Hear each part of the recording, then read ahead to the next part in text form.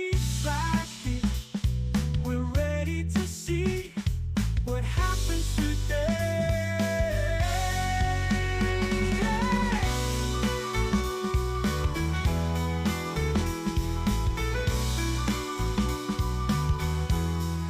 Trevor takes us round the world on his unique stream on Twitch. It's hit twitch.tv/hit. We're ready to see what happens today. Woo. Trevor's always on adventure. We're watching it live. Viewers can drop by, say hi.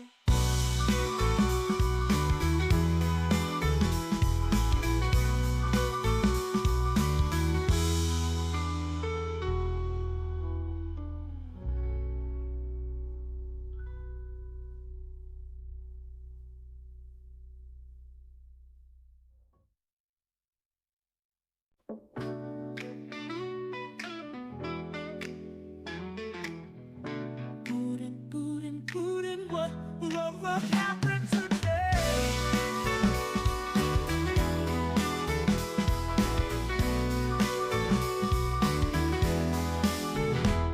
Trevor takes us round the world on his unique stream on Twitch's Hitch. Twitch.tv/hitch. We're ready to see what happens today.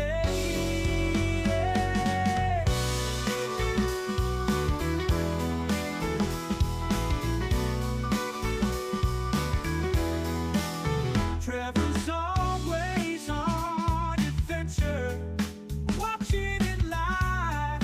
Viewers can drop by and say hi.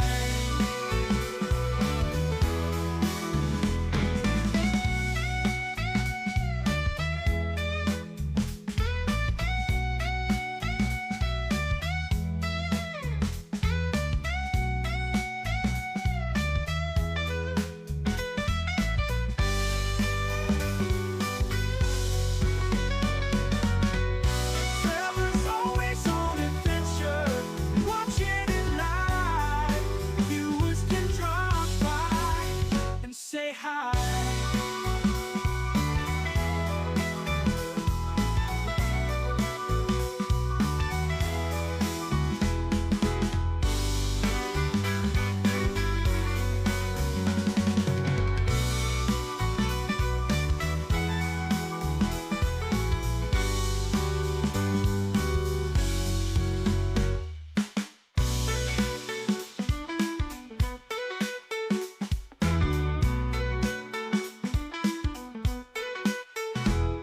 Trevor takes us round the world on his unique stream on Twitch. It's Hitch, twitch.tv/hitch. We're ready to see what happens today.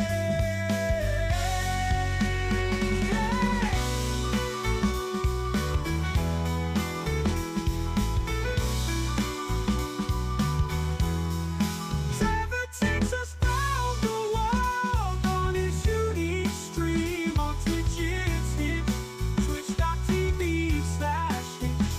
We're ready to see what happens today. Woo. Trevor's always on adventure. We're watching it live. Viewers can drop by, say hi.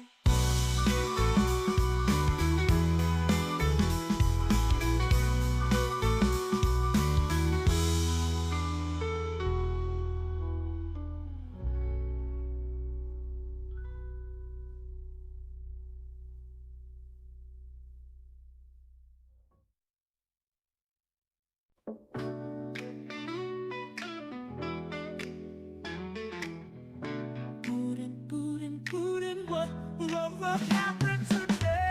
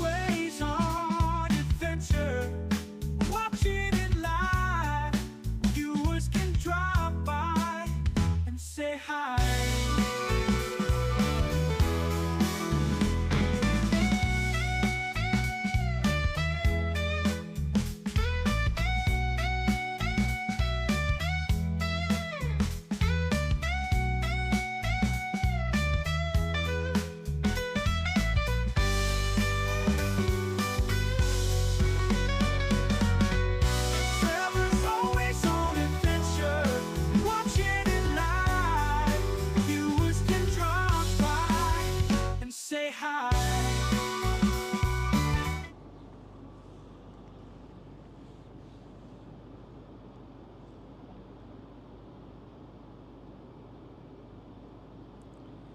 All right. Good morning.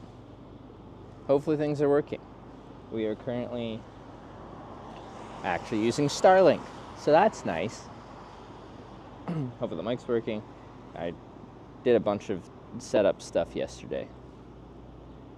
I had some rest day, like I did a deprivation chamber floating session, and then I spent a lot of the day troubleshooting weird tech stuff.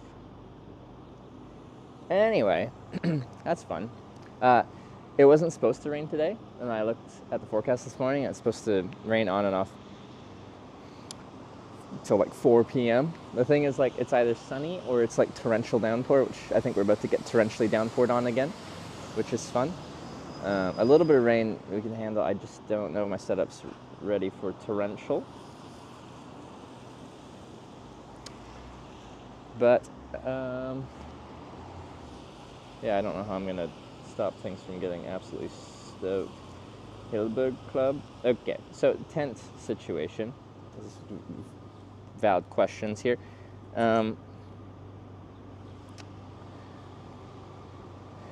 I have decided, and we've contacted them, and we're trying to get it as fast as possible, but it might be difficult. There is a Canadian-based small tent manufacturer called Durston that apparently makes some real fucking good tents at a pretty reasonable price. And as a proud Canadian, I'm like, I want that shit. I want it all over me, everywhere, just surrounding me. That's what a tent does. So I either want their dome tent, their freestanding tent, or their non-freestanding tent. So I'm trying to get that. I'm not trying to get them to give it to me. I'm just like, this is how long you think you're supposed to take to get to Finland. Can you just like get it here faster? Because I was doing a lot of research yesterday as well on tents. Yeah. Wait, Durston? It's a D. Oh, let me fucking see.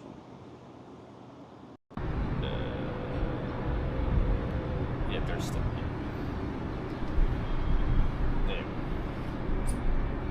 They got a 1 and a 2 model for both freestanding, not freestanding tents, and they look pretty good. I like it. And actually not that expensive. In comparison to the Hilberg tents we were looking at. Why would the mic... Okay, today's gonna fucking suck. I haven't moved, and it's changing.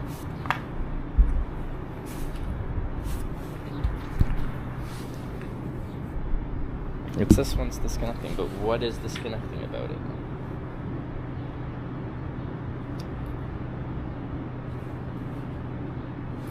What has disconnected?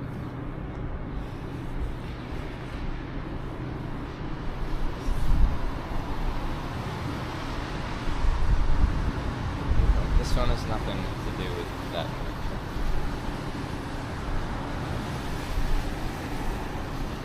It says that one's getting 7.5 watts and that one's getting 10 watts. So why are you not receiving power? Even though you're supposed to be getting 7.5 watts or 10 watts. Because this is where the receiver is attached to. Change reference to phone. I know, but this phone isn't connected to any of this.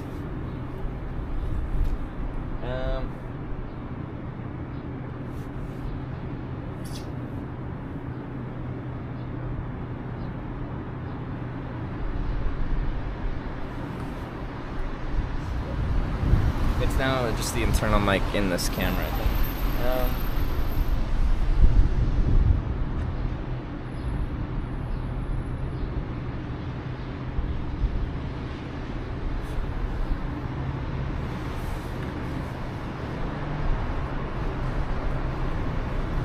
This is the issue we were having the other day too, and I don't know what along the line is causing it. We're about to get rained on too.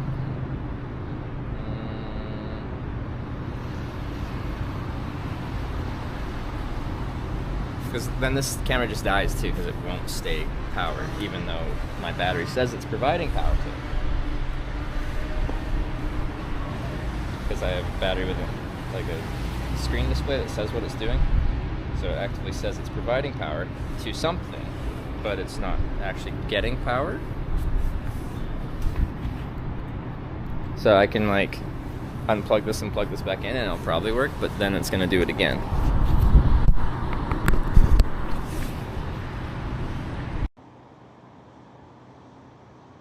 Or it won't work. Yeah, it's not getting power. That's fun.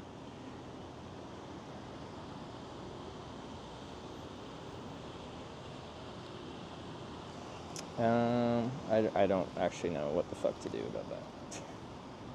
I just swapped out USB hubs.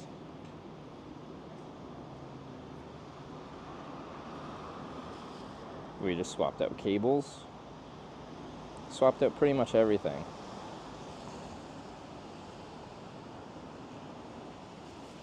Like I said, disappeared. The camera's still not powered though. The battery will die.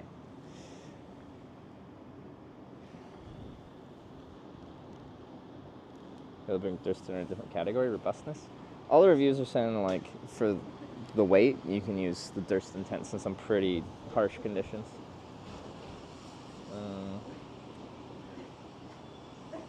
Side of the river cycling on, west side road better condition, bike path close to villages, a lot of traffic.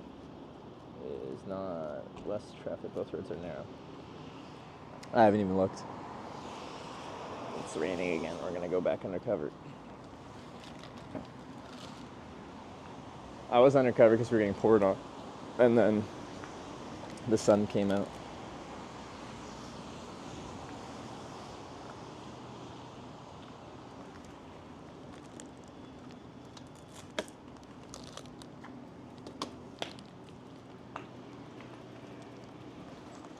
Which definitely means Starlink's not going to be connected for a little bit.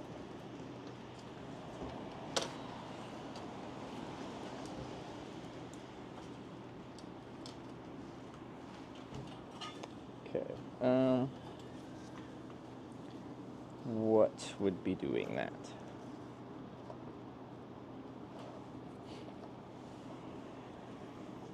So battery says it's providing power, but where is the power going if it's not going into the camera?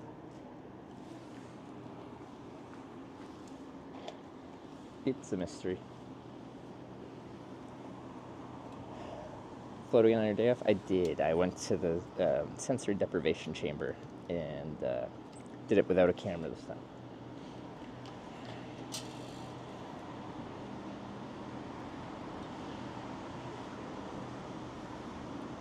I don't know what to do.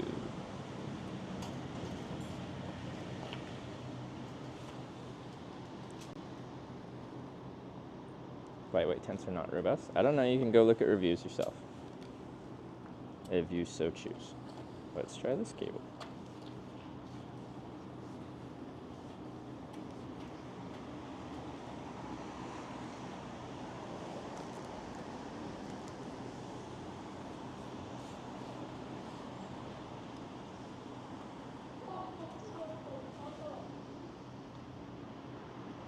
What's going on over there, dude?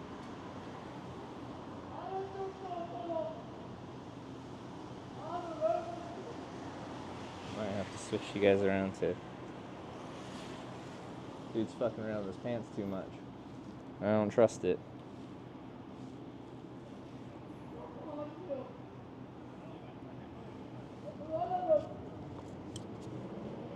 Okay.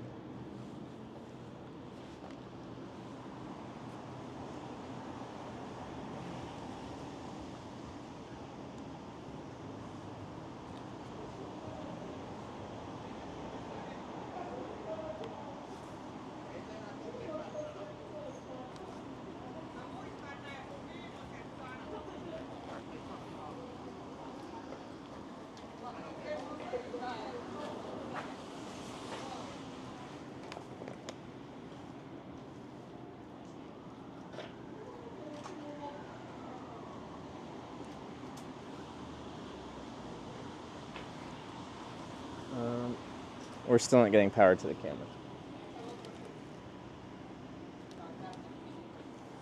Okay, so it wasn't that cable.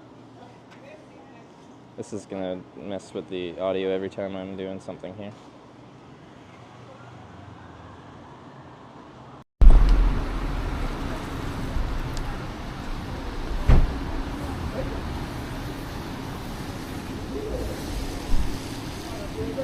Still not getting power.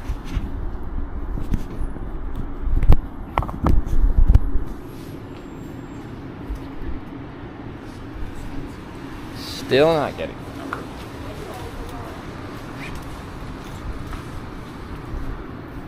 Yep, the battery is putting out 10 watts and 8 watts respectively to the two different cameras. Wow, that's very useful. You're putting out 8 and 10 watts to nothing.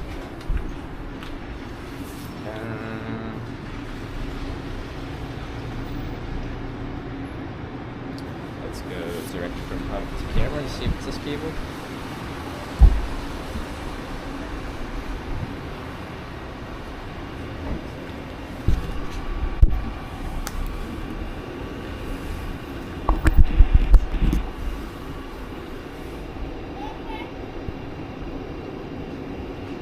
Okay, still not getting power with a direct connection. Okay, that's every step along the way. It's every cable. You just have to, I guess, try a different hub and see if it's the hub. Isn't the output of the camera's getting it? That's my problem. Or what's why I'm confused.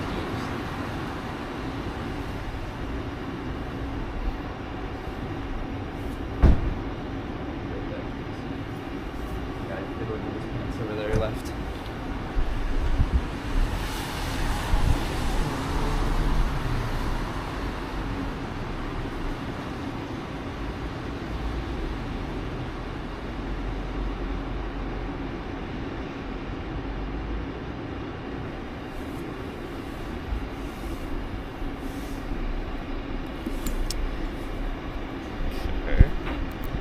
This doesn't really make sense because it was kind of outputting.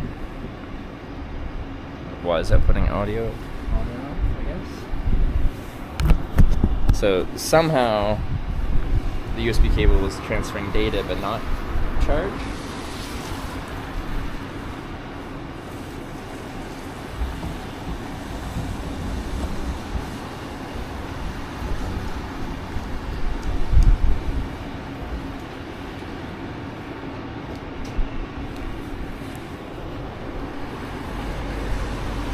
Still not working. I guess I gotta try a different one.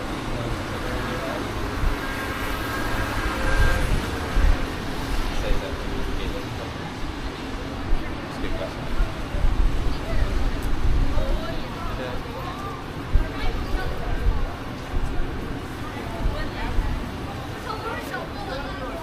So it could just be charging this piece of it. That would be a lot of power from just the hub keeper.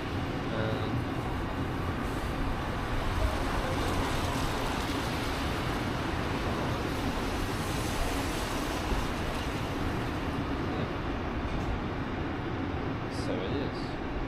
Maybe battery issue then. Let's try.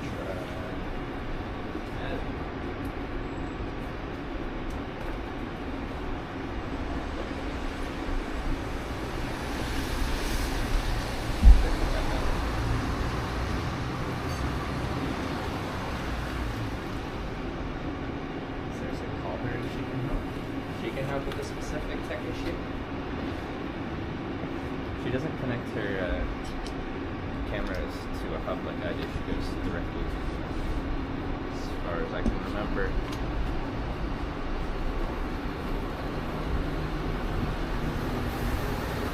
Okay, try different battery.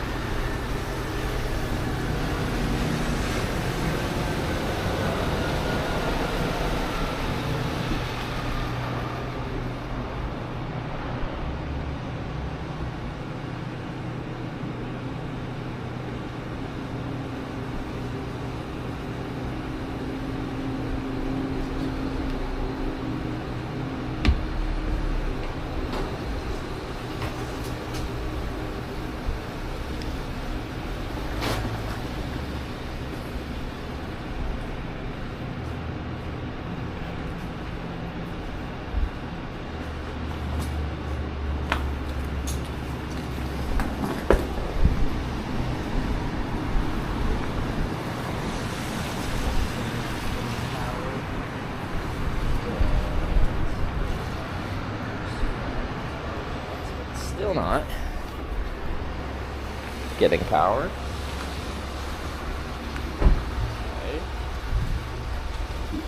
No hub, no nothing, just direct battery connection. Try this.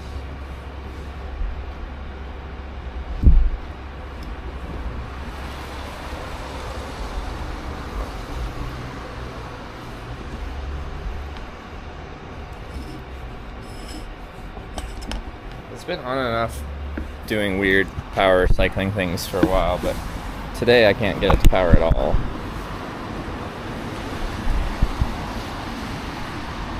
Okay, if I only okay. If I only plug it directly into a battery, now it's charging. So somewhere along the line she's fucked. But I have no idea where.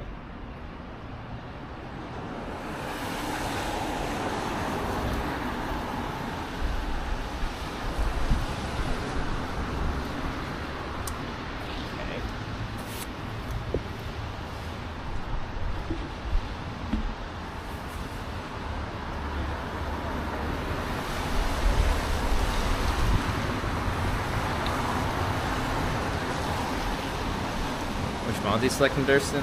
I was gonna get their freestanding tent just to switch it up, but it's out of stock, so probably their non-freestanding tent, the X Mid 1 or whatever.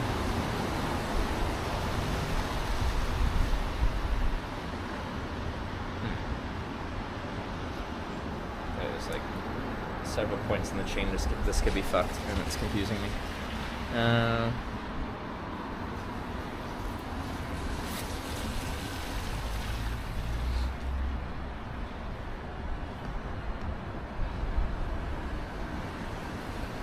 I think the only variable I haven't checked is the hub, but it's a brand fucking new hub.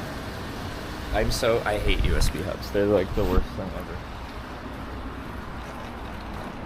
I had to start using them when phones started or stopped putting headphones out, so I used to use it just when my phone would be a headphone jack connection. Ever since then,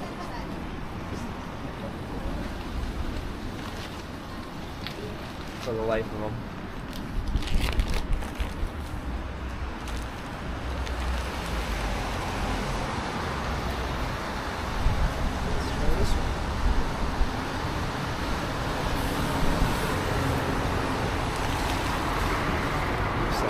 I am so aware of that. You know, I plugged into the hub, so I am very much aware. I bought a new one yesterday. It didn't work for data connections at all. That was a waste of however many dollars.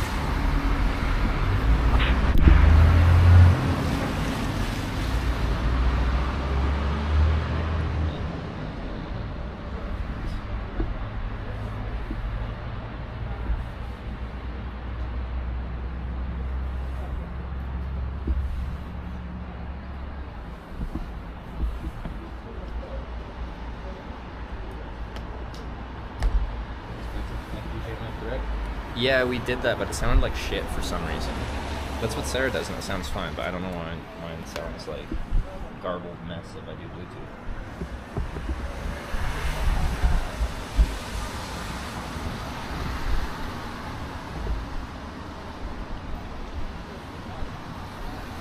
Are you getting power now? No. Oh wait, you're not even plugged in. That would be a good start.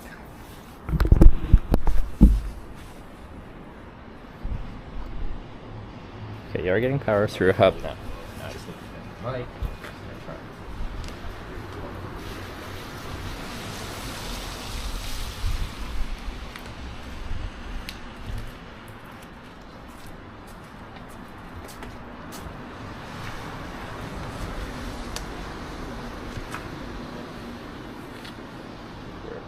this.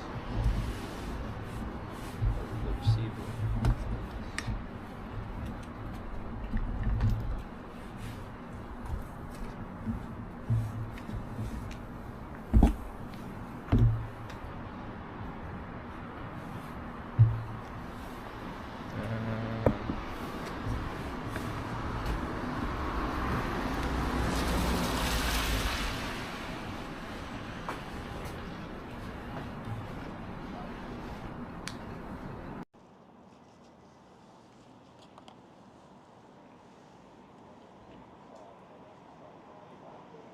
Am I on the mic now?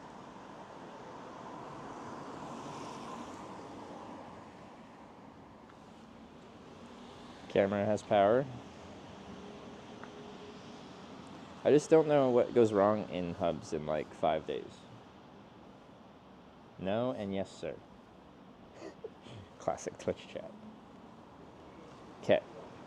So, new hub fixed the problem, but I literally, this is brand new hub. I just pulled it out of the box like 3 days ago. So that's fun.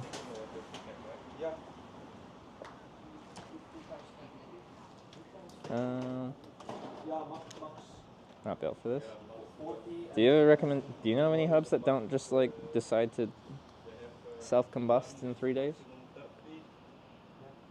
I don't even know what I'm doing though, it's so hard on them.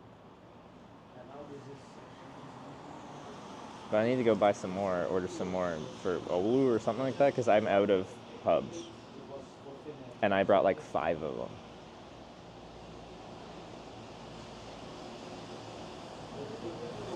Especially fix Bluetooth audio. But the only thing is when I switch to cell phone, I still want to switch my camera over. And right now I just swapped the hub over. But if I do that right now, I still need the hub to connect it to my iPhone, like for the cell phone streaming section. And I'm going to have to repair it every time back to the receiver and off of Bluetooth.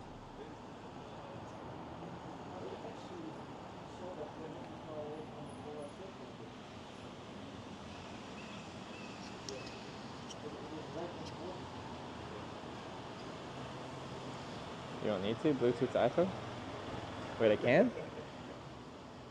I can connect it via Bluetooth to iPhone? Since when?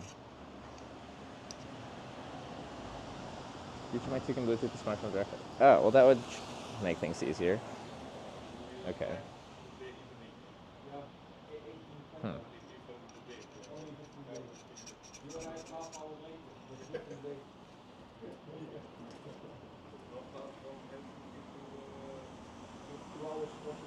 Why would that not work? Because it hasn't worked for any mic to any cell phone that I'm aware of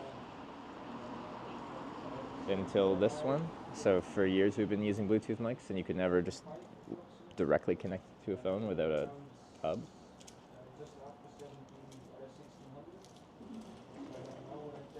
I'm very tempted to just like take another tech day because it's supposed to rain for a few more hours on and off. It's like blue skies and then there's just a random like pitch black cloud that just dumps rain. First Bluetooth connection via smartphone.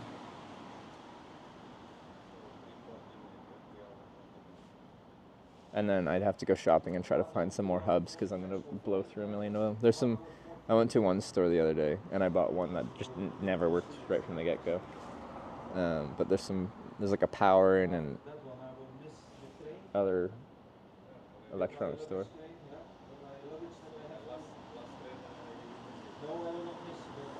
I've used Bluetooth before. It constantly used his internal mic rather than DJI. No, when we used Bluetooth before, when we first set it up in Norway, it just sounded bad. It was using it, but it just sounded objectively bad.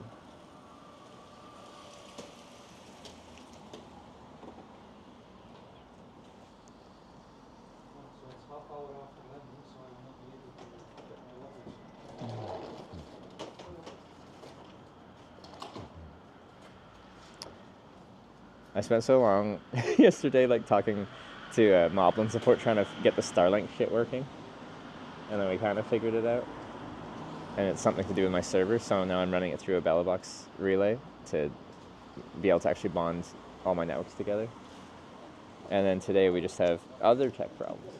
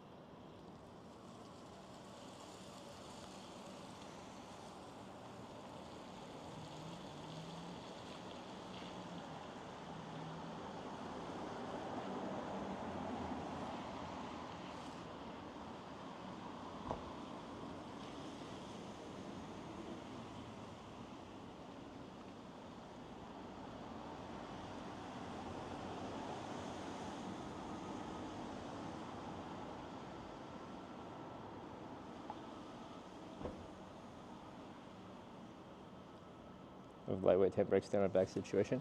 My previous lightweight tent lasted 5 years. You can just make it do for one night. Like, my equipment is way over geared for the conditions we're expecting in the summer right now. Could I have an uncomfortable night? Sure. Am I gonna die of fucking hypothermia? No. You're really overthinking this. I don't need a 2.4 kilogram tent to go on a bike tour.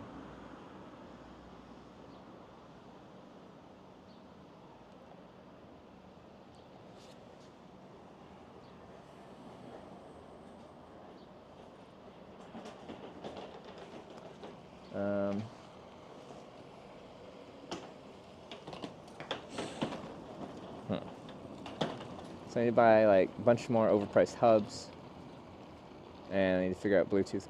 Well, I still need a hub for, no I don't. I just need power if we get the Bluetooth connection working. We get a trip, do you buy a new tent? We're trying to get one shipped to me of a Canadian manufacturer, actually from like the Rocky Mountains of Canada, so like essentially my home. It comes pretty highly reviewed. Won't need a hub anymore. Okay. If we can figure that out, then we're looking good.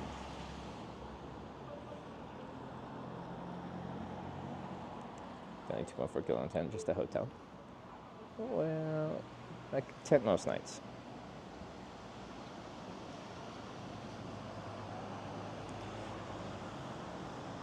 Yeah, I think a Hillberg tent is like way overkill.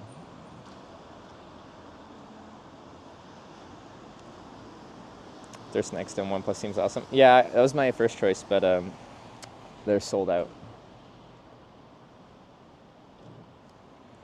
Okay, so since shit's fucked, sorry for swearing so much. It's annoying when nothing works. I don't have anything that's like I need to get to today, and it's raining on enough. I might just spend the day figuring out whatever.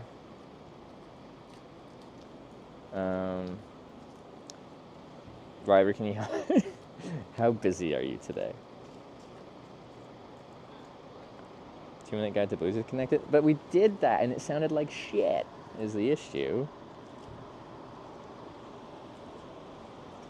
And we had like Moblin tech support helping us guide through this and stuff. And it just sounded objectively bad. To the iPhone? Oh, directly to the DJI camera. But we want to have the mics connected to whatever camera is the main camera for desync issues. So like when I'm biking, the front-facing camera should be the camera that the mic is connected to.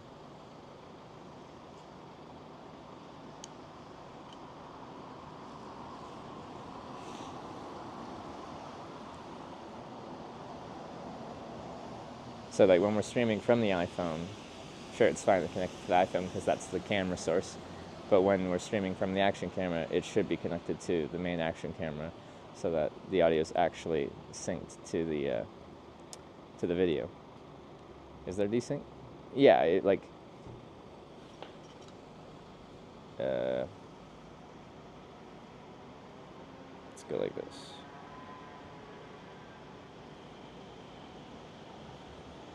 This is going to be a garbled mess, but yeah. So now the mic is running through my cell phone, and it probably won't match.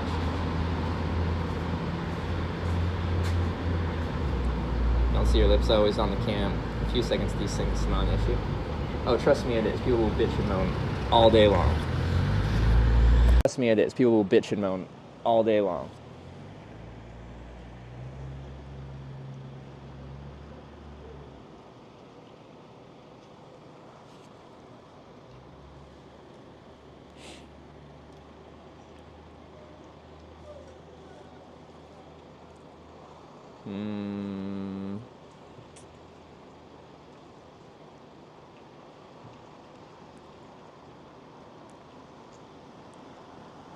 I know you're a big Hillberg fan, but like, even the non-freestanding version is like apparently tested in just a normal pitch without extra guy lines, like 30 miles an hour, so 50 km/h winds, apparently fine.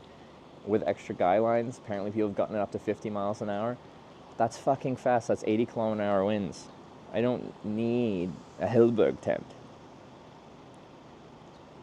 Match that up with Action Cam. Don't know much about Moblin, but I heard it can do anything. Like, I can play around with the latency of the sources. But then the other issue is, like, we can match it to a certain latency, but I think it, like, varies a little bit. So, like, it might start synced, and then as it kind of does weird connection stuff, it can change. Like, I changed the latency to get my front and rear DJI cameras to about the same latency for video. But oftentimes, once they've been running for a while, they desync from each other. Aren't cycling won't see you talking, so desync won't matter. But, like, there's still things happening that make sound. So, like, when I hit a bump and it goes clunk clunk, and then you hear it a second and a half later, like, it's objectively annoying.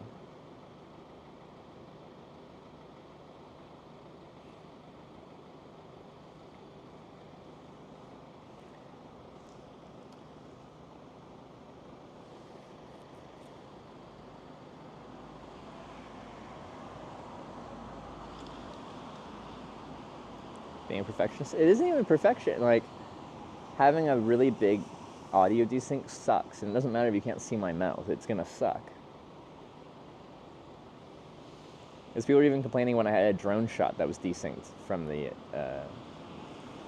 audio. Like, a drone from, like, 20 meters away from me. Not sure why it would sound ass to DJI cam either. I know. I don't know.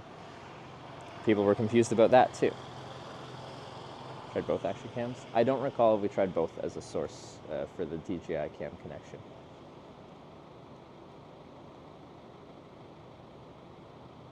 I think you should just retire. Yeah, it's probably a good idea. It's just so frustrating.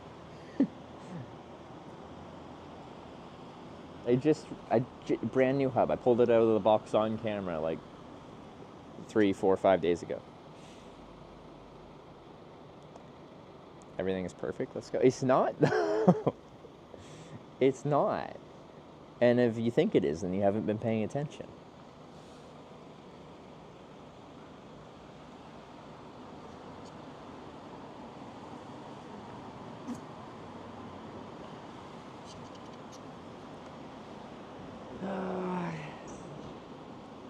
The thing is, like, right this second I can limp this stream, but as soon as one of these hubs die, I brought like 6 hubs.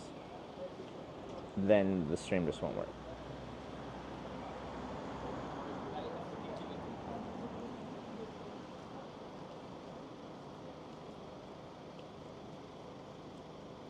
Latency setting for Moblin RTMP server. Yeah, that's how I got the DJI Action 4 and Action 5 synced, because for whatever reason they were like 2 seconds off on their default latency. So I used the latency RTMP setting to get them synced up as close as possible.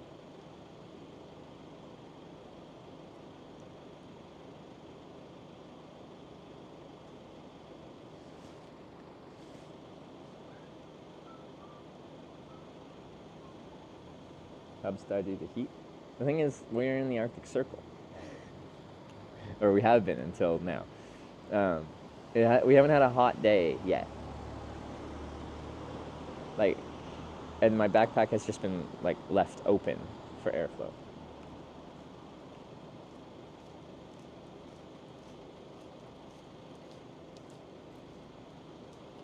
So I don't think it's a heat thing, and if it is, then that's embarrassing.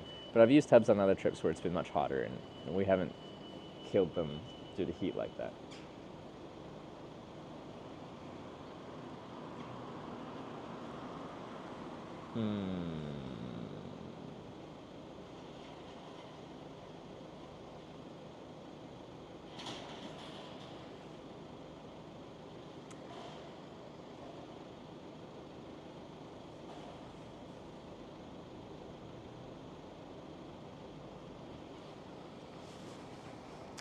Northern Lights in your hotel the other day killed it. Northern Lights aren't in the summer. It's too light out. Like, they would still exist. It's just too light out. try Bluetooth the other action cam next. Yeah.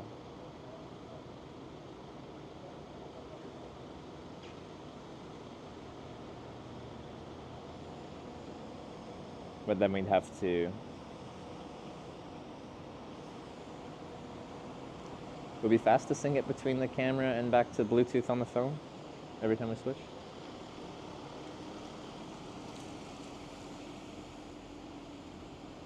There's a few shops in town that will have USB hubs, just like overpriced ones. In-store prices for hubs are ridiculous, but whatever, I have to pay it.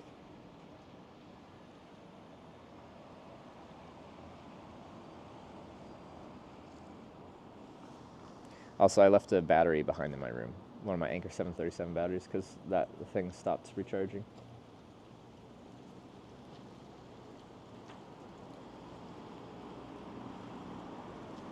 You don't need fast ports and charging capabilities. Like, the requirements I need for a hub are it has to have power delivery, because I need to have power delivery pass-through. So whatever I'm connecting a USB device through for the entire purpose of the hub, I need to still be able to charge the device at the same time, because batteries don't last very long.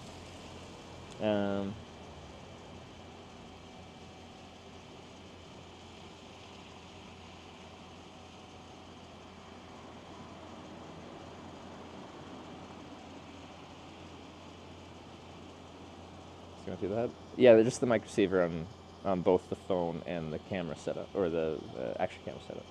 It's just the mic. So if I can bypass that, that'd be great.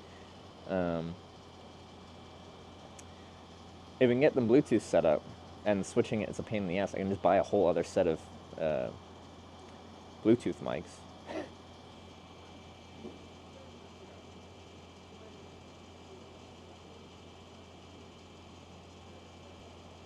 And then both of them are just synced to their own respective device, one on the action camera, one on the iPhone. Connect the battery to the receiver instead? Well, a battery's always connected to the receiver because that's how you do power delivery pass-through. So there's always a battery connected. Let's get breakfast. I just had breakfast in my hotel.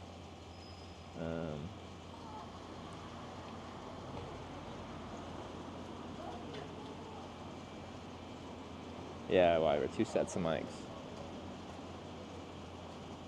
Whatever's one of the best days.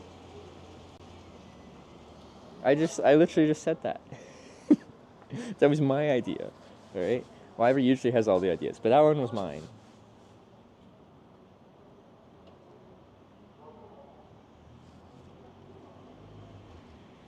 The heck? Alright, I just need to buy another pair of, like, how much are they? They're probably expensive in Finland mics. I'm sure I can, well, I might be able to find them locally here.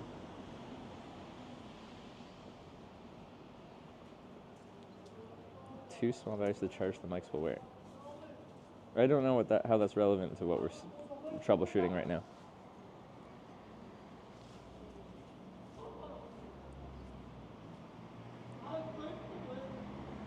High winds at Scenic.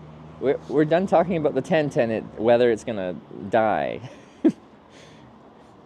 The non-freestanding tent from Durston can, with a basic pitch, do 30-mile-an-hour winds, 50-kilometer-an-hour winds. That's fine. But you're more than welcome to buy a 1,000 euro, 1,100 euro, 1,200 euro tent that weighs 2.4 kilos. I'm gonna get a tent that costs 250 euros and does pretty much the same thing for 1/4 the weight.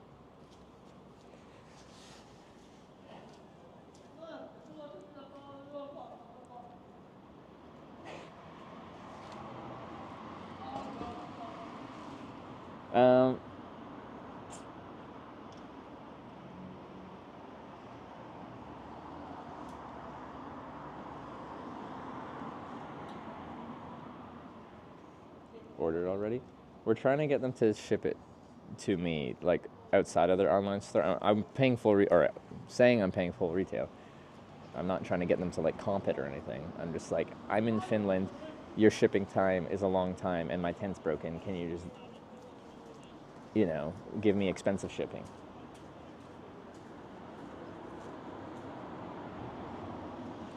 Oh, 2 mics, one for front setup, one for bike setup. Can't switch when it's empty anymore, so you'll need to charge them while wearing. Switch, small battery. Okay, I see what you're saying. Because, yeah, each mic can be independently synced to something different. That's true. My other issue is I think I lost the other windscreen.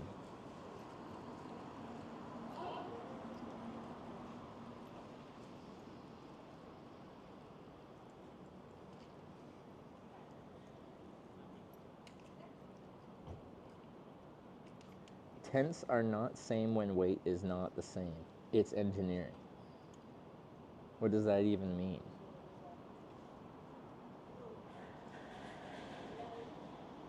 So in this case, the tent I'm getting will be like a quarter the weight of the Hillberg tent and be 90% as strong. Ta-da!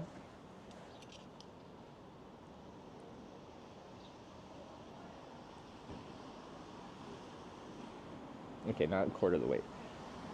So what is it? The X Mid one is, I forget what it is. 700, 800, 900 grams?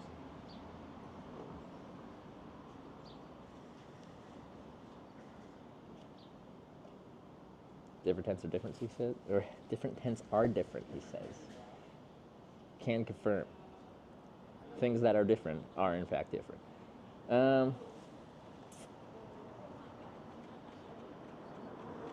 Sorry, I'm processing multiple things while also apparently getting triggered by someone saying different things are different. 890 grams. Okay, so it's like twice the weight of my current tent. But it does seem to have several quality of life. Like, the Z-Pax tent is so minimalistic that you lose several quality of life features. That would be nice to have back.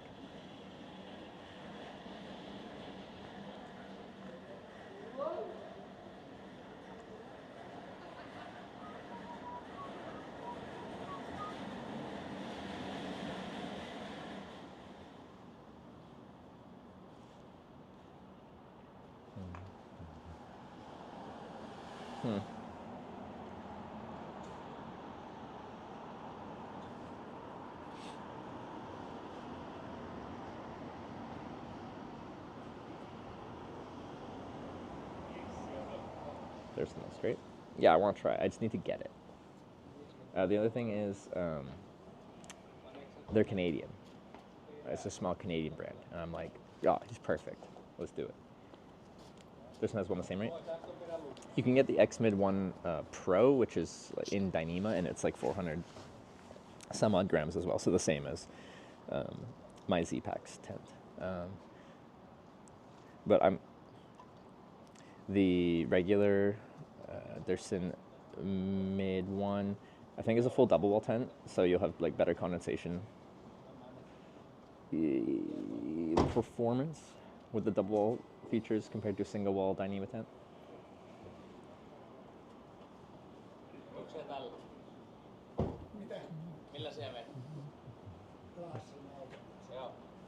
Notice there's that potential carry USB hubs. There's at least Genti and Power. Yeah, those two I know for sure. There's a supermarket that has a separate little laptop shop, and that's where I bought like an Ethernet to USB adapter yesterday.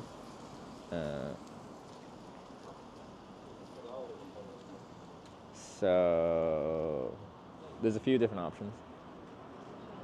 Duh. Oxart TV. This is great. Have the X Mid 2 solid. Any comments or concerns you have about it? You said great, but I'll probably get the one person.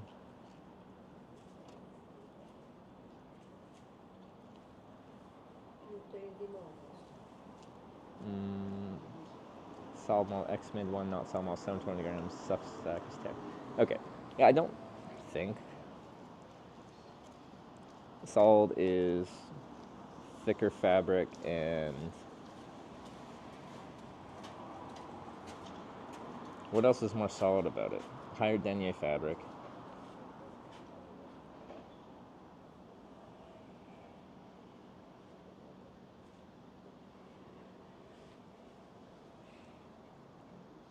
I just don't really want to do all this troubleshooting with the mics live. It's going to be like a long time of just shitty stream. Solid has higher internal walls. Oh, that would make sense.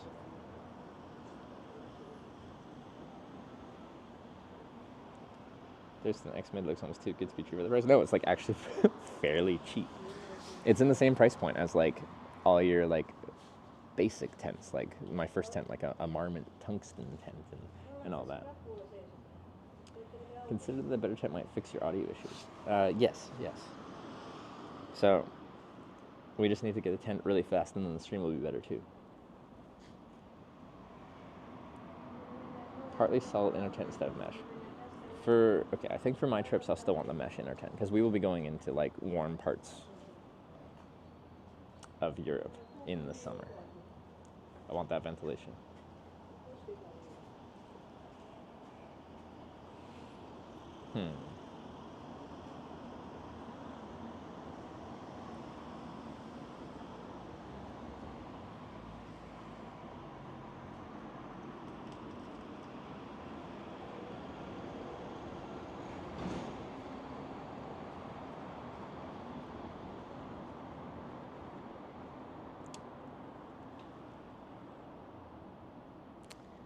Okay, well, I guess we can fuck around with mics for a little bit here. Now, if this takes too long, then I'm just going to take the day off. Okay, so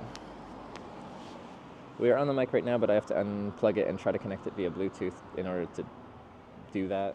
But do I have to connect I think I have to disconnect the camera completely from the live stream in order to do that.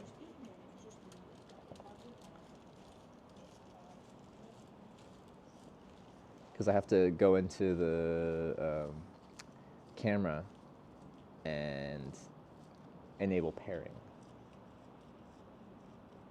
Some poles are walking poles. Yeah, I'm going to have to get 2 of their poles because on a bike tour I obviously don't have walking poles. And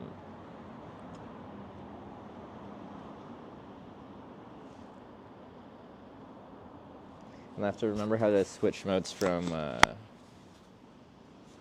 hub connection to Bluetooth connection. There's like, you need to use 2 different buttons doing some kind of sequence. I'm gonna have to look it up.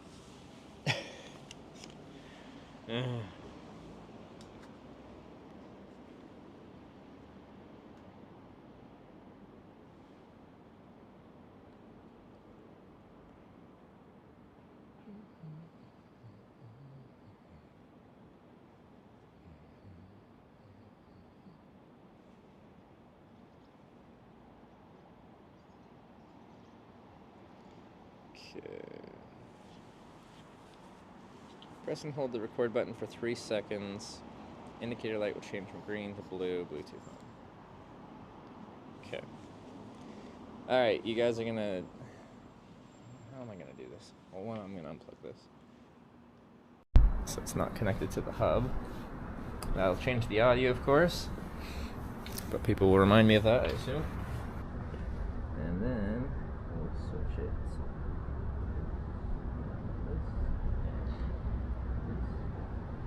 Because I gotta disconnect this stream. DJI, where are you? DJI. Disconnect that.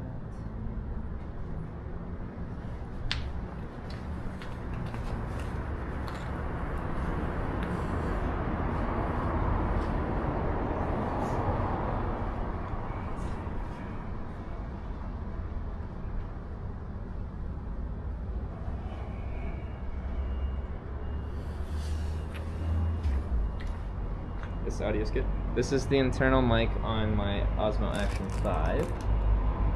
So it will be very bad when we ride because you'll just hear my ass. Yeah.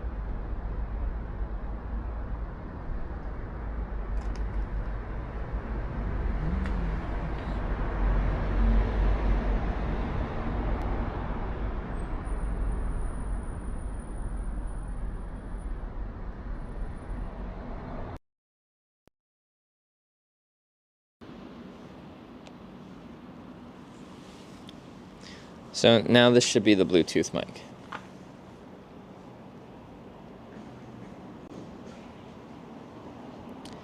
This is Bluetooth connected to Osmo Action 4. And last time we did this, everyone said it sounded like crap.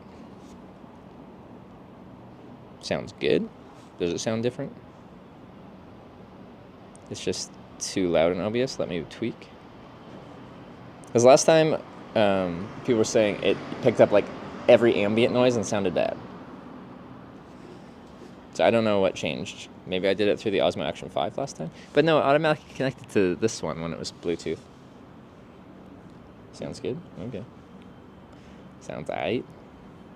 Okay. Well, that's good. Alright is alright.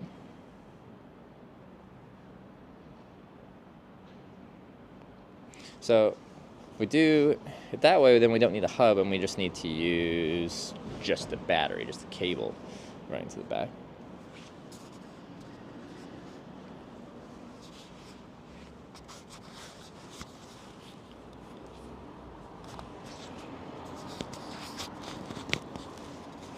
With more noise. So I have a bunch of stuff all over the place, so we can in time.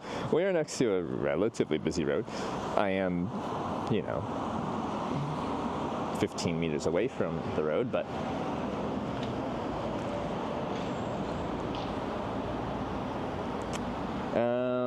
okay. So that's that. And somehow we can wirelessly connect the Bluetooth to, or the other mic to the phone for when we switch to the phone.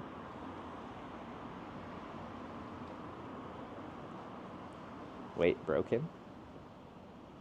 What broke?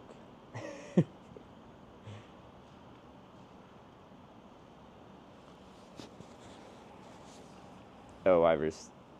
Wyver's mid-tweak. Alright, wait for him to say he's done.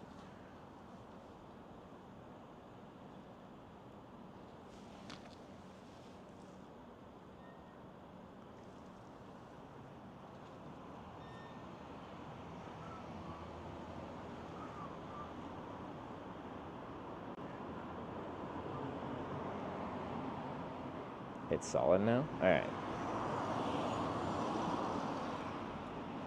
There were two cars driving past it at the same time. Was that loud? Bluetooth actually works a lot better, I don't know. Hopefully. If so, that gets rid of some annoyance, or a lot of annoyance. Okay, it's fine. Okay, that's good. So that's that. Right now this is just one. The other one is not hooked up with Bluetooth, and I probably have to individually sync it for the mic switch, or I can just recharge this one via cable and have this one synced somewhere else.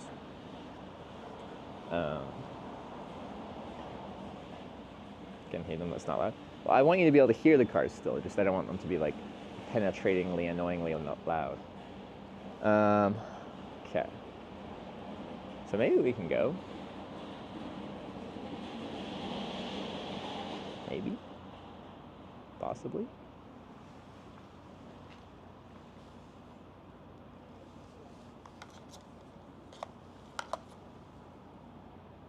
Use the other one to iPhone, just switching mics when switching. Okay.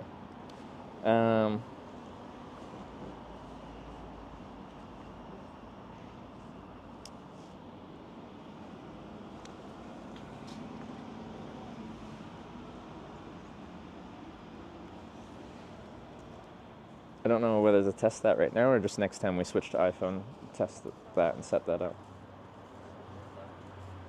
Farlight FI for distance, maybe then deliver you one. Yeah, I found the Finnish website, but I need to get, what was it?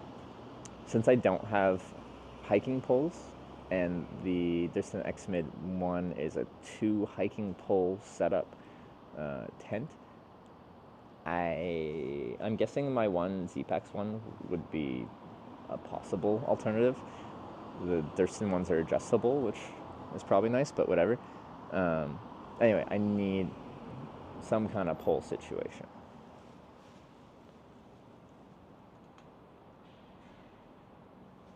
Test now while here to adjust OBS. That's probably a good idea. Okay. Let's do that then. So how do I do this part now?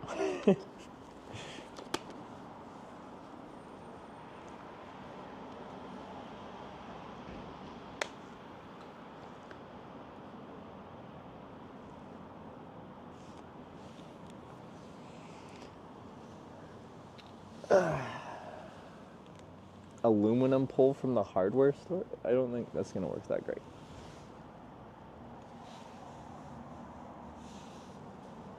This is gonna be fun. Okay, but how do I do this?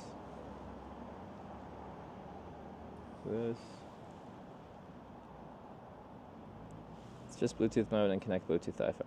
Is that it? Okay, well, this will probably kill the stream because iPhones can't do anything in the background. Bluetooth. This might kill it, just so you know. How's my actual Yeah, well, as soon as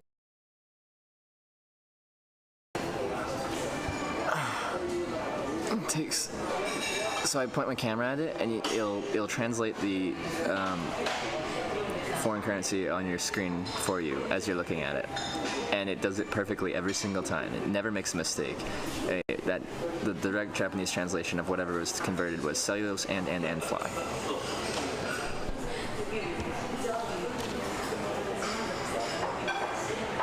It's perfect. 3 ands just for emphasis. It's like.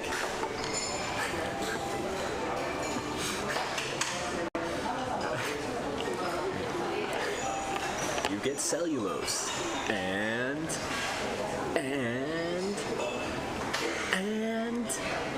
fly. It's the house special.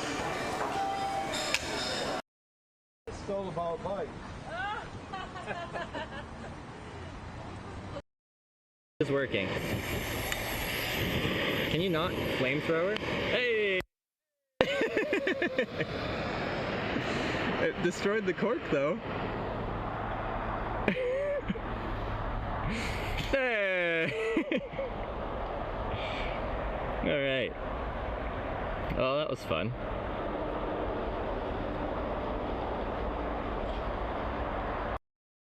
You finish this yourself. Alright, let's just throw this up really quick. Dude, I'm not Yeah, but it's saying- already, look at it, it's already emptied out. Everything's emptied out. We're just getting the end of I it. mean, what the fuck have you been doing up here? For sakes. Unloaded all the... There's nothing else more downstairs. What the fuck have you been doing up here? You can't clean this little bit yourself. I gotta drive this fucking kid to Boston. Give him the fucking money All and right. let me go. Alright, come. Give him the fucking money. Alright. Get your money and let's go. I'm fucking leaving All right. right now. Alright, hold on. Just let me... I gotta freaking go to the ATM. Hold on. You gotta go to the fucking ATM. ATM, I told you I've been on credit the last couple days. I gotta go get Then you fucking drive him home. What? Come on, you promised me. Fuck you. What have you been doing up here for an hour? Fuck you. Come on, Bill. Alright. Well, let's... Alright. Alright, we'll just... Alright, come on. Check your email. Staff and chat. Staff and chat. Partner. I don't believe you.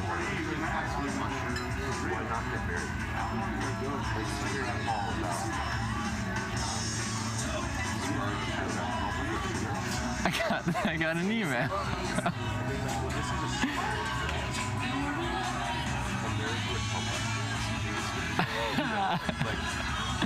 I'm partnered.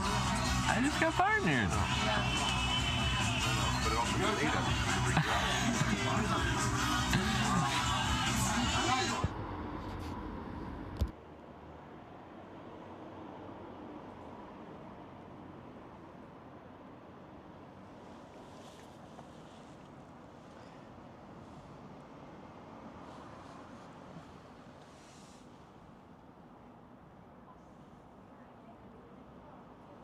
Okay.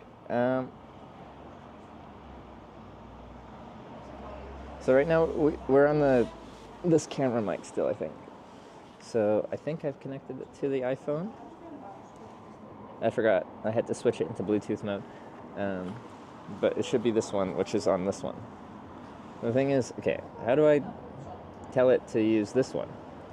My options are use the camera source from this camera, the back camera, or one of 3 microphones on the iPhone directly.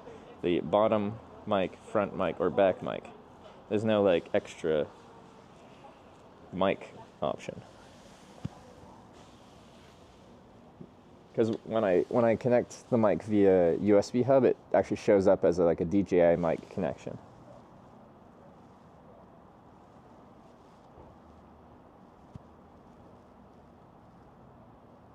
iPhone video feed. Well, the mic feeds should be just separate from the audio feeds on Moblin. I can. I just don't think that'll change anything. Because in theory, I can change video feeds, and that's completely independent from the audio feed. Like, here's this, but it should still be the same audio source. The one on my neck, it'll also be desynced because now this is not at the same latency as that.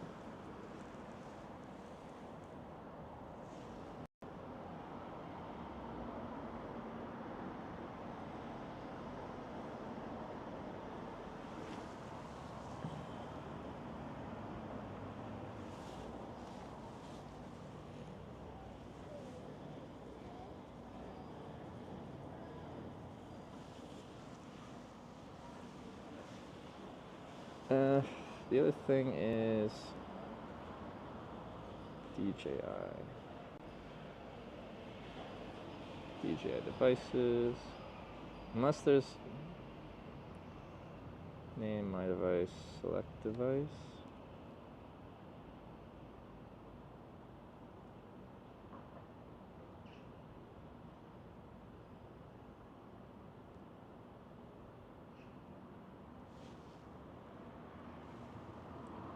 I'm trying to add it as a DJI device.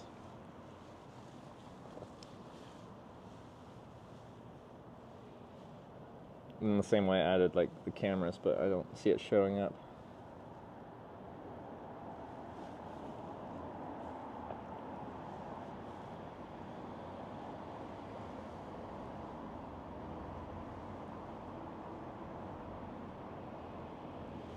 It's not showing up as of right now.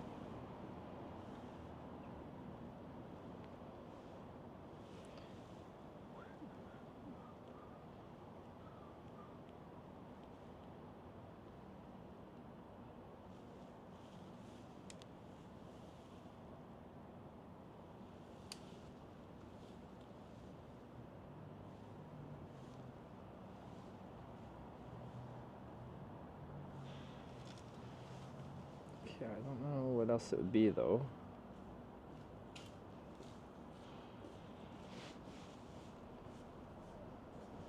Audio makes most Bluetooth speakers work better. Prefer stereo mic.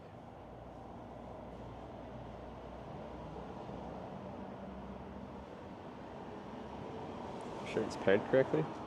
It's on solid blue, which means it's paired with something.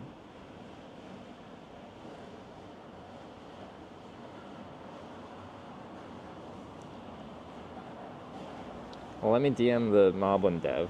He's actually been super helpful and like really fast to respond.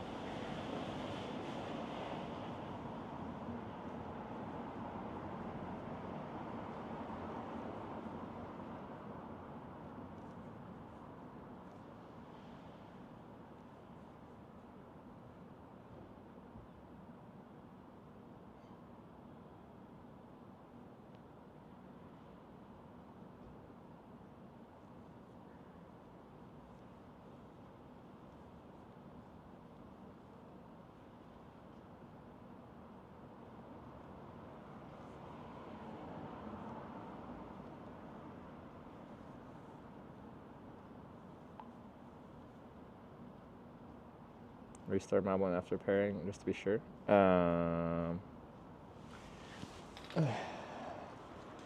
just like in my mind, whenever you switch apps on iPhone, it restarts, but it doesn't. It just stops running. I can restart it.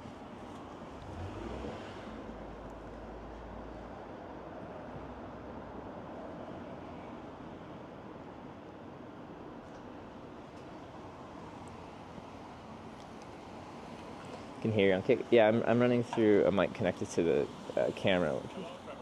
Oh, hi. How are you doing? Okay, dealing with lots of fun tech things. Yeah, I just checked the stream out. Okay.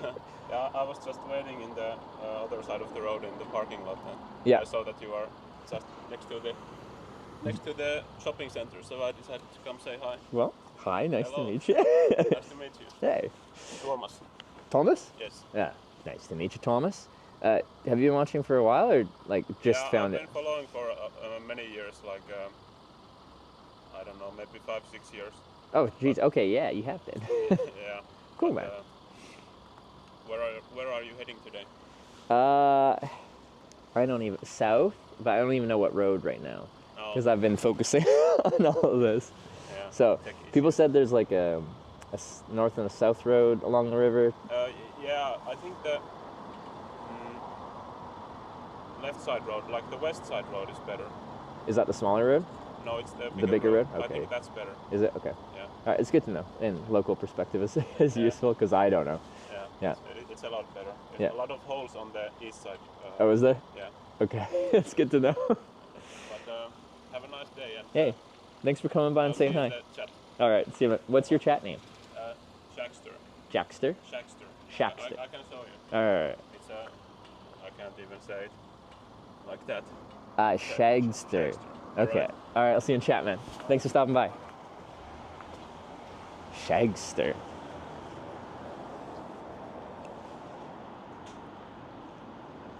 All right. Several people have come by in town here. That's been nice. And they've done like sneaky snack snipes. Like I'll leave my bike somewhere and I come back and there's just like snacks left on my bike. It's quite fun. Okay, back to the tech. Check my mic connections again. Well, just out of curiosity, let's just see what happens when we switch to the 3 different phone mics. Are you straight Moblin? Okay.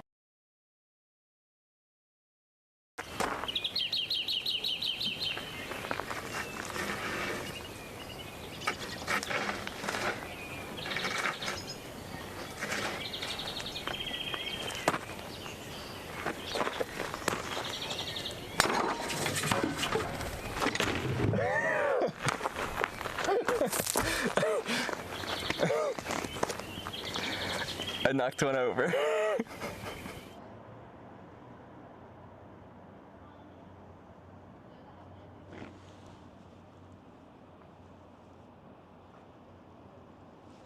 Okay, we're back. We're still just on this one, I think. This doesn't show up in my mic options. I go to mic options. I just have this camera as a mic source, that camera as a mic source, and then the 3 mics on the phone. I'm going to go through each one, and just maybe one of them happens to be Bluetooth. I don't think so, but we're going to try. This is the back camera on the phone, which probably is going to sound bad and be desynced.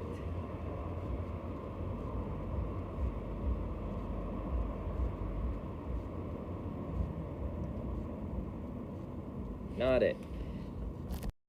This is the front camera on the iPhone, which is probably going to sound bad and be desynced.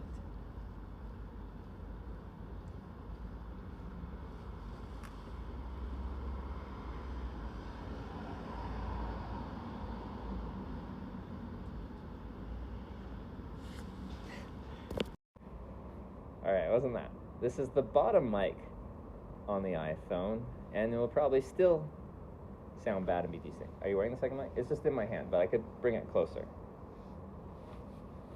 That would make sense. But the phone is like in a pocket, so it should sound quite muffled and stuff. Same. Same. And this is the actual mic that is. Do option 2 again. Got it. So this is mic number 2.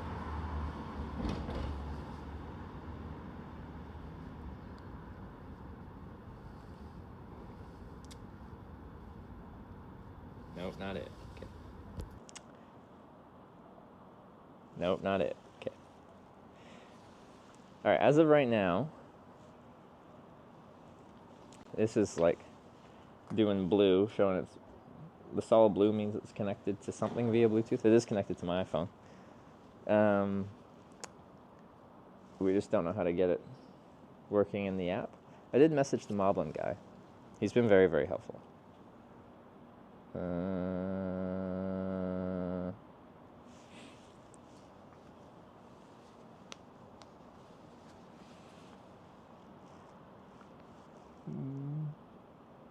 I just don't know what else to do. Yeah, Moblin thingy. Of all the things that they could implement, I feel like they must have implemented this. They've implemented really weird things. Like, let me go into the settings.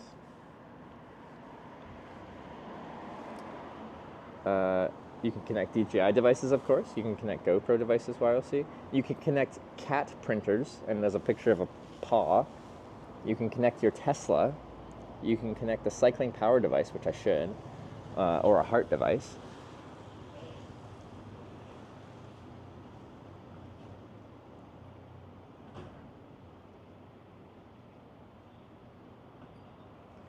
Contact Dan Durston, help you with a solution for the tent poles. Oh, we already have. We've contacted every contact we could find from Durston. And I'm not even doing like the social media influencer thing, being like, I'm a social media influencer, give me free stuff. I'm like, I want to pay full retail. I just want you to get this to me fast. Yeah, cat printers. I don't know what that means even. What is a cat printer? I thought maybe cat like stood for something like... Yeah.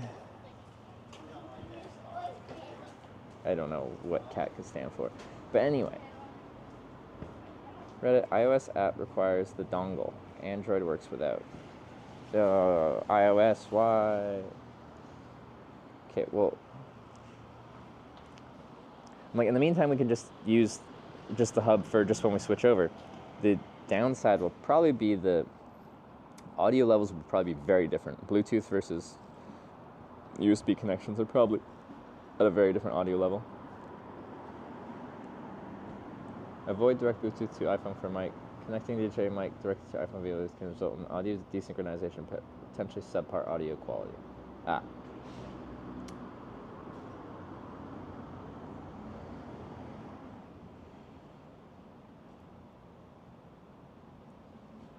Oh my, you're still on the Hilberg tent.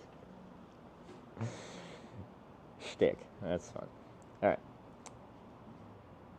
Cat printer is a mini handheld black and white printer.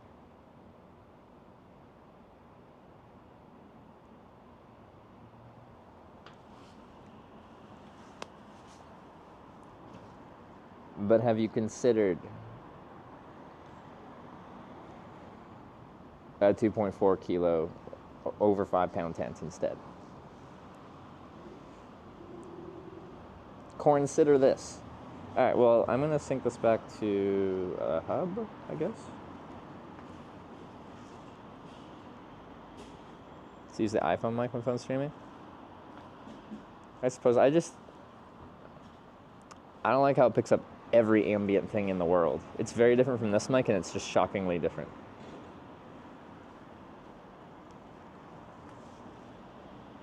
Let me just make sure this reconnects to this properly when this turns back on.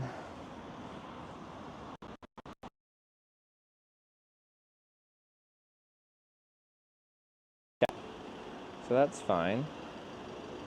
Or I can sync this to that. Okay.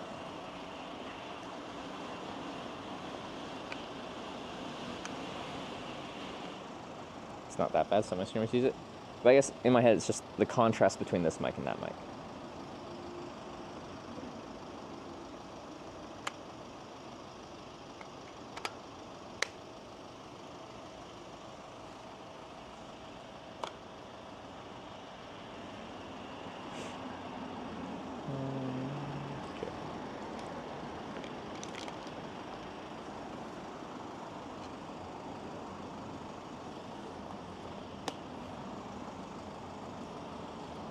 On iOS, no timeline fixed due to Apple well-being Apple. Yeah, no, that's not that surprising, but I'm just surprised how well the cameras and stuff work, but an audio thing doesn't work.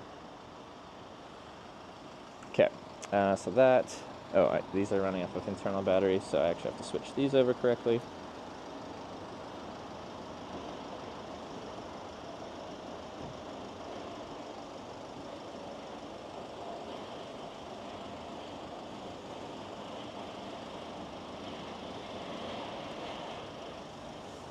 Is this long enough? Maybe. Oh.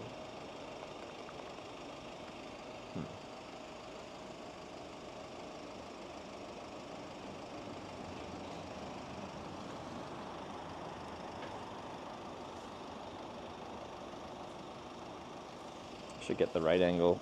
I have some USB-A to USB-C right angle cables.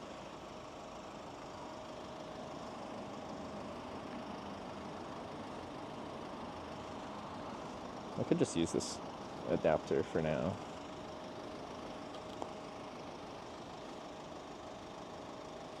It's so long though.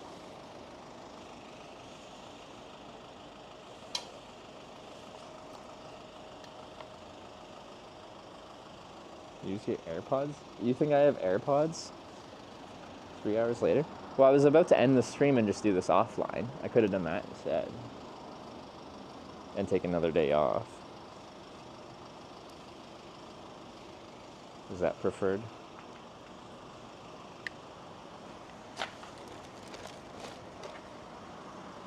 Because I'd rather not spend hours doing tech support on stream. What, AirPods work in Moblin? That's weird. I guess because it's an actual Apple developed thing. It's all in their ecosphere, but DJI is separate.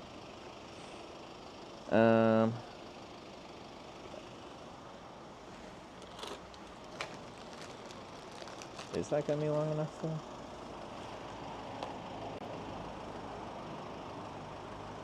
Maybe just?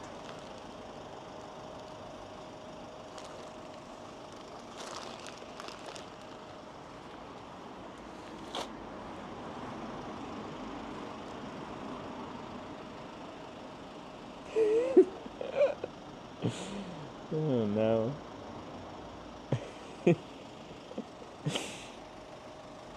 It's kind of funny though. Oh, I got a longer cable somewhere.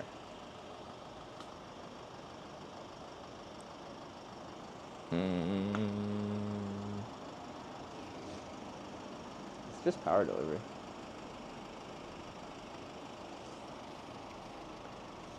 Let's do this. So we get the right angle.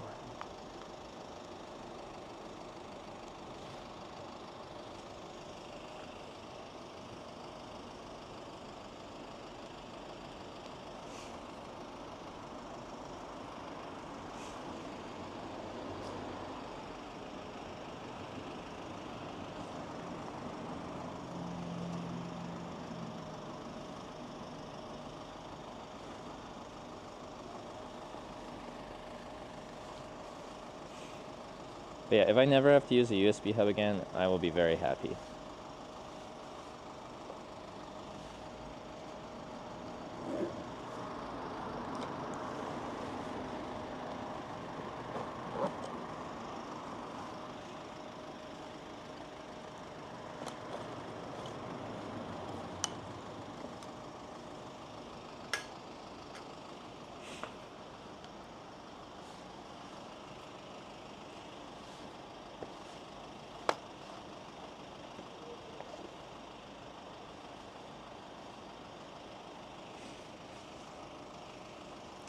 Charge this. But I'm kind of like interested to get on the road because right now I'm under an awning, so my Starlink's not going to be working. But I'm like, okay. To me, it's exciting to actually have potentially start implementing satellite internet into our feed. But we'll see if that actually goes.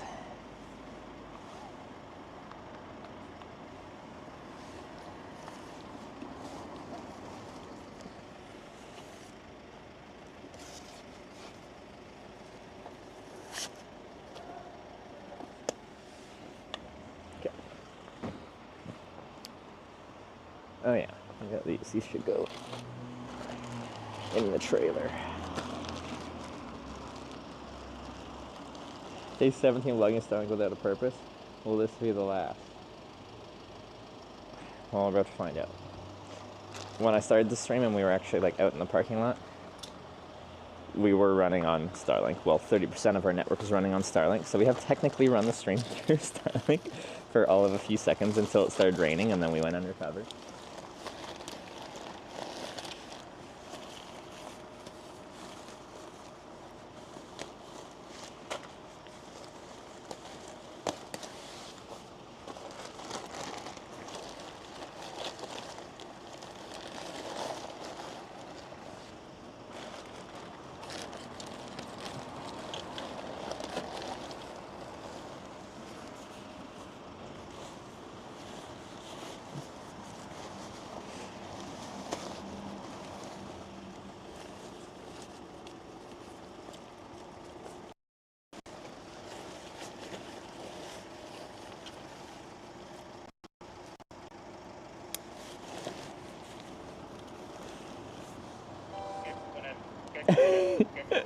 Anonymous tip $5. Oh no. Thank you.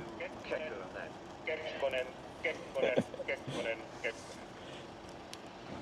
Kekkonen, Kekkonen, Kekkonen, Kekkonen. Kekkonen, he's back.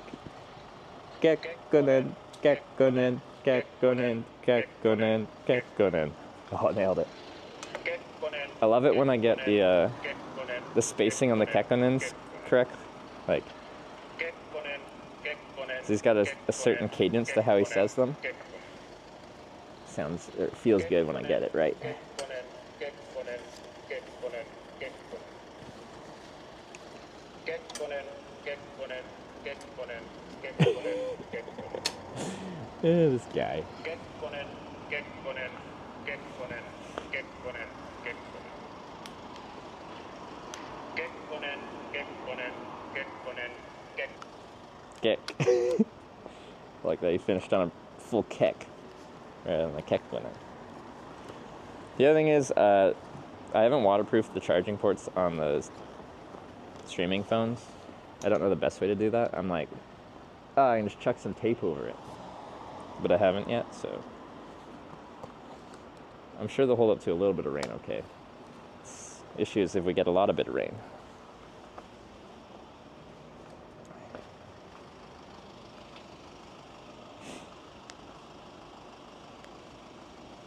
Okay.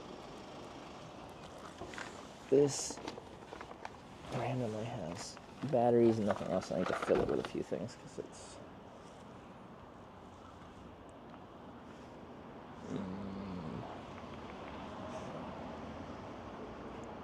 we have the emote. Oh my god. What is that emote? What's that called?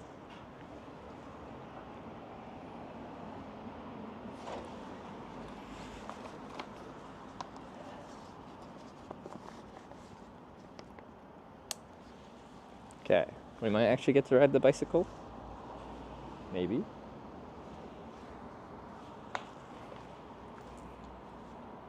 I need to stuff something in there. So let's grab this.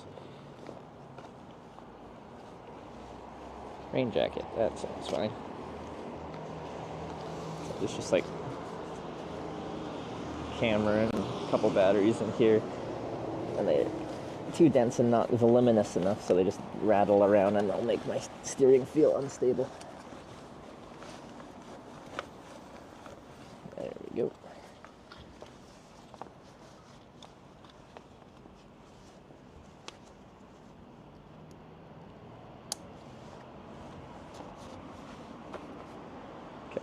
Like the Kekkonen part? Yeah. We stop by a gas station, I'm going to clean the solar panel. Use the windshield cleaner and have at it. Well, I got to go full truck mode if I'm going to get it around this taxi here.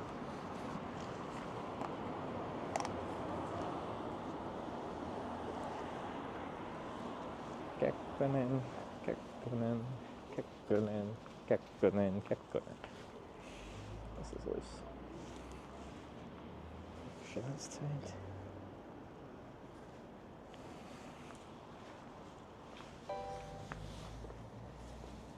_collector gifted a tier 1 sub to Kekkonen _Kekkonen. They have given 6 gift subs in the channel.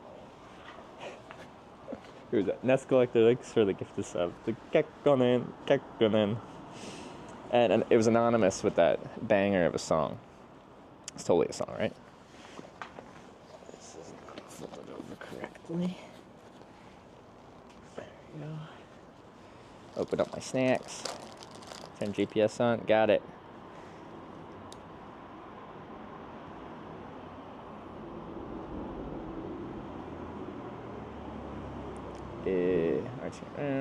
Boom. Should be running.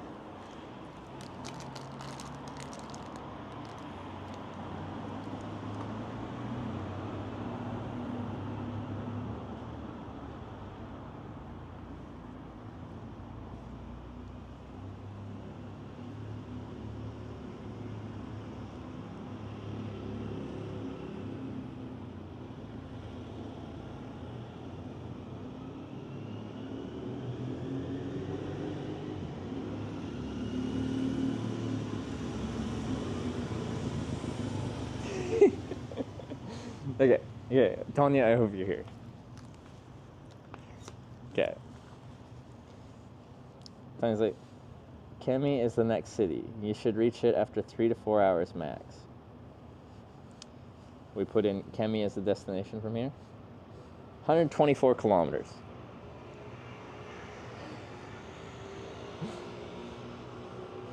What?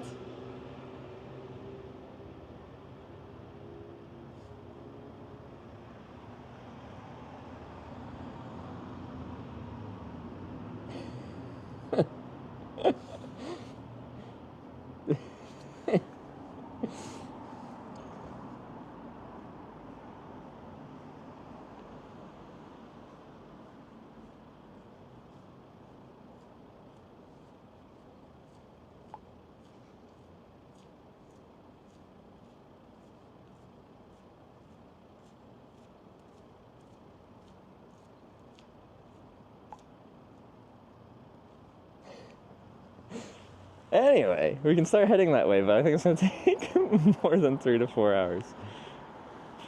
Okay.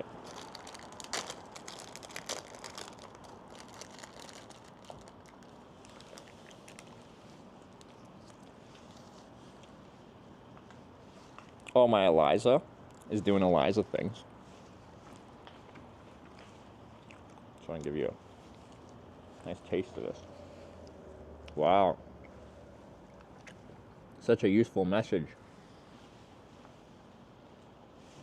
Came back an hour later and staying in the same place. Well, an hour ago I was about to end the stream and just work on tech today. So, it's all about perspective.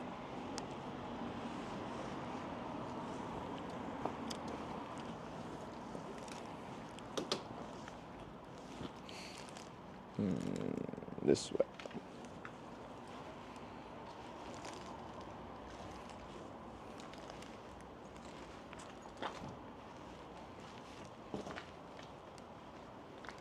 I am a truck.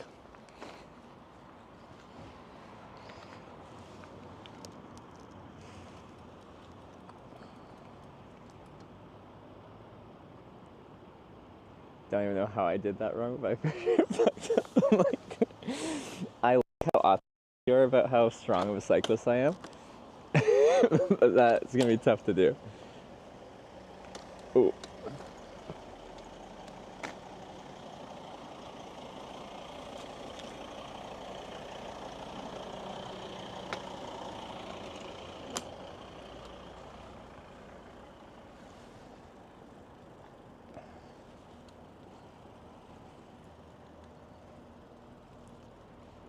Okay,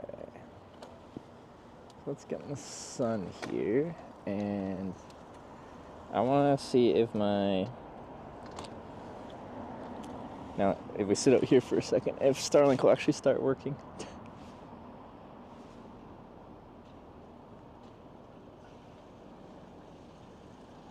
So right now it's just cellular and Wi-Fi, which made sense because we were underneath there.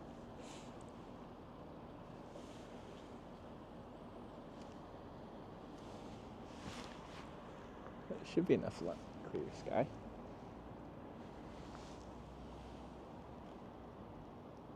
Unless I turned it off because I was undercover.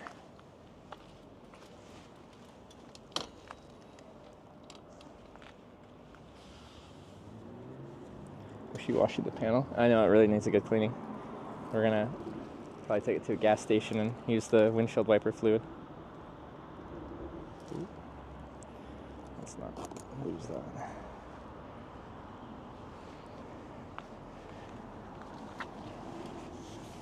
No, it's on.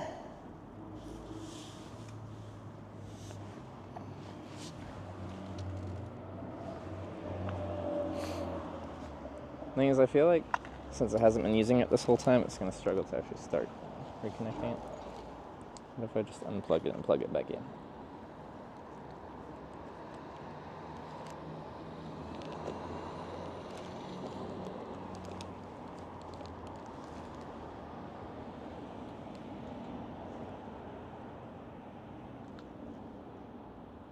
Because I want it to just automatically sense that it's available and then actually do it. There it is. Satellite internet. But like, if every time it disconnects, it doesn't reconnect, because it just forgets about it, that's going to be very annoying. Satellite. Okay. Which route does it have me leaving on? Yeah, this has the north side, west side. Okay, let's just navigate out of town.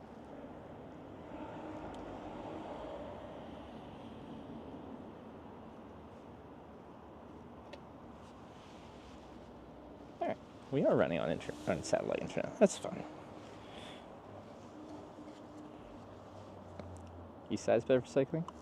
We just had a local come by and said the bigger road side is probably better. It's the east side has big holes in it.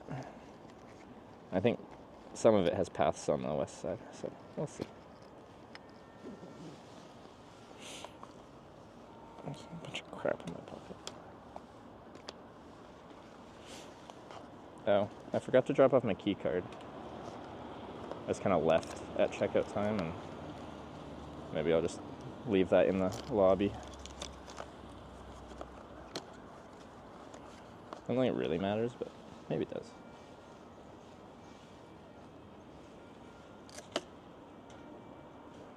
Already day 17, and we're finally streaming with satellite internet.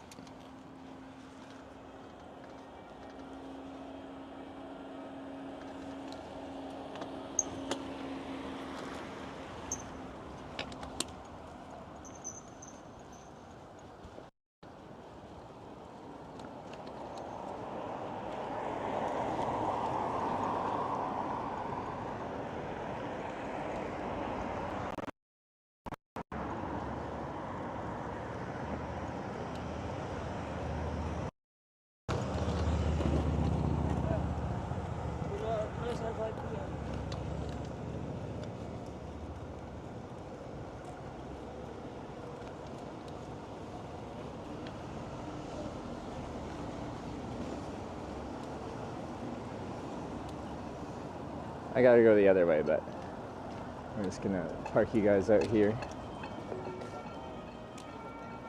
Yeah. I know you're upset.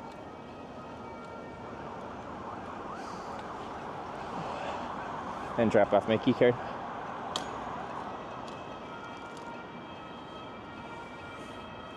There's no Starlinks above. Right now I got 30% running off of Ethernet, which is how the Starlink is connected. I was doing something. Be right back.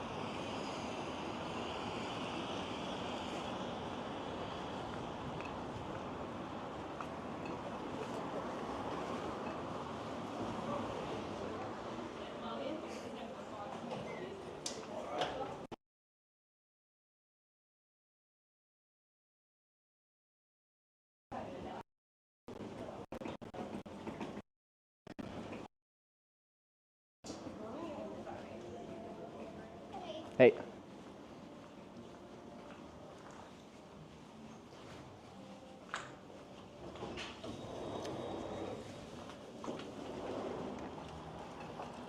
Because it's out of my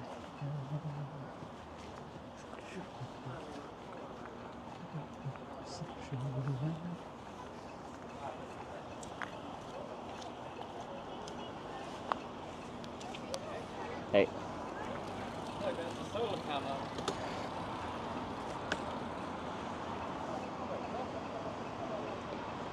My grief is that far? Oh, it went all the way to when I was in there? That's cool. Alright.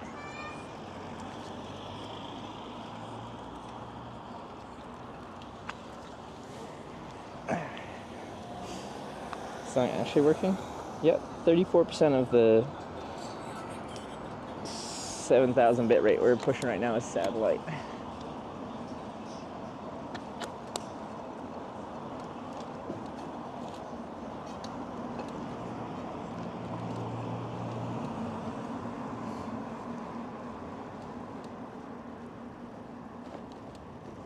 Meters, turn left.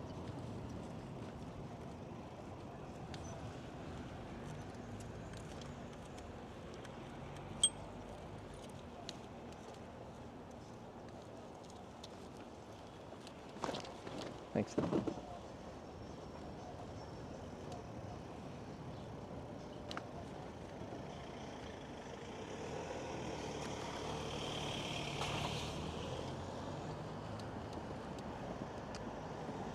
Range of 250 meters. Yeah, just usually it starts, all that range stuff goes downhill as soon as there's things blocking, like buildings.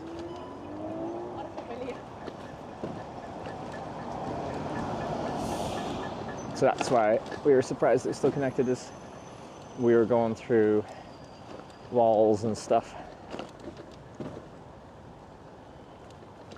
Good day for biking.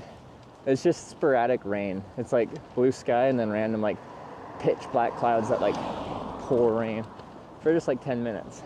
And then back, it's like just to my right is a one dumping.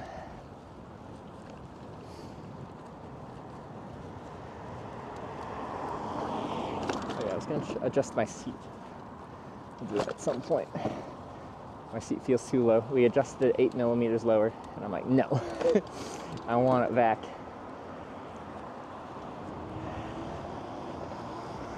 Still says we're doing Ethernet. Nice.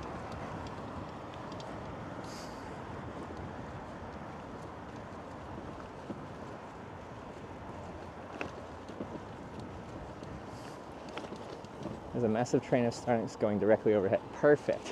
That's probably why it's working great.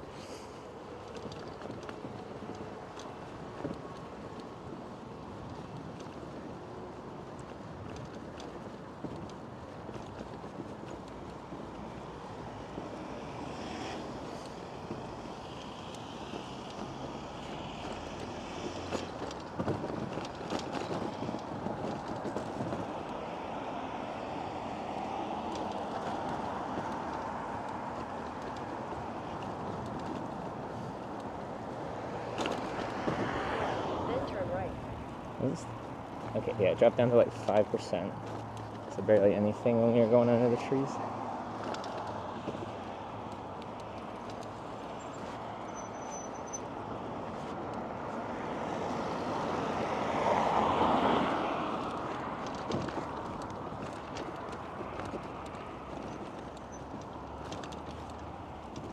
Right, then turn right.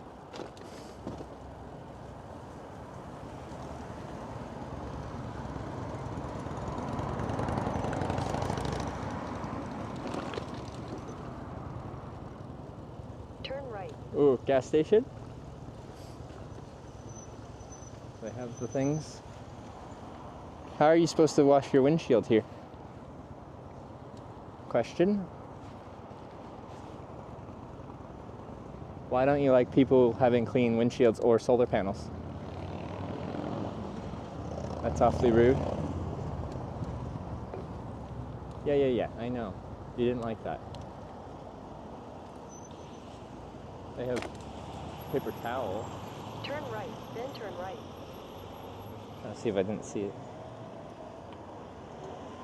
Anyway. Oh, but this one. This one. To boil.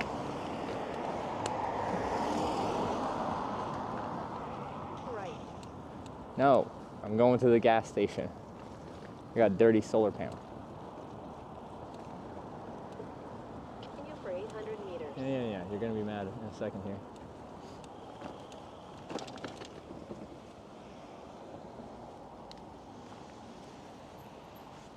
Why does Europe not believe in clean windshields? What is this? What is this?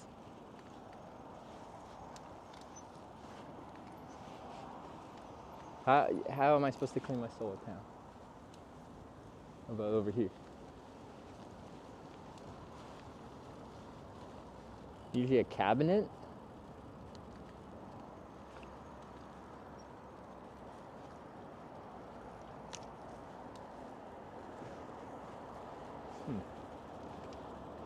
Oh. Like this? How does this work? Oh, it's locked. Is it locked? No. Okay, it's got the scrubby thing. But like, how do you... How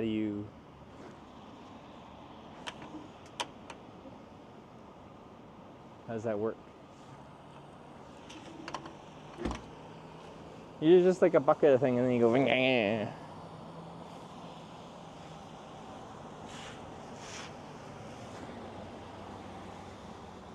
Vesti equals water. Use water and scrub. Water on left arm. Okay, we're gonna. I'm just having by the pumps. I did it in Norway by the pumps.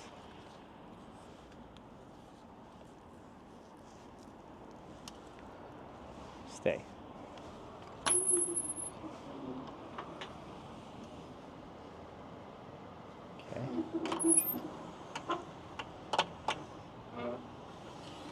Okay. Is this the water?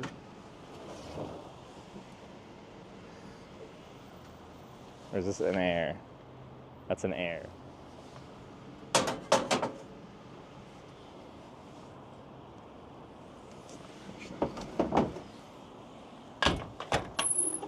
Is that water? But then you've got this bucket full of garbage, not actually usable for water.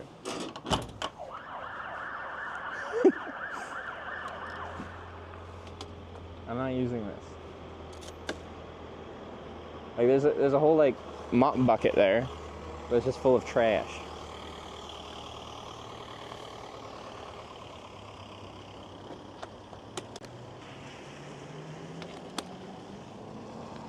Finland, I like you a lot, but your windshield wiper cleaning systems at gas stations is subpar at best. Check next station box. The Shell that we were just at? Maybe that's the box there.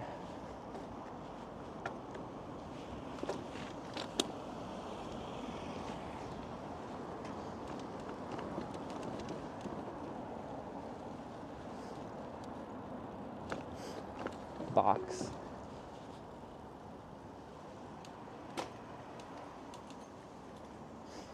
This looks a little better.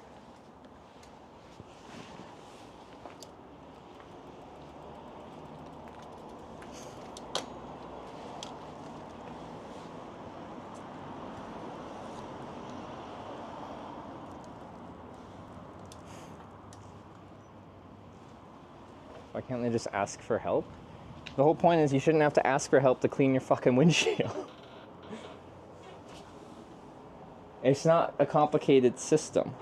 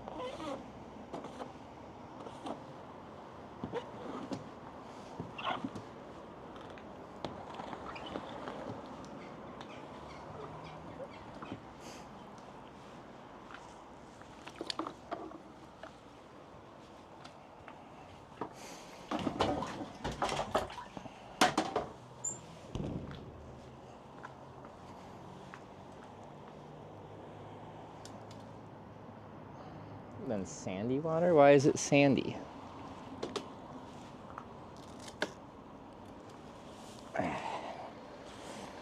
So negative.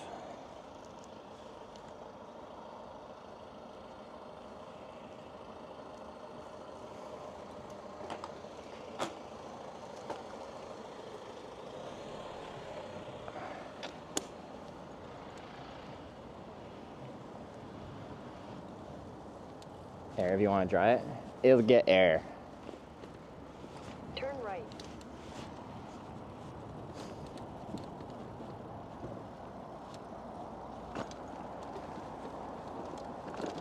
Continue for 800 meters.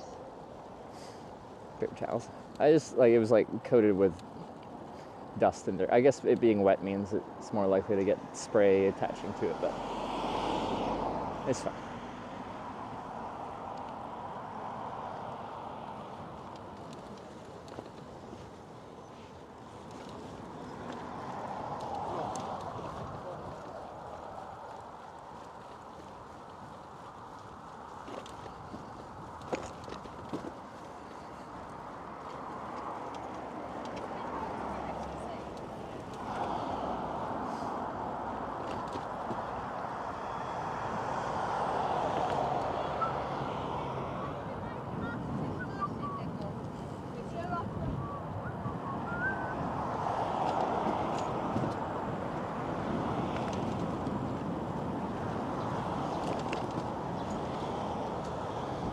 Someone used the walk command.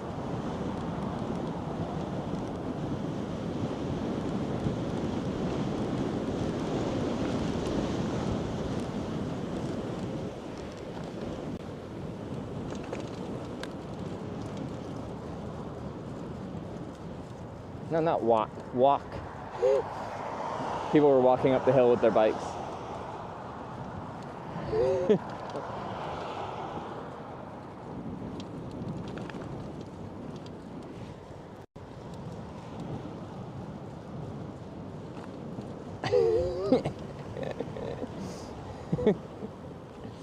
No, not walk. Walk. 200 meters, light right. Clearly different.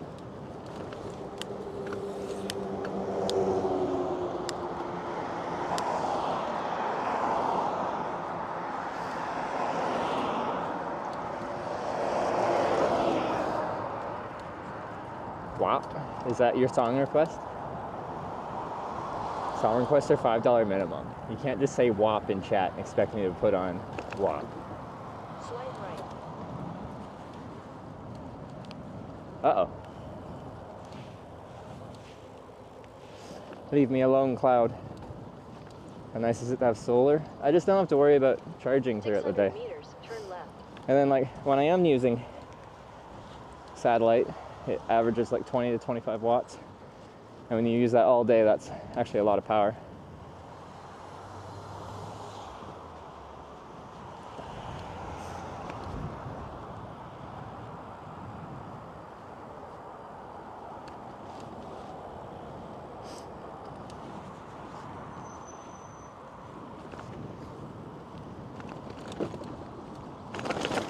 Da, da, da, da.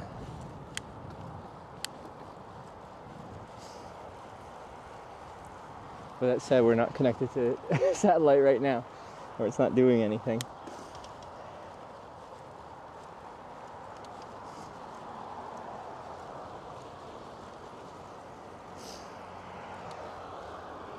Is it just no satellites? Because we've got good enough line of sight to the sky. It doesn't seem to like, once it disconnects, it struggles to reconnect. There's a big gap in Starlinks? Oh, okay.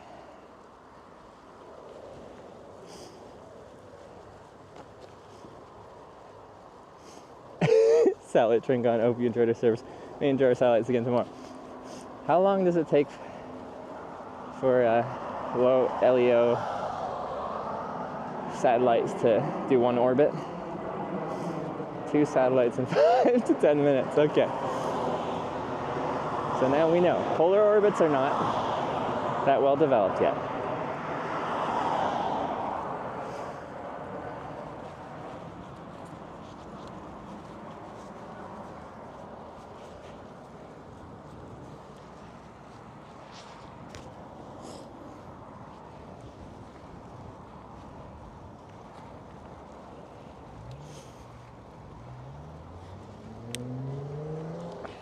then turn right.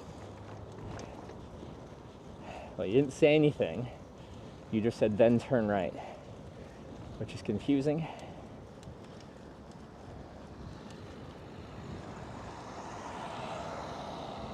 Turn right, then turn right.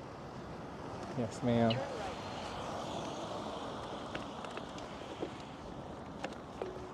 You told me to turn right.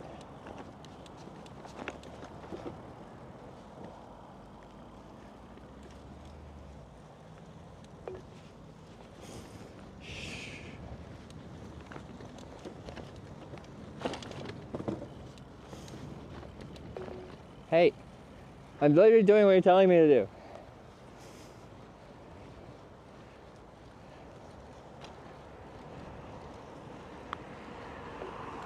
No, oh my lord. It's telling me to be on the road, and it didn't like I went to the left side of the road to go down the road on this side. I hate that sound. It drives me crazy. To be fair, I don't think I need the audio on for navigation right now. Let's just mute it. I just wanted it to help me get out of the city. Town? City, town? Town, city?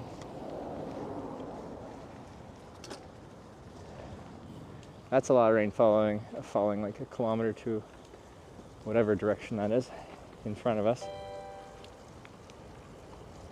OS4HWKS cheered 100 bits. Later a side trip to cook in a wok. Chat always having a nice talk. We have a nice Starlink dish. Someday we will connect. A wish. Oliver's fault for no connect. It would help and have great effect. Yeah, just blame Wyver. When in doubt, blame Wyver. Odds for Hogs. Thank you very much for the daily poetry. Is my dinger gonna work? Ding? Yeah, it is. Okay. Thank you very much. Good to see you, man. I hope you're doing okay.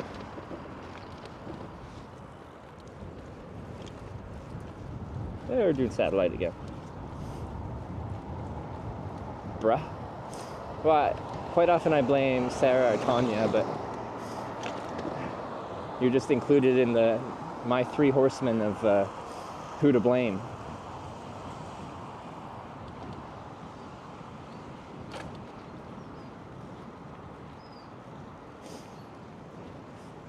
Although, yeah, I guess logistics or any kind of planning stuff, I'd usually blame Tanya. I can blame all tech stuff on you. Better to blame the ladies bros over hoes. Okay.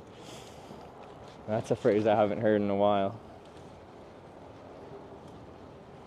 Where do you get that solar panel? This is like a custom-made solar panel made in Belgium by a guy who races with these. Solar-powered e-bike racing, which might sound like it's not real, but it is real. They do big races.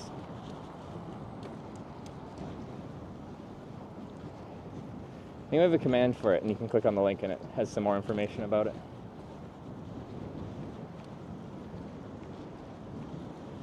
See, but okay.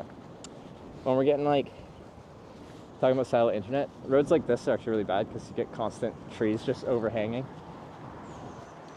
It's like I could hang out over here and maybe we have a better chance of staying satellite connected. We're fine on cellular right now. It's just we're testing this out now.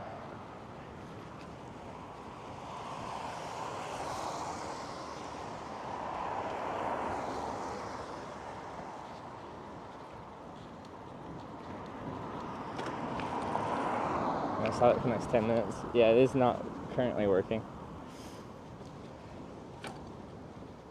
One cyclist tried to stream on Starlink only. Trees were the problem. Yes. So, satellite internet still can't go through anything. Like, cellular signals can go through stuff. Satellite still needs like direct, clean line of sight to the sky.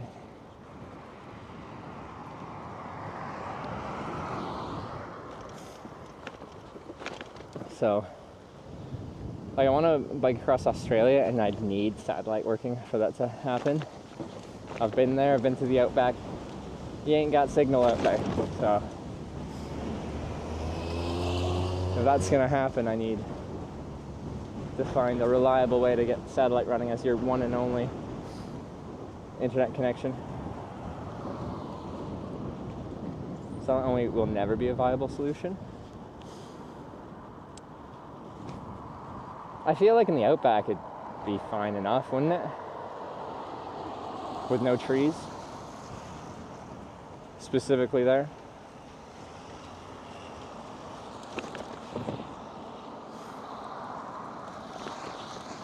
Well, maybe in the desert. Well, there you go. Never say never.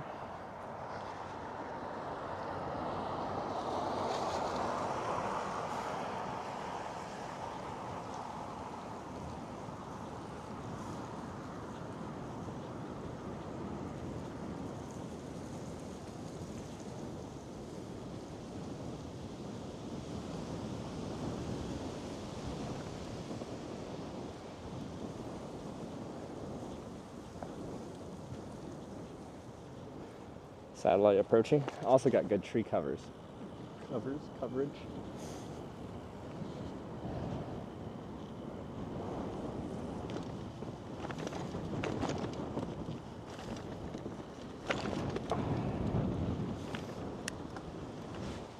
I'm riding into this rain. What direction are the clouds going?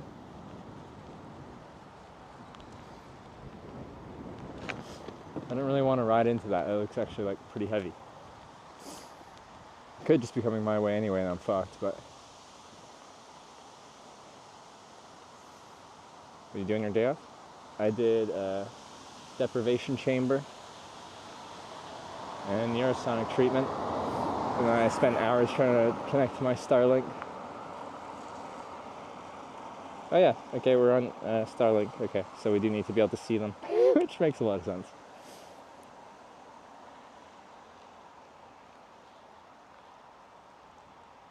I'm just trying to figure out if this is like gonna pass in front of me or if it's coming right at me. Because it looks like it's actually a good chunk of rain right in the middle of that.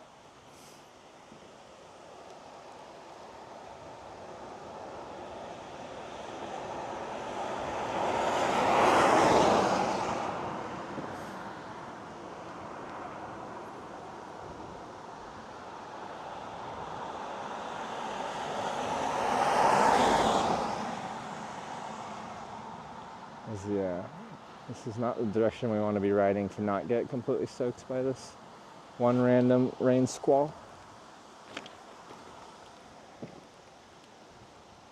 Matthias again at the sensor deprivation tank place. Yeah, same employee. I like him a lot. We were chatting again. Since it apparently will take you all day to get to Kemi and not 3 to 4 hours, I will see you tomorrow. Let me know if you want me to order you a scooter. A scooter? A scooter? What do you mean a scooter?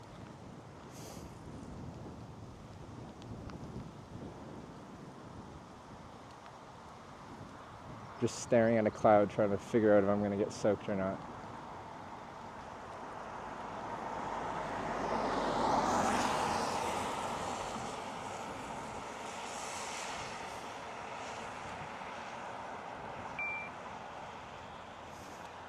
You got that bike set to grandma mode again. Oh, get over here. Get over here. You said you were leaving. I expect you to be gone. I guess fuck it, we're just gonna go. I don't know. I don't know what the cloud's doing. I don't want to wait for it.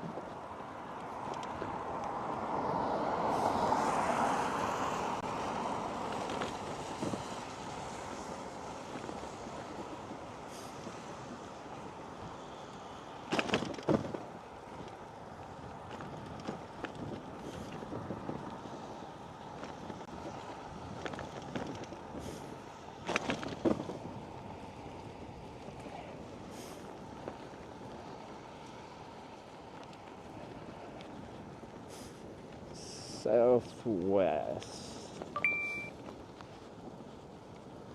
Are you pedaling or politely escorting a snail today? Hey. Ooh, tour. Parlez-vous anglais? Hello. Hi. Hey, attends, tu veux rester sur le téléphone? Telephone? Say again? Oh, I thought you were talking to me. No. Oh, so okay. I'm not on the phone, but I said that. Oh, there's a guy with. Oh, yeah. I thought you were asking me No, something. no, Okay. you're going to Helsinki? Or? Yeah, it's a Helsinki. Nordkapp? To Nordkapp? I not this year. I started in Tromsø because I went 2 years ago. So. Oh, nice. No, I'm finishing in Rovaniemi. Oh, you are. Yeah, yeah. Oh, congratulations. I came originally from France. Yeah. And then this is my second journey from Helsinki to Rovaniemi. And so you're pretty much at your destination. Yeah, oh, yes. Congratulations. Yeah. 950 kilometers. Nice. Awesome. Yeah, alone. But Yeah. from France I did with my husband. So. Ah, okay. Yeah. Cool. Yeah. Awesome. Well, Cool. And where are you from originally? Canada. Okay, nice. Yeah. Yeah, it's a longer trip for you then. Well, it's been about 1,000 so far from Tromsø, Okay. and then Helsinki's still another. And where are you going 1,000. after? Estonia. Estonia. Into and the then Baltics. Latvia, Lithuania. I'll see. I have like a month and a half left of my European visa as a Canadian, Right. Oh, yes. so I'm just going to use the rest of that. So Okay. however far I can get in that long will I see. be my Okay. destination. But yeah. Nice. Il a un grand panneau solaire derrière sa remorque, hein, Loïc. My husband is interested in Oh, things yeah. like this. He's building like things like this. Is he? Yeah, and he has like a trailer as well, but he For his bicycle? not on his bike. I mean, trailer on his bike, but not the panels, not the Okay, yeah. solar. No, this was made to like do solar-powered e-bike racing. So this isn't an e-bike, but the trailer Le is. solaire est fait pour son vélo électrique, mais pas sur celle-là. Yeah, I use it for broadcasting though. So Okay. yeah. Okay, cool. Enjoy. All right, have a great. Well, actually, you're done your trip. Anyway, congratulations. Still, thank you. Yeah. Thank you so much. Have a good one.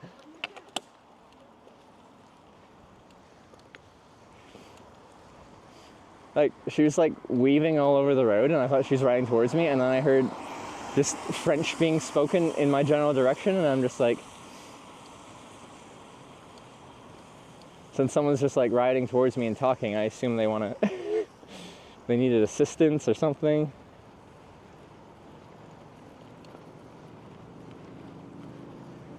Anyway, it all worked out. That was a nice conversation. And she's at her final destination.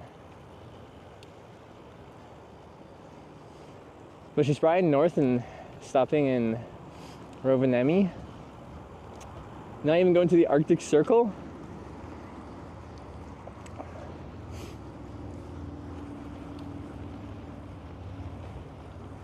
That's you to everyone else. That's true, I am talking all the time.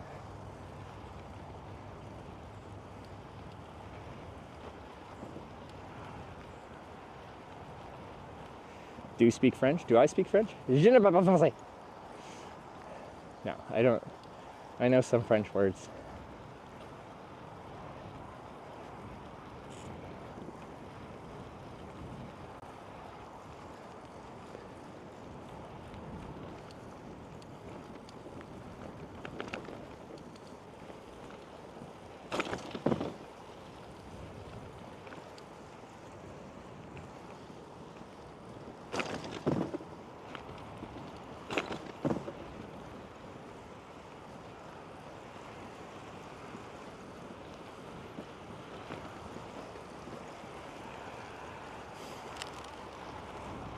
Tour de France? Yeah, doesn't it start like today or something?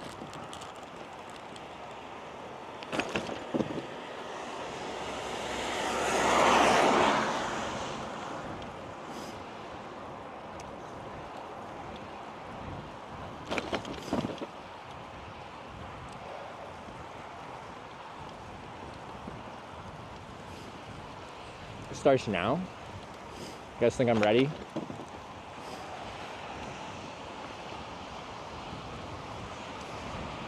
Bumpy road, yeah. It is.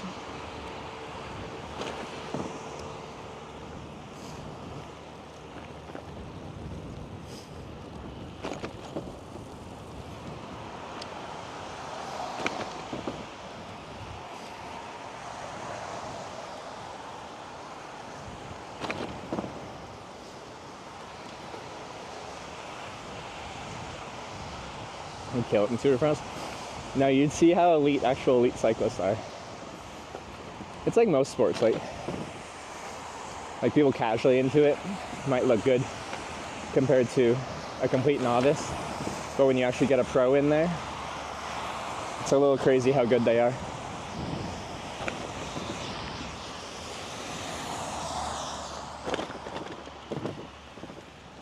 Uh-oh, the rain's getting worse. Maybe I should have Grandma rode for longer.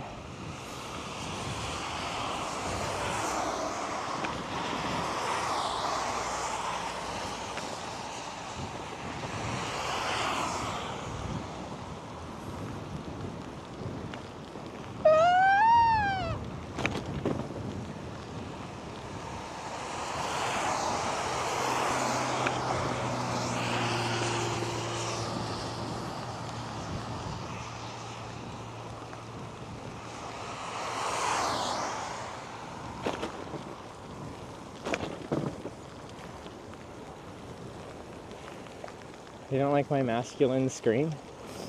It's just like a guttural yell, like a battle cry. Some of y'all just don't understand battle cries.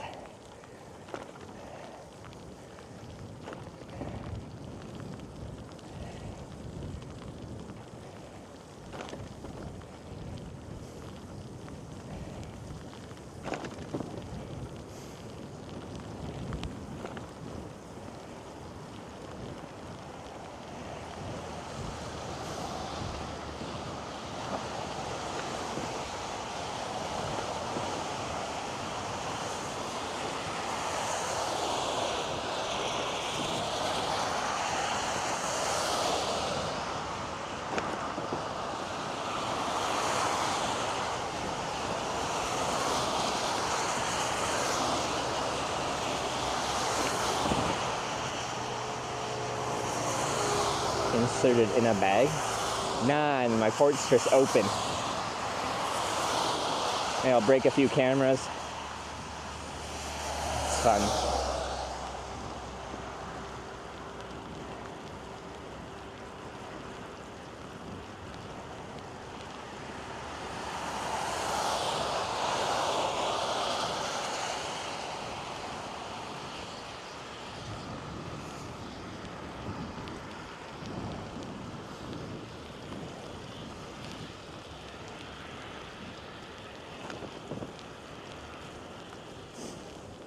How's it feel to bike in rain? I actually don't mind it that much. Just electronics are not super happy about the rain. If I was touring without stream, I think I'd be pretty chill about it.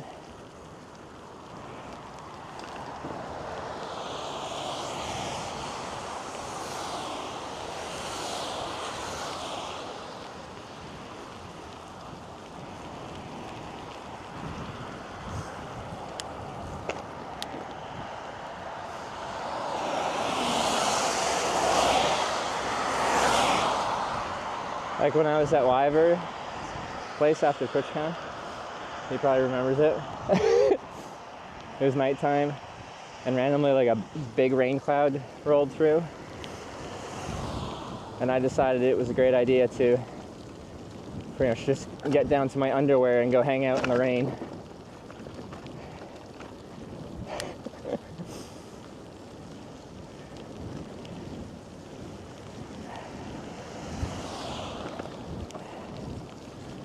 To be fair, we had watched The Notebook.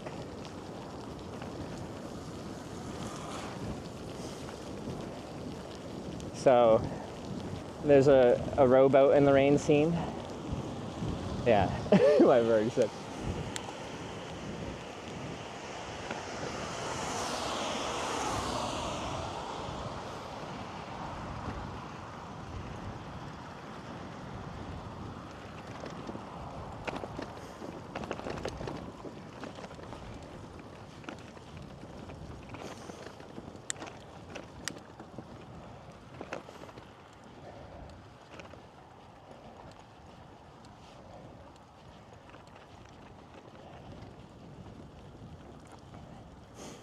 That naked between the laulu feels great.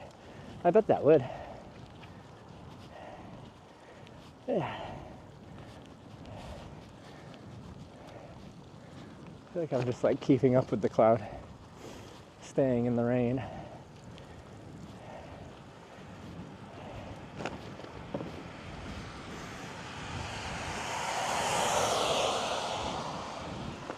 Big storm hit the north too yesterday.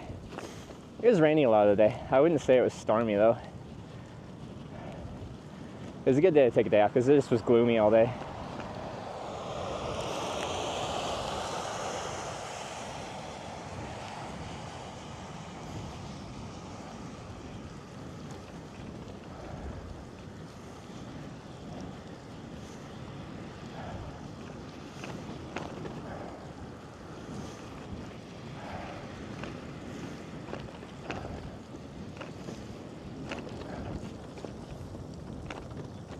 What model is?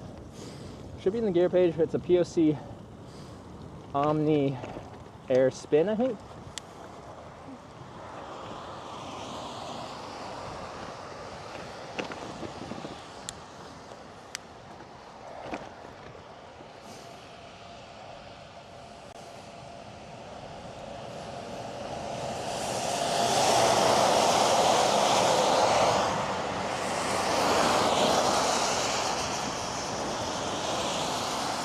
When I had some time off yesterday, I randomly saw a video on YouTube that was about how European commercial trucks are better, and they were specifically referencing like Finland, allowing trucks to be longer and heavier, like twice that of American trucks for extra efficiency. So I've seen quite a few big trucks here.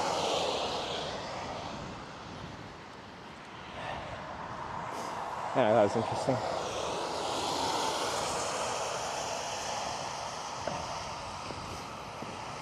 That's a tent set. We're trying to get a Canadian tent manufacturer to send me one of their tents as fast as they can. Like not an influencer thing like I'm paying for it,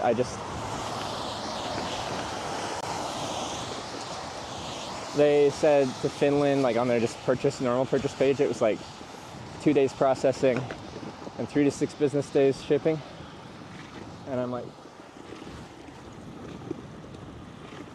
hey.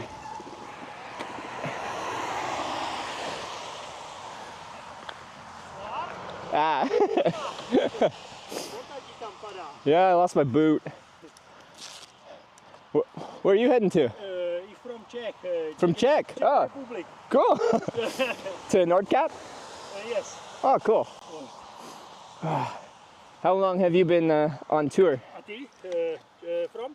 Canada. Canada, yeah. But I started in Tromsø, Norway. Nordkap? No. Close to Nordkap was my starting. Okay. And now to Helsinki, Estonia, Latvia, Lithuania. Yes, Yeah. Nordkap, Helsinki. Oh, you are, yeah? All on the bike? Yes. Oh, nice. Yeah. Yes.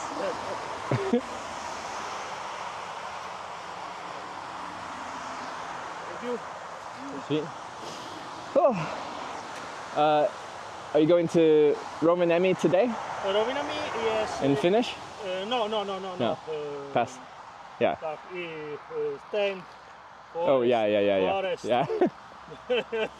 In Finland, it's allowed. Problem, meat gas problem.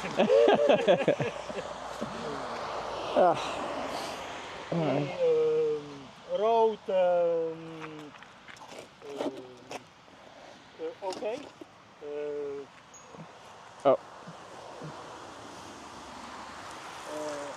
Nordkap Like is okay. in Finland, so the road's pretty small, and then on some, like the E road, quite a bit of trucks, so a little tight. Yes.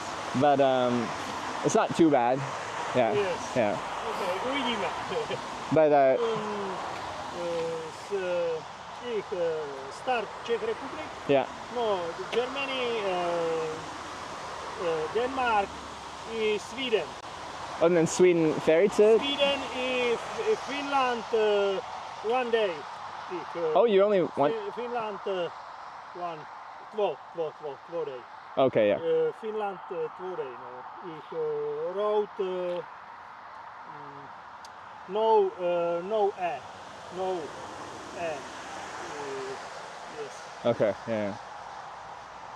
If that is Oh, you went off the, okay, yeah, okay. I think I'm doing that too. Off the main road, yeah. yes, Yeah. Pond river. Oh, okay, yeah, Yes, yeah. yes. Cool. All right, well, I guess I'll keep going. Have a great trip. Good trip. Bye bye. See ya.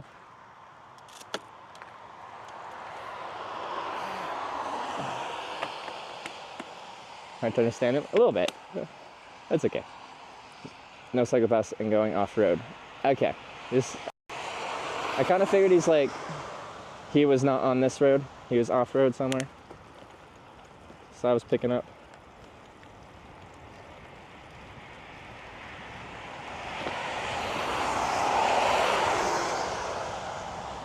Strap up my parking brake.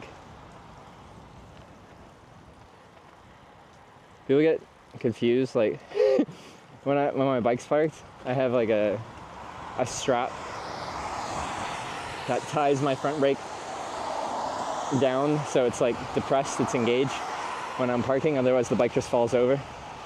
Getting a Durston tent, that's what I'm trying to do.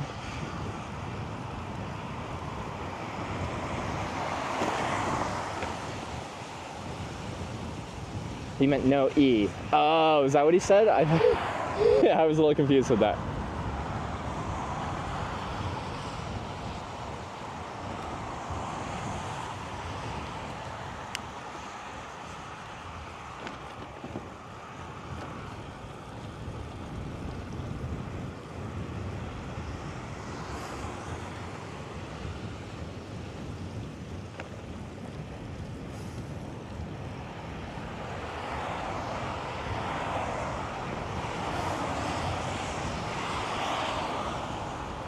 Yo, I'm on Starlink again. Just get little jolts of it here and there when we get a passing satellite. Woo! Worst summer for like 30 years. So here in Finland, yeah. Everywhere up north has been pretty cool summer. But that said, since I've started, like it's been, let's say 17, we've only had like, we haven't even had like a full rain day.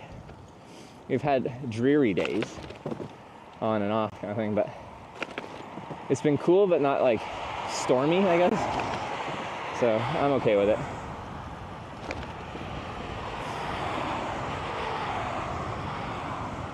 Customer relations people, PR team at Durston too. Yeah, I had Tanya message everyone she could find. I'm like, I'm not looking for the whole, like, I am an influencer, give me free shit thing. I will pay. In fact, I'm quite happy to pay for like a small Canadian tent manufacturer. And apparently they're very high quality tent for a reasonable price. I'm just looking for you guys to like, get it to me fast. And I'll pay for that. Because even though I gotta pay extra for like expensive air shipping, it's gonna be way cheaper than a Hillberg tent.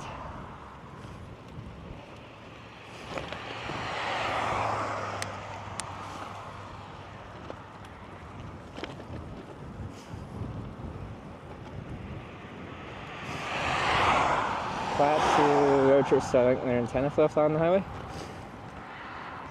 Class, who's that? I think I was talking to Ruben, who's a Norwegian streamer, and he had his Starlink fly off on the highway.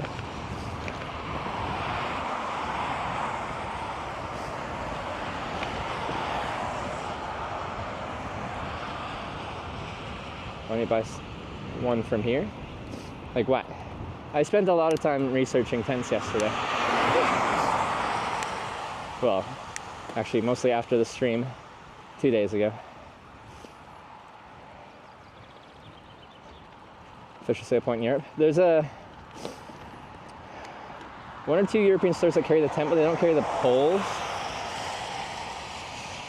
As a lot of people that buy a tent like that would be already have trekking poles, which you can use for the setup. Currently adding the iPhone camera as a face cam. Suppose we could. It's a it's a bad angle. But right now, hold up, I'll show you. This is this is where the iPhone is. So this would be the good snot rocket angle though.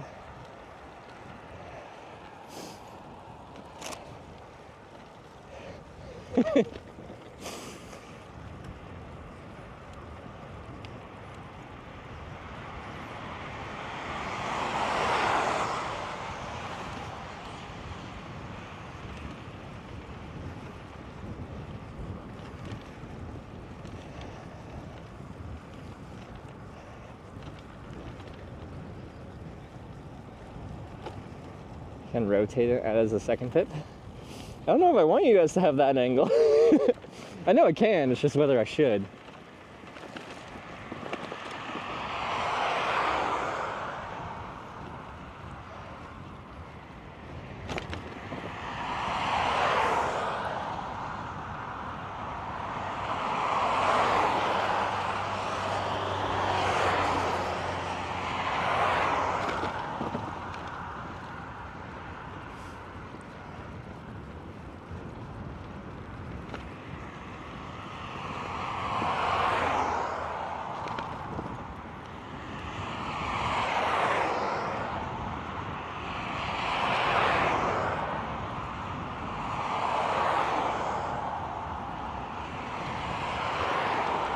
This is running out of proper camming section. We already did that 2 days ago.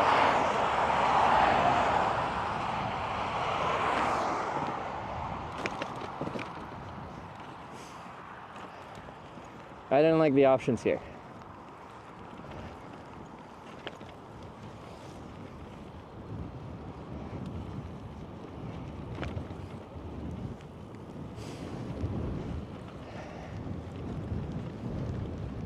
And we have someone here trying to convince me to get a Hillberg tent for like 1,000 euros, 1,100 euros, but it's 2.4 kilograms. For this type of trip, it's just like an outdated weight class of tent.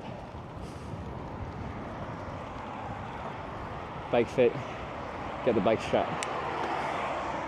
I liked my saddle a little higher. In fact, I'm gonna put it back up today. Because the only adjustments that got made were the we're going to slide this seat back on the saddle rails, but there's only like less than a centimeter of wiggle room to actually push it back.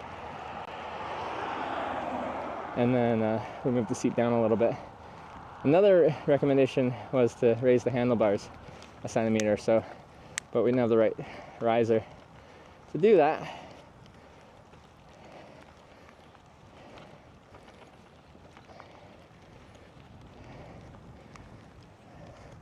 Rain's back. That's a pretty dark looking cloud in front of me. Hope I don't get fully smacked by it.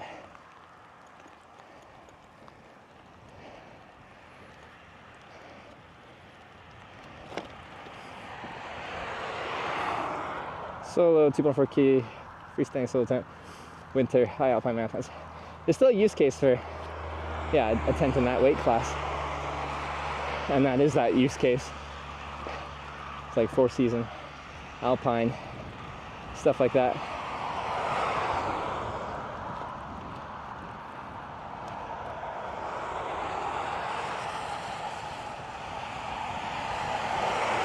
We're gonna sleep tonight then, my tent, and hope for the best.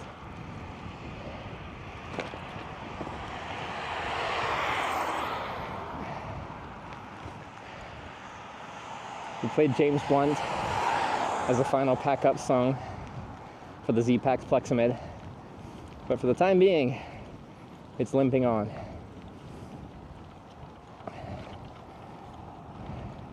Cheaper bike trailer on the road. The bike, yes. Trailer has never flown. I picked it up over 2 years ago in Belgium, where it was made. Rode with it all the way to Nordkapp, Norway. Brought it back to Tromsø and left it in a garage for 2 years because it seemed awkward to fly with.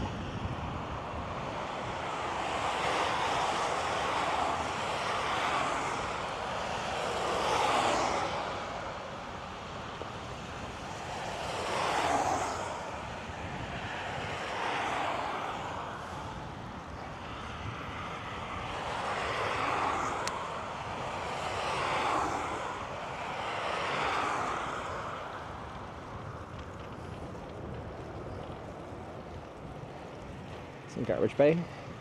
Yeah, my strategy's been tape. So the tent has had a ton of holes and I just tape them as they pop up. But right now, as soon as I tape one hole, another hole pops up. As the fabric the tent is made out of is dying. Starting the trail this time. I don't even know where I'm going as the final destination, so I don't know yet.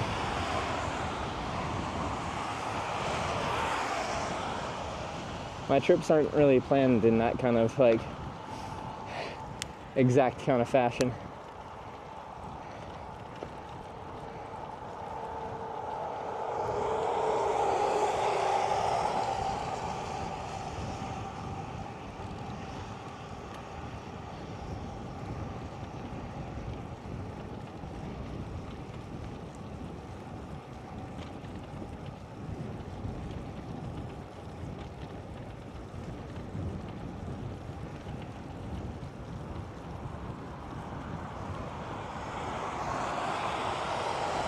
Purpose type slow motion placed over the tent between some trees.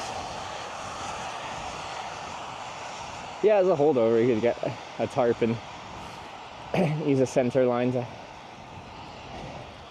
drape the tarp over and stake out the corners of the tarp. I'd just rather not. Is it going to be dry tonight? Well, when I checked the forecast yesterday for today, we weren't supposed to get any rain today. So, as far as I know, it's supposed to be clear tonight, but forecast, not always reliable.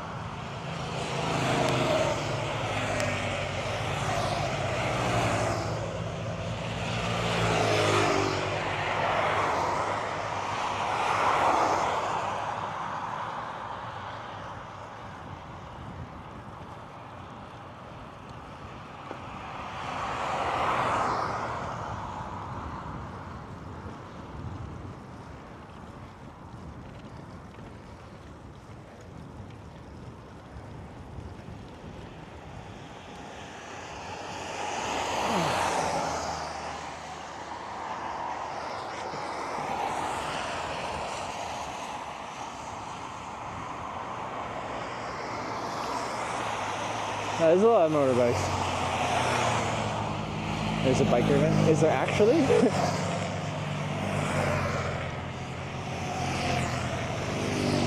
They're all touring bikes, so is it just a big group of people traveling together?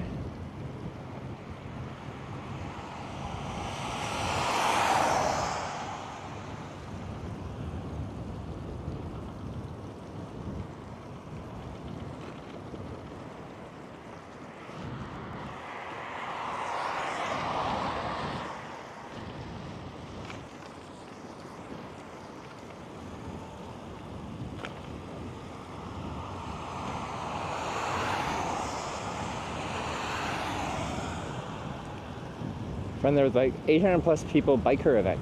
Oh, that's cool. Hammock plus tarp light set up out there.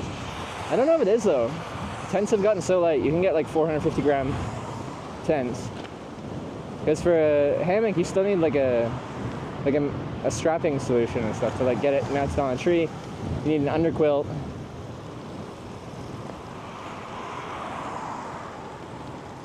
It's probably like comparable, but I don't think in general you can just say hammocks are the lightest.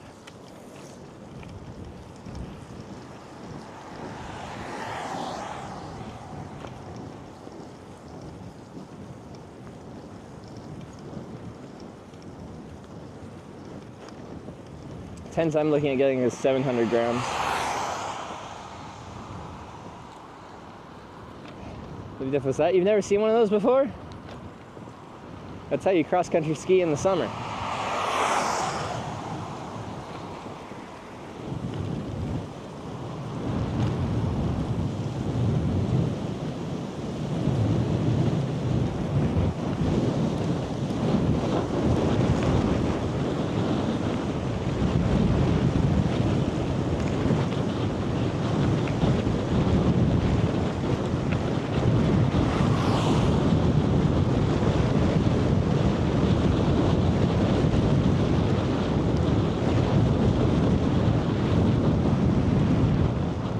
Decathlon hammock plus straps, 90 grams. I don't believe the straps plus an entire hammock is only 90 grams. 3 ounces.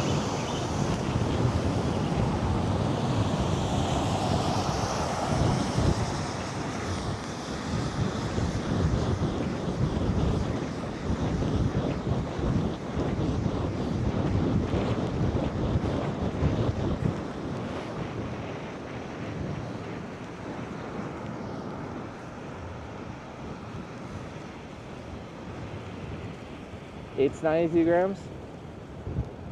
Can you actually camp in that? Because you can't just like sleep on the, I guess you can't sleep on the ground in the tent either. Well, you can, it'll just be uncomfortable. You need like an underquilt.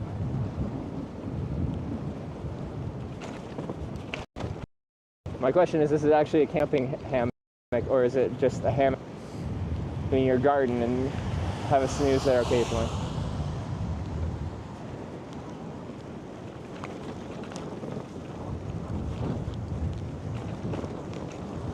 Our path goes about halfway to Kemi.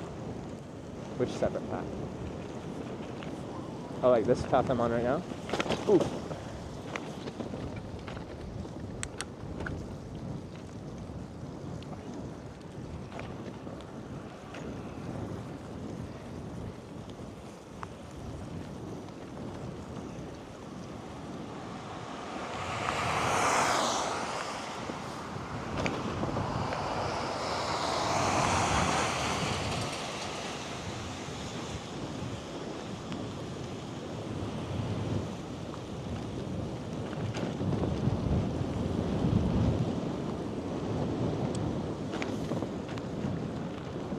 Still don't really know what the cloud's doing, but now I'm riding straight towards what looks like a lot of rain in front of me. I'm gonna slow it down and just not rush into it. I hope it goes left or right of me.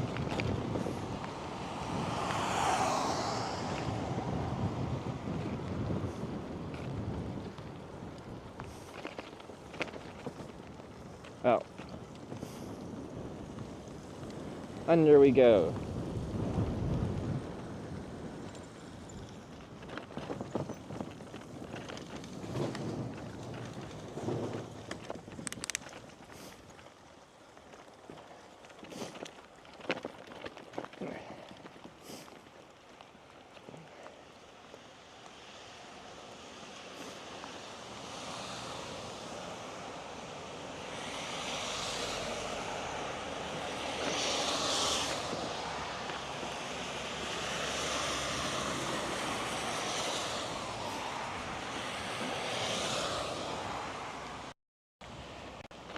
Weather says you'll be right in the middle of a big rain patch. Well, that doesn't sound fun.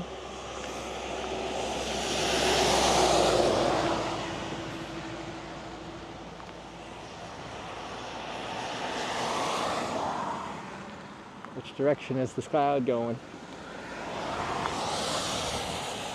Found 1 kilogram tents, not anything more lightweight? You mean like locally in Finland or in the world? The tent I have right now that's broken now, after 5 years of use, is 450 grams.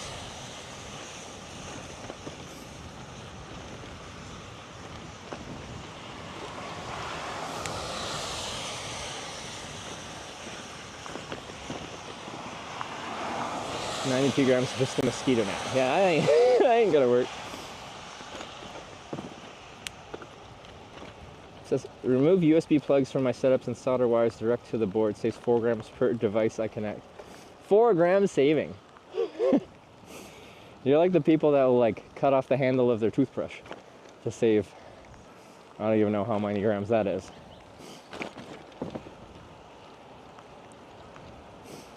Was the Arctic on your day off? No, I was busy doing other stuff. I spent a long time trying to sort out this satellite connection. Ugh.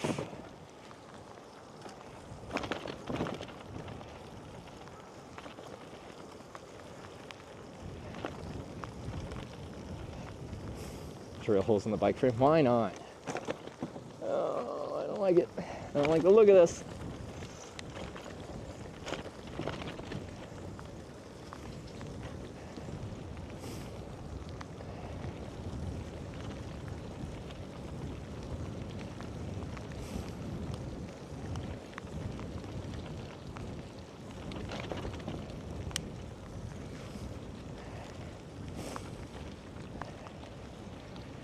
fill tires with helium? Let's just go right to hydrogen. And then if I get attacked, I can release air and use a lighter and use it as a flamethrower.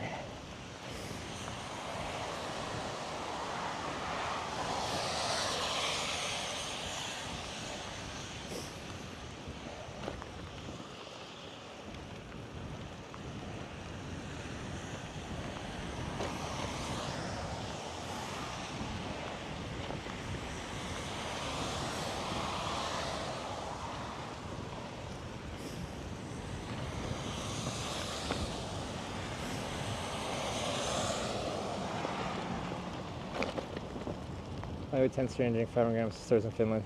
2-day shipping said 500 euros. Yeah, but I want the Canadian tent. I'm Canadian. And it looks like a really good tent. I use my tents for years and years and years. And on a busier year, a couple hundred nights a year, I want something that I want.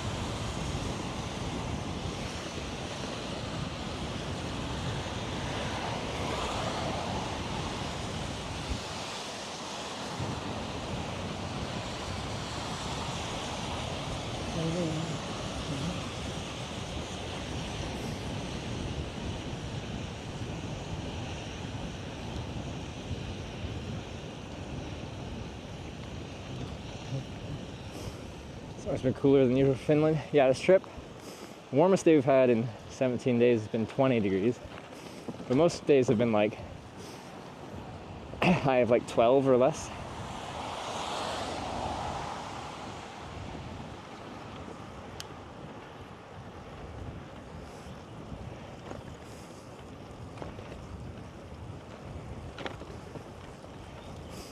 Wait, a few streamers for Rovaniemi too.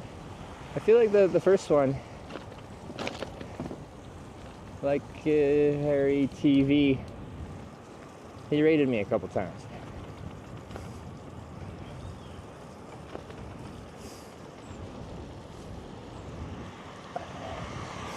Seems nice. Hung out my chat a while. I should follow them.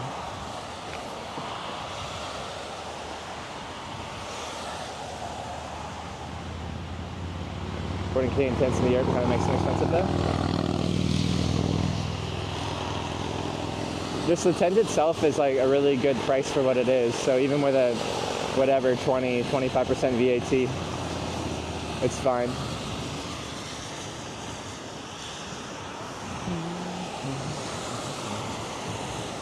I wish I could have just, got this in Canada, but I was hoping my tent would be fine. It is not fine.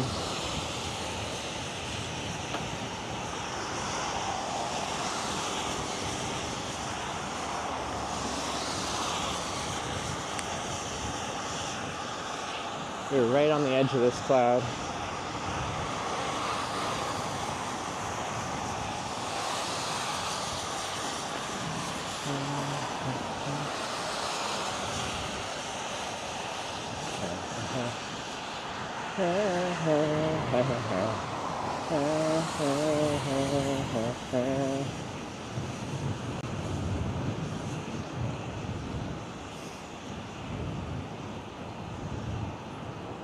This chat is different to Mando's of a follow. How is that? In what ways? Although I only started on Kick like a couple weeks ago, so our Kick chat's pretty chill. So you usually only have like, I don't know, 20 to 70 people, depending on the day.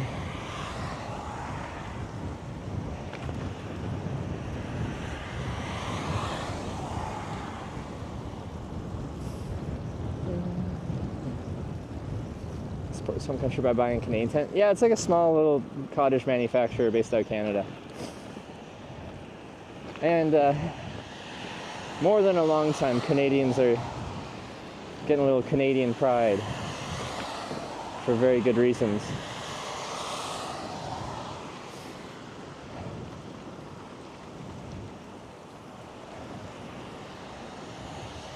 Something about the threat of annexation brings a nation together.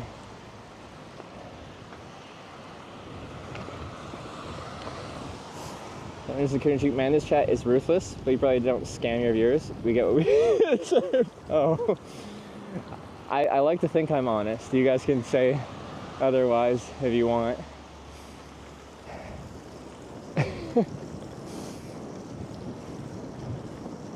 But no, in general, I think I have a great chat.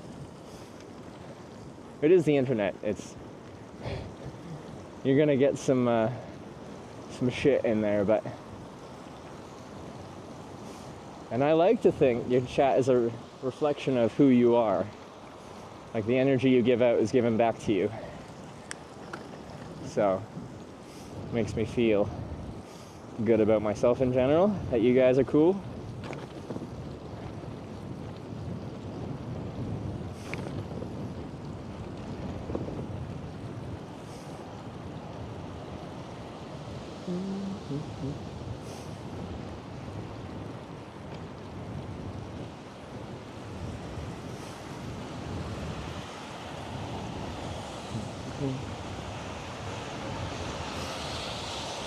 Everything I know about your chat, Hitch, is we know everything and we are always right. See, the challenge there is sometimes people actually are objectively telling me something that's correct. But I also get a whole lot of incorrect information, and it's hard to filter.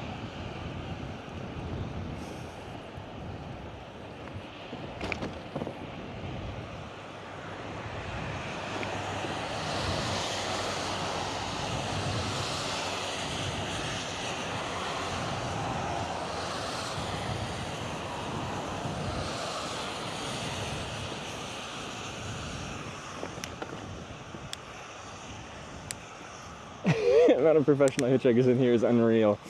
That's something that gets me. Like, there's probably objectively people in chat right now that just know a whole lot more about bikes than me.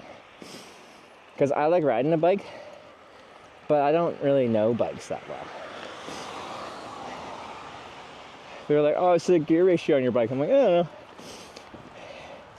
The gears go click, click. I go pedal, pedal. The bike goes forward. Feels good.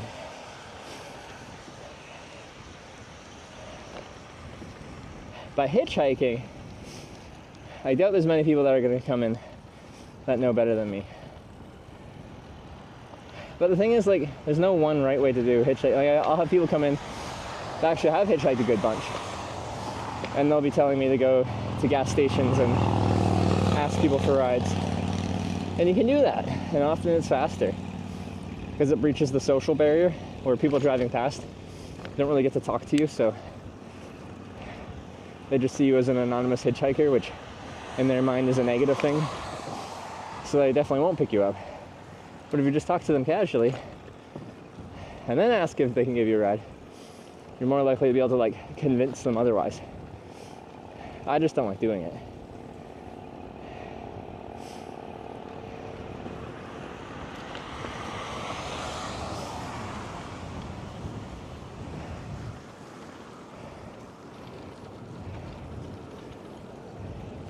Snack.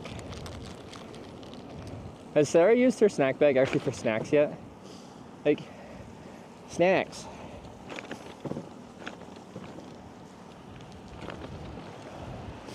What's our destination today? Kind of however far we feel like going.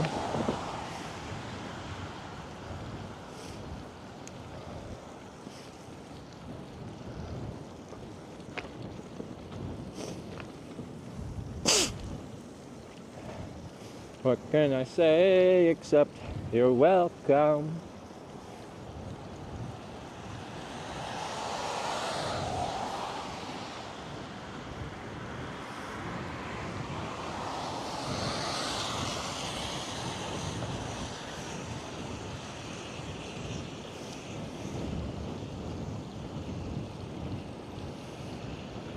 What do you like the rain cloud locations?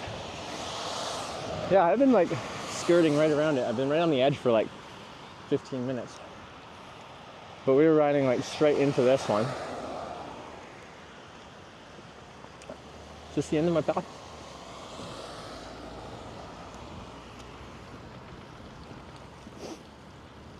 Maybe people in the world have as many hitch rides as you. Like, it probably isn't that many. I know there's people that have more. Because like I'm still pretty young, relatively. Jesus. Oh, you're so fluffy. It's one of those Samoyed dogs. Big fluffy ones. Oh. Now, I know there's people with more rides because some people hitchhike their entire life, and I've done it for whatever 11 years now. So, but I don't think it's that many.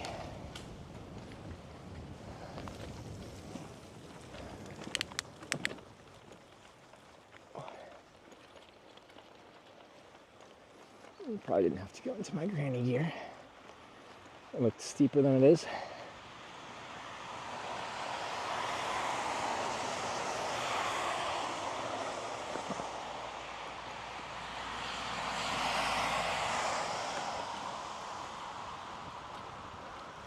Ten follows left.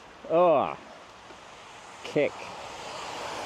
If you're watching on Kick and haven't followed, we are 10 follows away from 1,000 apparently. Which is exciting, nice milestone. From 3 to 4 digits.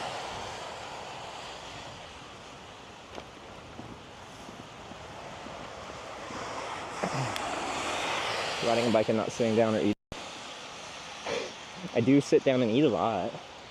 And I eat slow.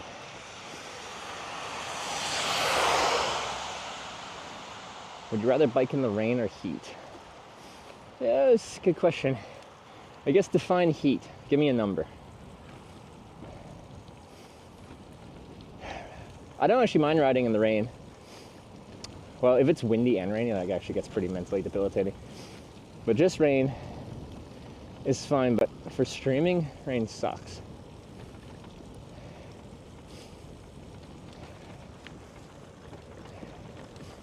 Sarah said no, only using it for her snoot tissues. I can't believe we were in an outdoor store in Ghent, and I'm just like, look, Sarah, here's a snack bag. It's not that expensive. You need this in your life. It's the best upgrade to your touring setup you could possibly get. And she was convinced because it also had a little rainbow on it. So if anything's got a rainbow on it, then Sarah likes it.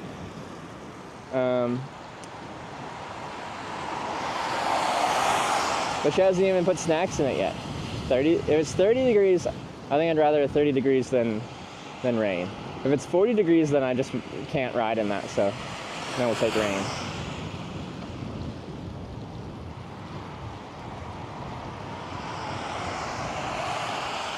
You can this as well. The things that'll overheat, like mostly my phones and cameras, are all exposed to the air, to the wind, so we should be able to ride in 30. Well, we have ridden in 30 plenty and streamed, and it's been fine. Like, not particularly comfortable. On a road like this, it actually feels not so bad at 30, depending on the humidity, because I get a good airflow. Even though there's no wind, you just riding 20 kilometers an hour into stagnant air means you have a 20 kilometer an hour breeze blowing over you.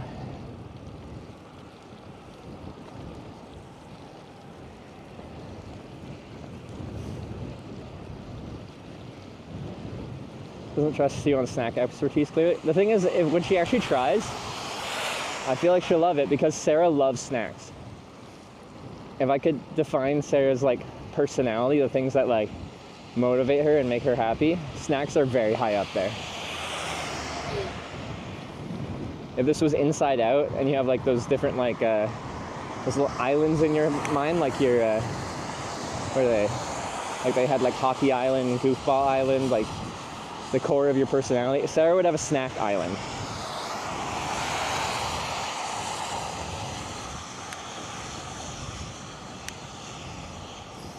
Say his thongs make him overheat. Thongs are small, they're not very insulating. Thongs probably don't make you overheat.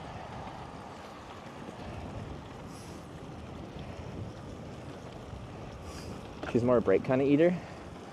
But I feel like she'd feel better on the bike if she just kept her calories up while she's riding.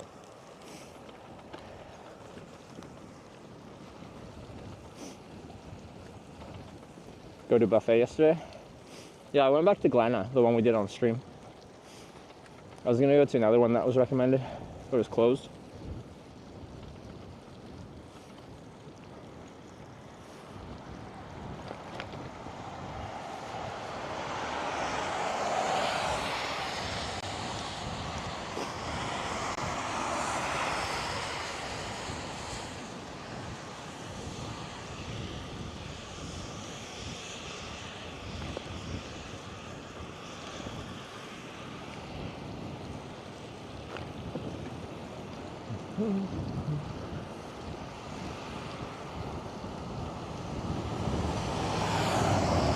It's a little hummus holder.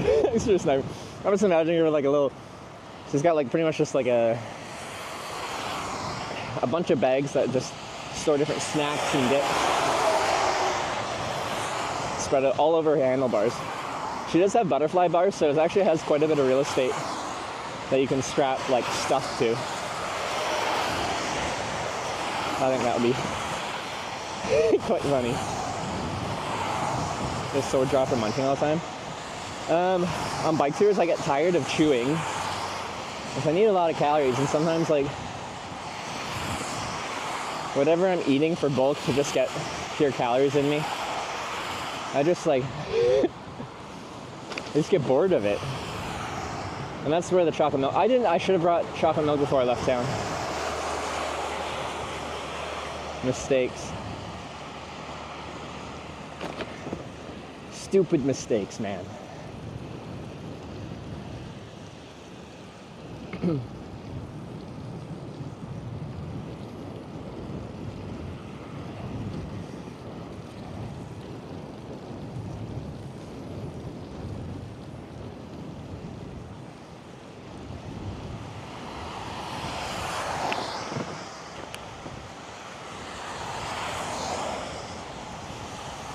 Here's on peanut, M&M's, yeah, and jelly babies.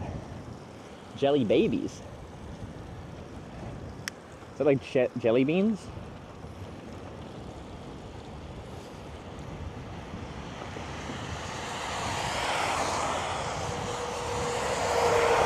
I'm gonna visit Latvia too, as long as I have time. Yeah. Plan is Finland to Helsinki, ferry from Helsinki to Estonia, Latvia, Lithuania, Poland, that direction. We have a command for it. About a month and a half of visa time remaining as a Canadian here. This is my 90-day Schengen visa. And wherever I get to, when the visa runs out, that's where we get to.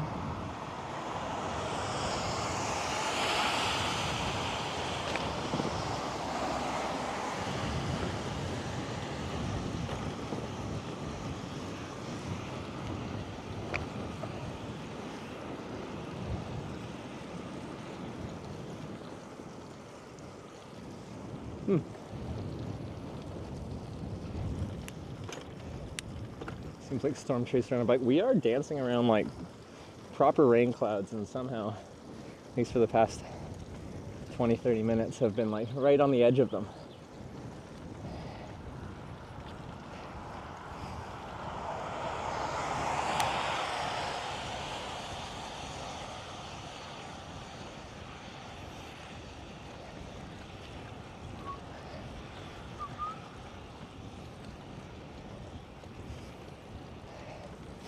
Yeah, if I overstay my Schengen visa, it's not like they're going to track me down and throw me in a detention center or anything like America would. Just when I leave, they'll get mad at me. Potentially give me a fine, and then they might exclude me from entry for the next like 3 to 5 years.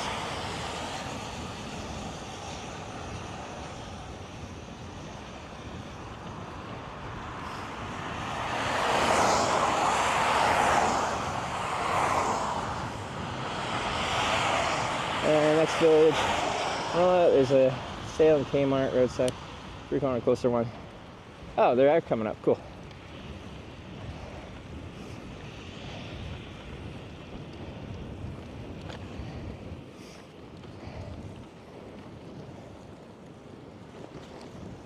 Yeah, I'll get some chocolate milk.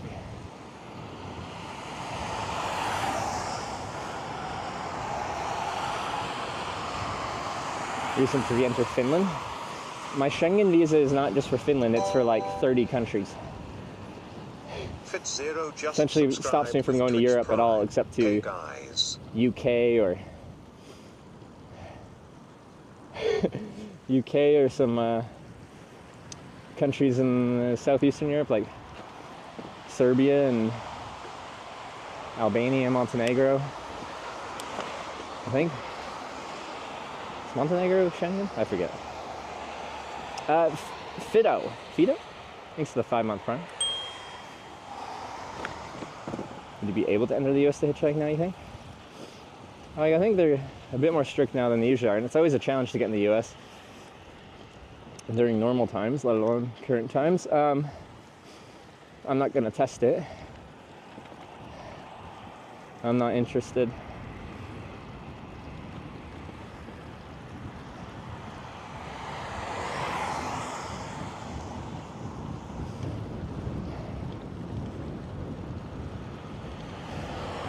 Get a work visa?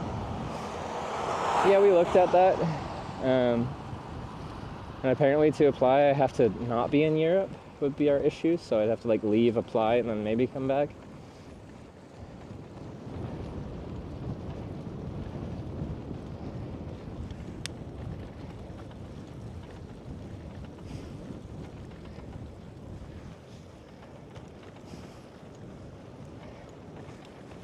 Fine for legal visitors. The thing is, like, when I cross in the United States and I'm like, I'm hitchhiking.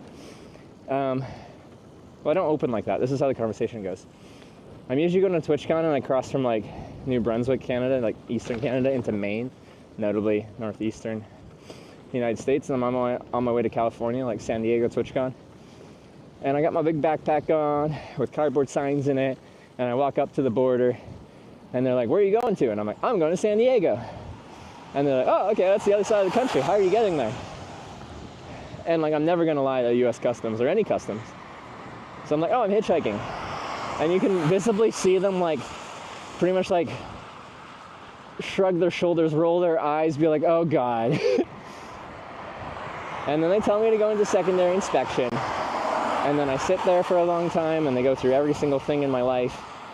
They make sure I have my ticket, they make sure I have money, I have to show them my bank account. They go through all this stuff, and eventually they've always let me in. But it's this big ordeal every time.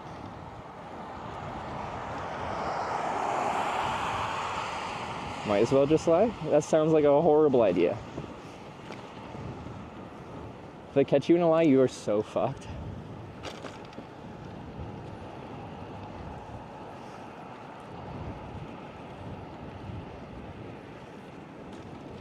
Anyway, I'm sure I got like a file on their system that describes what I'm doing by now.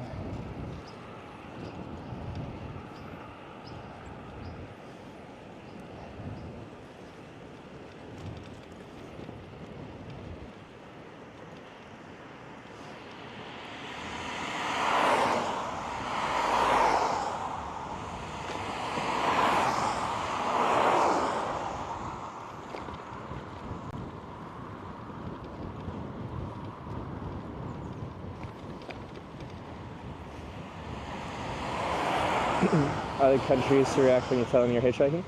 No one else asks. Not a single other country has ever asked.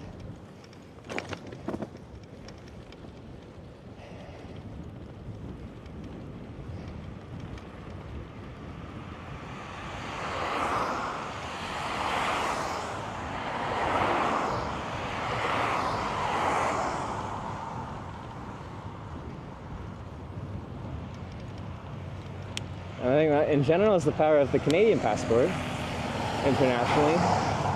Customs see a Canadian tourist and they're like, seems fine to me, which I appreciate, except in the US.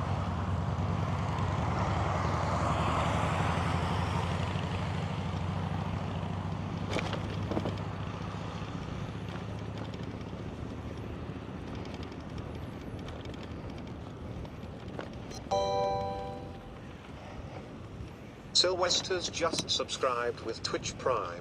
Do you have a good border crossing story? Sylvester's, thanks for the 17-month Prime. Hey, hey, hey. There we go. Probably my best one. Which one was that? I think it was for a TwitchCon trip. We crossed from Sault Ste. Marie, Ontario into Sault Ste. Marie, Michigan into the US.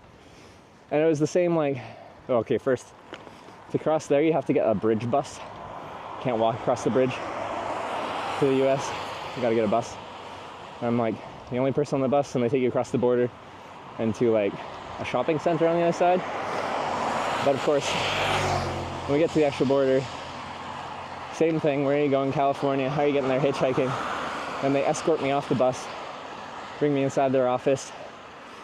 Same thing, they're just like, when you say you're hitchhiking, they think you have no money, you're going to be seeking illegal employment in America, or you're going to be some drain on, like, the negligible social services that they have. So they're asking all these questions. I have to show that I have money, and it's like my ticket for TwitchCon, and all this stuff. The thing is, like, I'm in privacy mode, so I got my server running, and I tell them all about my stream.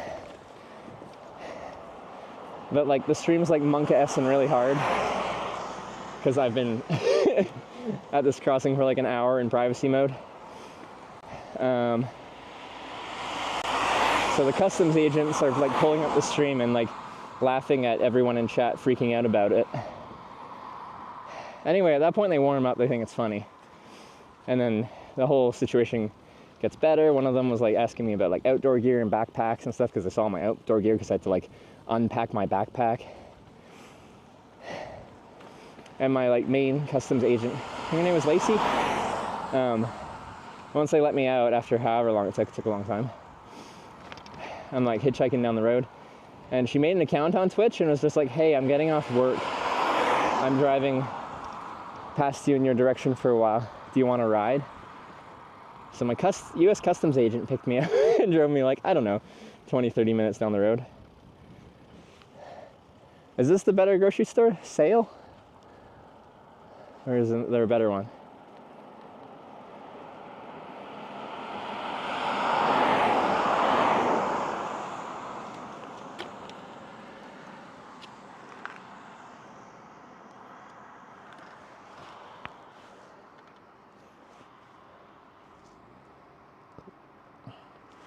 Sale's cheaper? Alright, we'll go there.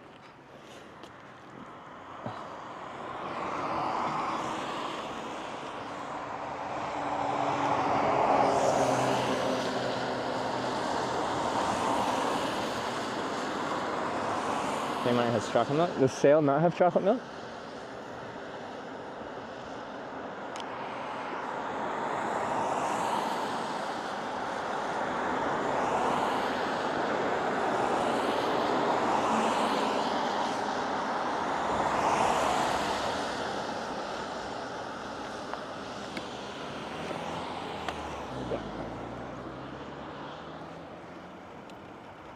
I think they do. Alright, let's see.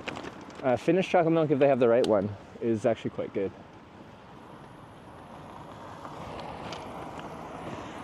I'm gonna leave you guys in the sun, because the sun's out right now.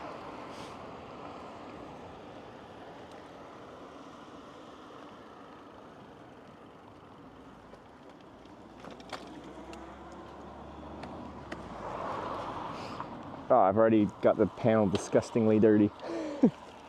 That didn't take long.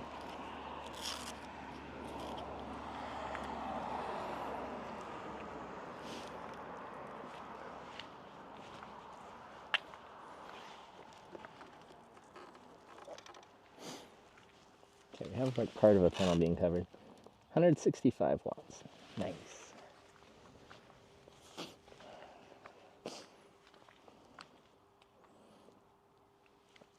Okay. Oh, we've got Starlink working. Since I'm on a different setup, I'm just like thinking about how I want to like quickly run into a store with this. Get solar panel wipes. Do you think they have solar panel specific wipes in there? Okay.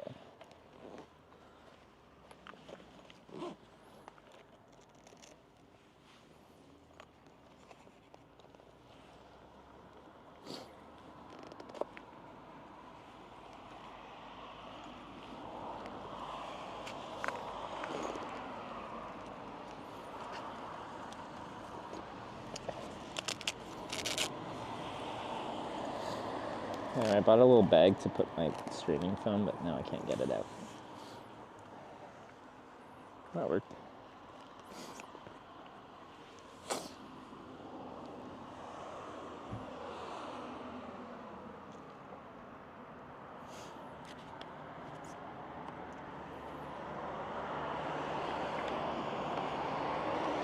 Egg.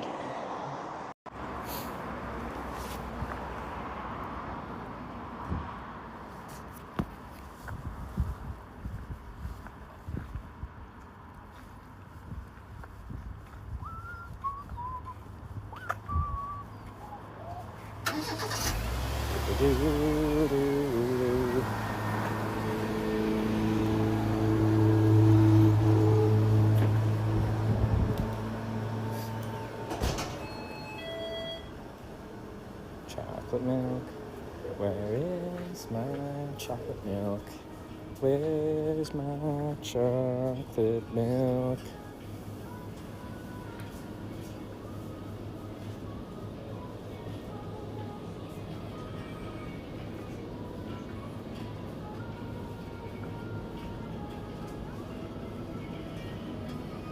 It's a small bottle, wasn't that all just iced coffees? Because they got like protein chocolate drinks. It'd be in their milk section because it's the same brand as their milks. It's around here.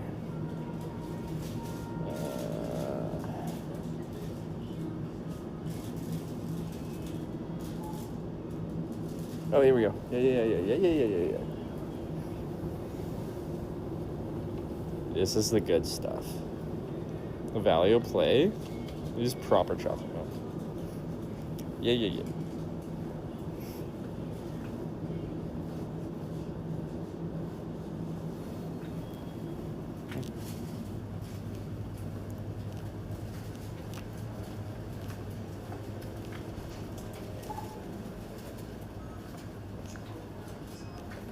Check for snacks. I don't have any salt right now. I feel like that's what I'm missing. I want Pringles again.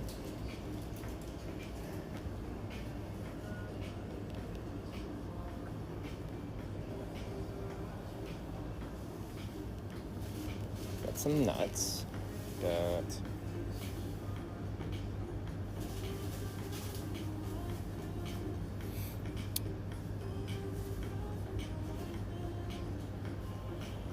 what do I want?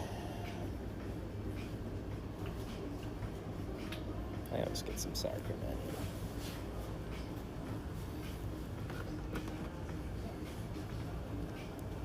I need to protect the chips from getting completely squished in my bag. Oh, is this a sports drink?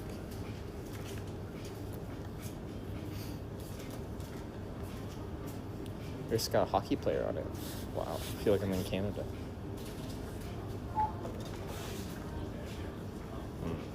Multi-fruit.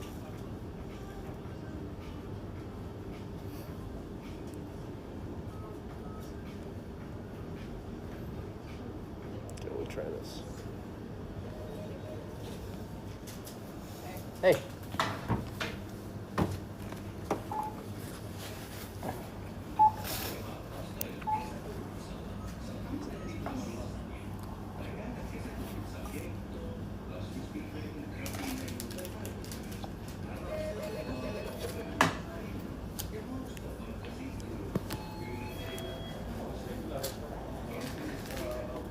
Kiitos.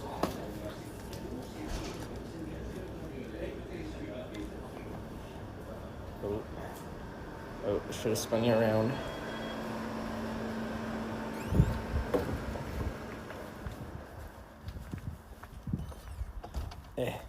Hands are full. Spin around.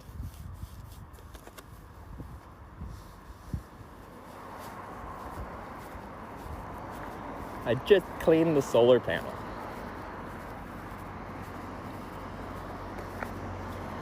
What the heck? It's so dirty now. Who did this?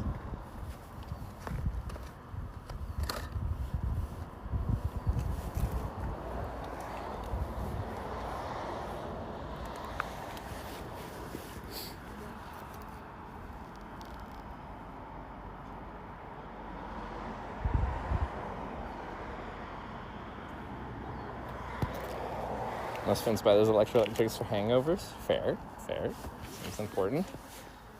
Alright, one of them's on. Let me just reset this one.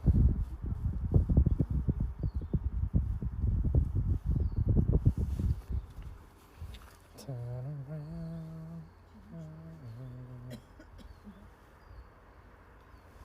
Every now and then I fall apart.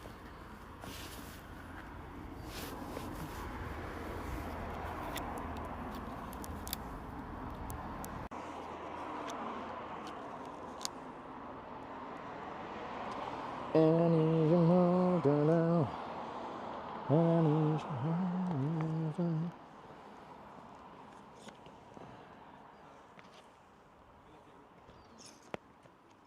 Not a pretty setup?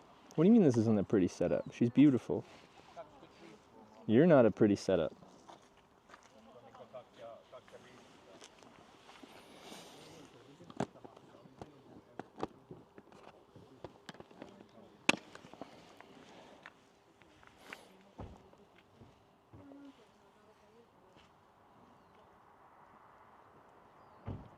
Oops.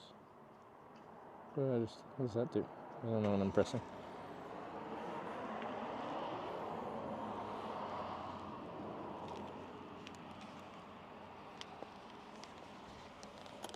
Absolutely rude. They said my setup wasn't pretty. I think she's beautiful.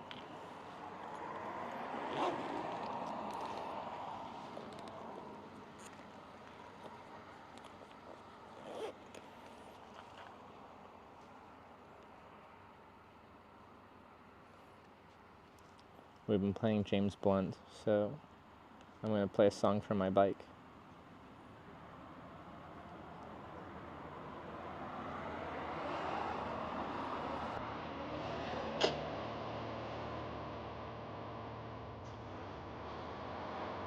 This goes out to my bike who's getting slandered by cruel Twitch chatters.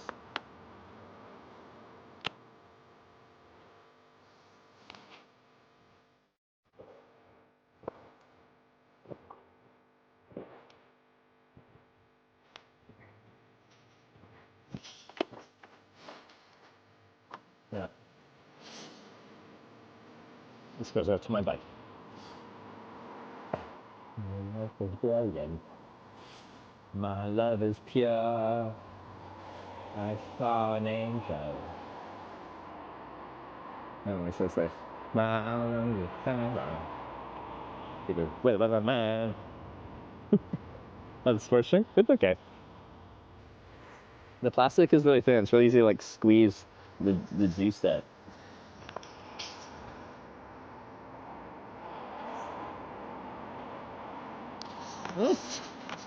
Maybe I don't like it anymore. I can't drink it. Cringe? Are you saying it's cringy for me to play James Blunt about my bicycle? It's just normal adult activities, okay?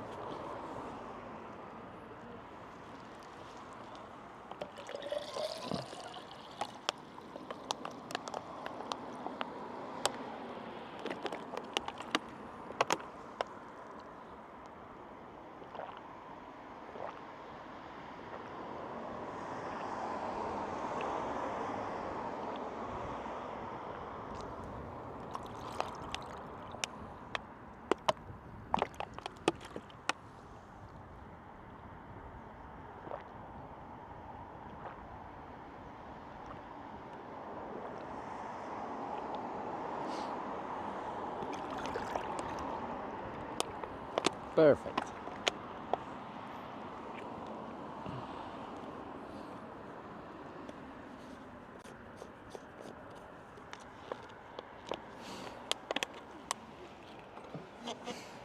Got that.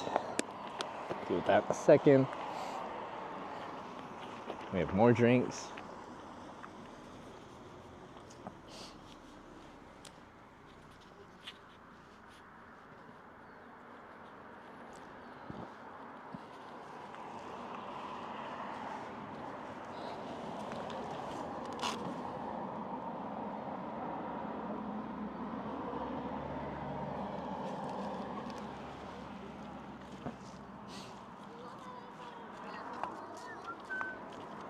130 watts in the sun right now. Part of you guys, the camera is blocking part of one panel, so which actually is pretty detrimental to it. Panel is going to be absolutely hydraulic. It's hydromatic. I already kind of have to pee. We're going to have to pee in a bush pretty soon. It's better to be overhydrated than underhydrated.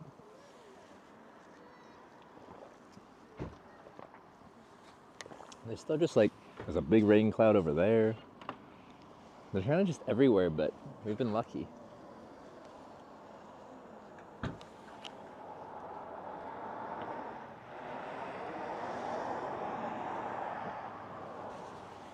Hey, I forget you guys don't like my gulps.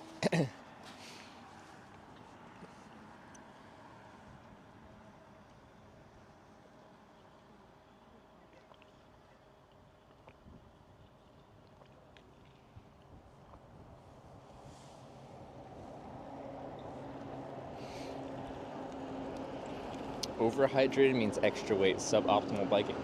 But if I have that liquid on the bike anyway, whether it's in my body or on the bike, it's getting carried.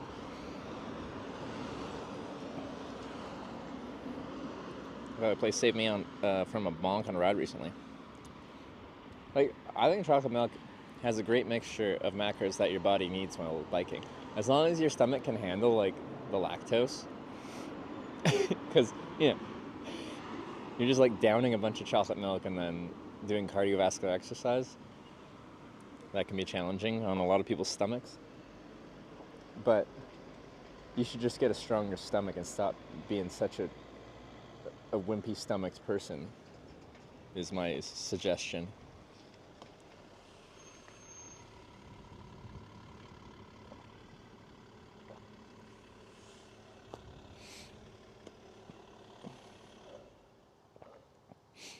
It should rain in 30 minutes.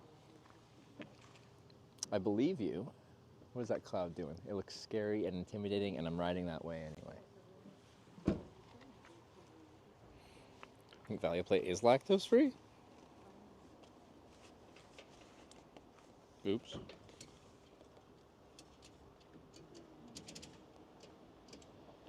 Oh, if that's right. Lactusia/lactose, 0 grams. Is it already lactose free? Wow.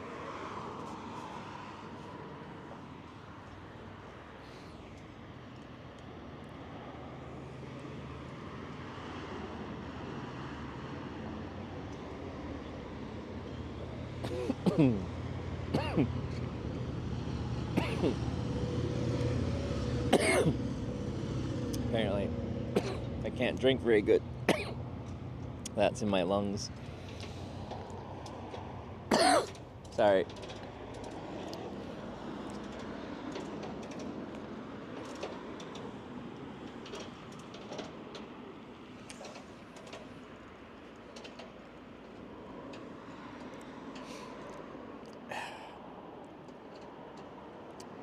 Camera for the lactose remark, but there's no lactose.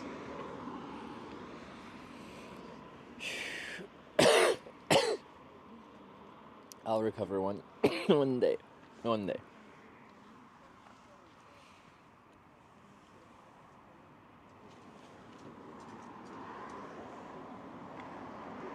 Why chocolate?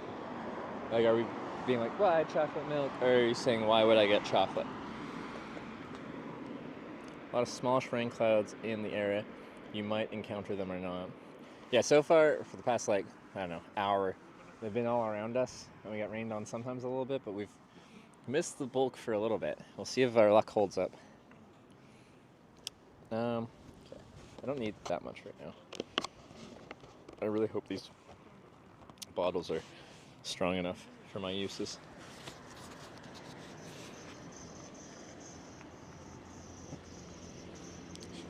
I'll plug my mic in, maybe?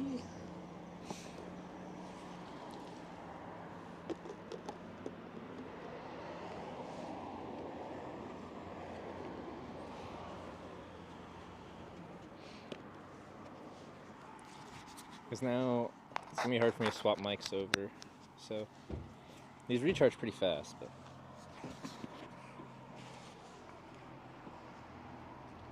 perfect parking. True.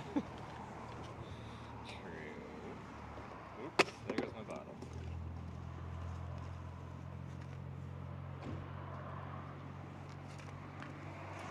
Alright, Pringles go in my pannier, but the milk never goes inside, because if the bottle breaks, that would be a tragedy.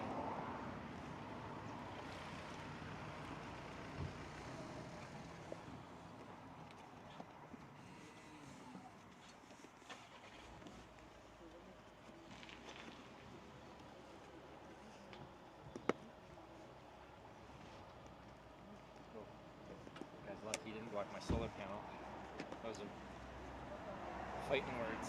Okay, they're not words, they're actions, but you get the point.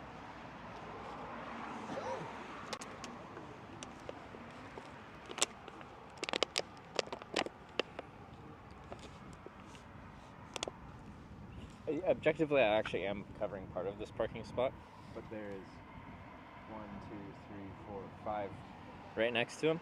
But anyway, I'm gonna do something with this.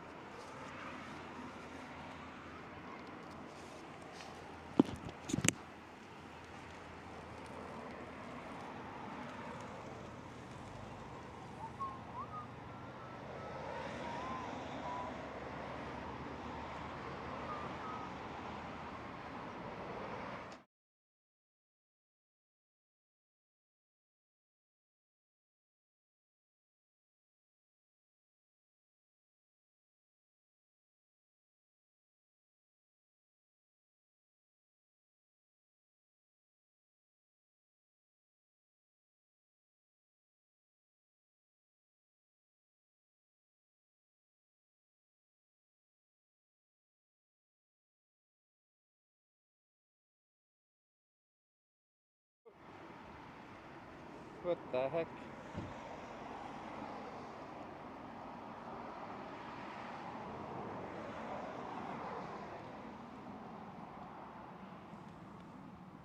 That's supposed to have both of our streams up.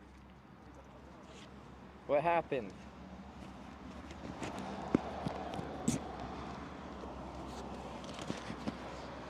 We changed some stuff around yesterday because I couldn't get the Starlink working, so I changed some stuff on my server. That might be doing it.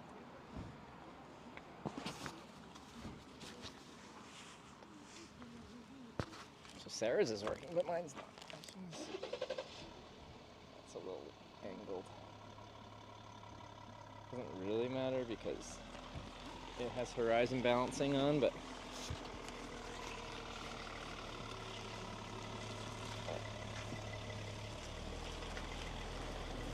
still bothers me.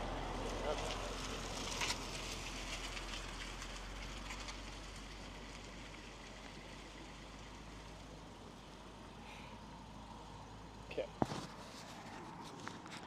See if this is long enough.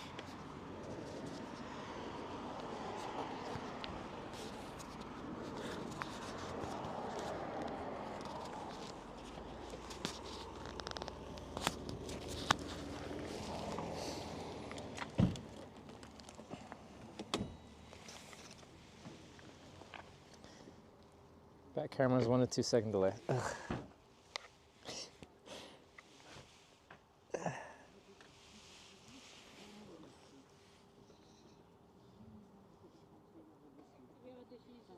Yeah, it does. Okay.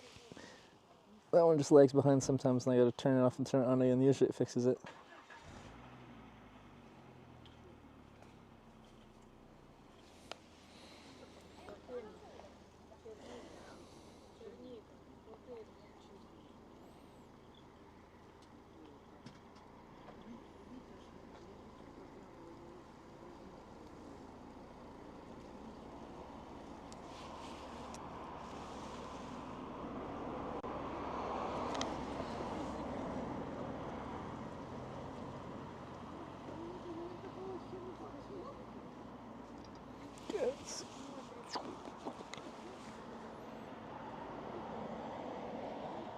Yeah, okay, that's better. All right.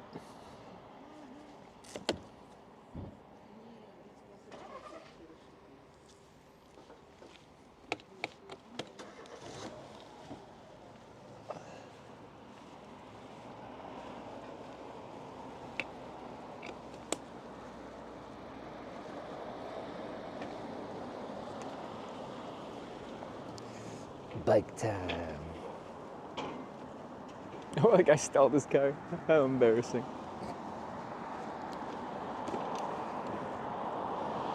I can't even drive standard transmission, so I can't really talk that much.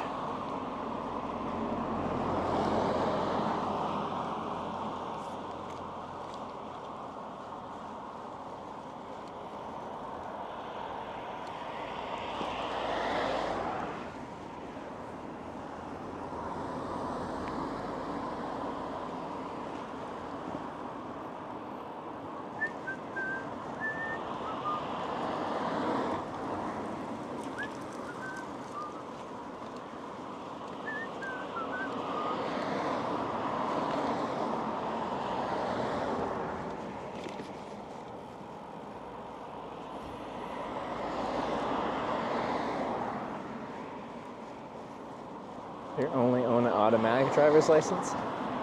Honestly, I forget how it is in Canada. I think I'm still allowed to drive a manual transmission with my license, even though I took my license, like my test, in an automatic.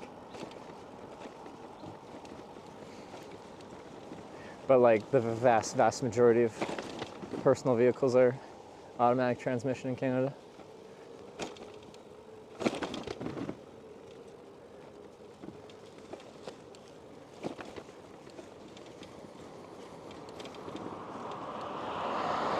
On a break yesterday? Yes.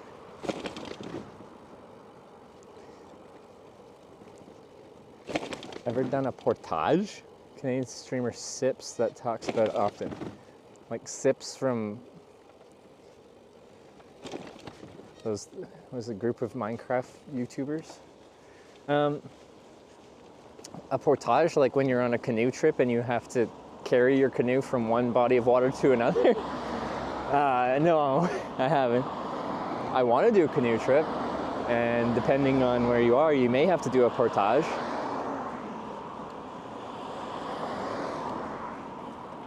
Why is he talking about portages?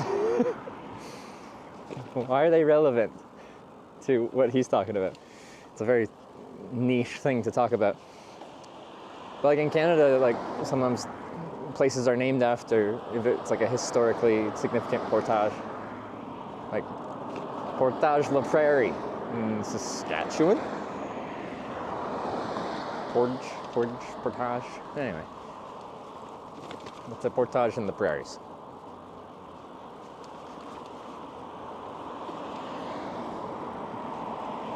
I think he's never done it either, but is mentioned often. But why is it mentioned often is my question. I'm like, who just talks about portages all the time?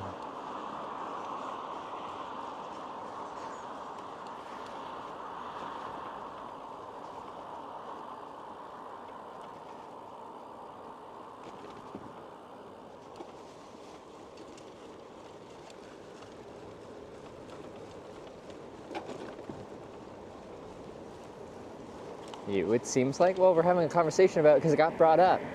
But I don't bring it up that frequently.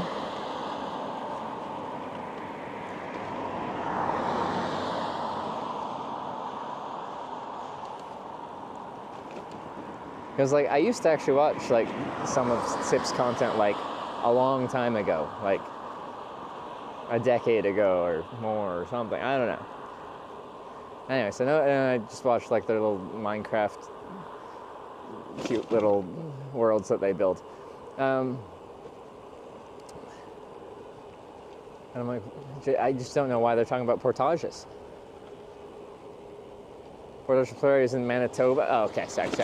Ow! A big bug just hit my chin. That's rude. At least it didn't go in my mouth, because my mouth was a little open and that would have been much more tragic.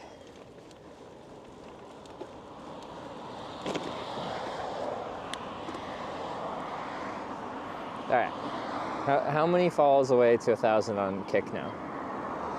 Sip still streams daily? I should follow him. It's nostalgia for me.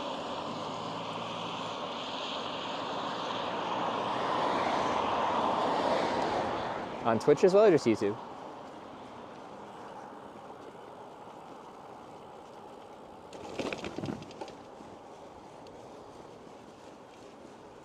It's a dark cloud. I can see it dropping rain. 6 left on Kick. Guys, if you do have an account on Kick, we are 6 away from 1,000. Get to go from 3 digits to 4.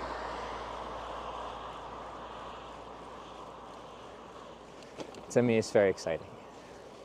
He stream on Twitch. Okay, I'll follow him. Does he have the username just Sips? It's also a good username.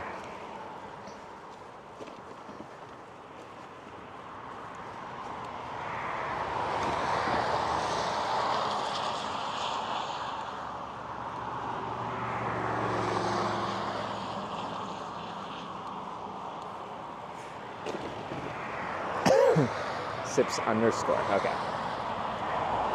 Oh, sorry.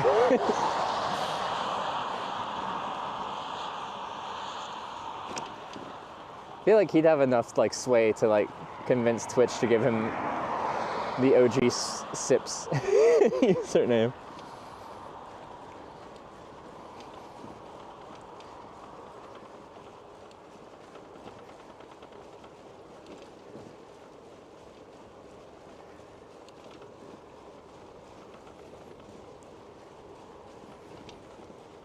Underscore is part of the charm. Yeah, I used to be Hitch underscore live. Now I'm Hitch. What are you doing, bird?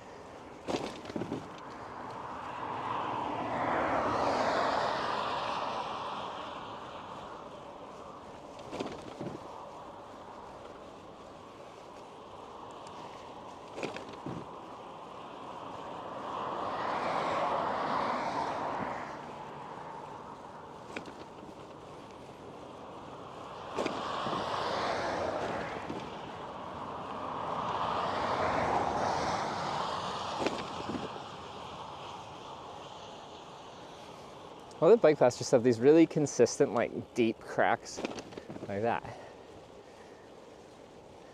And that. And that. It's just weird, they're so consistent.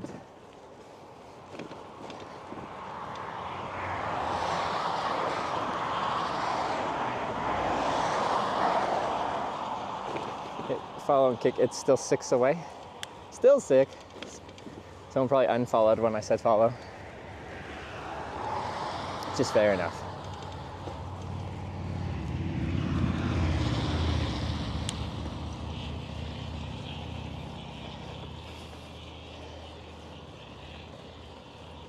And you got Zibs. This is another good username.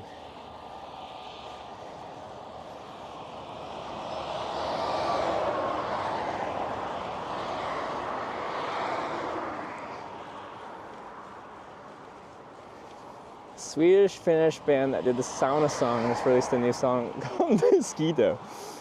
Definitely staying on brand for Finland. Yeah, there's been a lot of freaking mosquitoes.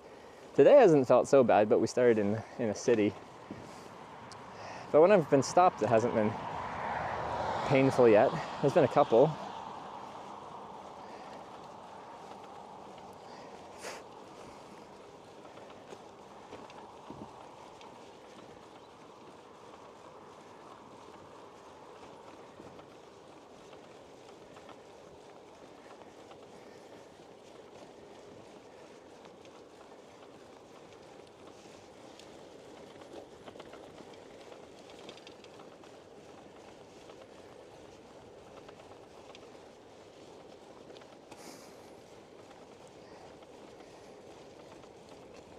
Just biking into a rain cloud.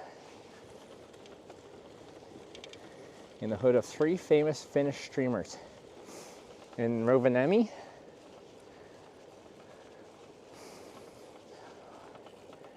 we left.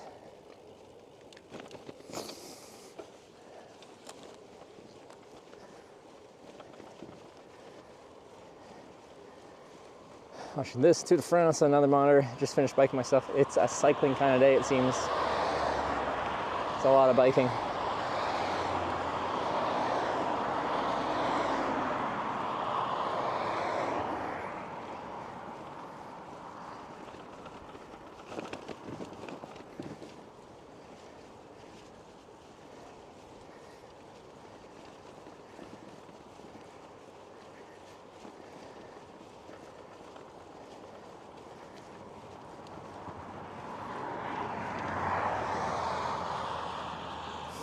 Isn't Rob CD in Finland at the moment? That would surprise me.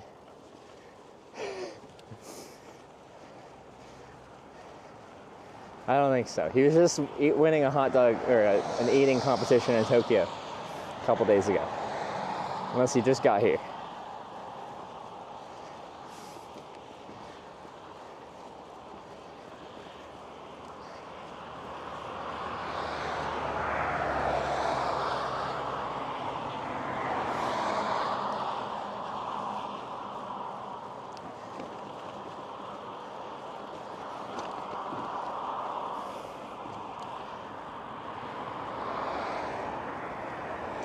He's literally sitting at his home computer right now.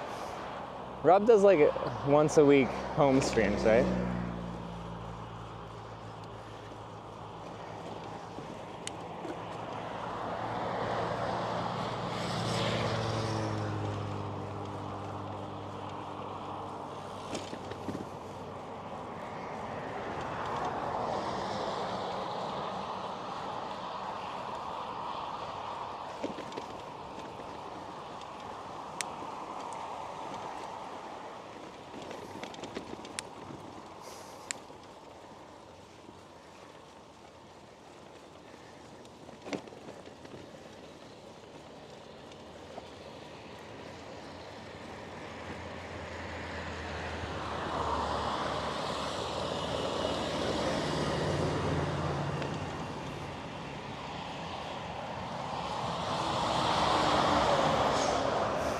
Dude, you look like an absolute unit, just a machine.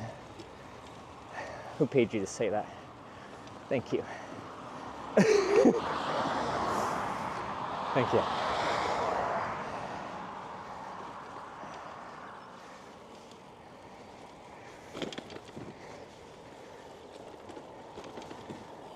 I'm gonna ride off that high for a while. See, but now the cloud's moving that way. I'm pretty lucky with these rain clouds. I'm gonna eat those words at some point.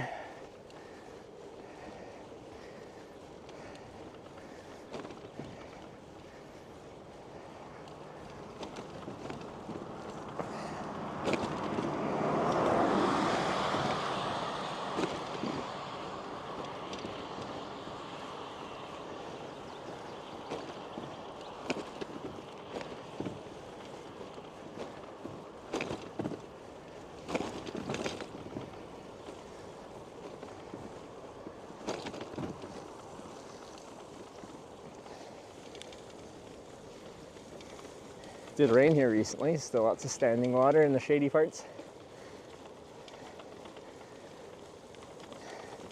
Sick, great camera angle too, thanks. I like it.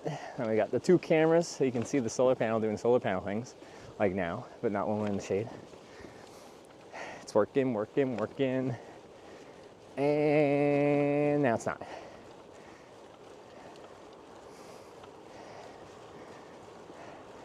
Now it is. Now it's not.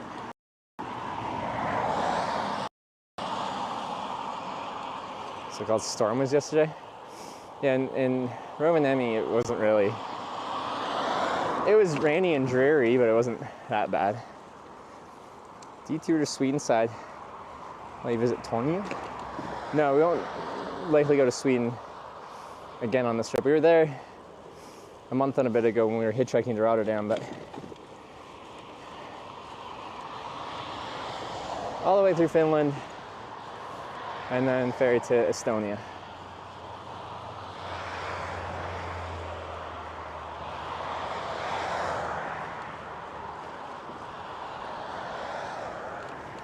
I'm impressed how long this bike path goes. I know someone said it went like halfway to the next major town, which is like 120 kilometers from where we started, so that would be 60 kilometers of bike path, but yeah.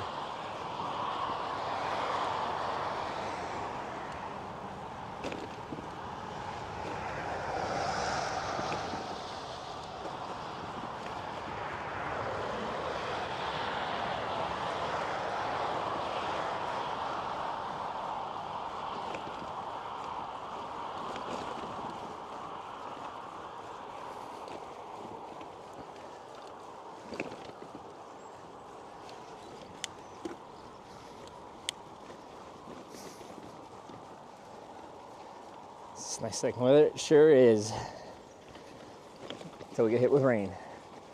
See, the roads are wet here because rain cloud just passed over here probably like 30 minutes ago.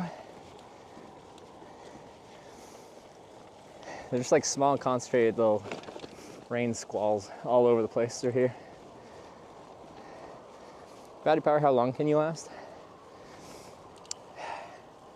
I'd have to like test what the capacity of the battery that the solar panel charges now, because it got left in a garage and nowhere for 2 years, and the lithium batteries don't really like sitting in a non-temperature controlled environment for 2 years. But it is a 700 watt hour battery that is charging. And then I've got, well, a variety of smaller batteries, but I just had to throw one out because that one was broken. Another one's kind of breaking.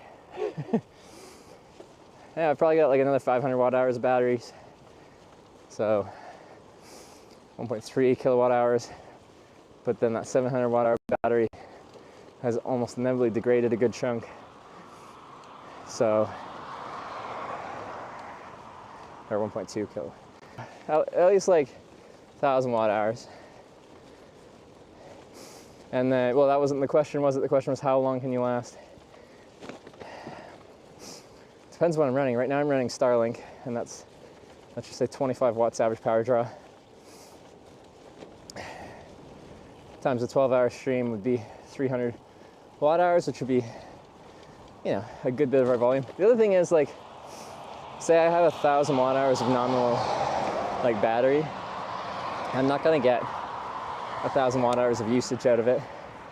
Probably get like, I don't even know, like 700. Just random spitball in my head that's probably wrong. As you like charge and discharge and everything, there's a ton of inefficiencies going on, and it just doesn't add up to the same number.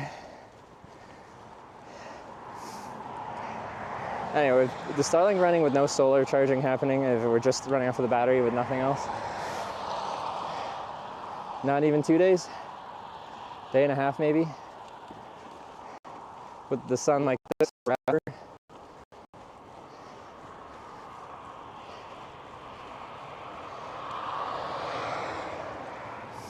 Any accidents with people who wanted to make a turn right behind you did not expect a solar panel behind your bike? No, because people have eyes. Like, you can see this as it's not like hidden, it's not small, it's not like camouflage.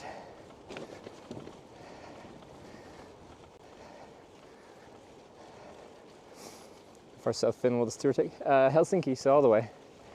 And then ferry to Estonia.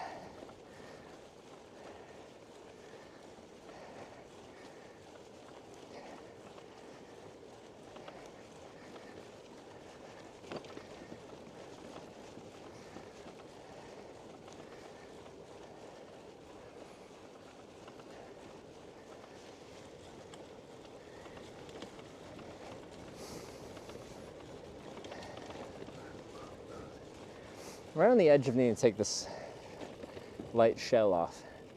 Might have to go down to base layer. We'll see.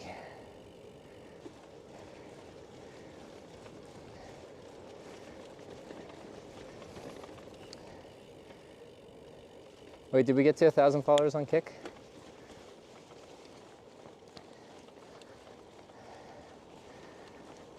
How's Egg Tank Day too?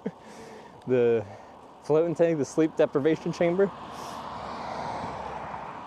Yeah, it was like, okay, so when I did on stream the sleep deprivation chamber thing, floating in salt water with no light, I had to wear my mask so you could feel like the mask on my face pushing on there, and I could still, like when I opened my eyes, because there's like bright LED in the tank, get some light leakage. But when I did it yesterday on my day off, I didn't need that because there's no camera, so there's no light on. And it's kind of cool, once I was settled in there, my brain started to not really recognize whether my eyes were open or closed, because it didn't make a difference, like at all, in what I saw. So I thought that was an interesting sensation.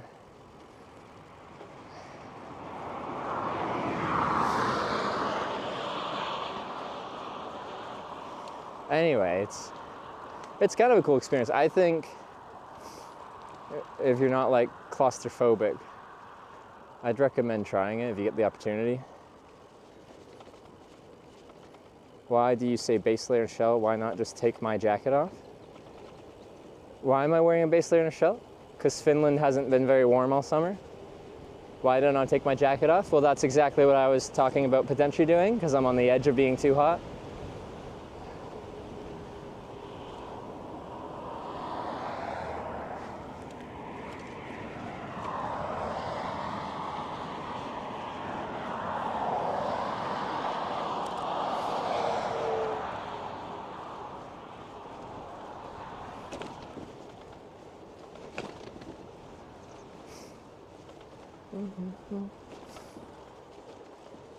Vaccines clothing. Well, I'm reading again. I think they were just critiquing how I said it. Like I was describing what layers I have on, and they didn't like that I said that I have a shell and a jacket on, and I'm going to take off my shell. And they said I should just take my jacket off, because why use many words when few words do trick?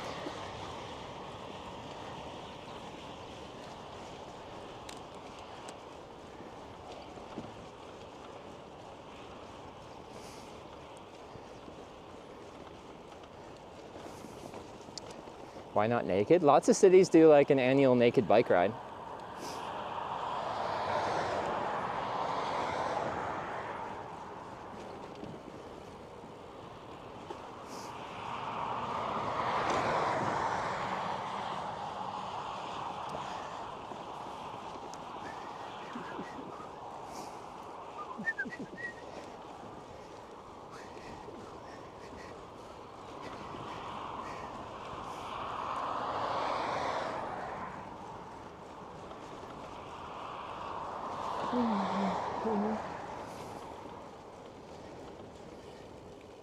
Open from the inside?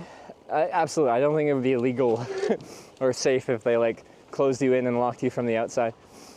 In fact, you can still like, there's still like a gap in there. The room has to be dark, otherwise you'll see light. So the room I was in is on like a motion detector timer, 5-minute timer. So once you close the tank, 5 minutes later the light turns off.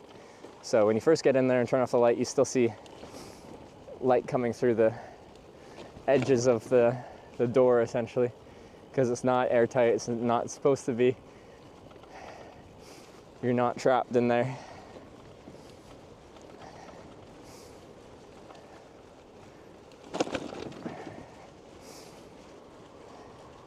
Trying to help make mosquitoes less for today. The mosquitoes haven't been out much today, but like in my experience, when it rains during the day, that evening, the mosquitoes get violent. So we'll see if that is the case today, because we'll be trying to camp with a broken tent.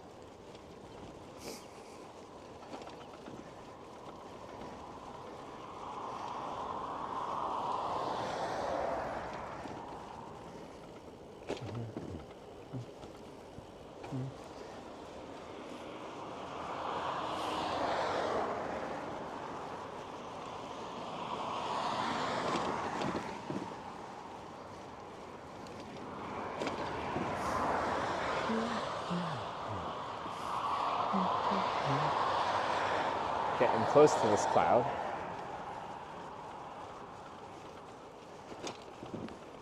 It's definitely dropping rain. You can see it.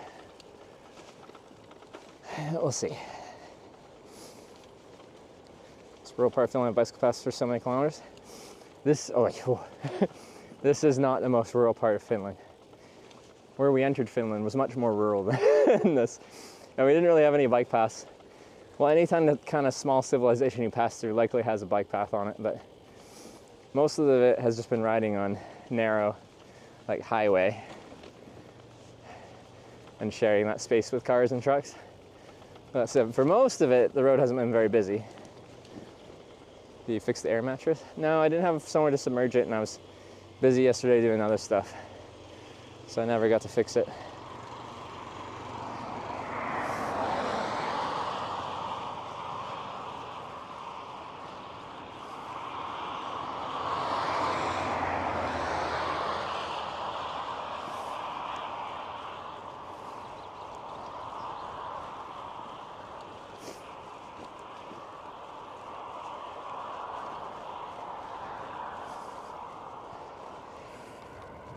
Oh, we're on Starlink.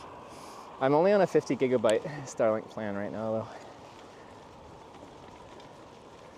Just because it's cheaper to test.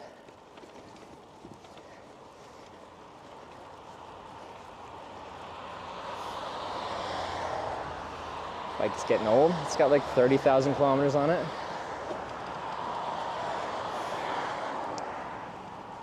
And I got it in 2020, so in 5 years. It's pretty good.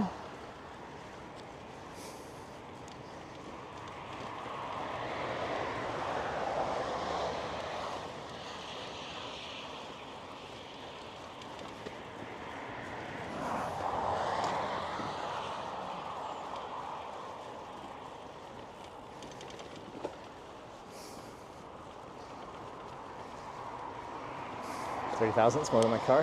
Yeah, it's been used a lot. And then even like Sarah brought it on a few, well, just one trip, or was it two? With her, and put a few thousand kilometers herself on it.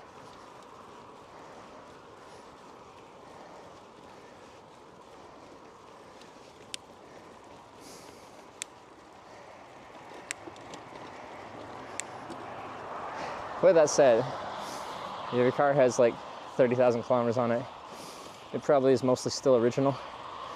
My bike having 30,000 kilometers on it, it's the bike of Theseus. The only thing original is the frame of the bike, and the fenders are original too. Amateur cyclists or pro athletes competing. I rode very casually when I was a teenager, like mountain biking on trails around where I'm from in Canada. But until COVID, when I bought a bike and decided to stream a bike ride across Canada, I hadn't really ridden a bike more than like just around town casually for over 10 years. So biking has never been like a serious competitive thing for me. And you can say that even now. Like I bike tour, I go long distance, but usually it's not like a race.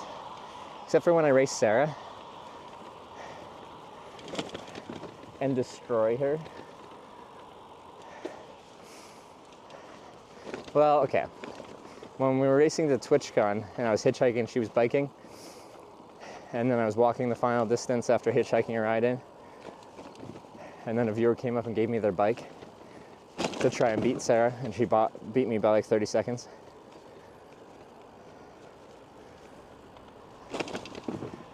She won that time, but it wasn't like a normal bike race. I was hitchhiking versus her cycling.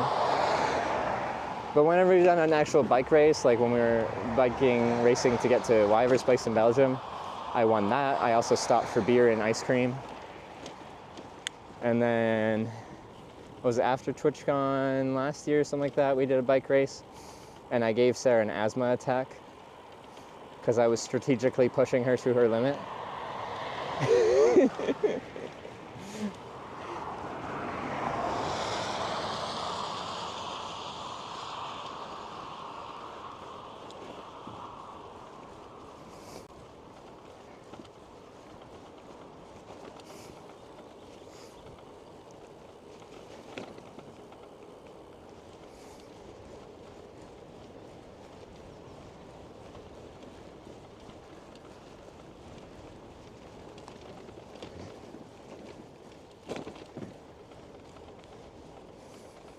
River to the east side, don't want to ride on east of 5 with traffic, bike path ends before that. Okay, how far, is that coming up soon? I'll look at that on a map. Bike's very dependable, having to get regular maintenance on it. I do a major service after every tour, and then on tour I do what's needed as issues pop up. And when I say I do, I mean I take it to a shop and they do it.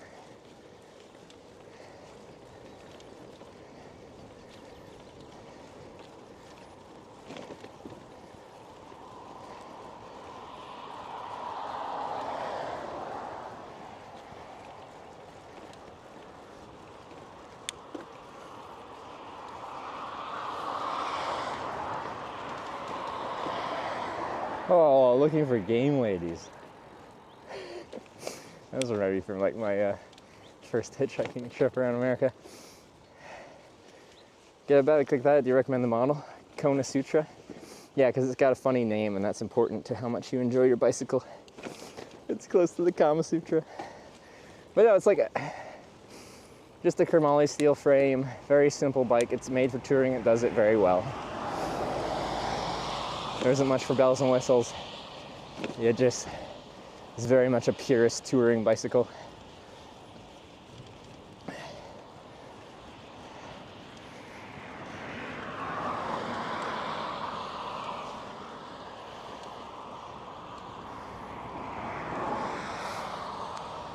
So I'd say if you're gonna use it more for just like casual cycling, it's kind of unnecessary and heavy. But if you're gonna like take it on some adventures, this bike will do you well. Isn't Kona Canadian? Is it? Honestly, I don't remember. So the Canadian was like from California. Maybe it was like Cannondale's, California. I don't know. Someone will know, or Google it.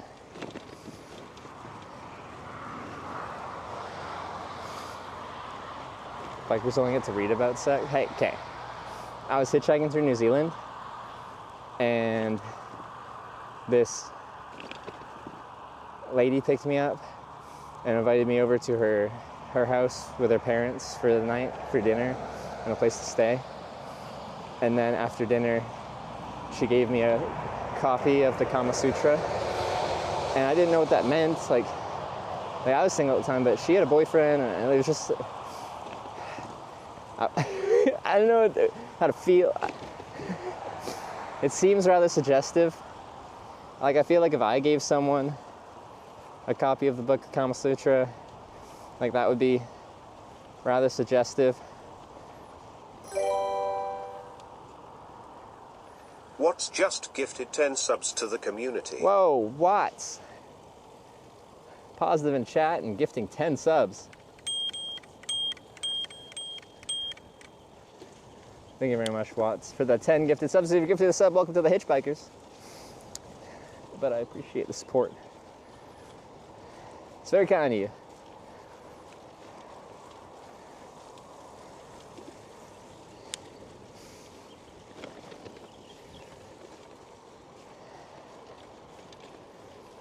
Kona's based in Washington State, so very close. Okay.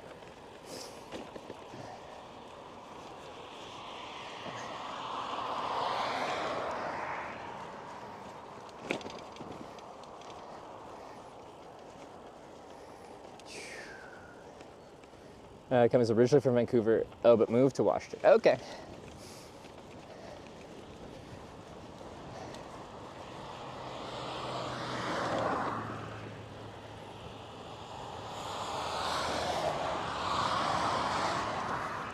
She's giving a Kama Sutra book. She's definitely suggesting something. Yeah. And that's where I'm just like, I don't know if I was like, because I feel like everything in our conversation was not giving those vibes, but the gift was definitely giving suggestive vibes, and I just, it wasn't what I was looking for anyway, so I was just very confused, okay?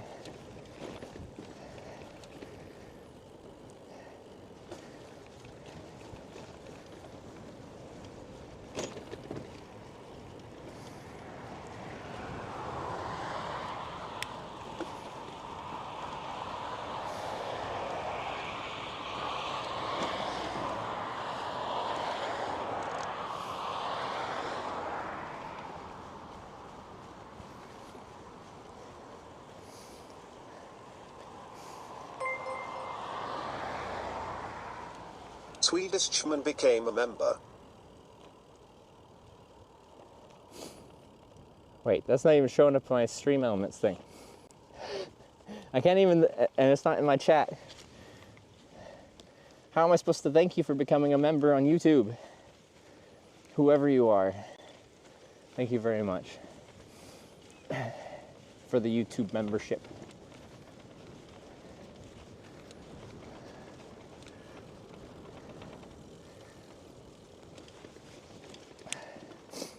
It worked the other day. I remember seeing the notification.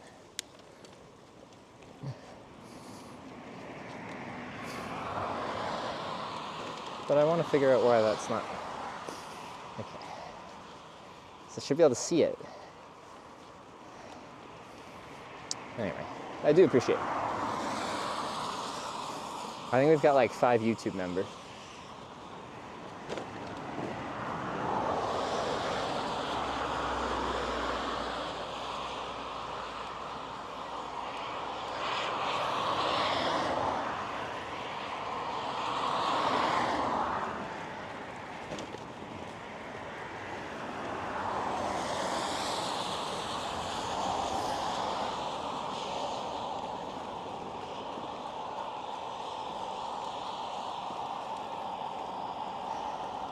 What was your favorite from that book? I don't think I actually like went through the thing. I brought it home with me. It's somewhere in Canada. It's a souvenir. So I'm like, I don't think I'd go out and buy the book, but like if someone gives it to you, now it's a cool memento.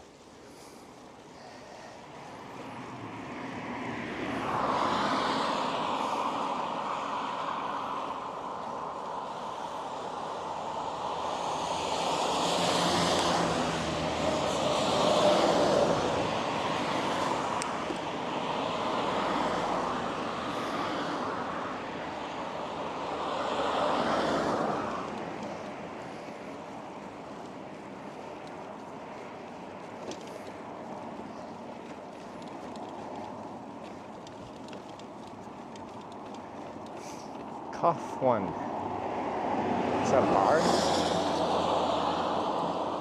I think so.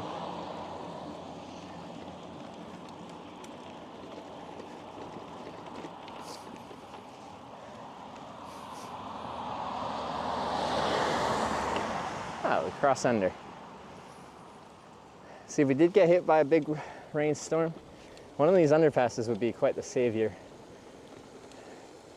As they pass quickly, they're small little squalls, but they can go pretty hard.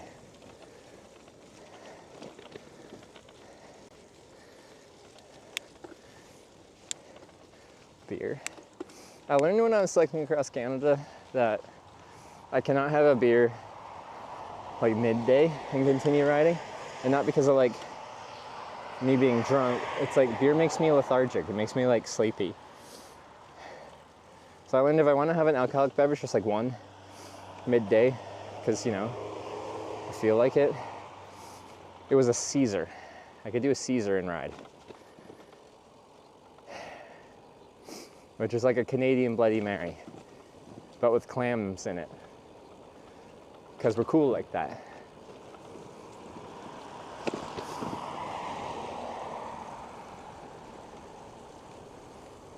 It's a lovely path. Yeah, and this stretch is in great condition. What's this? What are you? It's got razor wire. But like dilapidated razor wire.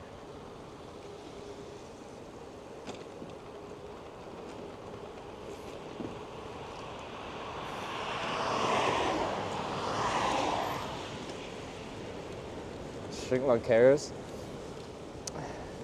I think they're too sweet for me to have like a bunch of them. I'll have like one, and it was good in the sauna.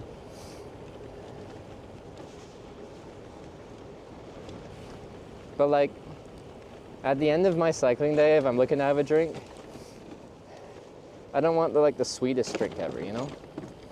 Activities planned for today. I don't think there's any activities, because we're kind of in the middle of nowhere now. I don't know where our next one is, or if it's even planned yet.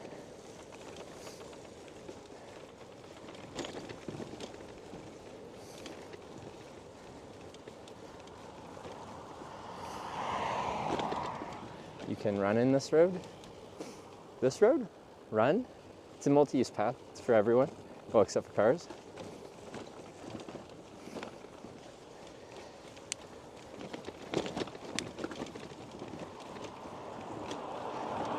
These blue signs tell you what's up.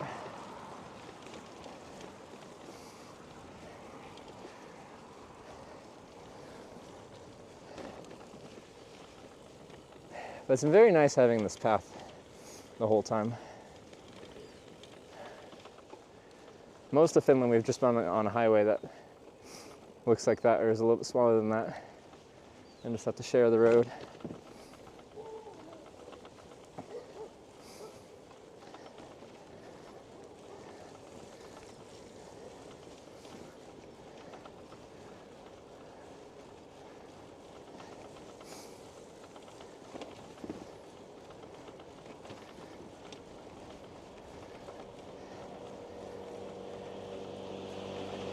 What's this in the back? Like at the bottom of the frame here? That's the back view with my solar panel and Starlink, which is currently not doing anything.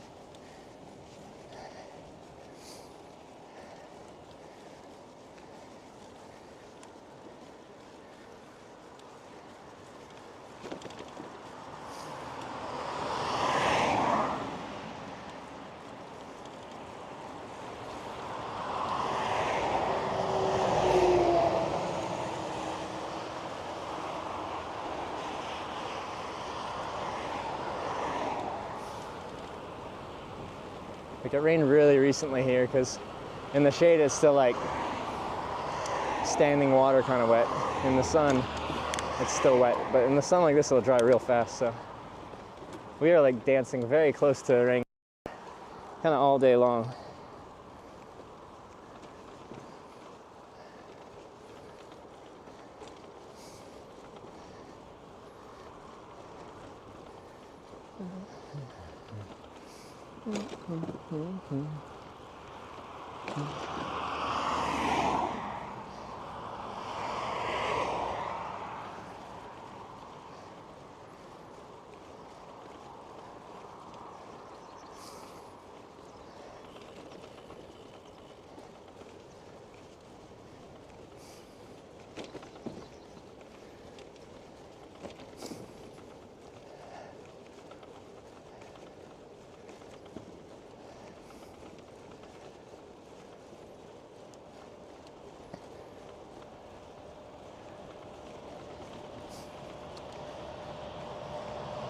What's our distance ridden today?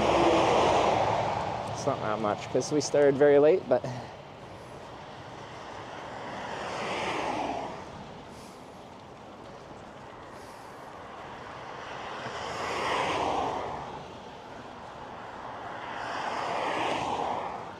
.4. Okay.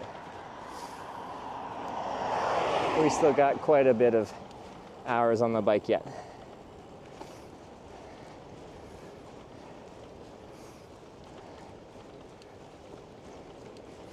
Oh, how long can chat keep it up?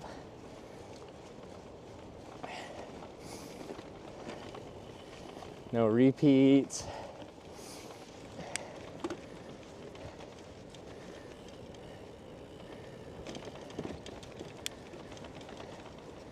Other side of the river for less traffic. Sure, is that coming up soon?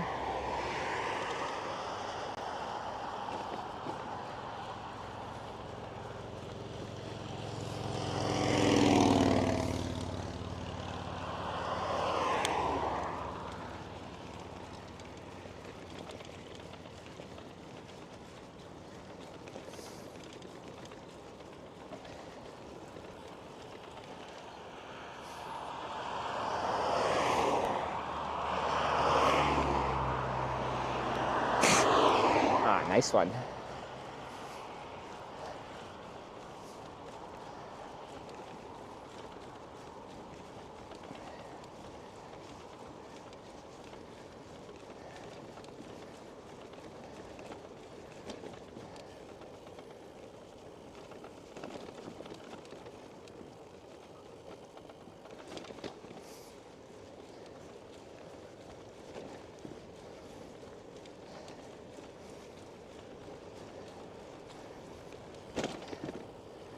I swear, one day Sarah's gonna learn the power of the snot rocket.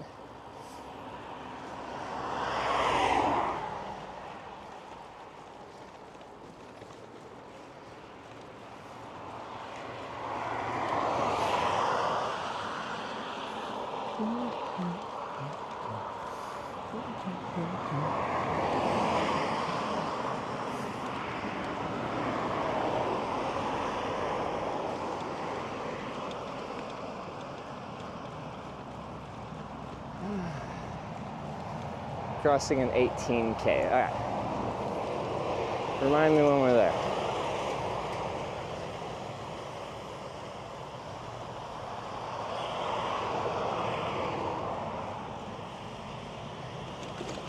So they got a a cleaning cupboard.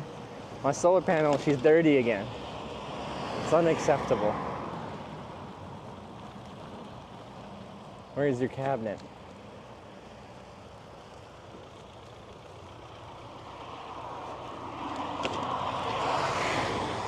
I don't think they got a cabinet. Sad. No cabinet.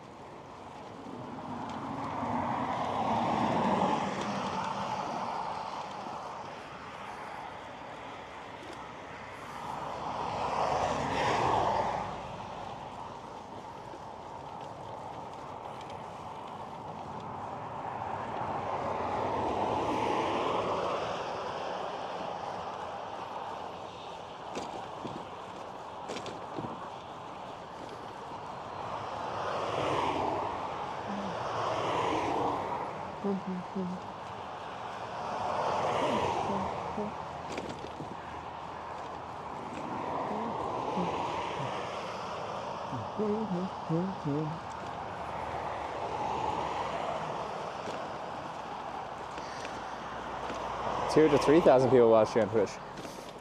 Usually 1 to 2. But I like the the optimism. Oh. Anonymous, thank you very much. Actually, I want to move the location of this.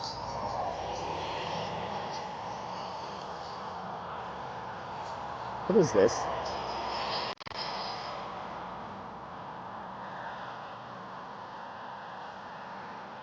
Alright, trying to adjust this. Anonymous, thank you very much for the $11.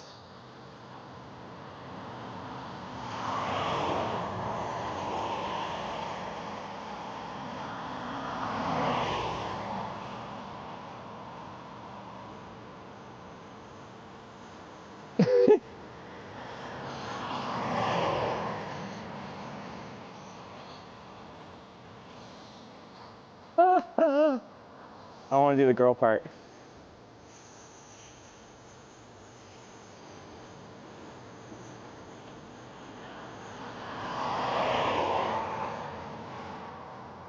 Oh.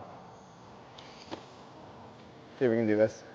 I forgot I didn't angle it back. The sun is... Oh.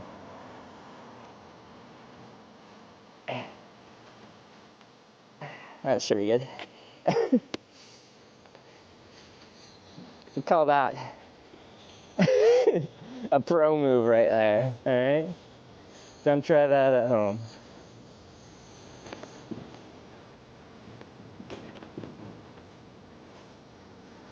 Surprised no one was saying about that.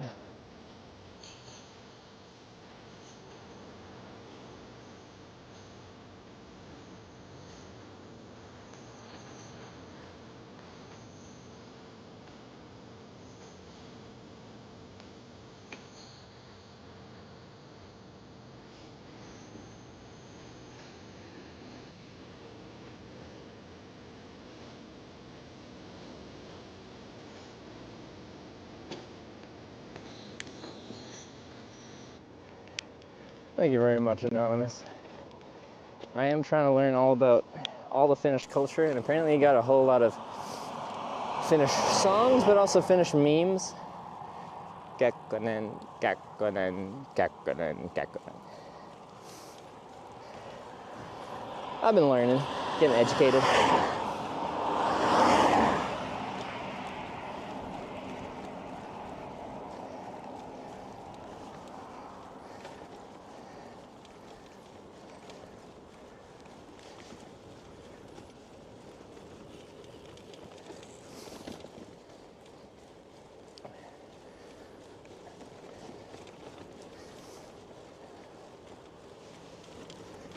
Now, speaking of, I got that big Kekkonen sticker. Should probably put it on something. I don't know what.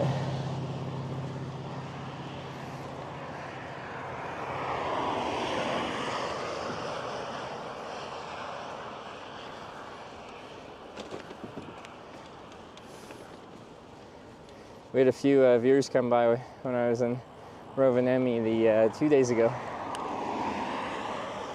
And they, like, when I left my bike alone, they snuck out like some treats and souvenirs onto my bike. So I'd come find them when I came back.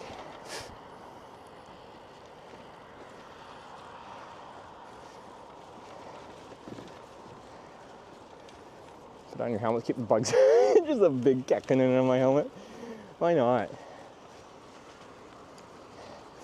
It is kind of annoying when it gets really buggy out. All the bugs are just flying into the vents of my helmet. And they get stuck in there and I can just feel them trying to fly around on my scalp. It's nice.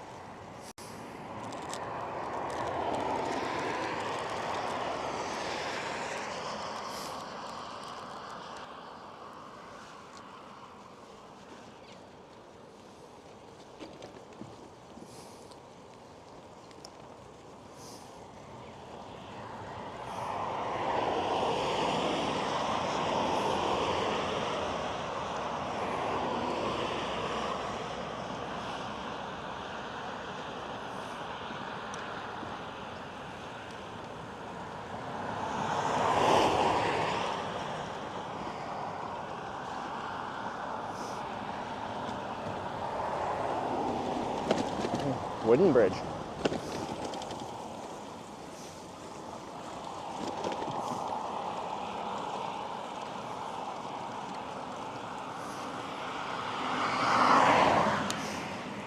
Anything comparable or comparable to elsewhere you've been? Distinctly unique. Geography reminds me of parts of Canada. Like the hilly, rocky, lakey, forested landscape reminds me of like northern Ontario. Or like parts of northern BC maybe. But like, of course, the culture and the infrastructure and everything else is different. Just the topography, the foliage. I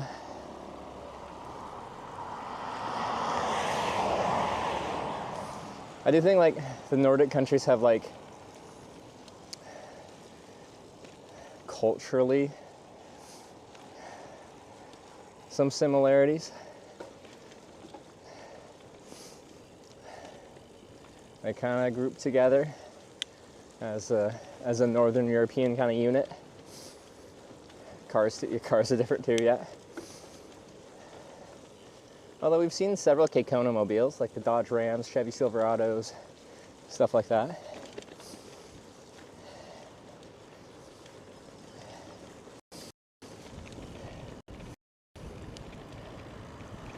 There's a Pepe like Nordics. That's nice.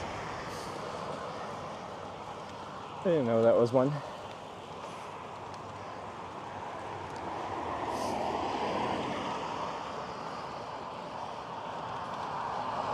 Unite in common hatred for Sweden. Understandable. Sweden is inevitable. Sweden will always show up. Oh, is this the end of our bike path?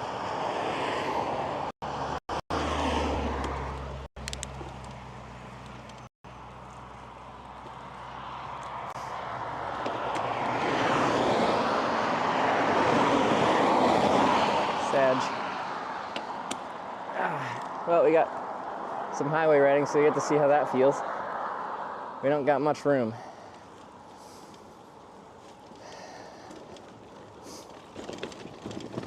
time in Nova Scotia.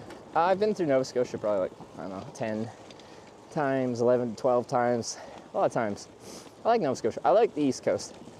I'm from the West Coast. I'm from Vancouver Island. So I'm a little biased to the West Coast, best coast attitude. But I just like the coasts, west or east. People are nice up there. It's a pretty place. Well, I like it. Historically, my favorite province outside of BC was Newfoundland. We had a rough patch. They wouldn't let me in during COVID when I was biking across Canada, so I wasn't allowed to finish my bike tour.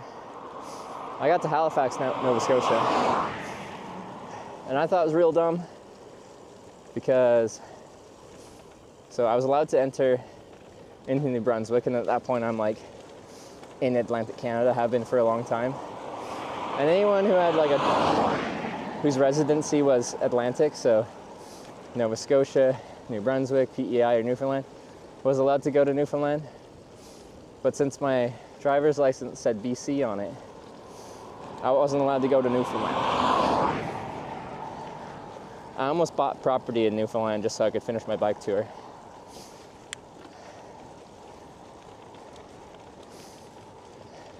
Because you were allowed to go there if you're a property owner checking in on your property.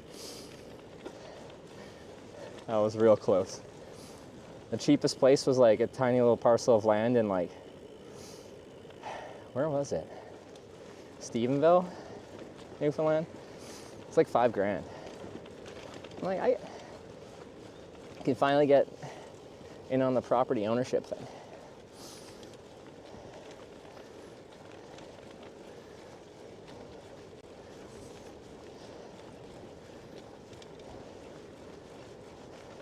Some scary clouds up here.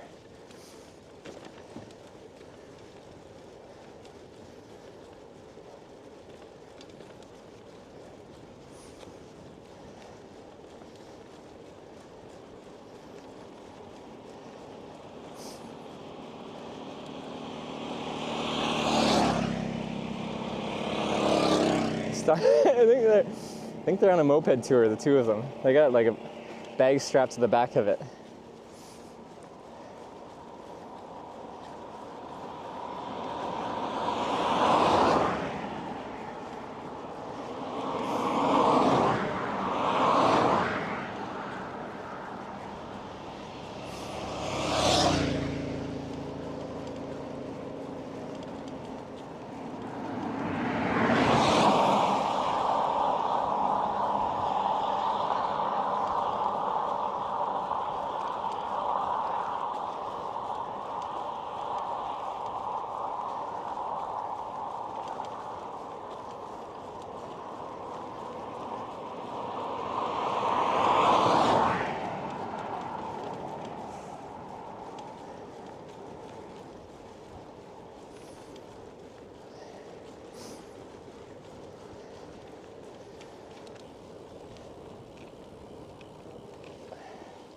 Oh, nearly threw my bottle away. I had to clean this thing.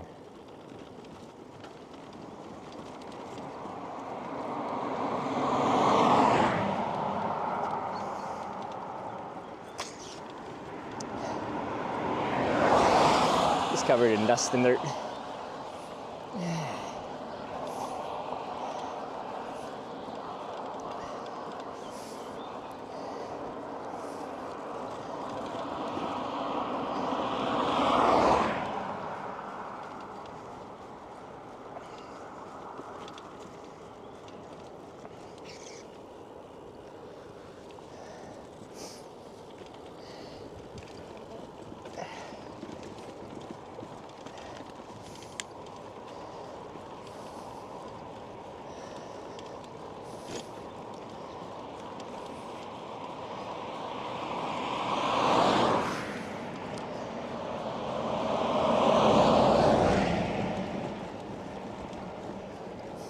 Oh.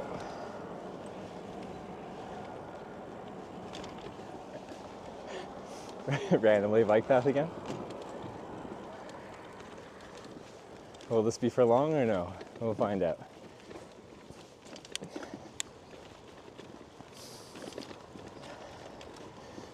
Like the idea of sleeping in the tent while traveling to northern Finland and Norway, saving accommodation costs. Wife doesn't want to sleep in a tent. Have you considered getting a new one?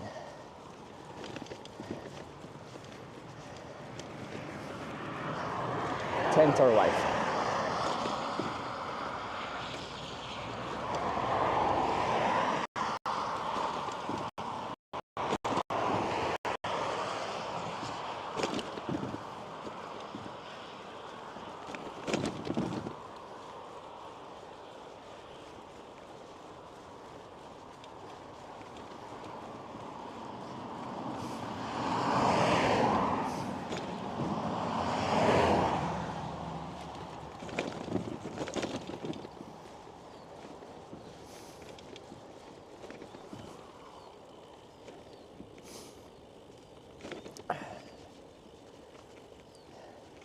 It is kind of like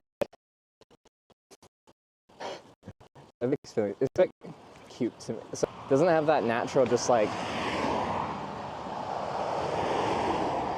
drive, urge, like energy about being like, oh yeah, I'm gonna sleep in this bush like I do.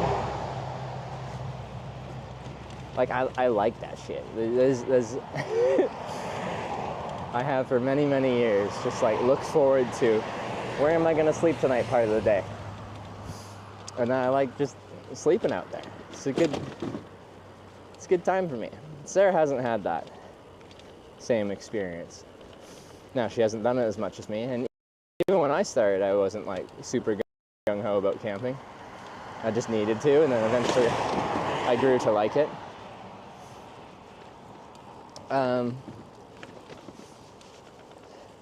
But like, once my mentality changed to like liking this, it made traveling that much more enjoyable because camping doesn't feel like a punishment or like a, oh, I guess I gotta camp now.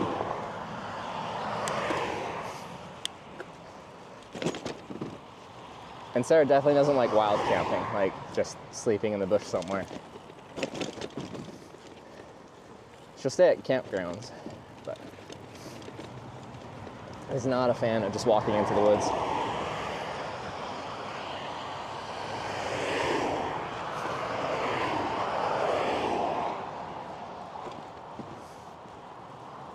I just remember feeling bad on our tandem trip when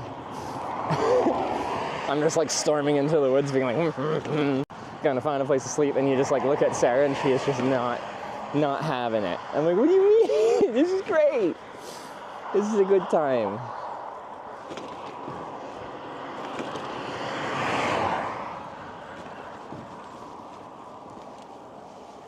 Swap this onto phone.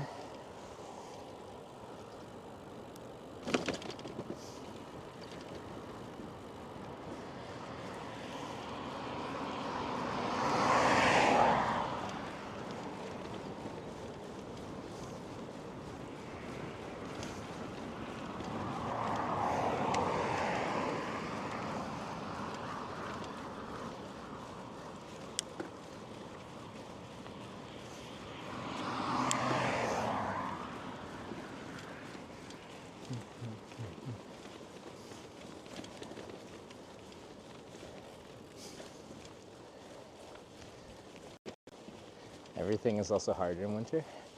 I disagree. A lot of people get their winter bodies going on, which is notably softer.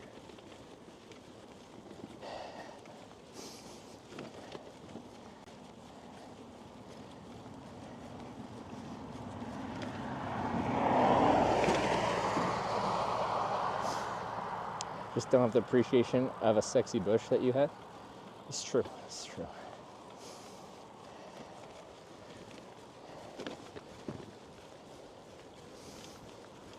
I've only received a few phone calls from Sarah at the end of her day when she can't find a place to camp very well. I think when she was in like Spain and stuff, she struggled. It's the occasional phone call with Sarah in tears about the camping situation.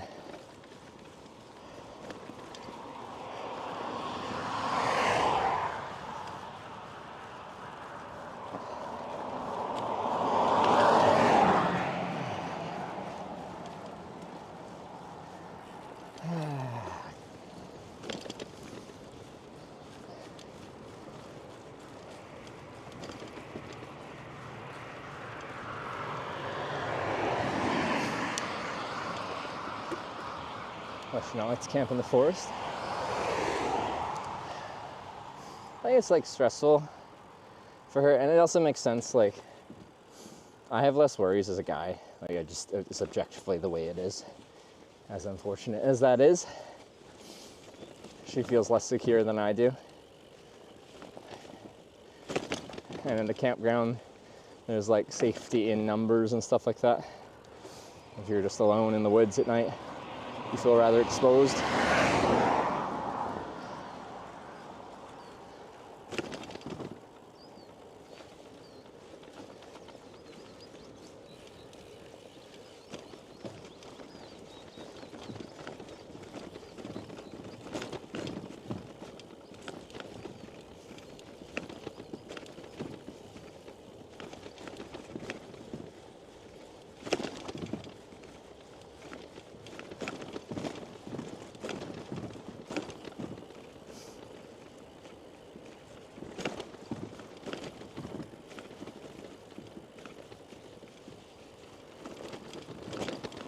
Oh no, what happened to the path? Woo, baby.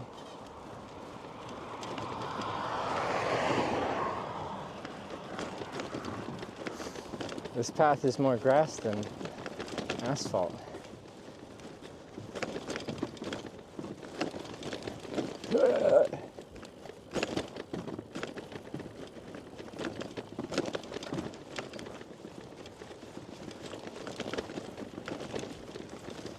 I think this path is from the Kekkonen days.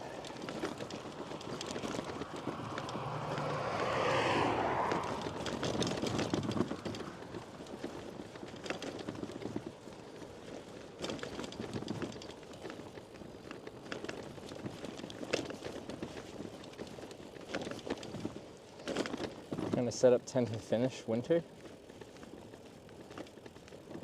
How is it different from Canadian winter? Why is it that hard to set up a tent in winter? It's objectively more annoying and difficult than in summer, but it's not like impossible.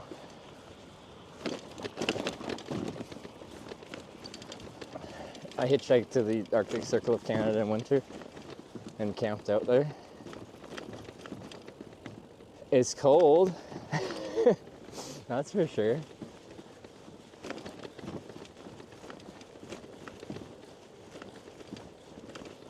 Because yeah, honestly, the nights I was camping out, I didn't feel the need to actually set up my tent.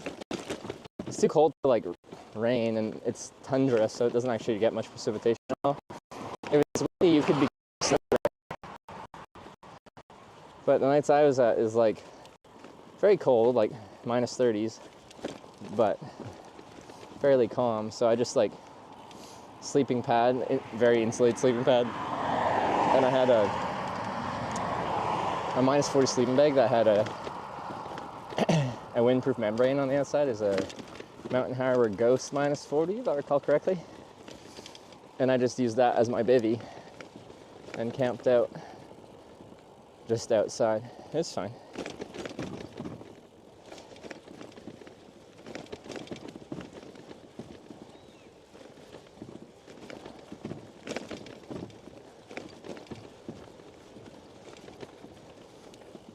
Okay, but like on that trip, so I hitchhiked to Inuvik, Northwest Territories, way up there in Canada in late February, and I crossed into March.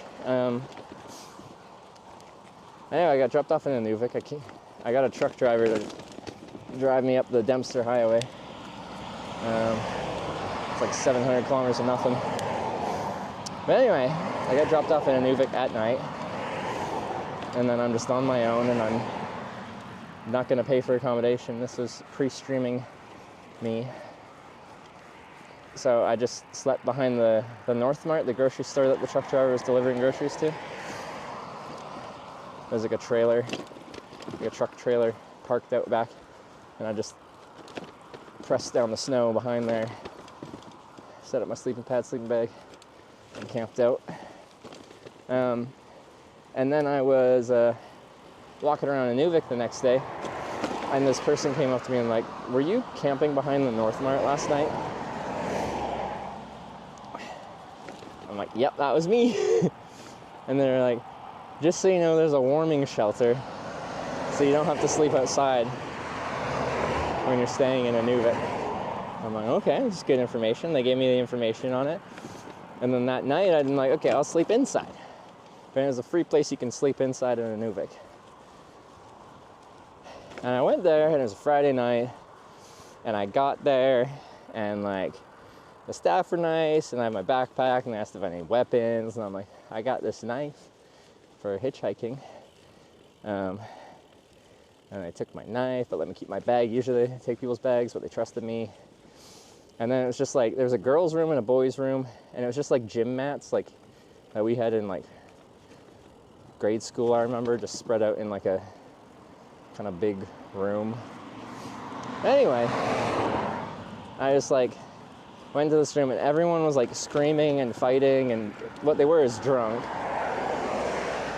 And I just like picked a corner and like slept on my gym mat with my headphones on, like playing music, trying to ignore everyone screaming and fighting. And then like, you know, everyone kind of like sobered up in the morning, and there's like a very awkward like morning breakfast at the warming shelter with like porridge and coffee. As everyone else there was local, and I'm just like this one outsider, just, it's essentially a homeless shelter, and like, I'm just, feel very out of place. Anyway, the next night, I slept outside again in the snowbank. But someone else noticed me, and they invited me to sleep in their house for a few nights when I was hanging out in Inuvik.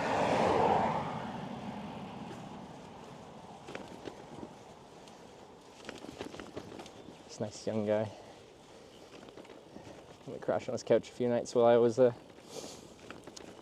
bumming around, checking things out. I hitchhiked down the ice road to check out a Klavik. I was trying to go to Tuk, which I'm pronouncing wrong, but that's okay. But the ice road was closed at that point.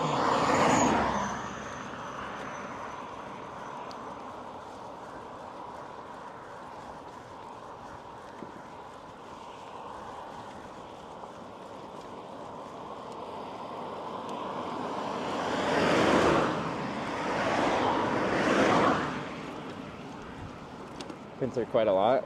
I think if you hitchhike, like how I've hitchhiked for as long as I have, you just like accumulate stories, experiences, things.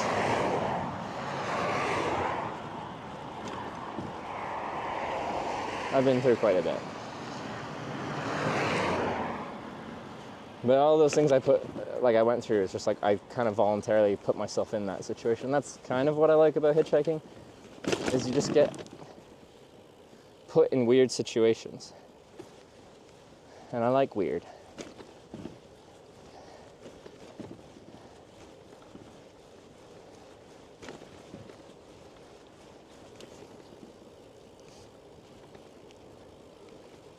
Oof.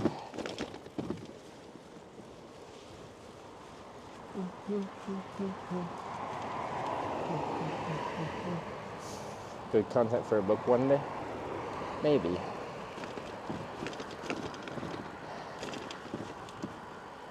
I want to do some more like personal development on myself.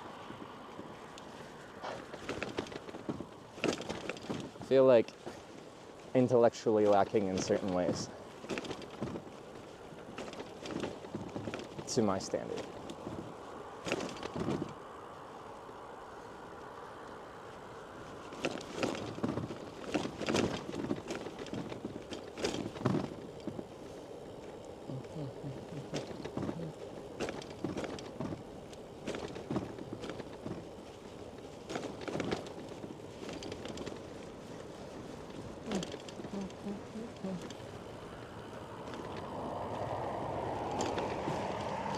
Good road next to you can use to the shitty pedestrian road. Like, this is the multi-use bike path.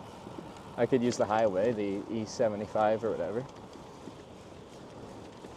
It's kind of peaceful, even though it's like slower and rougher. Obviously, I'd average a few more kilometers an hour on the highway, but this is peaceful. And I've been on much worse Finnish bike paths than this.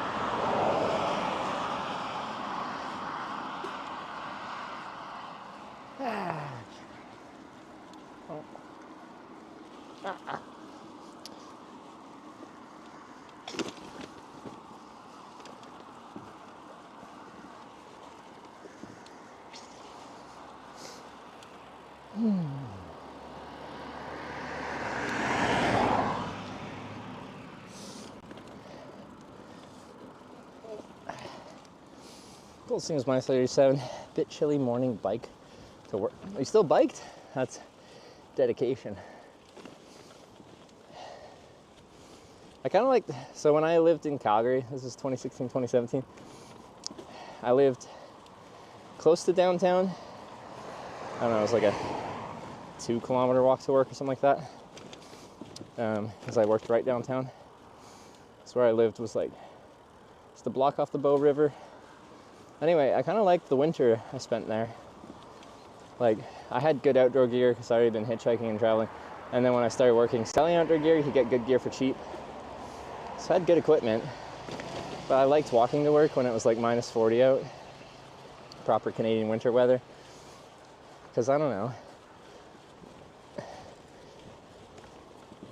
I find it not that difficult to stay warm in like the dry cold like that. You just need insulation, and you need an outer layer that can block the wind, and then you're good. Do we stay on this road or go to the highway? 68 to Kemi according to that sign.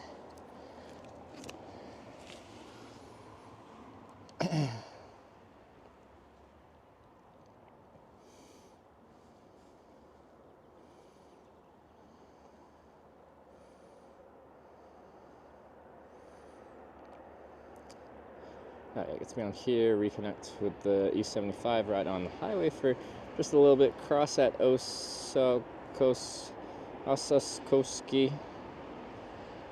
Get on the south side on 926 and ride. It gets us to cross back over at Tervola, but not to get on the E75, to get on just another normal road, it seems.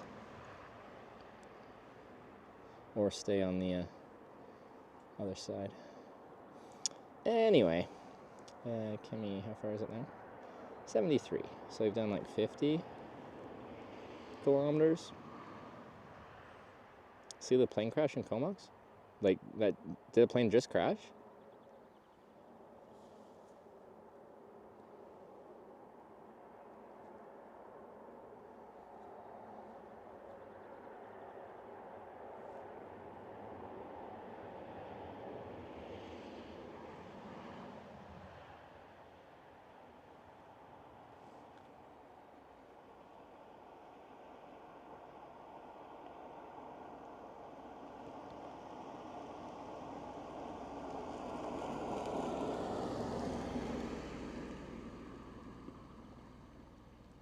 Same prop. Try to take off again after running out of fuel. Tried to take off again after running out of fuel. Interesting. Oh, was it in Comox? Okay, so at the airport. There's this also a Courtney Air Park that just has like the single engine prop planes. Very small runway. Yeah, just making sure there wasn't a big, because Comox is an aviation town. The big thing there for the longest time has been the Air Force Base.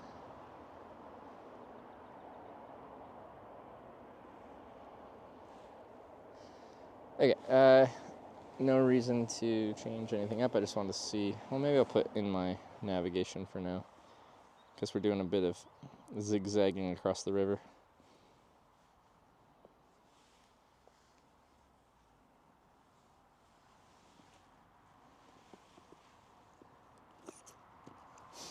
Okay.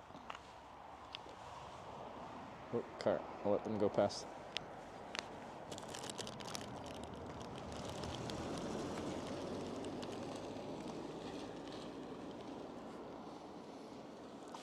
Well, the sun out. I'm gonna go jack it off time.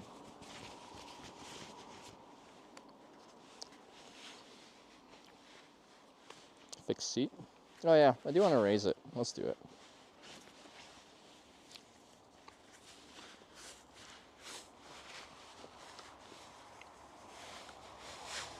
It's at my tools are at the bottom of my handlebar bag though, which is annoying.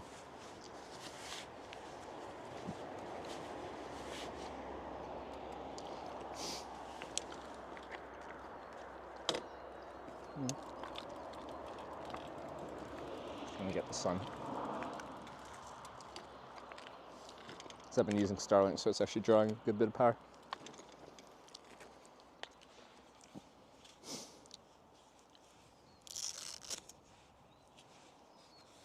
I think I must try to take off on soft sand. Where were they taking off? I'm confused. All right.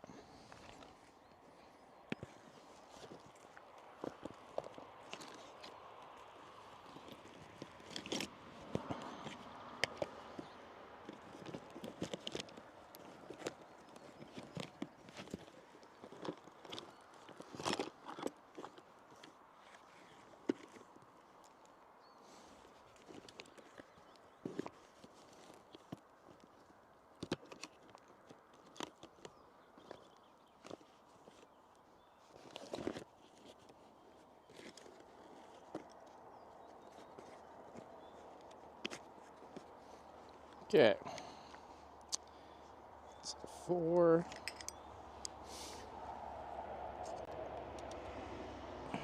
Oh yeah, I still need to get a new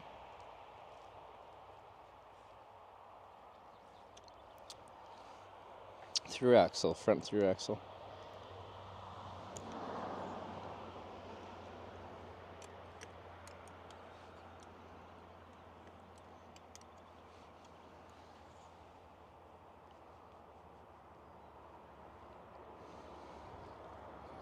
Let's try that. Just a little bit.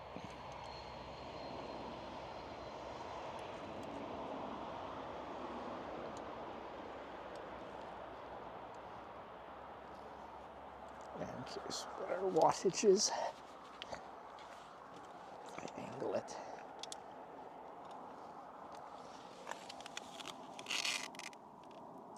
$167. Nice.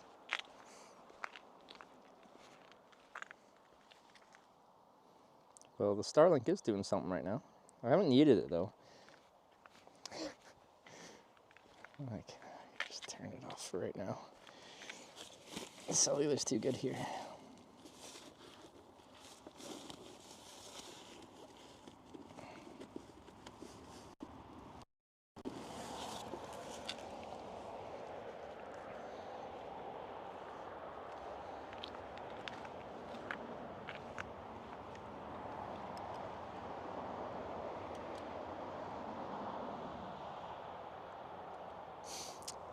I like growing up in Comox. That's probably why I like planes as much as I do and stuff.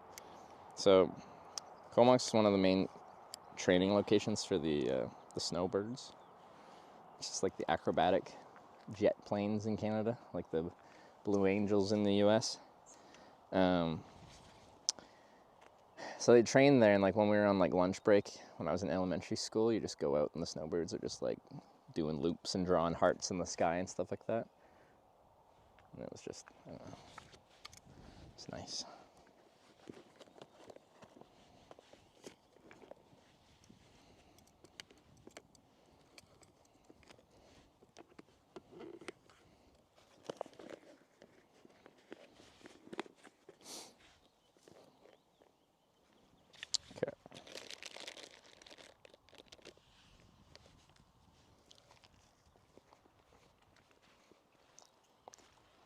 Even though it's sunny out right now, like we're driving into the sun, so my body and gear cast a shadow on the solar panel, so we're probably actually not getting much charging, just because I'm covering at least half the solar panel with my stuff. Actually, you guys can probably see better than I can. That's no fly to Florida. Florida and Arizona seem to be the favorites.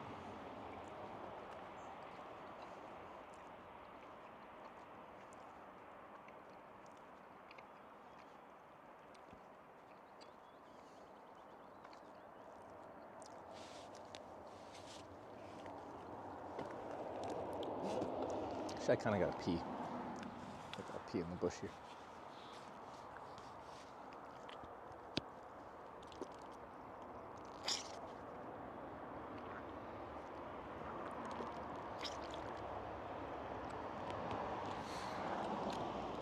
Alright.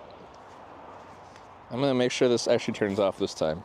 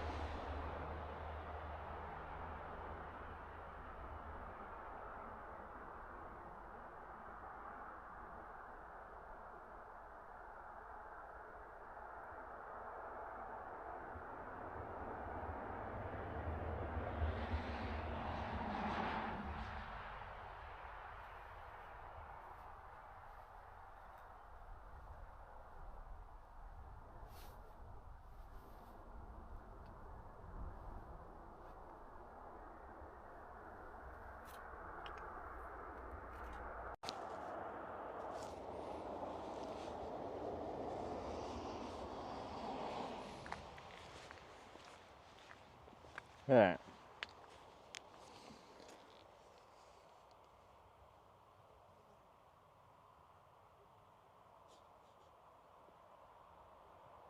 Okay, pilot made an emergency landing on beach due to running out of fuel. Refuel plane using jerry can. Tried to take off from beach, was too soft, hit a depression. Caused the plane to flip slowly. No injuries reported. Okay. Was it? I was gonna say, any landing you can walk away from is a good landing. But he's kind of trying to take off again. Okay, anyway, back on the road again. What's our distance so far? 50-ish? Just gonna make sure Tanya hasn't messaged me anything crazy important.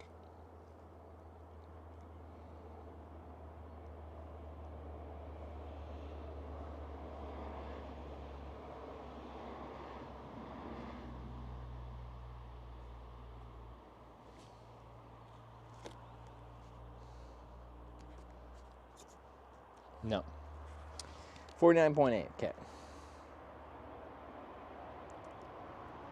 Should have refueled while in the air if they had a jerry can. They could have just called in like an aerial refueling plane. I assume their little Cessna or whatever they're flying had one of those, what's it called on the plane when you have like the little arms sticking out that you can like attach to the refueling drogue?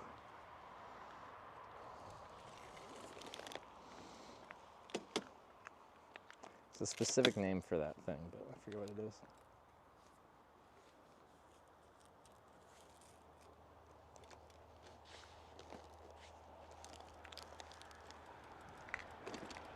Just a boom? I had a more particular name than that. I could be wrong.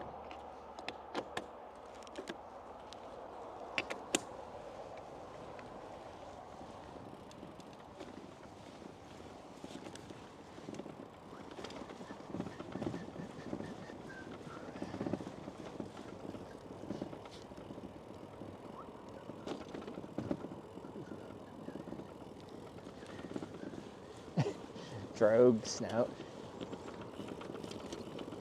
Isn't it like a drogue something, the actual like dangling cable that comes off the plane that is doing the refueling? But the receiving plane has a little something snozzle? Schnoz. It's the schnoz. It's a farming road. Drive their tractors down here.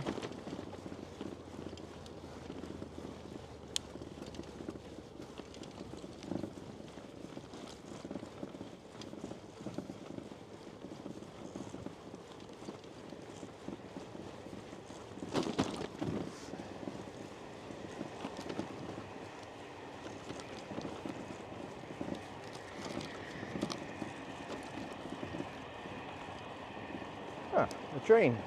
Hey, it's the first train I've seen in Finland. I think first train I've seen on this whole trip.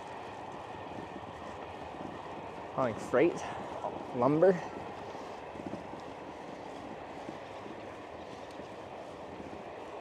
Boom is part of the receiving plane. Drogue is on the trailing part from the plane with the fuel. All right.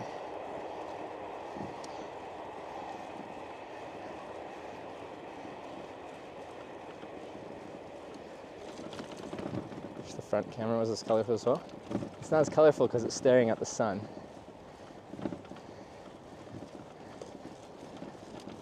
If I spun around and went that way, it would look just as colorful from the front camera, and then the rear camera would look washed out.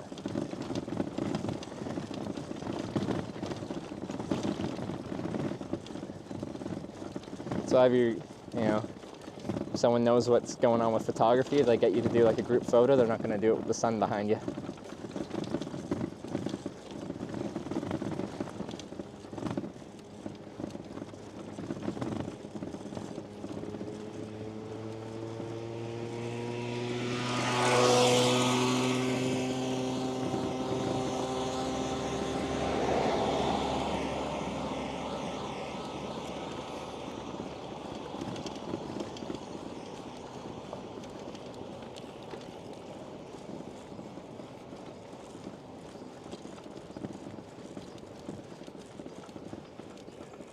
That's a big place.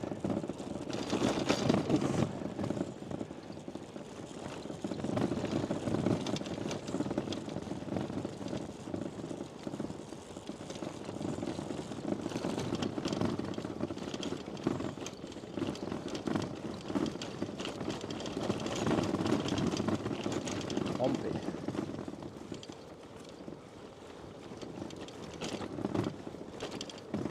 Smoothest spot on the road is right in the middle.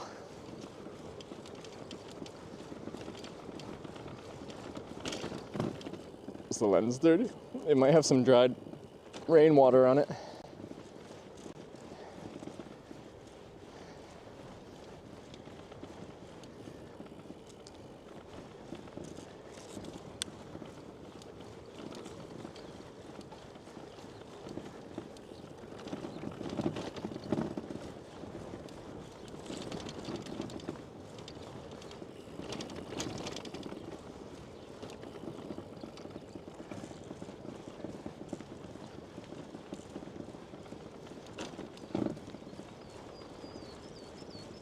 It's kind of pretty though.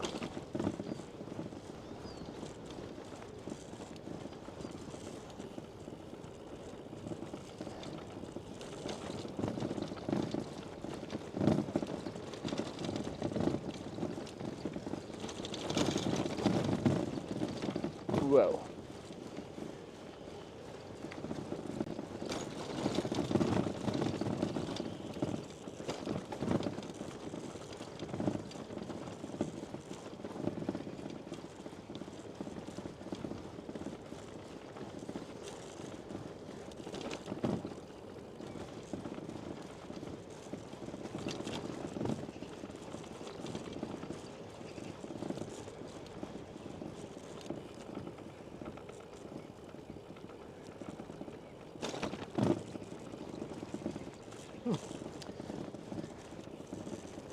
Some nice houses out here. Like, not like mansions, just like nice, cozy houses. It's like a nice place to be.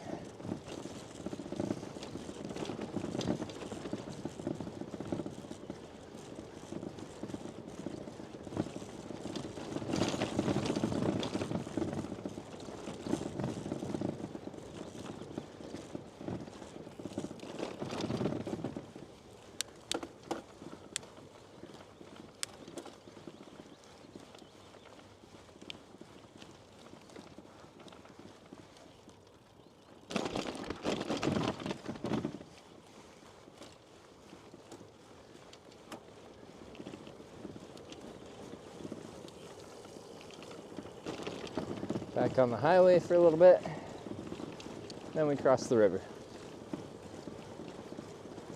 Are the colors better now that we're not staring at the sun?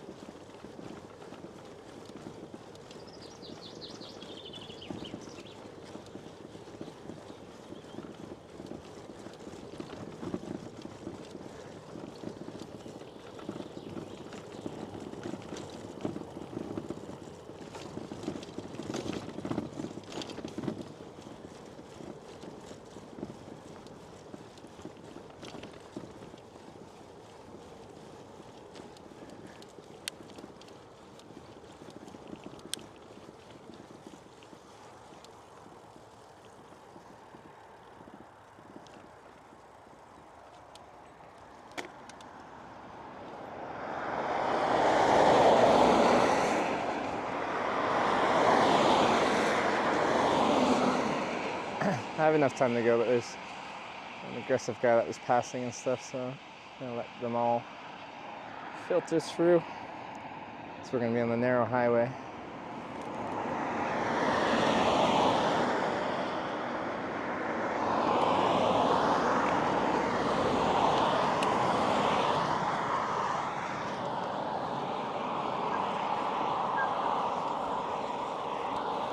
$50 on bike pass.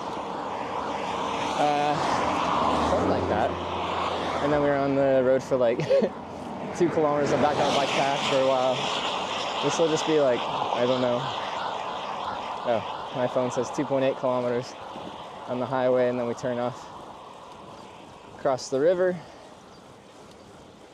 and then we'll ride on the smaller road on the other side.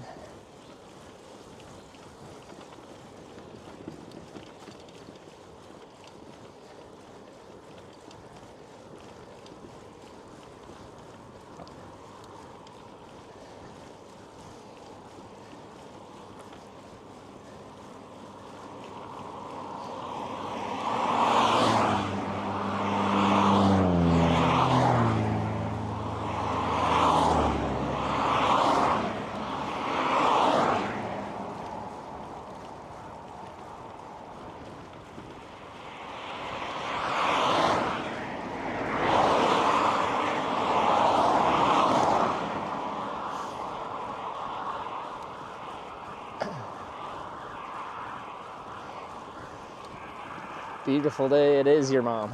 It is. Sorry, your men.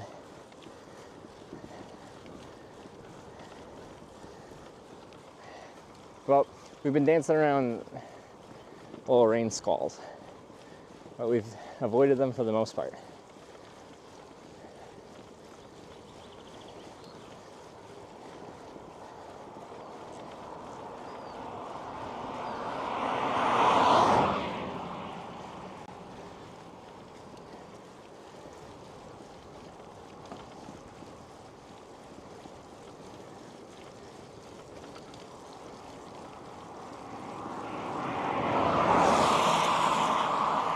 For Finland, this is actually a really wide shoulder, so that's nice.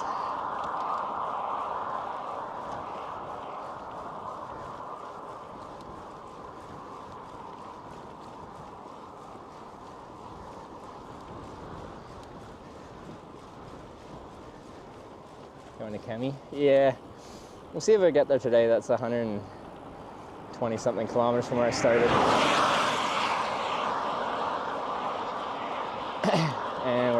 just over 50, so we need to do another 70 kilometers. South River's practically no shoulder. Yeah, but it shouldn't have much traffic. And practically no shoulder is what most of Finland is. At least in the north, that's what it was. Seems we're... Does this still count as the north?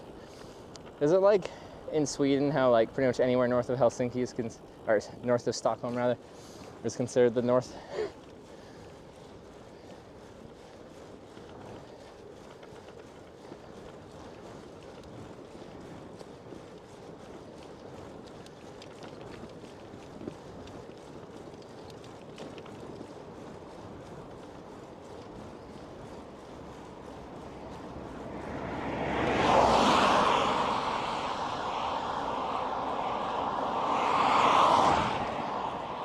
Depends who you ask.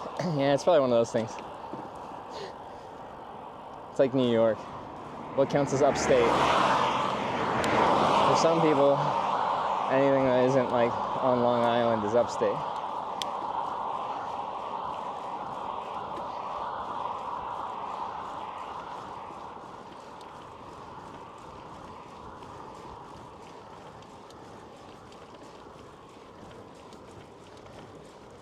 Oh, salmon soup. Should we get some salmon soup? That might be nice. If it's open, I'm getting it. That wasn't really a question, it was rhetorical. I don't know if they're open. A lot of these small shops close at like 5.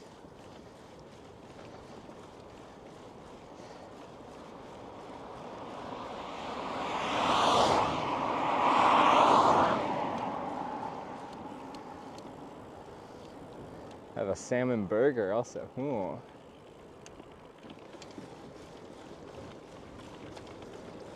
What this kind of has.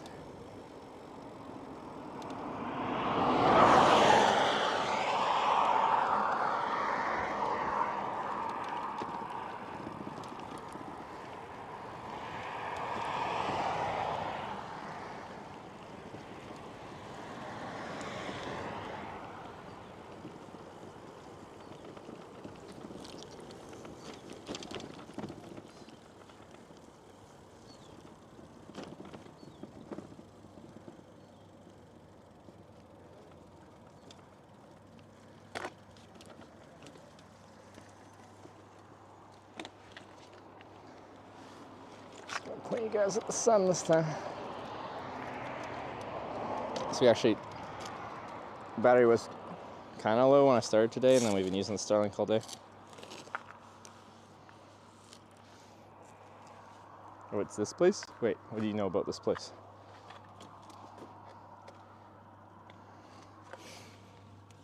$157 watts. Nice. Okay.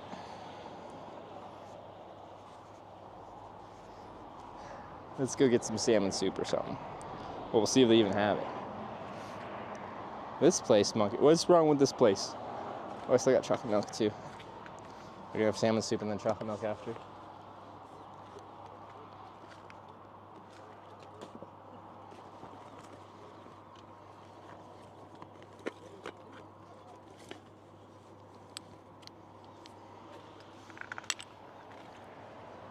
Forgot it buried.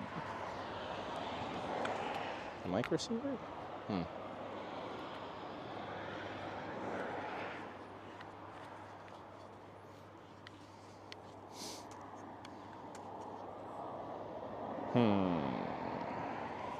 Sorry, since we switched how we do things, I'm just like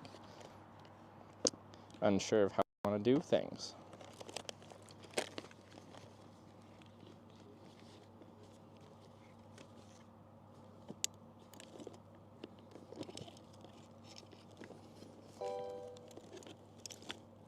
Smelly Shirt 5 just gifted 1 subscription to the community. Smelly Shirt 5? What a name. Thank you for the gifted sub. Where's my mic receiver? Oh, I just put it in here. I'm gonna put it in there.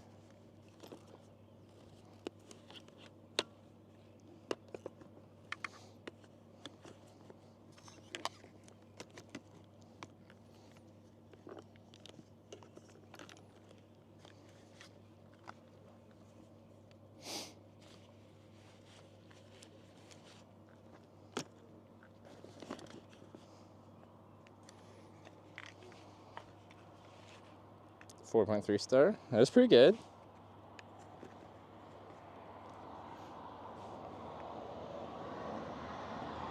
So I know I'd be obsessed with keeping it clean. Yeah, we cleaned it today, but then we got rain.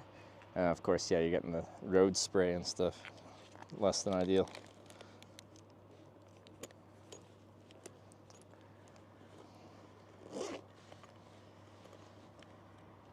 What's your overall Rovaniemi experience? I liked it. It's a nice place. I did some unexpected things there, especially like the sleep deprivation chamber neurosonic treatment thing. Was not expecting to do that. I just did it.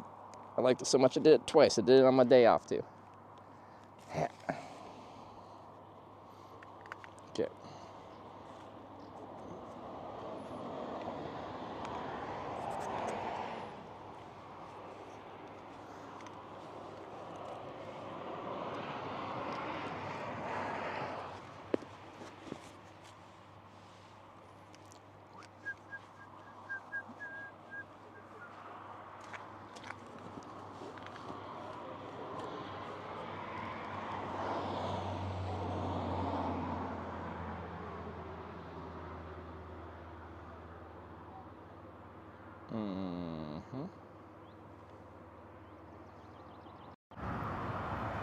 Now that's in sync. Which is also my favorite band. Alright, let's go get some salmon soup.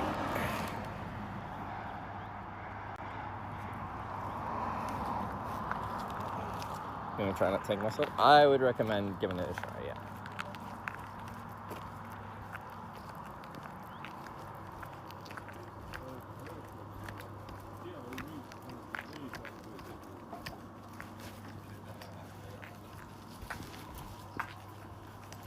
Hey.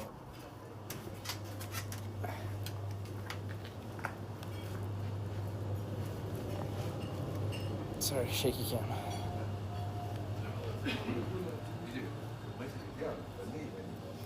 Ooh, these look really comfy, these seats. Hi. Can I get the salmon soup? Yeah. Yeah. So 30 and 70. Sure.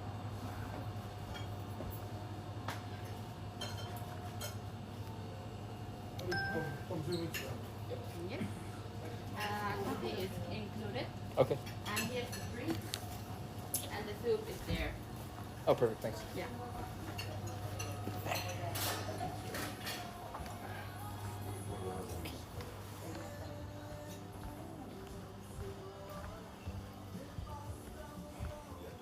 These chairs look so cozy.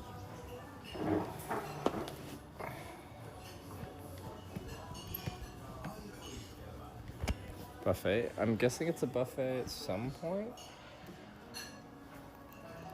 Also, I'm curious if I can have refills. Am I allowed to reload?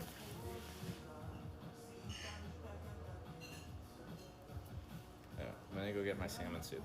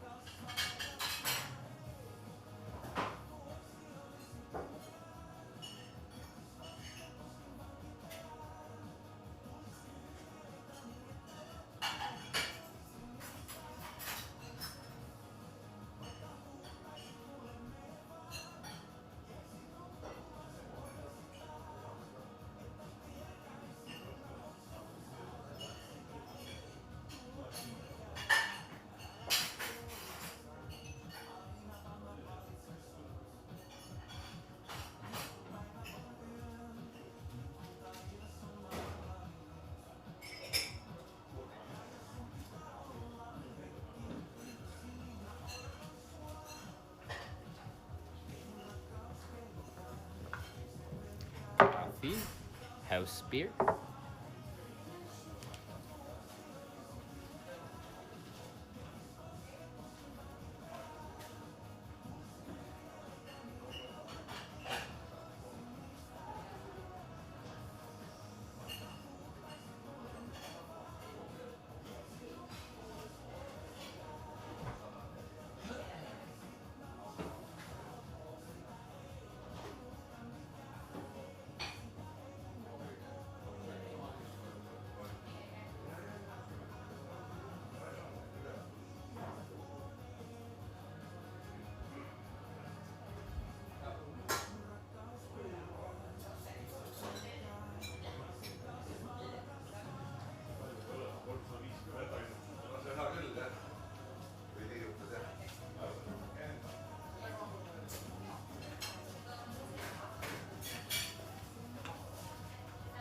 salmon soup.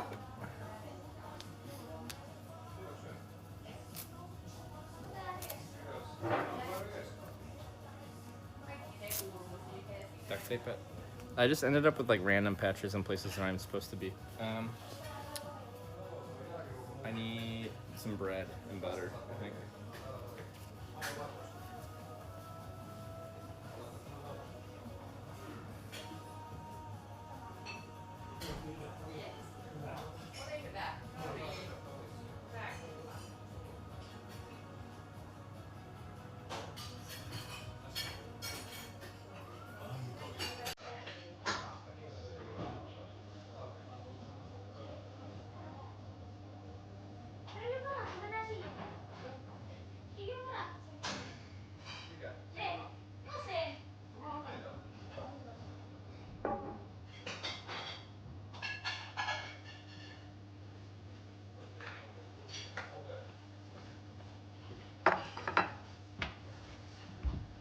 It says portion, and I think I can refill. I think at this kind of place you can reload.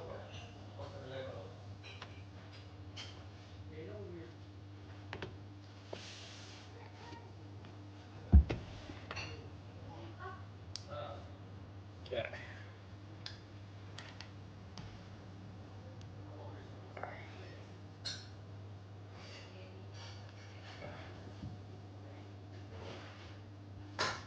It's soup. Yeah. Okay.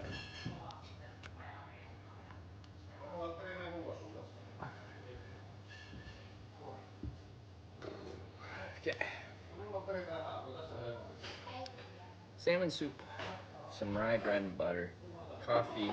Oh, I need a spoon to stir my coffee, and some house beer, which is like, apparently it is fermented. It tastes like it, and it has alcohol in it, just a very low ABV. Show soup, I got you. Soup.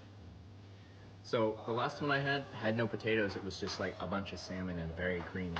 This one's very potatoey. Spoon.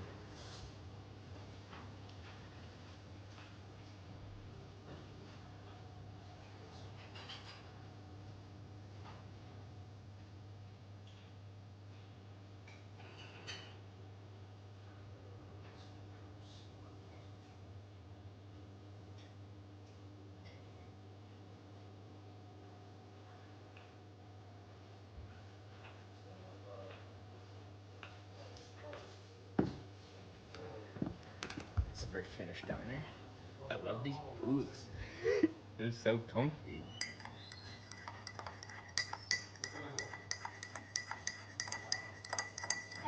Alright, I'm digging into this salmon soup here.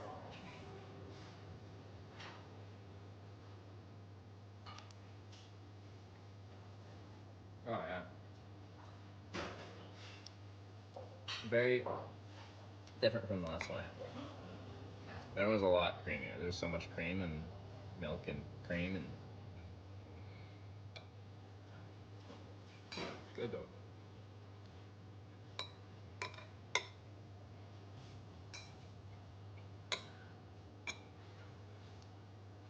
That's why I was staying where I made my like wool hat with Annika.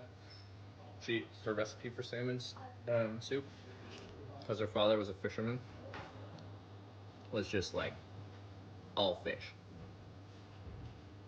Mic volume so low. And that's why I like to use my mic. And then people are like, oh, just use the internal one.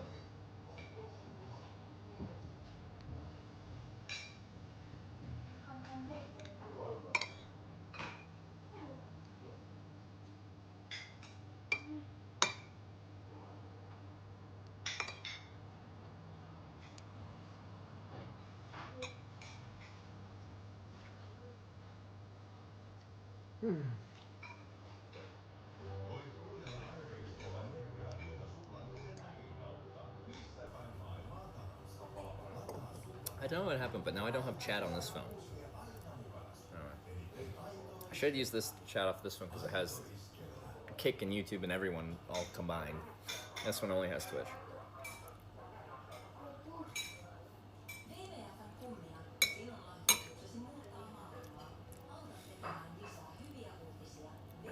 Skeeter's going for my salmon soup. Oh, I missed it.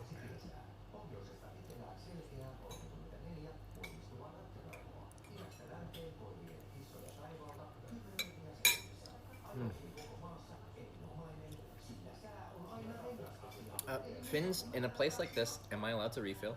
Is that a thing?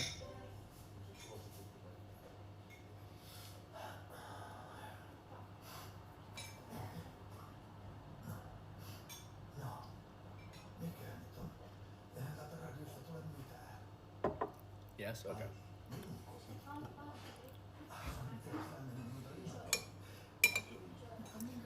Ask and learn. I thought the saying was, it's better to ask for forgiveness than permission. How much was the meal? 13?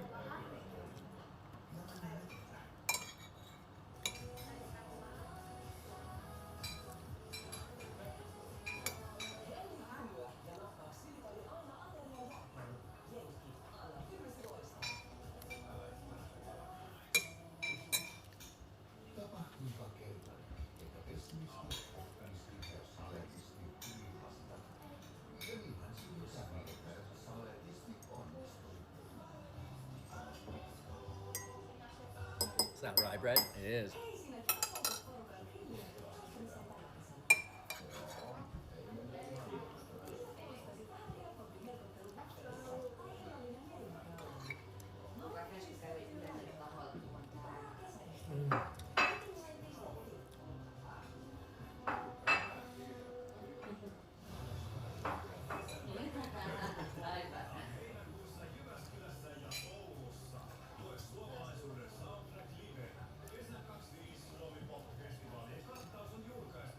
Like, this is a great meal, and it's got protein with the salmon, it's got carbs with potato, and it's got a lot of cream, so it's got a lot of fat. It's a good, just hearty, filling thing to eat.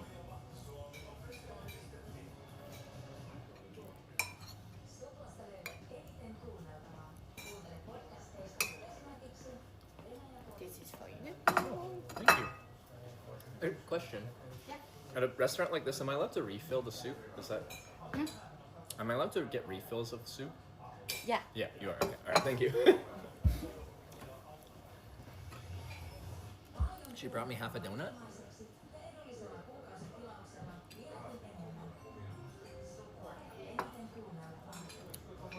Is it customary, or is she just being nice?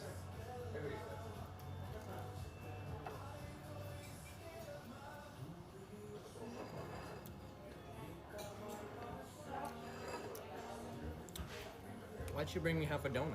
I'm super happy about it.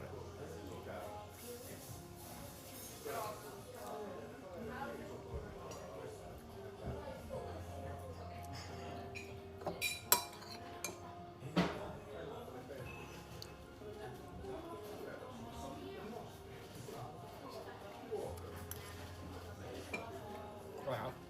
Like, objectively, it's pretty big. One donut of this size, like, it'd be like this. Okay, that's not a good description. I don't know.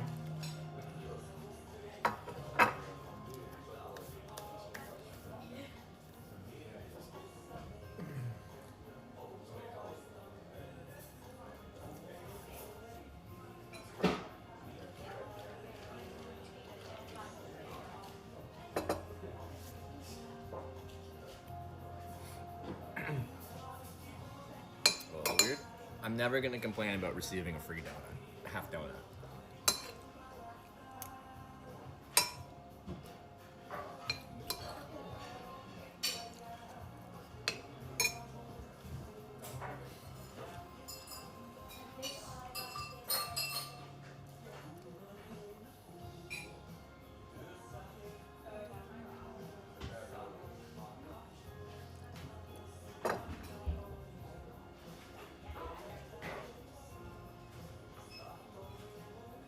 Anyway, I like this place. The salmon soup is good. They bring free half donuts, and they seem nice in general.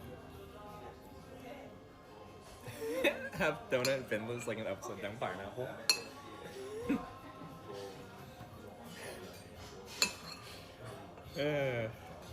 I don't know how I didn't know that until like a week ago. I didn't know the upside down pineapple thing.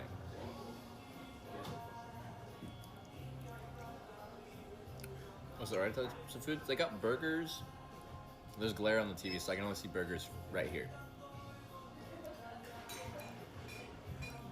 Unison salt, but just like I usually know like references in that category, right?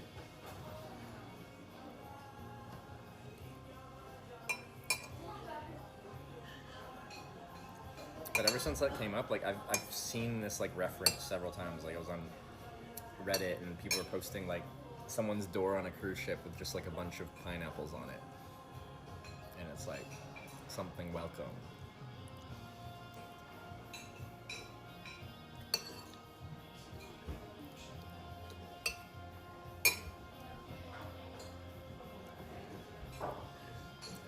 But like I hadn't even heard of that until like a week ago.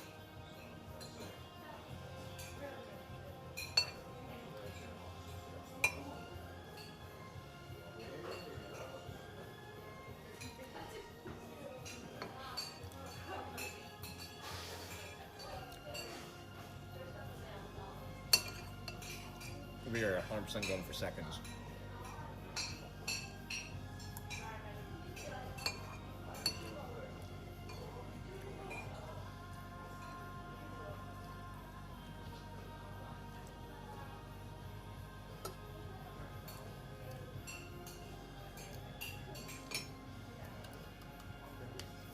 This is a good stop.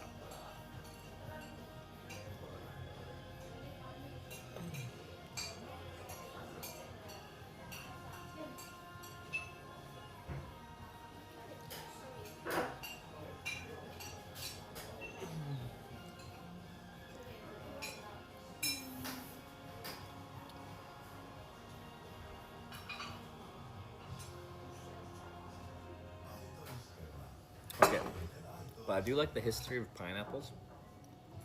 It kind of has an interesting history because for a brief time period, they first brought in pineapples from like South America or something into like the UK, and for X number of years, pineapples were seen as like a status symbol. Like you were wealthy if you had a pineapple because it cost a lot of money to get a pineapple. You could pay to rent a pineapple. As in, like, you don't eat it, you just, like, have a party and you have a pineapple on display. So you see, like, fancy, like, you'll see, like, ironworks from then, like fancy fences and stuff like that, and they'll have, like, pineapples in them, because pineapples were fancy.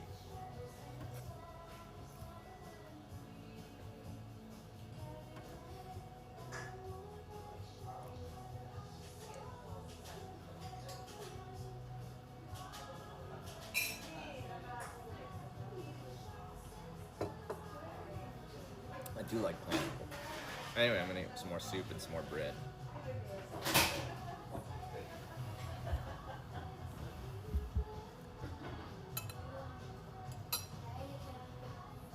Is their coffee good? This is classic Finnish coffee. It's just like a dark roast, whatever coffee. And it's just bottomless. You just take as much as you want. And like to my Canadian sensibilities, this is like cheap diner coffee, and I love cheap diner coffee.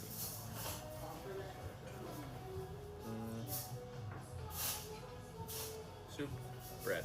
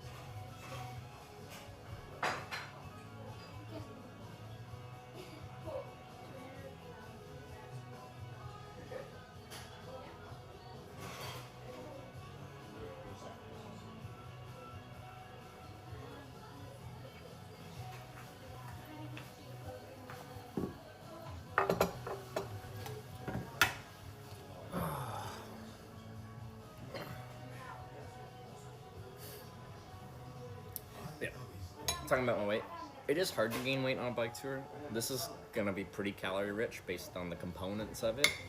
But like I haven't ridden that far today, so we haven't burned that much. But if we do another like 60K or whatever and get close to the next major town,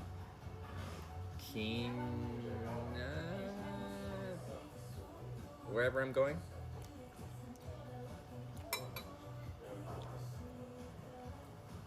Like a good day, I should be eating like at least 4,000 kilometers, probably more like 5. Kemi, yeah, that's one. Going down through Finland or Sweden? Finland, because I'm in Finland. It's potato salad and what more? Like a cream sauce, pretty much.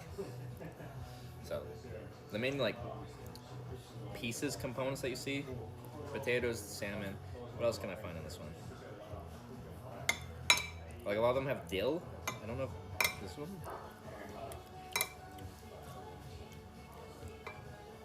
If there's dill, there isn't that much in this one. No carrots. I don't see any carrots. I'd like some carrots in it. That'd be good.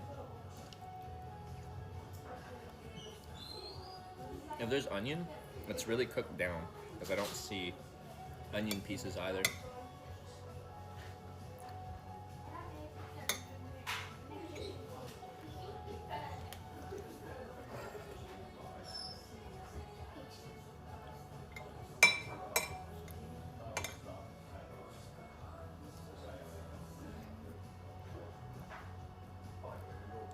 Keep salmon soup very simple. And it's good that way. I got no complaints.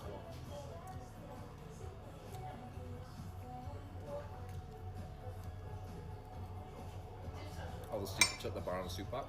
I tried to do a big like scoop down to the bottom, did a quick like double stir and then whop. Thought I got most of it.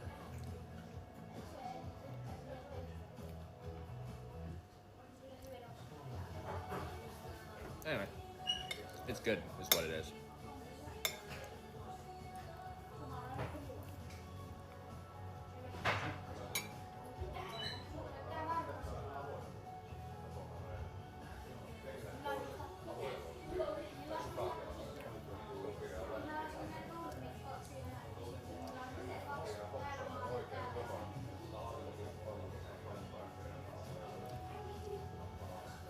Okay, I'm confused as to how did I turn off chat?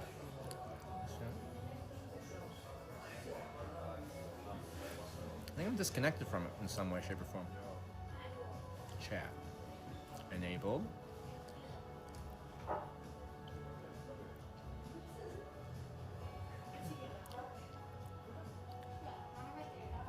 Or just reset for some point. Hitch is my channel name.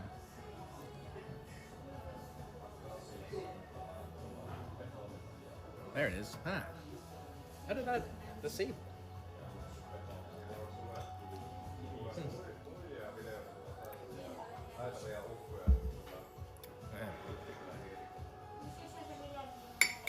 That soup that tastes Finland's creamy mushroom soup. I had one creamy mushroom soup. And like I liked it. I like this a lot more.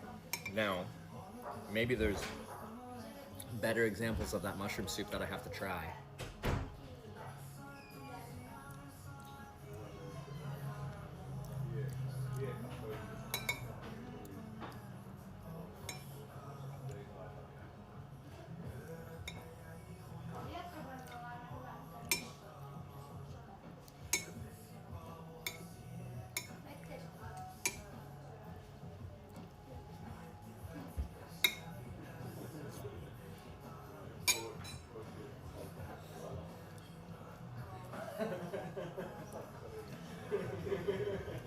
Soup on the bread? I like it absorbing into the bread. This rye bread's like kind of dry-ish. Like it kind of breaks. I like it to be absorbed in the bread. You don't like that?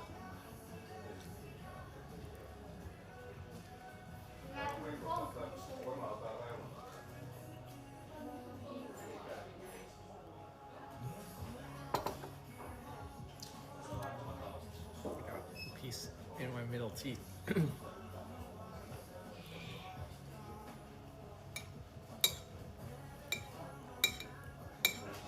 kind of like scoop some on and let it soak in.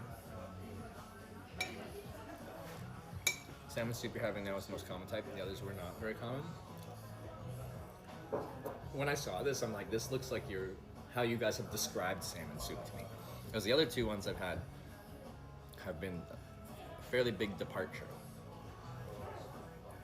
based on your guys' description.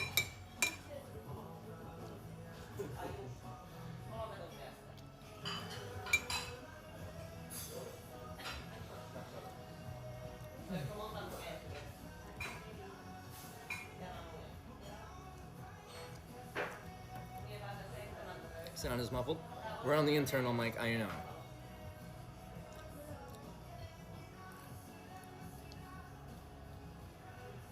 Usually your voice is getting picked up right from here, so it's much easier to hear me. Now we're just on the mic in here.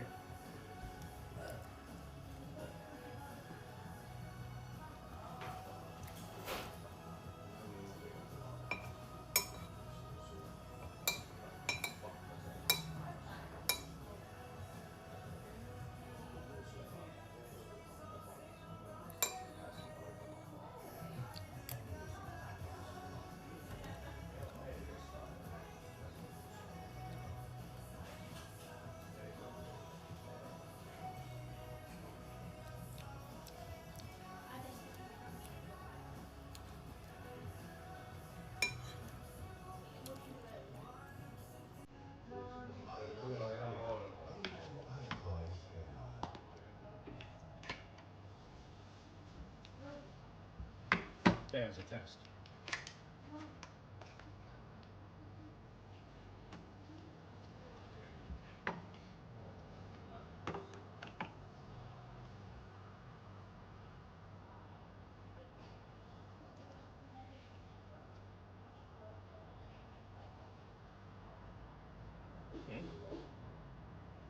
Why are you not turning it on? I break it? There you go.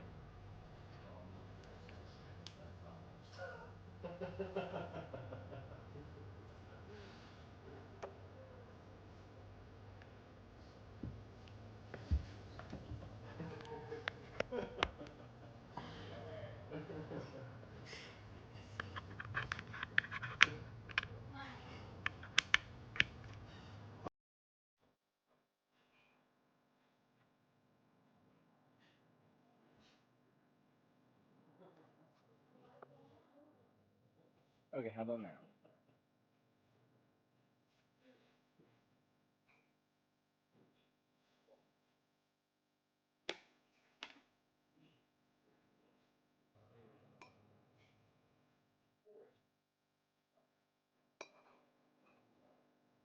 Even quieter?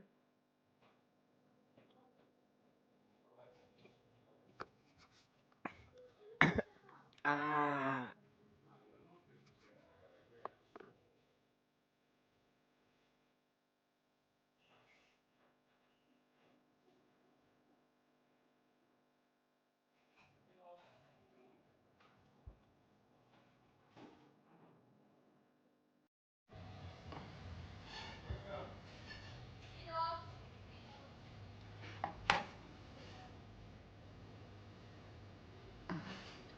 It's because Wyver adjusted the audio levels to match the microphone input of the DJI camera connected directly to Bluetooth. And that's at a very different audio level than, I guess, anything else.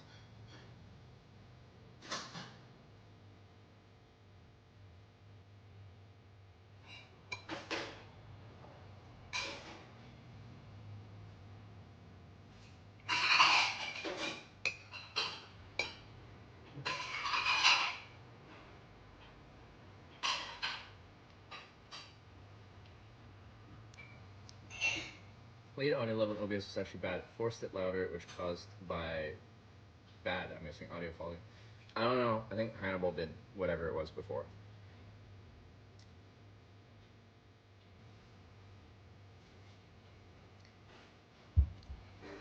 See, all we had to do is show you a different option that was clearly worse for you to be like, oh no, this is the good mic now. It's like, it's quiet, I can't hear you. And then we're like, we could use this mic instead. And then you're just like, no, don't use the mic. I like the internal mic.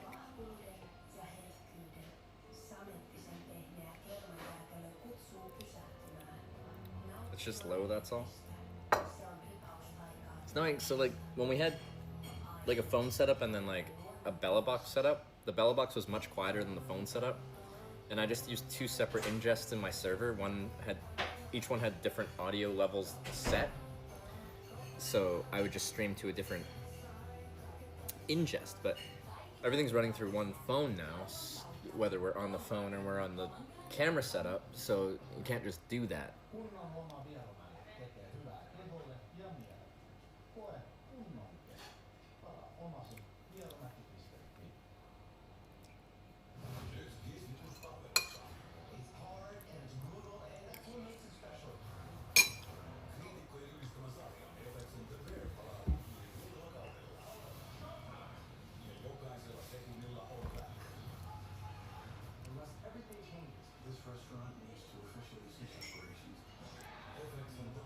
I like the ambient noise when you're not cycling. I think that does make sense. I just don't speak that loud, so if it's like a lot of ambient noise, you're gonna hear more ambient than you are gonna hear me. And me not speaking that loud, I don't even think that's like a bad thing. I don't like to have like a booming voice that annoys everyone in your, like a 20-meter radius is just like, you know, some people, they just have that voice.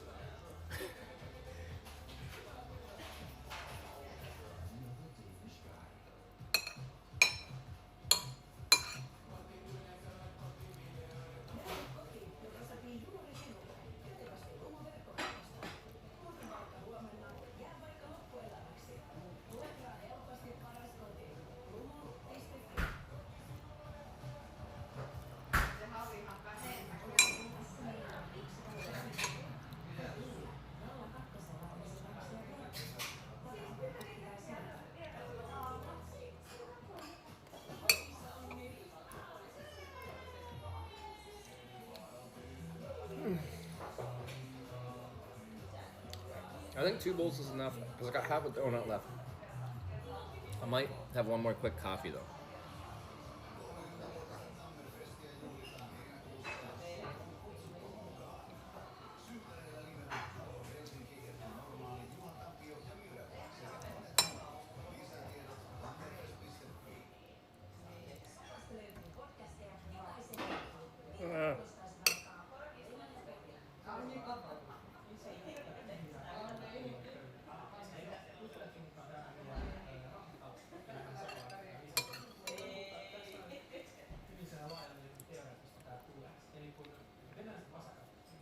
Refills of what you ordered? I just ordered the salmon soup, so I think I can have as much salmon soup as my heart desires, but I can't go... I think I can have anything that's actually served on that table, which is a couple different types of bread, salmon soup, and that's really about it. And the drinks, like the house beer. Usually there's some juice, there's some water, and then there's some coffee.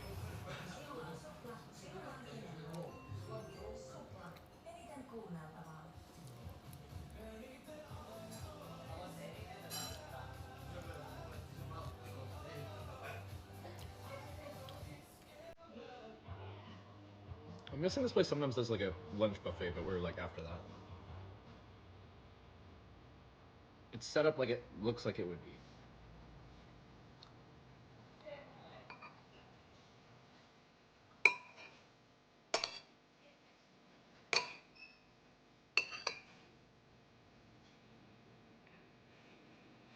The food that the finishing to excel at so far? Salmon soup. I've eaten a lot of reindeer things. Reindeer fillet, reindeer stew. I like reindeer. Like, I don't think it's gonna, like, if you've never had reindeer and you're like, oh, I gotta try that. It tastes like beef, but like, it tastes like halfway between beef and deer, which probably makes sense. It's like slightly less gamey deer. But like, even if you're not a huge fan of really gamey meats, like reindeer's not that much, so it's fine. It's cool to try. Try reindeer liver. I've had reindeer heart, reindeer tongue.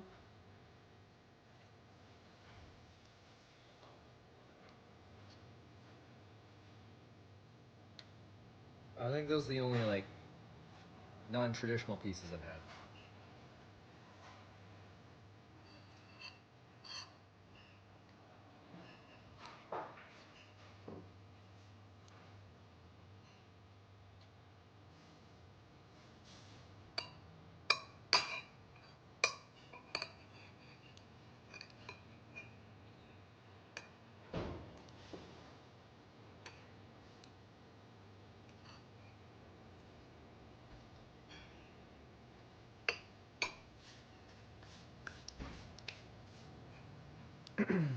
You happy there?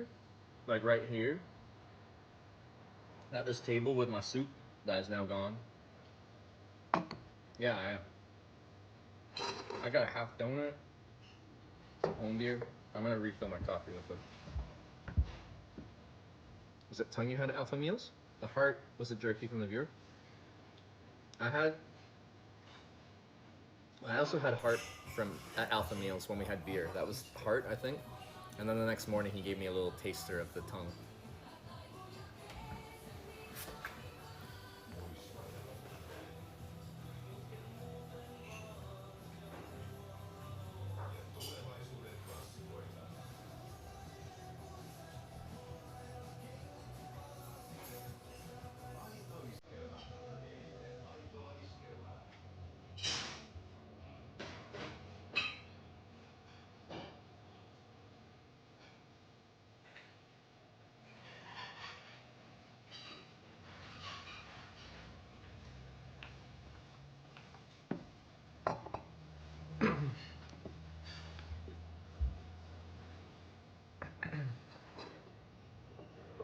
You don't hear him complain, he is alright. It's very hard to disappoint me, like culinarily. If you make food that I have to complain about, you've really fucked up. It's hard to disappoint me. I am so easily satisfied.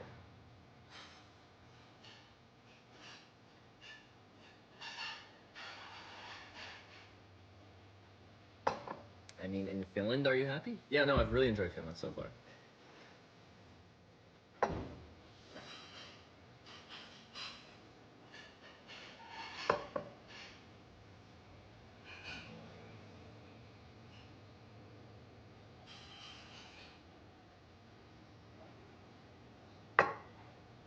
Alright, donut time.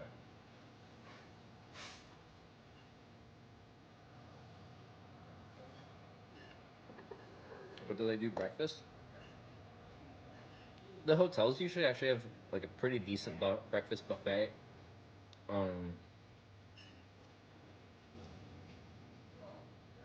Is there like just normal restaurants that do like breakfast buffets here?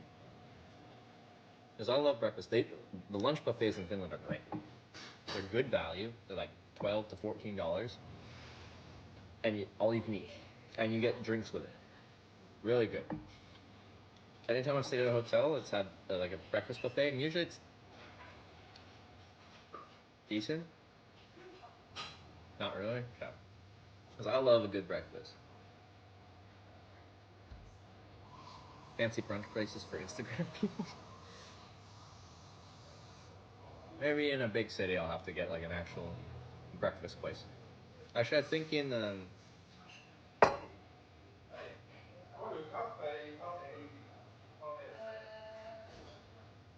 Kemi, I think tomorrow, Tonya's saying I could go to a nice looking pancake place.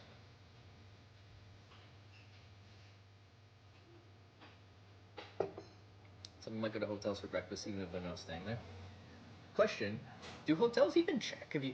Every single hotel I've stayed at, when you walk into the breakfast buffet, no one asks for your room number, no one confirms anything, you're just there. is it pure honor system? If it is, I respect that, and I'm not going to abuse that, but I feel like it's abusable. Is it just like a system of trust that actually works?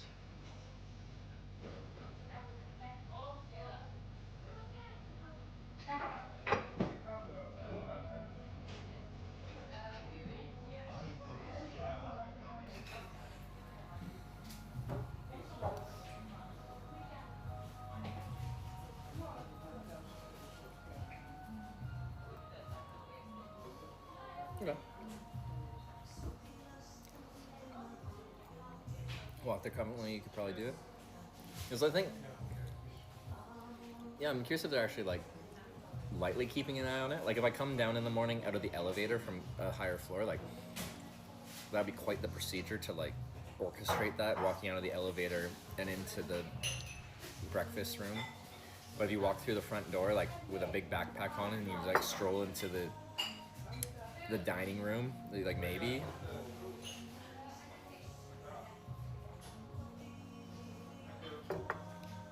Not with having it more complicated, probably costs more than just having a few slip through. That's true. The actual, like, what you've lost for having a few people cheat the system isn't much.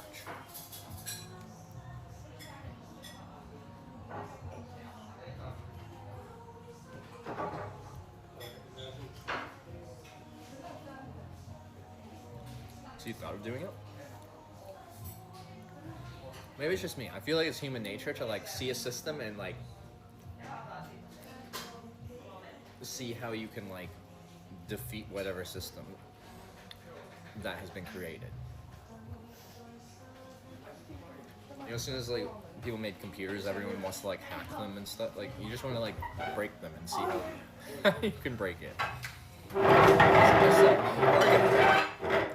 Doesn't mean you necessarily are gonna break it, but your brain goes there.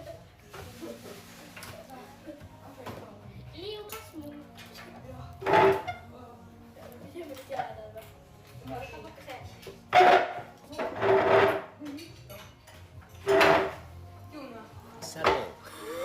Jesus, kids.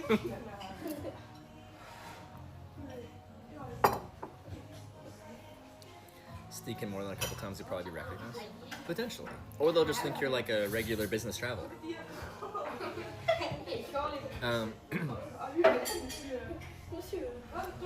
There's this one person, I think it was in Japan. Could have been somewhere else though. So I do like a bunch of like credit card points things, and I fly in business first class. Not all the time, just sometimes when I can find availability and stuff. Just for fun, it's a hobby. So I hear all the points news and airline flying status news. And this is a while ago now though, but there's this one person that for like a few years, they'd book a first class flight from out of Japan, I think, like out of Tokyo. And then they'd get access to the first class lounge, which has like a nice lounge with like a la carte dining, so like you can get like proper meals and stuff like that there. They would go there, they'd check in for their flight, they'd go there, and since it's first class, you can cancel your flight whenever and get a full refund. So, or change the date for free. So they'd go to the lounge, eat, have all the spa services, or like the nice services that first class lounges in Japan have, and I've been to them, they're nice. And then just change his flight for the next day, and then just use that as like one of his meals for the day. And he did that for like, I think a couple years.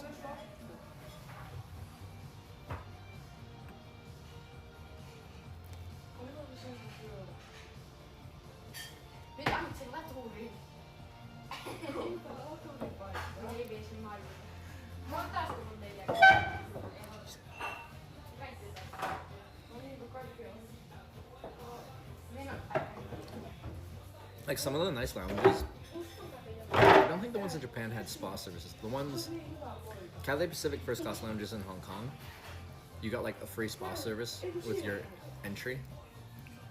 And then they had entire like shower / relaxation rooms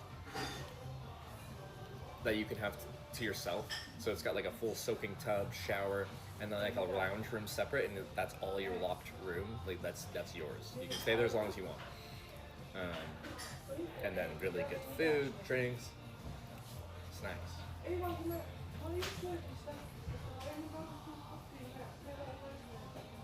Read my message. I was in hospital for a couple days. Some homeless guy got dressed in doctor scrubs and snuck into the ward to use the shower. Security had to remove him. Nice. One time I got picked up by a doctor in Wales, like country, and she was on her way to work. Is that how it worked? I think so. Or is it like gave me a place to crash, and the next day took me to her work, which is a hospital, and then. Anyway, she said, you can come into the doctor's lounge. I'll let you in with because she's a doctor. And you can stay there as long as you want, and there's free food and coffee and stuff like that in there. And then I sat there, and I didn't know where I wanted to go after that, so I sat there for like a few hours in the doctor's lounges, and like randomly some doctors come in, and I'm the least doctor-looking person in the world. This was like, I think this is pre-streaming, so this would have been 2015. I was like 21, just chilling in the doctor's lounge, eating all their food.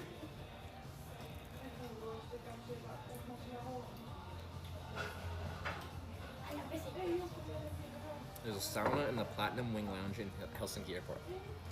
Who gets access to the Platinum Wing Lounge?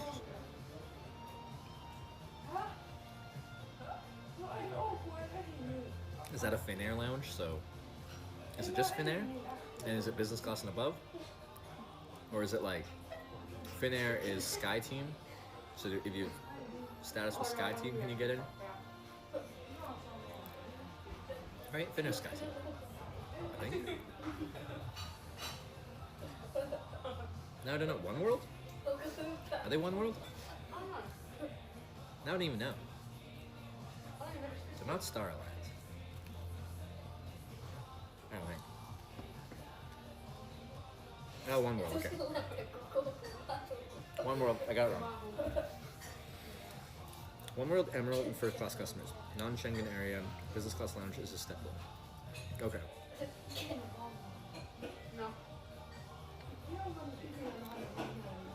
Wait. Does Finnair even have a first class?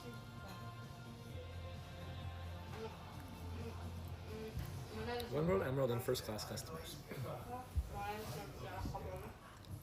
Do they have a first class cabin on any of their flights? Or do they have like the regional? Wait, it's non-Schengen.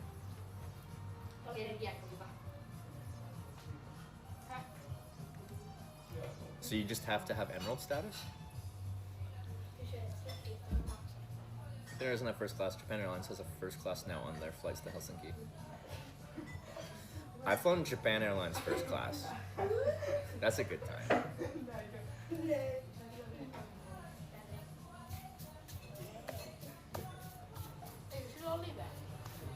What's that? Nothing? Oh, okay. Nothing. Thought they were talking to me.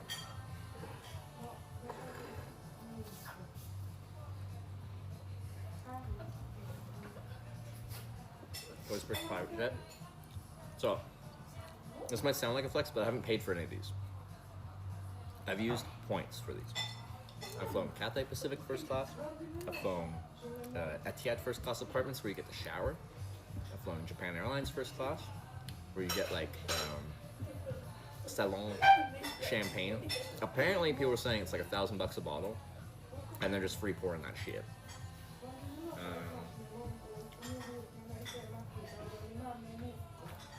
Those are probably the best ones. I've done a few business class. I've done Singapore business. No, I did Qantas first class, which is not on many routes do they fly first. On their A380 from Sydney to where is it? Hong Kong?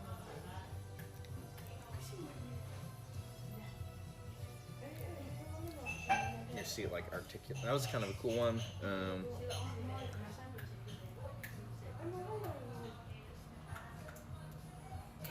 don't think any other interesting ones I've done. I get so many points. I get a lot less now, which is weird because I spend more now. Historically, like pre-streaming, I haven't really done it since I started streaming. what I do is credit card churning. So it's the act of, this is more of a North American thing. Europe doesn't seem to like offer as much stuff. It's the act of like, credit card companies want you to sign up for their credit cards. Like, they really want you to sign up. They make money off of pretty much anyone. Even if you are responsible and pay off your bill at the end of every month, they still make money on like interchange fees. Like when you buy something for $100, the business only gets like $98 of that, and they take their $2 profit for processing. Anyway, and then if you don't pay off your bill at the end of the month and they make their 20 to 30% interest, they make a lot of money. Anyway, they want you to be their customer. I know the mic's low. You just turn it up. So they offer you these really high bonuses to be like, we want you to have our credit card, sign up for our credit card, and if you sign up, we'll give you 30,000 points just for signing up. Or however many points. 25, 30, some of the Air Max ones will go up to like 70, 80,000. So, I will get a credit card, and I'll get the sign up bonus, and then I'll wait 6 months, and then I'll cancel the credit card, and then I'll wait 6 months, and then I'll get the credit card again, and then I'll get the sign up bonus, and I'll wait 6 months, and then I'll cancel the credit card, and I'll wait 6 months, and I'll get the credit card again. And that's why it's called churning, because you're just in this cycle of accumulating their their sign up bonuses. It's a lot harder to do now because it got abused.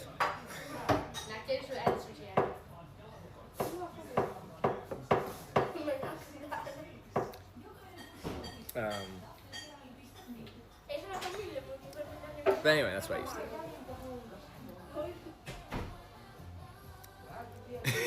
do. It got abused. Okay, to be fair, okay? I started doing this when I was like fresh out of high school and I'm in college, and I have like no income. I worked at Costco on weekends when I was going to college. I think like when I got my assessment at the end of the year, like I made like $15,000 in a year Canadian, which is not very much, of taxable income. And then I'd stroll up to a new bank I've never worked with before. I distinctly remember at that age, I got the biggest credit limit. I applied for a BMO, like Bank of Montreal Canadian bank card. No credit, no history with them. I just like applied for one of the cards that had a good sign-up bonus. And they're like, sure, we'll give you a credit card. Here's a $40,000 credit limit. And I'm like, I'm 19, I have no income, essentially, and you're giving me a $40,000 credit limit credit card? I'll take it. I'm not gonna spend $40,000 on it. I just want the sign-up bonus. But like, I don't feel bad about like taking money from the credit card companies, because you know what they want me to do? They want me to put $40,000 on that credit card and then be paying it off for the rest of my fucking life. So screw them. I'm taking my sign-up bonus.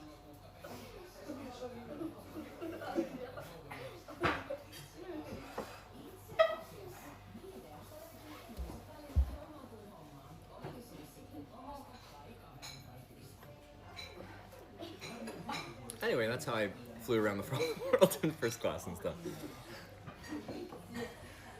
Because most of all this like funky flying stuff I did before streaming. Like, yeah. I had like no money. And then I'd hitchhike to the airport and fly in a fancy plane, and then get off the plane and hitchhike and sleep in the bushes.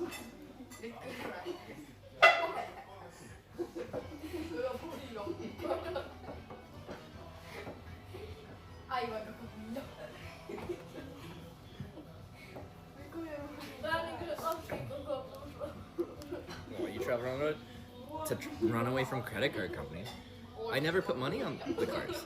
Like some of them had a minimum spend to get the sign-up bonus, but there's like ways to accumulate that if you want to.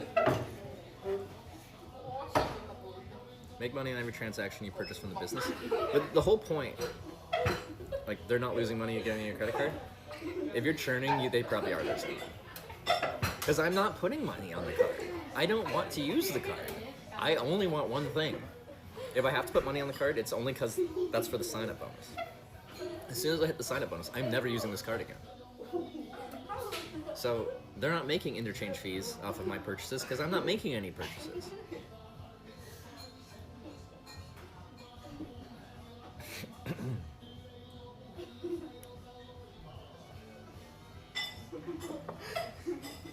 It's a cost of business for them. But it's a business, so they're going to try and minimize that cost. And they have, because they've cracked down on all the abuse that credit card churners and stuff like that have done over the years. Like 20 years ago, you could go real hard. And like when I was doing it, like 2014 through 2017 or so, like it was still pretty good, but like it's a lot worse now. Credit score system as the US has? It's comparable, yeah. I got a good credit score.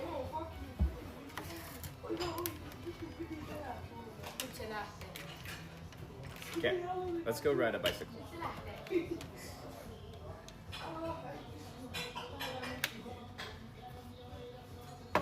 Let's not lose this.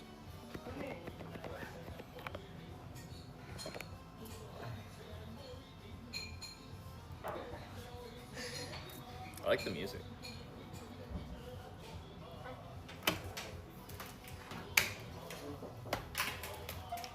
Are you guys translating them?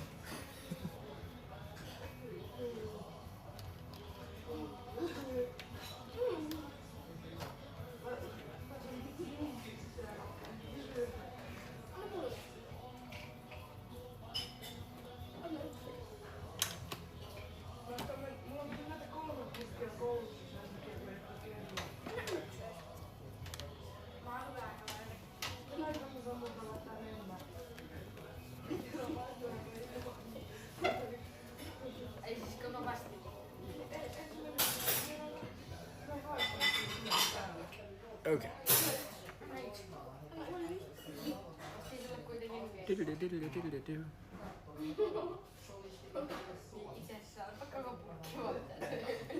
Good. When you leave, can you just say Kekkonen and look at them? Yeah.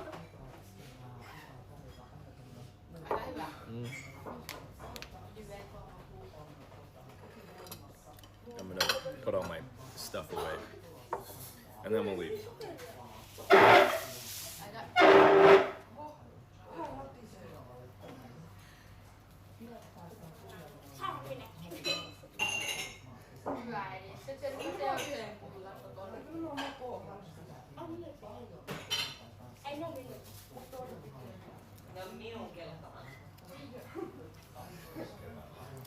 Alright, be right back. Putting my plates away and then we're out of here.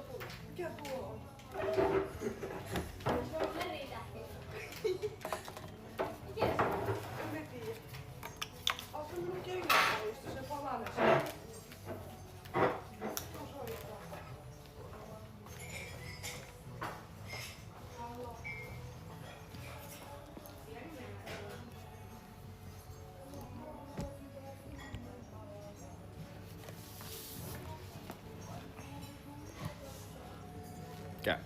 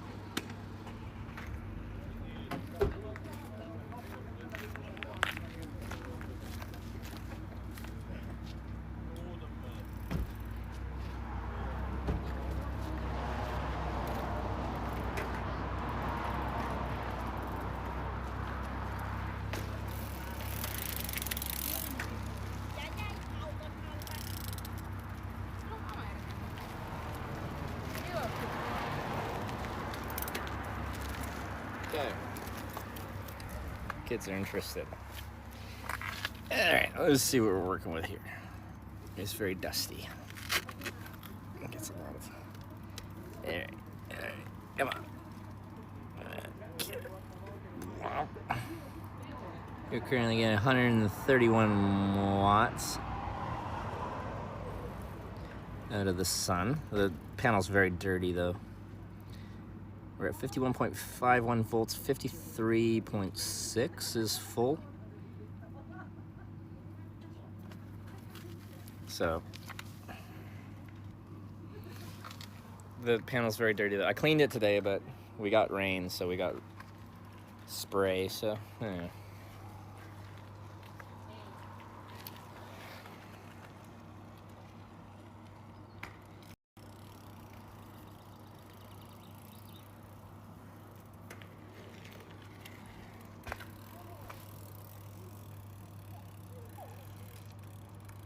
Preparing to live stream.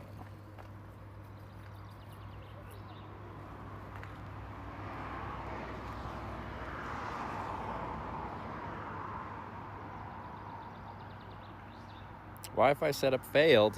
What do you mean? Anyway, you guys can look at the kids biking past anyway.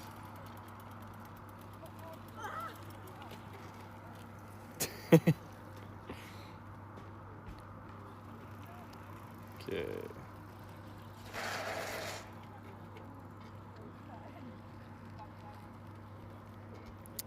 DJI devices. Wi-Fi setup failed. But why? Stop.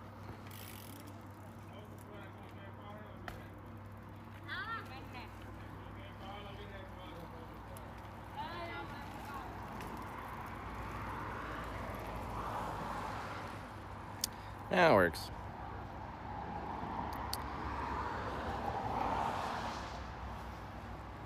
Okay, now we need... Okay, now we need this. Now it should be on this mic. It'll sound different. Some people will complain, some people won't complain. That's okay.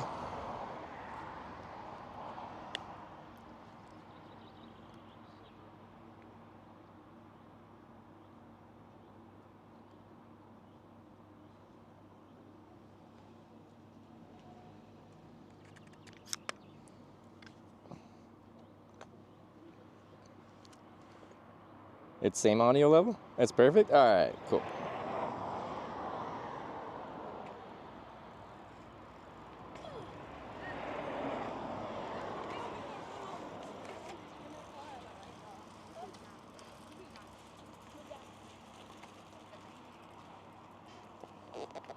The kids are very curious, and I'm more than happy to answer questions for them, although I don't actually like talking to kids on stream because kids, but anyway. But then they get shy and then they just loiter around you and you're like, I don't know what you want from me. Do you want to know my YouTube channel? I can give you my YouTube channel. That's probably all you want to know.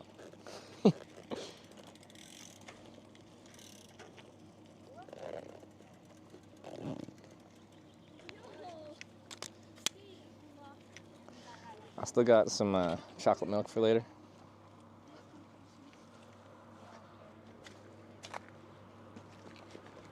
Which is important. This salmon soup will carry me for a few hours, it should. But if we're pushing like the 70 more kilometers I gotta go to get to, I forget the name of it. Kemi. It's not even a hard name, I just keep forgetting. If I want to get to Kemi, I gotta ride for quite a few more hours.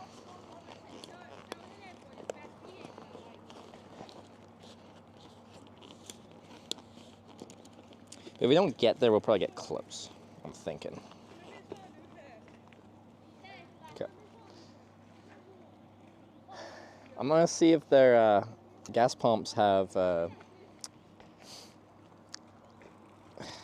cleaner. Oh, there's a big rain cloud staring at us. You're pointing a little low for that, I guess. Maybe a little too low. Too much panel, not enough nature.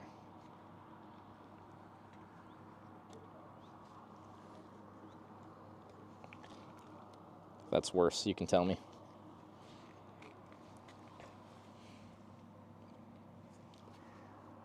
It's heading right for us. Actually, I think it is. Let's go.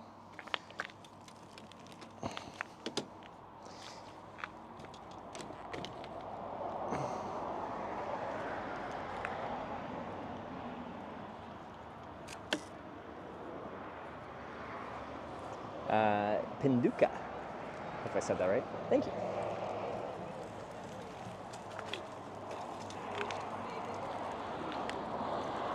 Oh.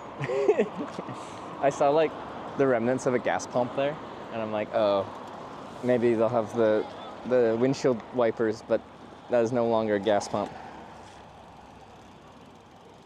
All right, I want to do this because I got to cross the river.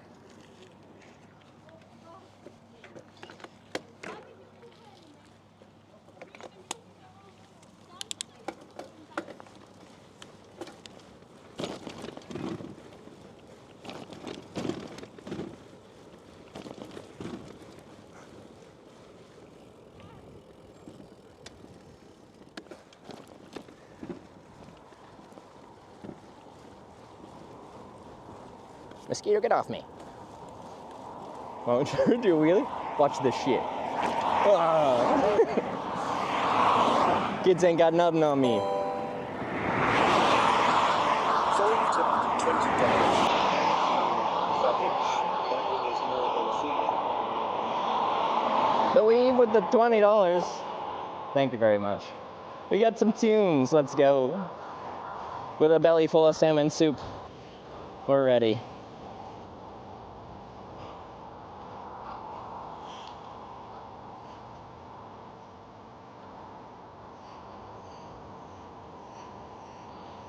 We had a accident today. Yeah, it was our first media share of the day while I was dealing with tech support.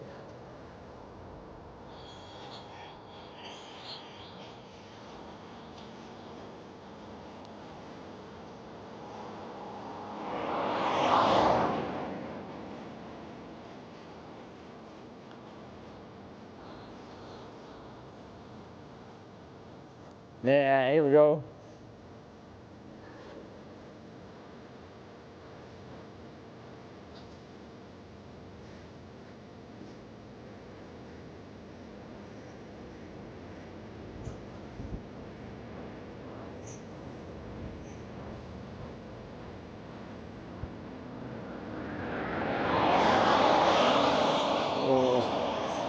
That cloud's dumping a good bit of rain.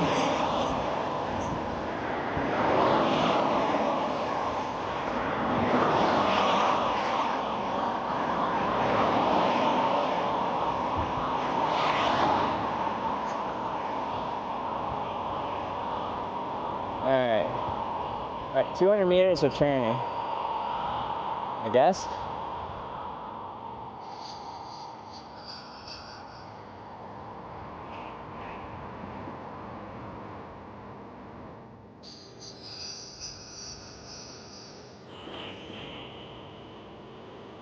Wait, really? That doesn't look right. That's just someone's driveway.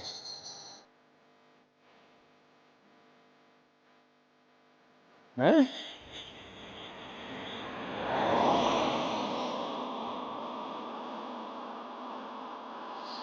Yeah, I'm gonna do the normal road there. I just subscribed. More than a feeling. It's like it looks like someone's driveway and it's like overgrown.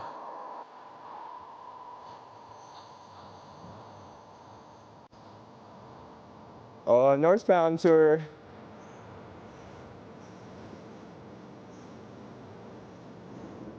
Oh, it's loaded.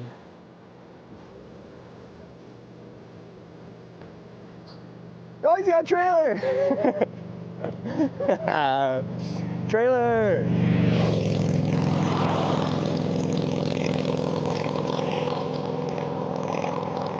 Woo! Trailer light.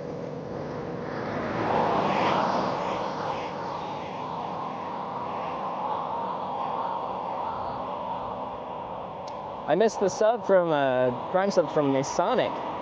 The 7, thank you.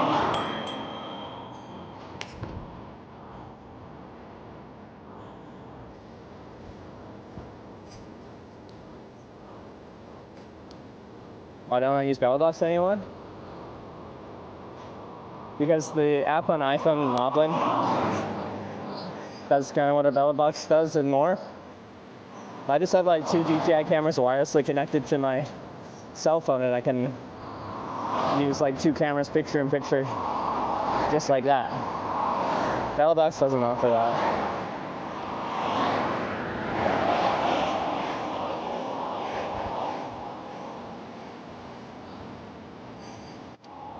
I used picture-in-picture before, but I had to use a BellaBox or Live Solo Pro connected to this broadcast switcher.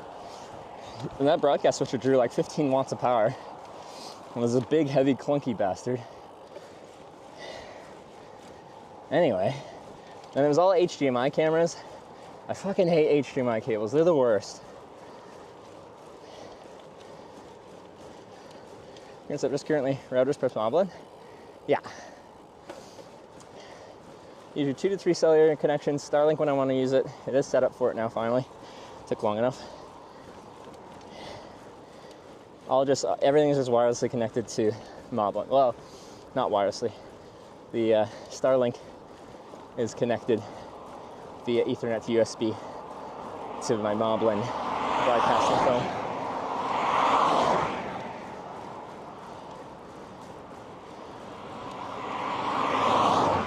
So we're turning left up here to cross the bridge and go on the other side of the river. Apparently it's less busy, less space, but less traffic. iPhones are finally viable for streaming since Moblin popped up. Moblin is insane. Like, there's some people working on it. It's all free. Apparently forever will be free because it's like the licenses they use, they're like, I don't know. They're not allowed to monetize it regardless. So,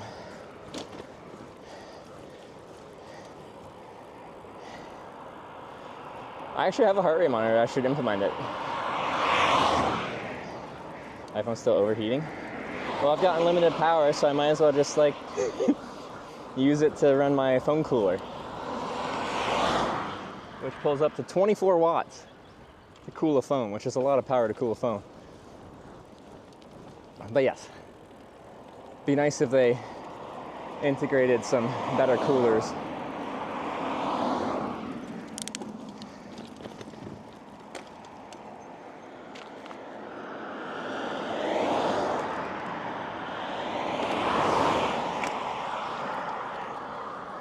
But then they wouldn't be so thin.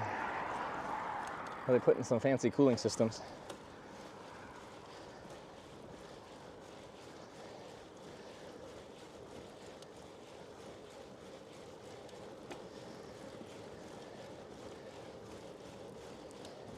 Some gaming phones have active cooling. Yeah, but not iPhones.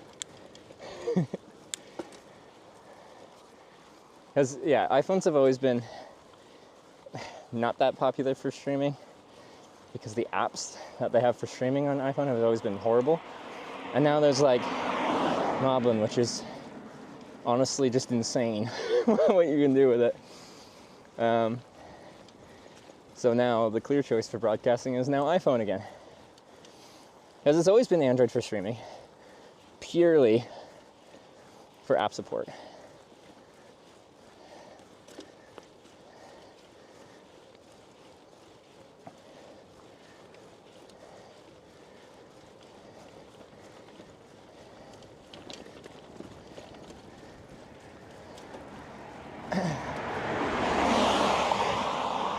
Uber driving, 2 cameras, BellaBox.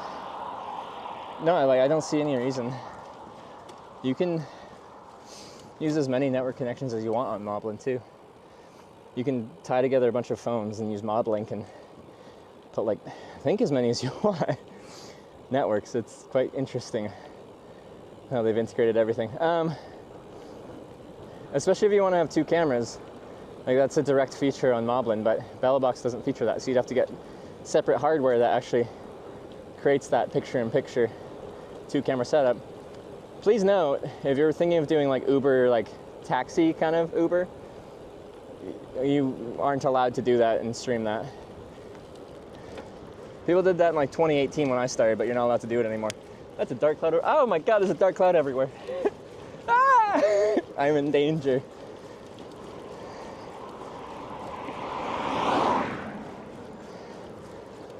iPhones have overheating problems. Well, yeah, that's what we're talking about. They do like to overheat. But my Samsung streaming phones overheat as well.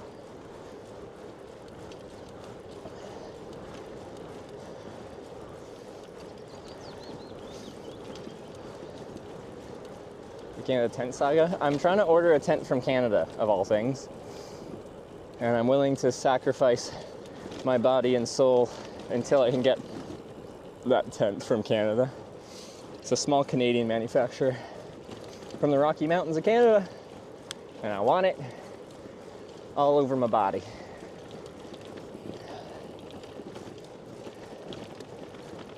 Only phone cameras or cameras like DJI, GoPro, Sony? Like, the 2 cameras you see are both DJI Action 4 and 5 cameras, and they're just wirelessly connected to Moblin. Like, I see on the thing it has an option for GoPro, so that's something they support.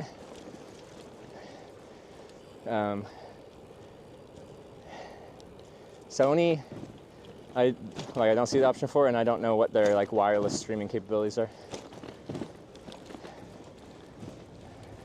This is a dam, I guess. Damn.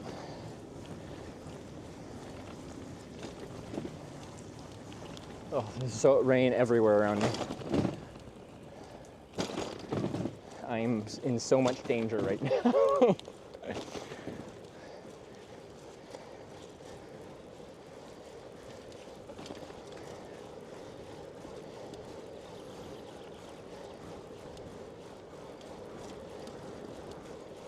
And 1.2 kilometers turn right.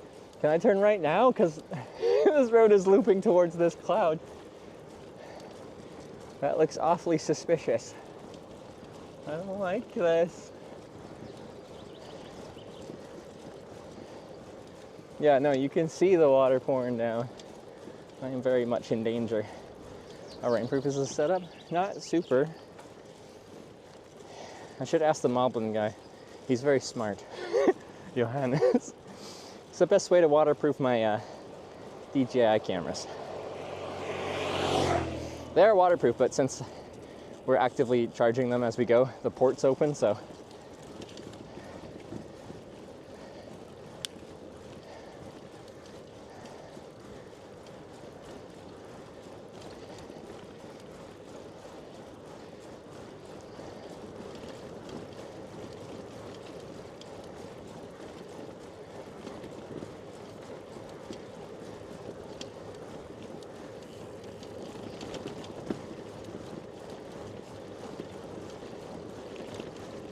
See, and now riding this direction is actually good because the sun's behind me, so the solar is getting good charge. For most of the day, I've been riding into the sun, so I created a shadow on the solar panel, and it probably wasn't actually getting that great of a charge. Shipping the tent to Finland, that's the plan. We're just trying to coordinate with the company to like get it here fast because my tent is falling apart. Oh. Was that not a dam? Is this the dam? Or the 2 dams? Dam?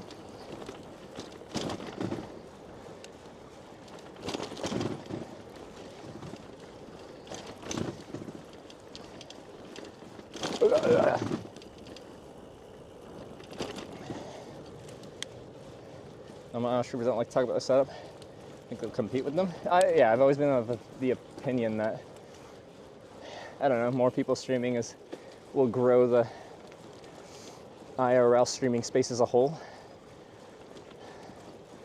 But yes, a lot of people are protective of their setups. I don't see any reason to be.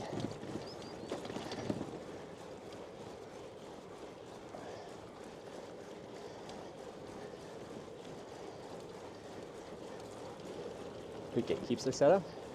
I don't actually know anyone in particular anymore that does.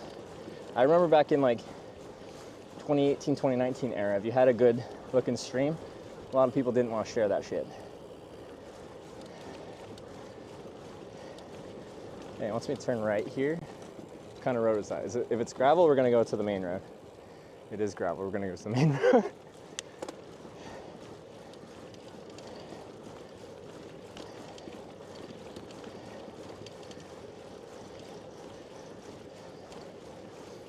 I'm just chatting versus RL section. Essentially, the prevailing wisdom is once your channel's of a certain size, like a certain amount of average concurrent viewers, you're better to be in the bigger category. So IRL is the better category. Or sorry, just chatting is the bigger category, so the better category. I misspoke. But this is back from when I split IRL was just chatting. IRL was the big thing back in the day years ago. And they split IRL up into a bunch of different things and created a travel and outdoors category. And I streamed in there for a while. And then like other streamers that also did traveling recommended I try to switch to IRL because they weren't enforcing people to stream in travel and outdoors. And I got like 2 to 3 times more followers per day in just chatting compared to travel and outdoors. All right, if I just ride real fast, oh crap, there's like a cloud right above me. Oh no. I looked over at that cloud, I'm like, oh, I'm running away from it now, but this one's like, it's right on me. We gotta ride like the wind.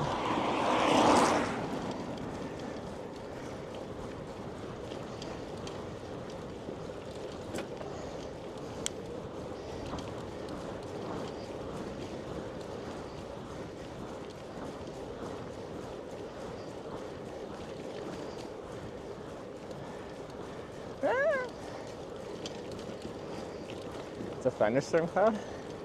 Well, it's not doing much thunderstorming. Just rain. Motivation. Nothing like a little rain squall to kick your butt in gear.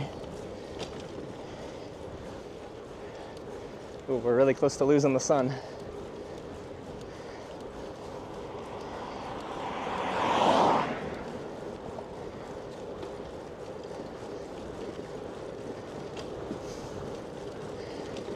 Sleeping in a tent safe during thunderstorm? Like, the tent doesn't really offer protection. Chances of getting struck by lightning are slim, but it's better to be in a grounded building. That's one of the few times where I feel just like more unsettled in my tent and would rather be somewhere else is in a big thunderstorm.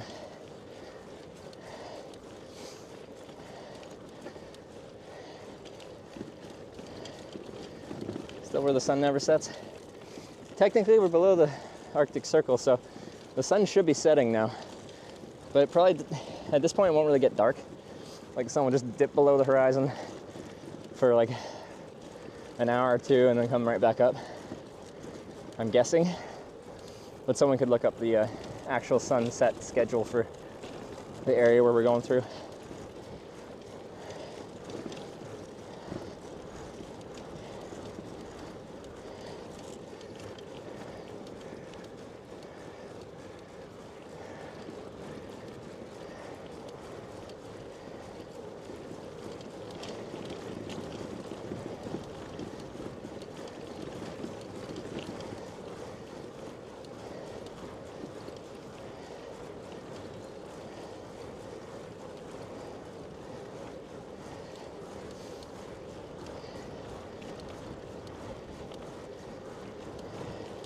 Glad I stopped for some salmon soup. I got that energy.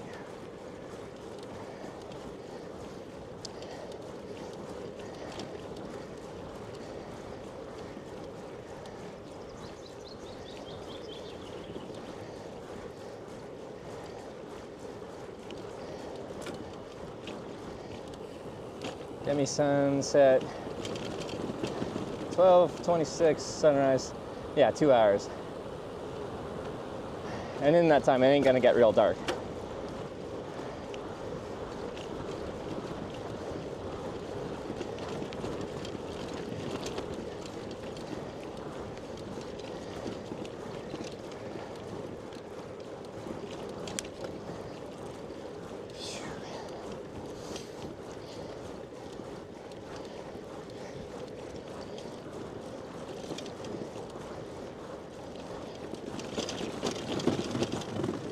This road's nice, there's like no cars on it. It's got a little more texture than the E75, but it's nice having a road to yourself.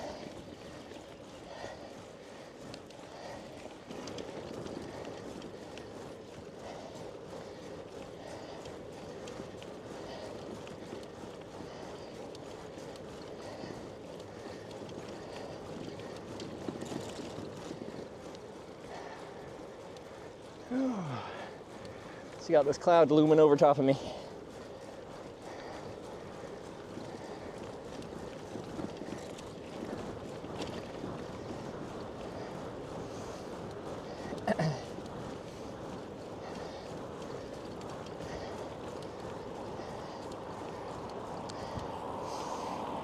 Pulling lightning super windy, camping in the middle of the field, and trees were falling around me. Yeah, that doesn't sound fun. Because in theory, when a thunderstorm rolls through, you shouldn't be like at the base of a tree. Lightning likes to strike trees. Chances of it striking the tree you're under is slim, but happens. So, a lot of times I'm camped in woods, and I'm like, the only thing I'm next to is trees. So, it can be unsettling. I don't think I've had a thunderstorm where like trees are falling over around me though. That does sound very intimidating.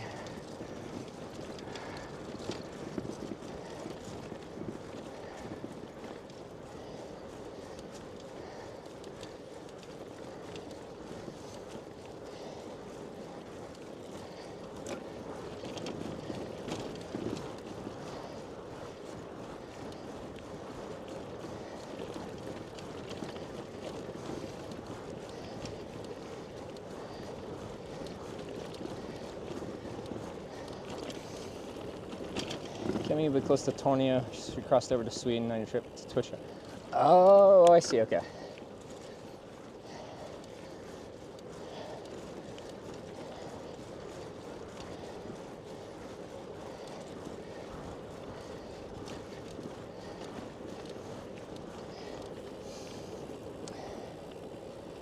Across the forest skid, lightning blew a birch in one strike from 50 meters where I did stand. I bet that was fucking loud.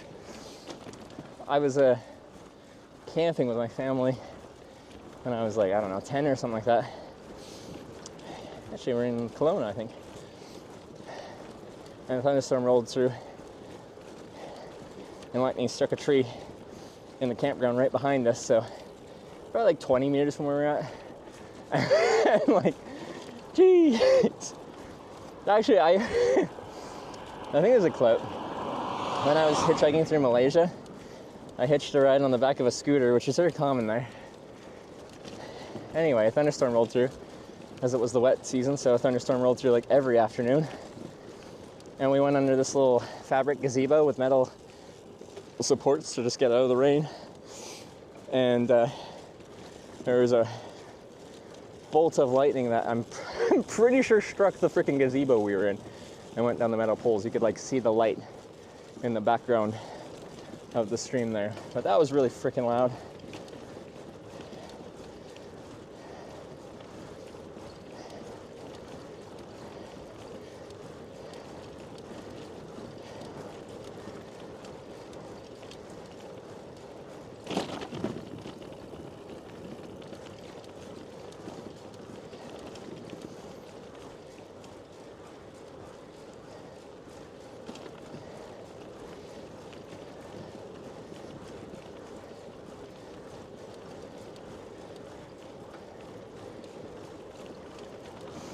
Mother Nature does not mess around.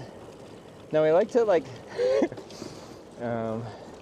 look at nature in this like idyllic way of it being like beautiful and kind and all that, and it can be, but it can also be ruthless, relentless, and seemingly cruel.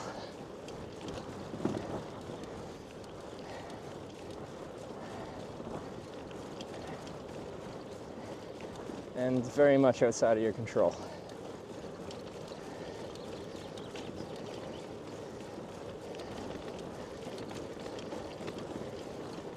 But there's a car on this road. This is my road.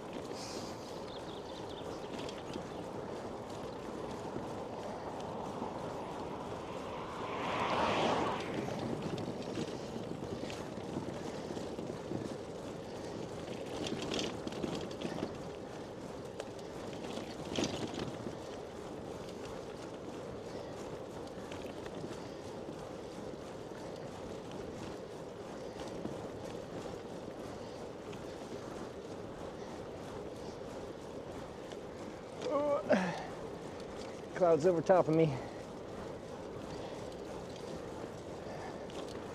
That's the worst part of it. It's rain over there. We're pretty close to some rain.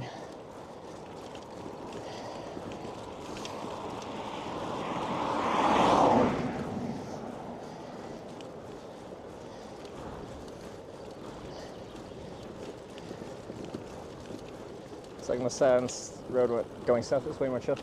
Yeah, it very much is. I don't like, you can see all the damage on the road, but it's usually avoidable. It really isn't that bad for riding at all.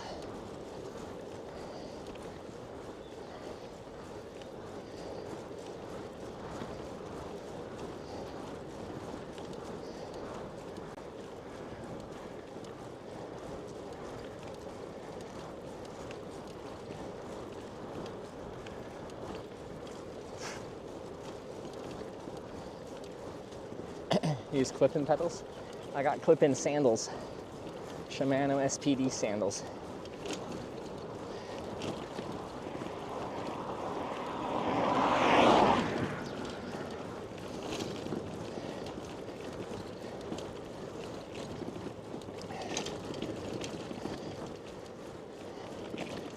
Can I reach? Am I flexible enough? Can you see them? Gotta go back to yoga. Yeah. There we go.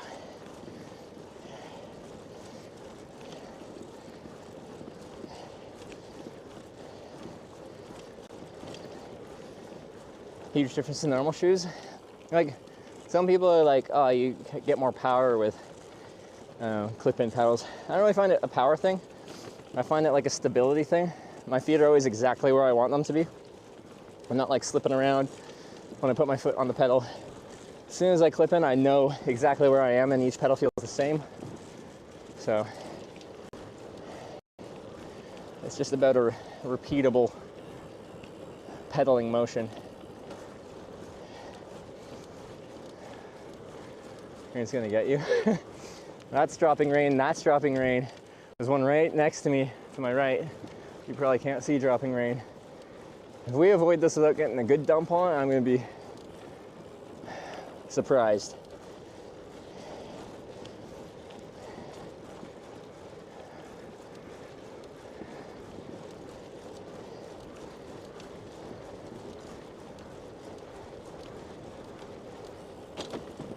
So our prevailing direction is taking us right into this one.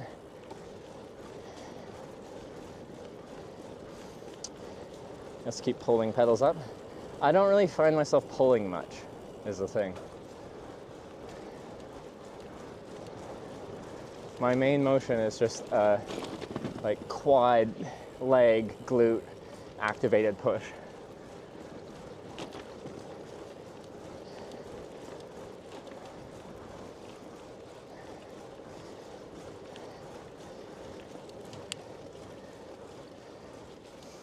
I feel like they've done studies and it isn't so much of the pulling adding extra power. You can like force it to like pull on the up. But in general, it's still predominantly a pushing.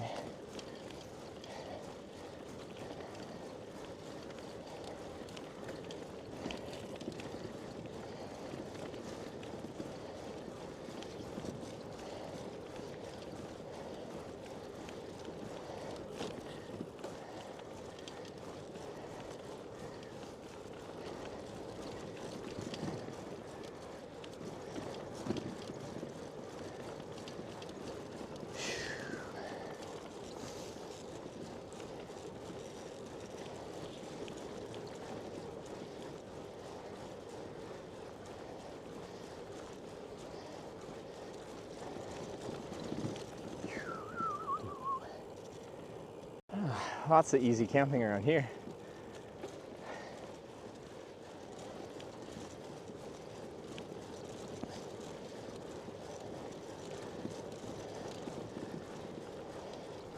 Give me your target today if weather permits. I think I'd like to go for it. That's 120 kilometers-ish, I think, for the day. I think just over. Maybe we'd stop just before so I can camp.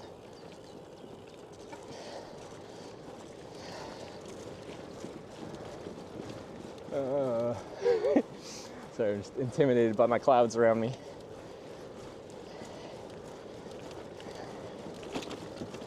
Ah, startled me. $25. Try doing things for $25. Let's go. I need the motivation.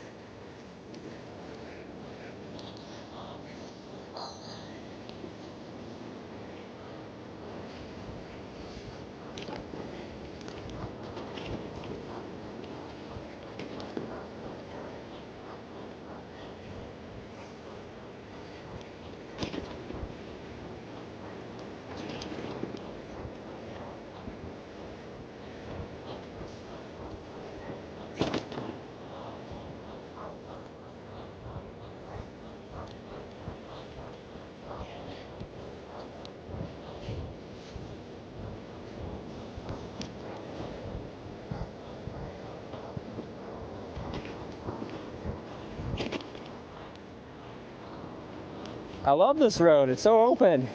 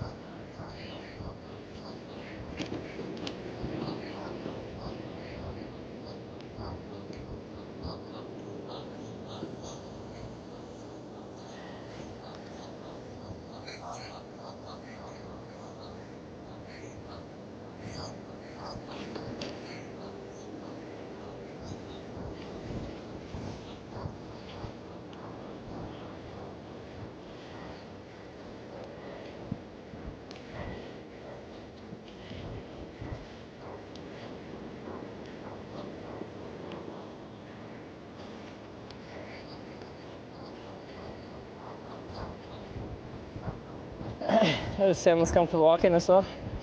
The SPDs are mostly recessed, so it feels pretty natural to walk. You can hear it crunching on the ground a little bit. It's more a sound than it is a feeling.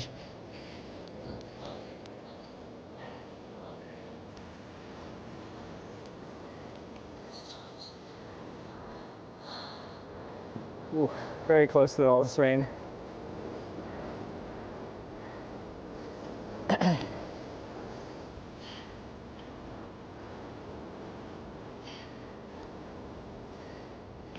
It's Evola's last grocery store. Okay. I'll have to think about that. I got 2/3 of a chocolate milk. I got some dried reindeer still from Alta on my birthday.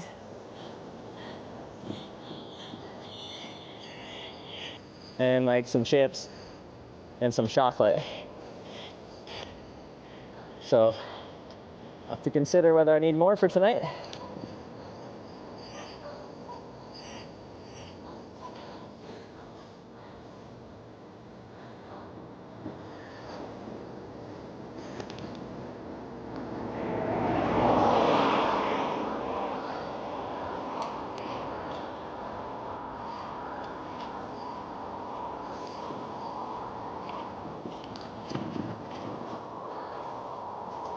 Yeah, the road turning left right now is a very good thing for me. Might still get dumped on, but we might just skirt this.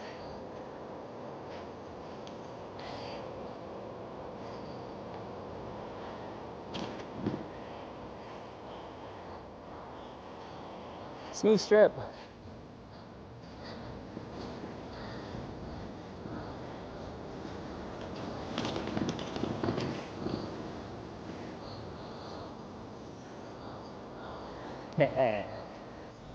Smooth.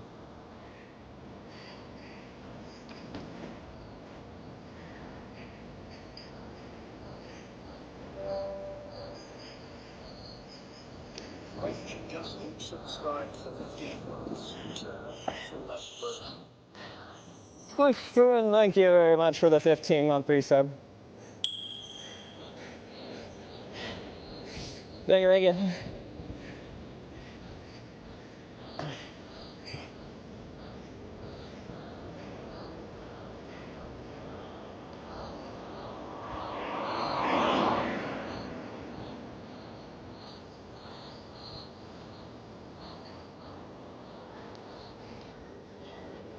Tried Jules links for the great road trip song, Driving Tunes. It's good flow for us. Appreciate you squishing the chin. Do people often squish their chin for you?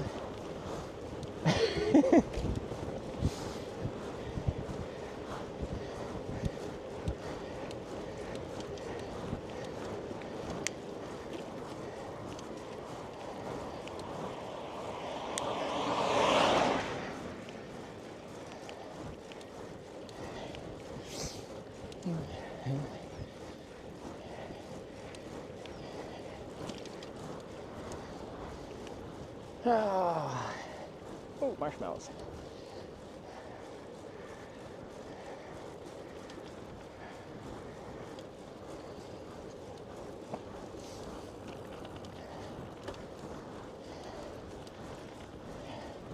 Some streamers acknowledged it about you guys. Sorry, as you just did.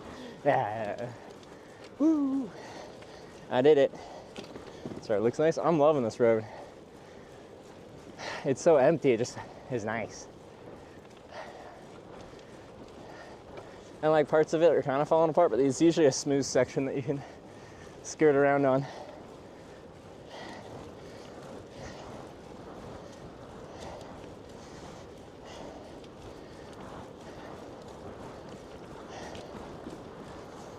So, my electrolyte mix.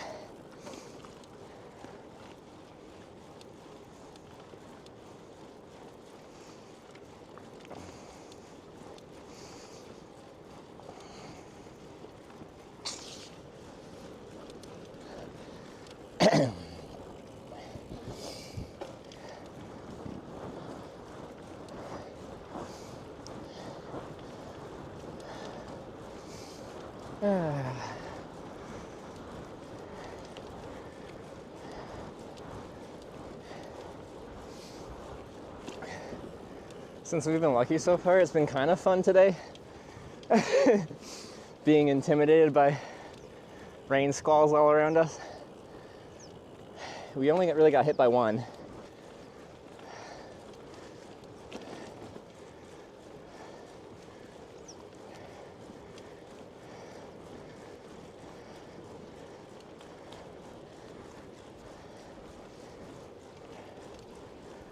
Kid's not a bike tour yet. He didn't even wave.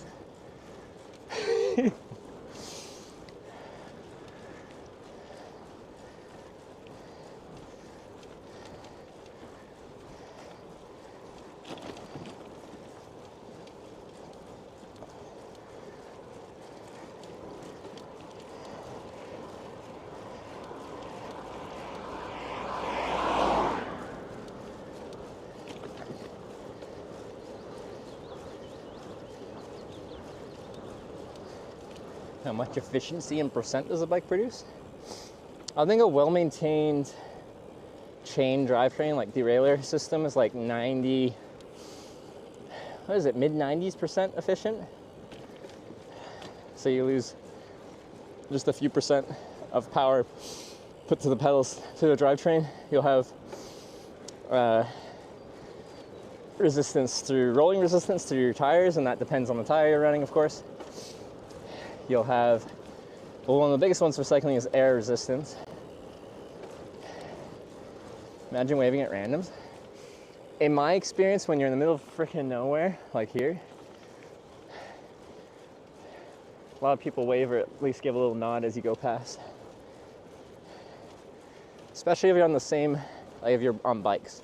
Well, normally it's a tourer thing, but I thought, you know, kids on a bike on this weird road, might as well treat them like a bike tour.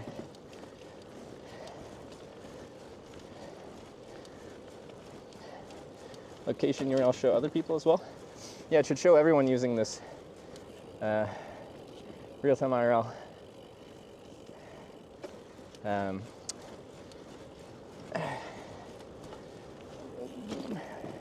Website thing.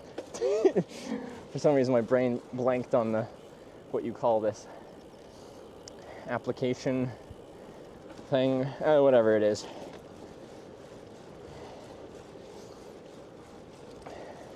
Yeah, speaking of efficiency, I would like to try like a hardcore touring bike with like an internal gear hub, and I want to try belt drive.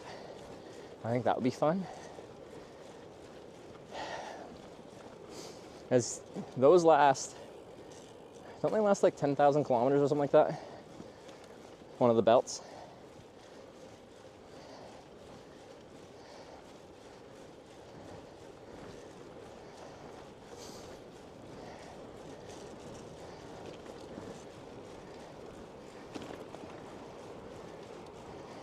Website thing is the correct technical term. Yeah, website thing. I'm so technical.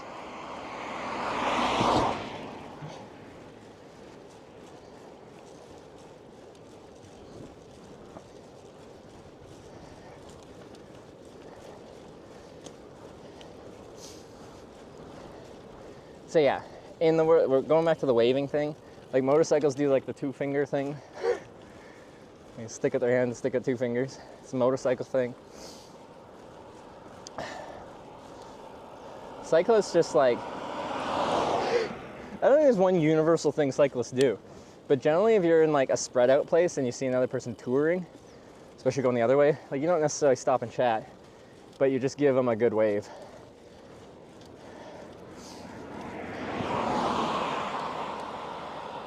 If it fails, find a replacement belt is going to be a challenge for them too. I think I'd bring one. I don't know how well they fold up.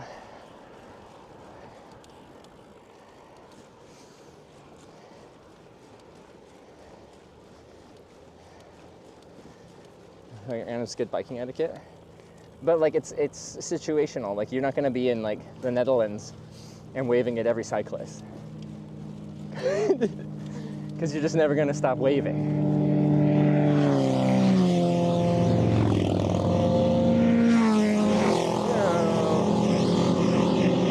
Better motorcycle road too. I don't know why you take E75.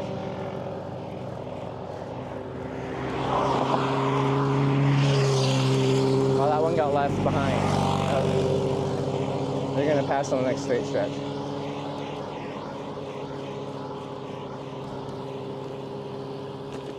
Are you on fold-up bike? No, that's back in Canada. I do love my Brompton though. I think whenever possible, I'm gonna bring that bike on hitchhiking trips. It's so convenient.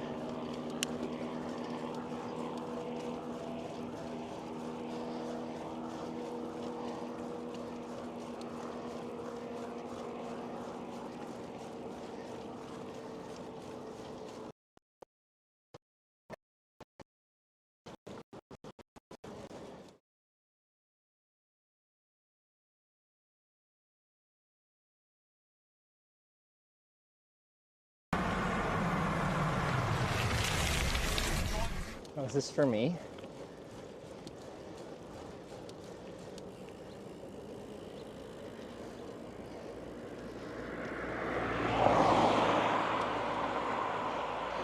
Is this for me? A long way to go to Kemi. Yeah, what is it, another 50? 60? About 50. Yeah. 45, 50. Yeah. Are you coming from Quebec or are you around here? Now I live here. Oh, you live near here? Just watch your street. Oh, yeah. Well, thanks for coming by. Okay. Just came by to say hi? Yes. Okay. Have a good one.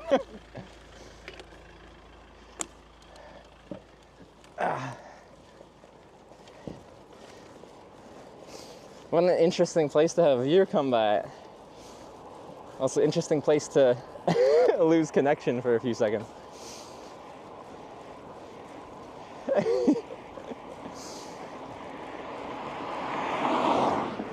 I saw a car pull over the side of the road and I saw a cell phone out like pointing at me. I'm like, I feel like this is for me.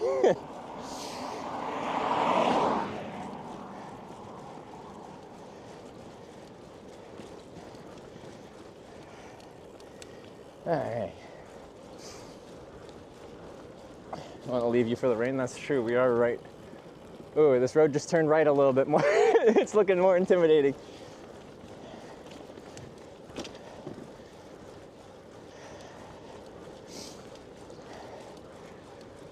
Yeah, this cloud up here, I am scared about here.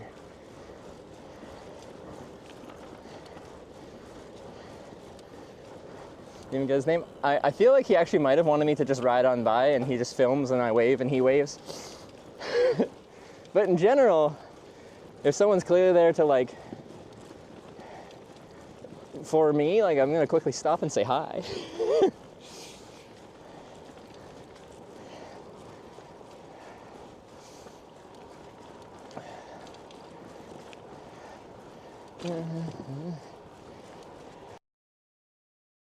Directly.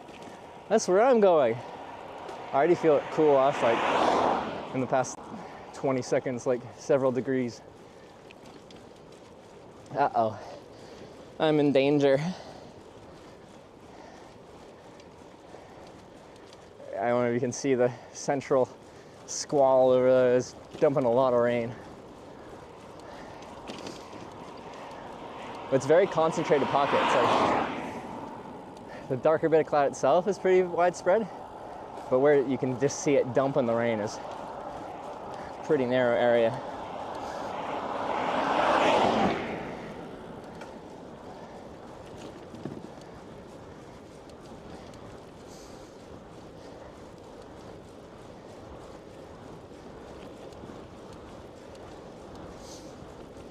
See, that time I gave a much more subtle way, as I didn't want to get turned down again, you know? I think I got a down nod or something.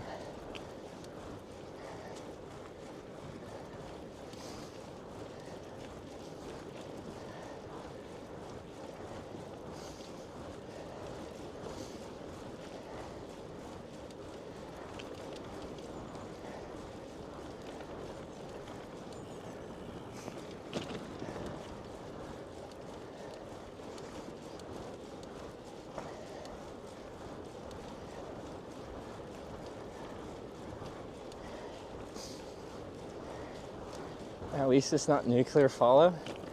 See? Always look on the bright side of life. It could always be worse, yeah. Instead of a rainstorm, we could be riding through nuclear fallout. Could always be worse.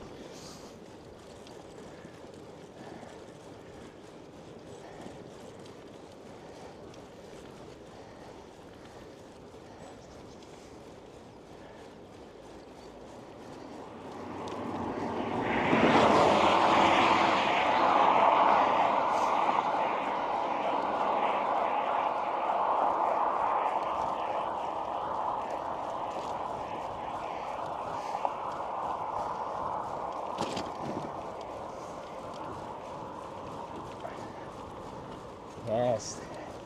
Stay left like this. We're turning to the left a bit. Good.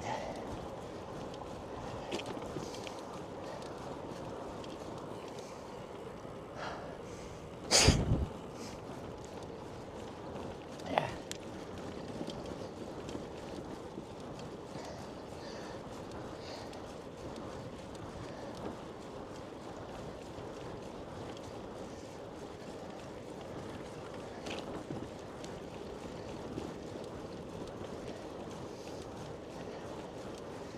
"87 times, we're getting close to the triple digits." How you feeling today? Feel pretty good now. This morning I was like, we were having tech problems as soon as we started the stream. And then as I was setting up the stream, we got one of these rain clouds came right over and just dumped on me as I was outside trying to set things up. And I was a little bit like not feeling it this morning, but now that I've been riding, as I had yesterday off, so I'm feeling fresh. My legs are rested. My mind is rested. Oh, I feel good.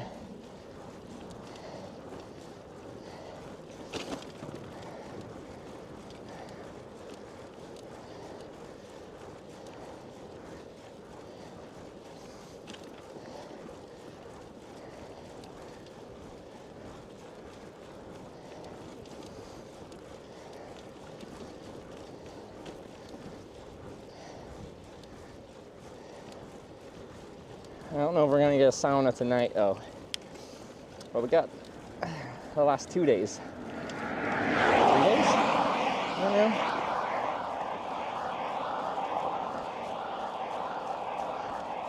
Wait, no, because the night before we camped just outside of Rovaniemi. We didn't get a sauna that day.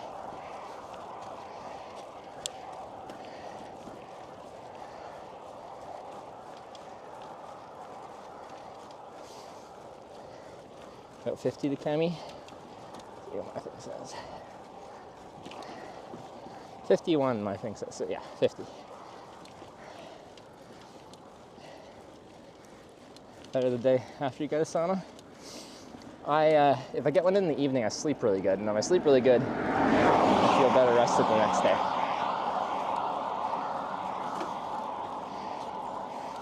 So sauna counter, we should have one.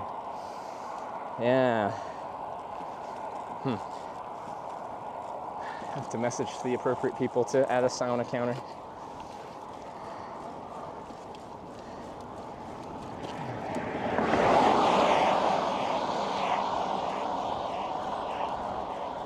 We got a snot rocket counter, but not a sauna counter. What does this world come to?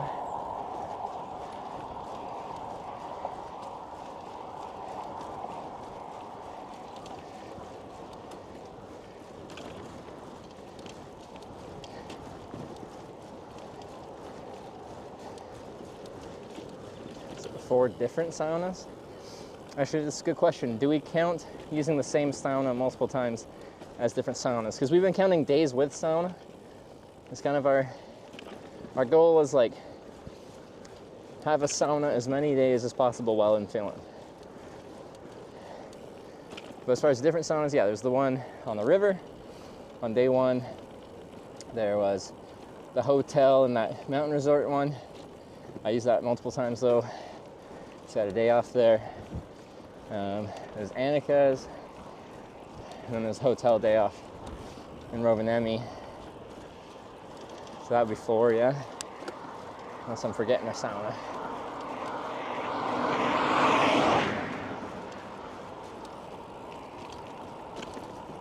And every time you sauna, that's what I'm thinking.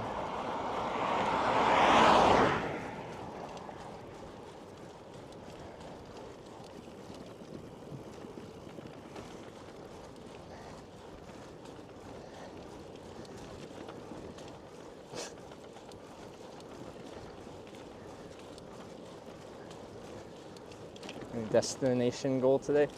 We're seeing we get to Kemi, which is not a 50K, so be a late arrival as per usual. But we make pretty good pace because I've been motivated by these rain clouds. They intimidate me, so I keep ride like I'm trying to outrun them.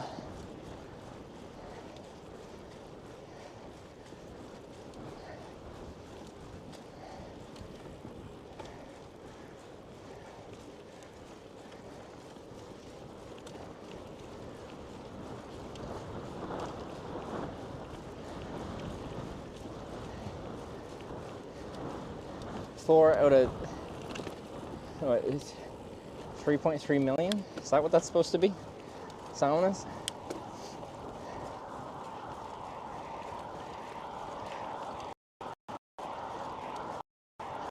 Like Anakin, Phantom Menace. One day I'm going to see them all, or I want to see them all, but about saunas instead of planets or star systems, or whatever he's talking about on that.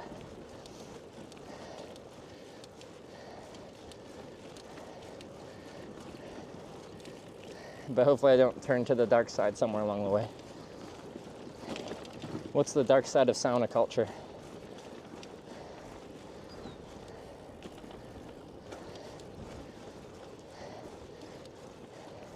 Is that like peeing on the sauna stones in a public sauna?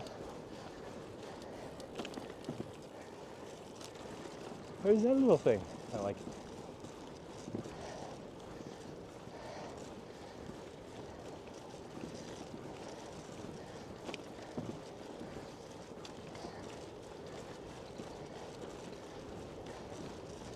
it. Infrared saunas, yeah.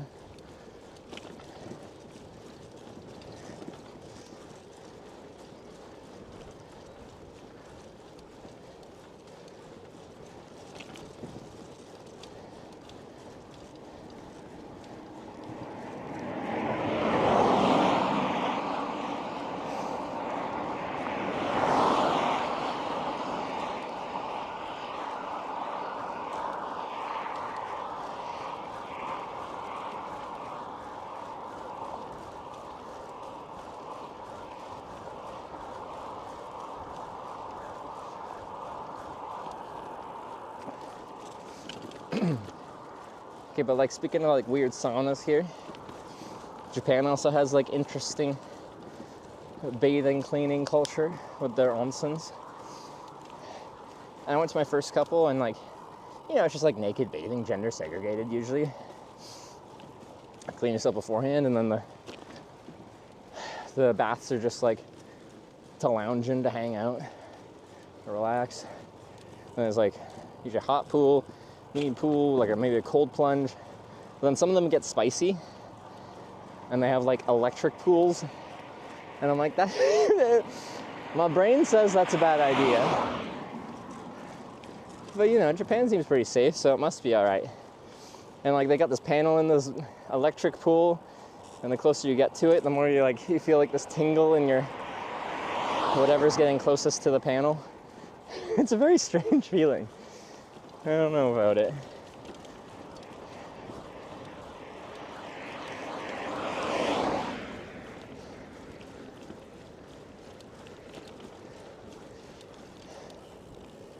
Yeah, Tom's. I was on Reddit, and I somehow got recommended the sauna subreddit after I started saunaing here. And then I clicked on it and went through like a lot of the top posts. A lot of it was like people from North America going to their gym or public pool sauna and posting pictures of the sign of the sauna, very much supposed to have water thrown on the stones, but having a sign saying not to, even though that's the entire intention.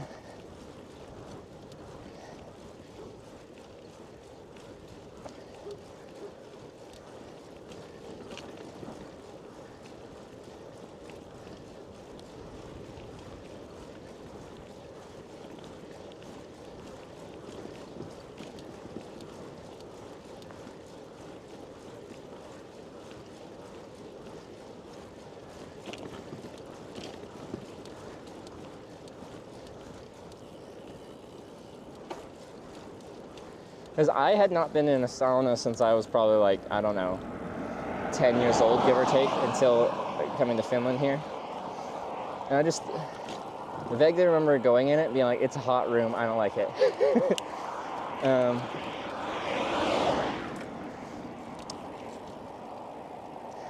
But like, still didn't know about the whole like water laulu thing. As soon as I did that on this trip, I'm like, I get it.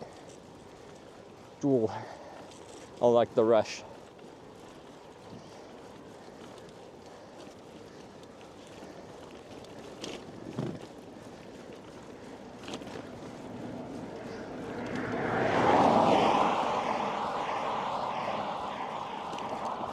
Oh, got a couple drops.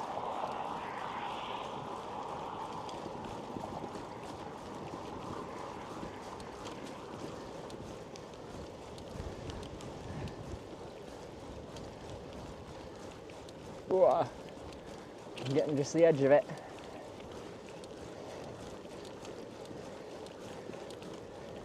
Oh, right as there's a sign for Tervola, you guys said, and get smacked by this rain squall, so here we are, getting a bit of it.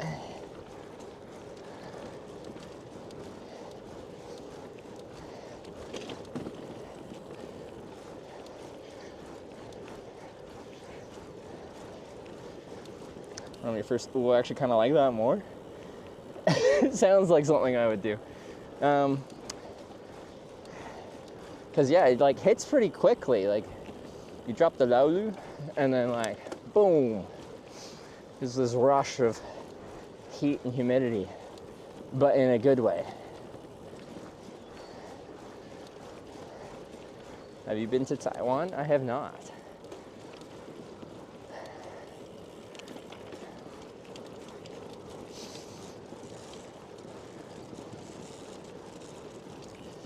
I feel like I enjoyed doing a lap bike tour around Taiwan.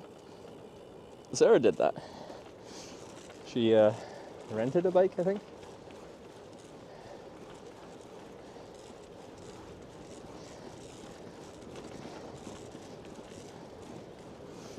Finished summer cottage by the lake to visit. Pure sauna experience. The closest we had was on the first day, and it was like the sauna on a river. Ooh, it's so pastel. Sarah would love that little thing. What are those even for? What is their purpose?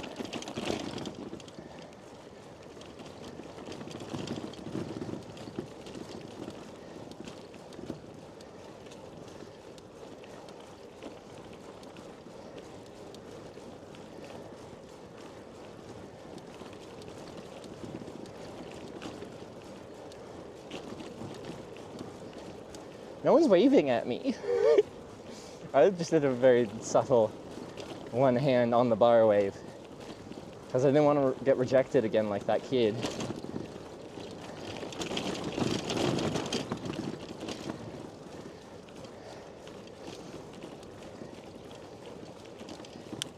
Because we make eye contact, and that's when you wave.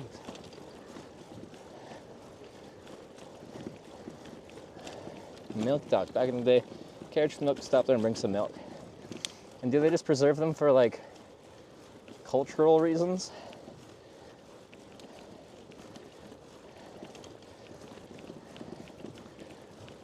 Only mess of the road. But the middle between where the tires go is actually not that bad. So I ride in the middle of the lane. See, I love milk, so I feel like getting fresh milk delivered. That sounds nice. Do the nod next time. I'll just like hit them with my hitchhiking moves. Thumb, nod, wave.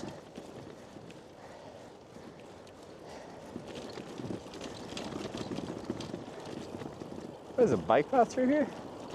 Let's check it out. I think it only goes for like one block. Let's check it out anyway. Oh, this stretch looks better than the road.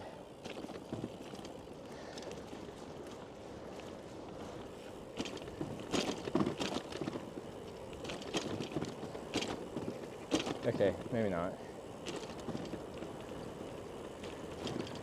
Oh no, it keeps going.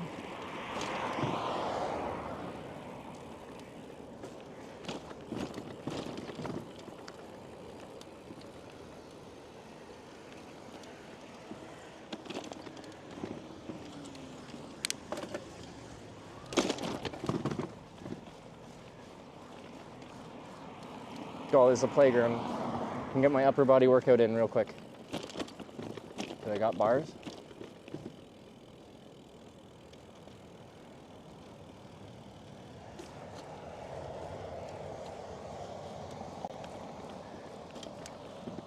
I don't know if they do. Is it safe, or am I gonna get rained on?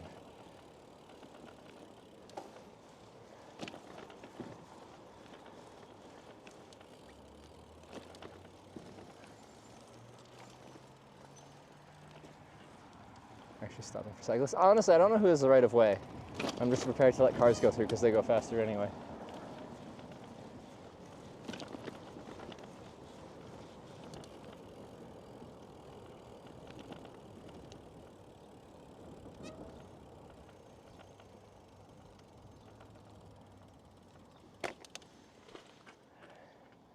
All the bars don't seem appropriately spaced to do some pull-ups.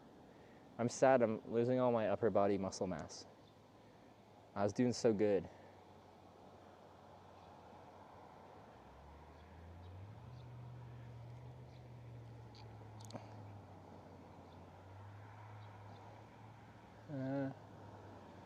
I shouldn't stop here anyway. There's like we're just staring at a big rain cloud.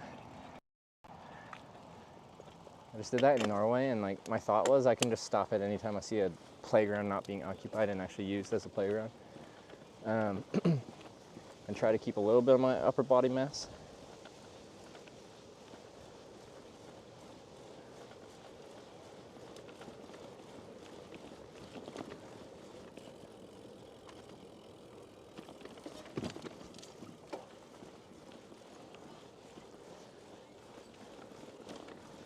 Reject upper body muscles, embrace tree trunk legs.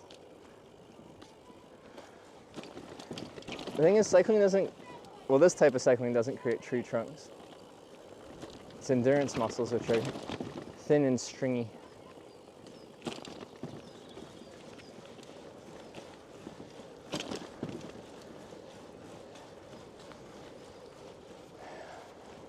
Like the only thing you got in your legs is muscle at that point, but usually not like big hypertrophy muscles.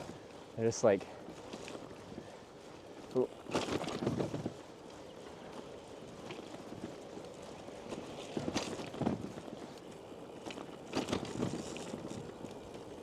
Sign said yield to cycles. Oh, that's nice. All right. It's nice to know I have the right of way, but when people are driving like heavy metal automobiles that will win in a one-on-one competition of mass running into mass, I err on the side of like being ready to let them through first.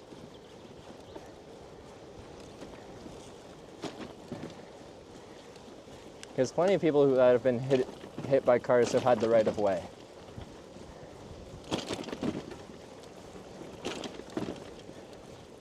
Yeah, cat like the seat. Exactly.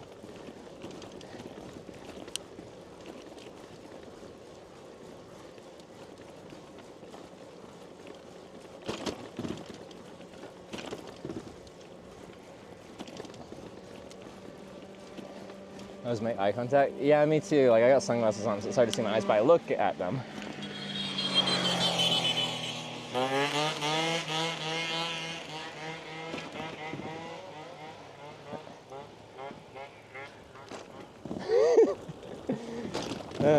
The youths are out. We got one styling behind us too. Oh, these bike paths though. Jeez. Finland.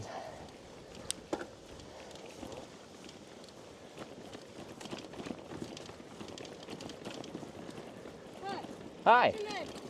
Trevor. What's your name? Julius. Julius? Yeah. Nice to meet you. Where are you from? Canada.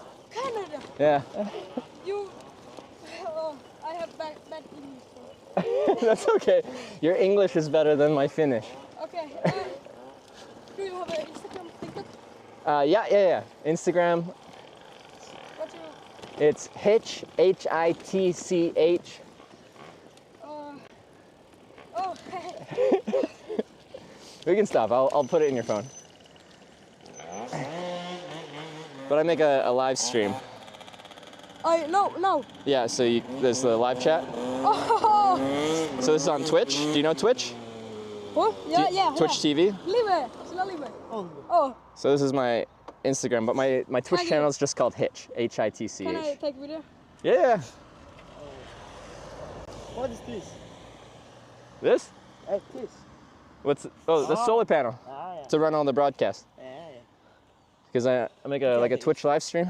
So there's like, I don't know, 1,000-2,000 people hanging out as we just ride down the road. Yeah, exactly. Were you guys at what was that, school back there? Yeah. Yeah. Ah, okay. You're on summer holiday though, right? Yeah. Nice. And how many kilometers you? I started in Tromsø, Norway. So it's been like 1,100 kilometers so far. And we're going to Helsinki and then Estonia. Yeah. That's so cool. It'll be like a 2-month bike tour. Yeah. Well, there you go. That's very impressive.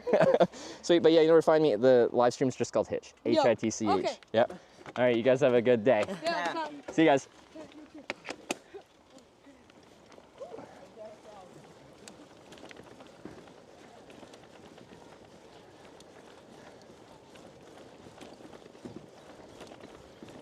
Oh, it wants me to go right here. What is it doing? Is it this out to... Oh, it just doesn't want me on this road? Yeah, I'll stay on it. This road's not busy, so I don't see why.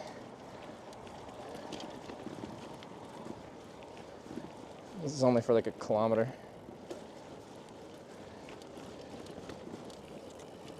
I like not... Oh! Wait, it was gonna get me on the other side of the river? I don't know what... The other side of the river looks spicier. Oh, we'll see. Because all the rain clouds have been on the other side of the river, so I'm intimidated by it.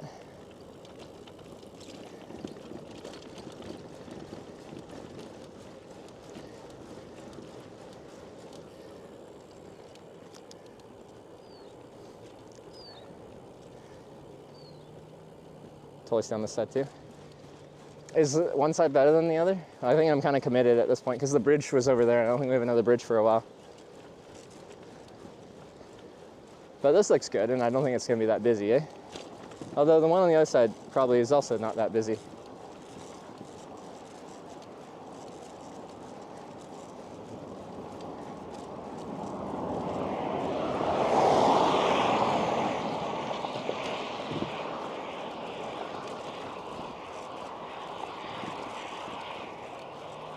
Bikes are supposed to go with traffic? Yeah.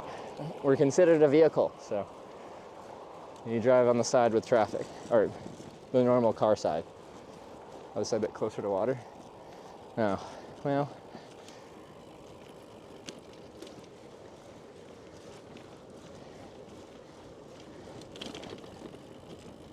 Oh well.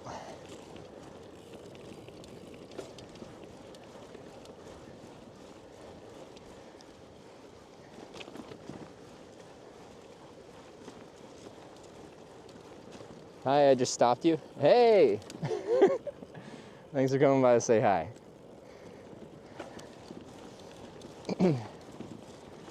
Welcome to the stream. Favorite channel name is on your helmet? That's true. Should have just pointed to my head.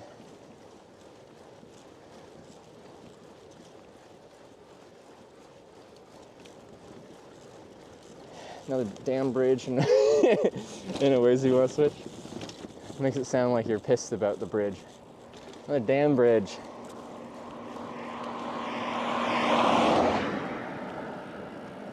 Previously subscribed for 1 month? Have they? That was their first chat though, wasn't it? Almost in my house? I'm riding right through your house. We're going there. Do you think your parents would host a cyclist? They can camp in your backyard. But like actually.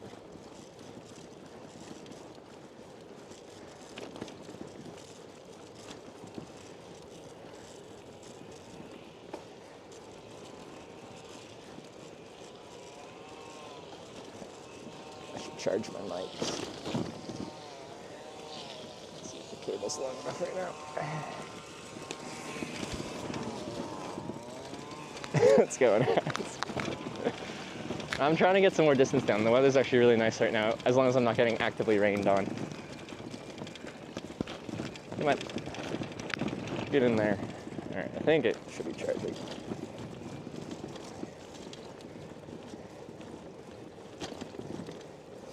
I've had some like slightly uncomfortable situations of people like, usually when hitchhiking, being like, they pick me up, having a great conversation. They're, oh, you should stay at my place. And I'm like, oh, that's great. And they're like, oh, okay, I got like either their significant other or like other roommates or something like that.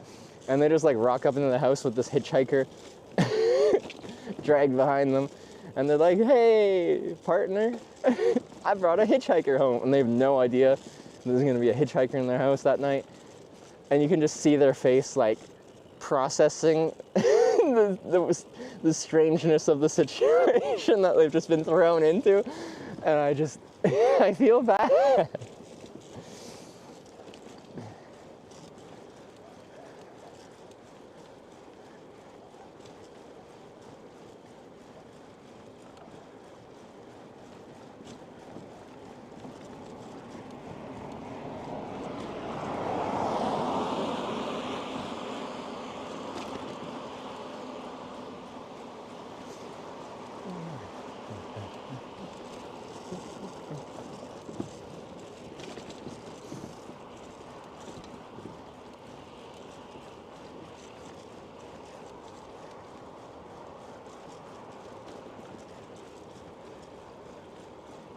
Looks like we got some clear air up here though.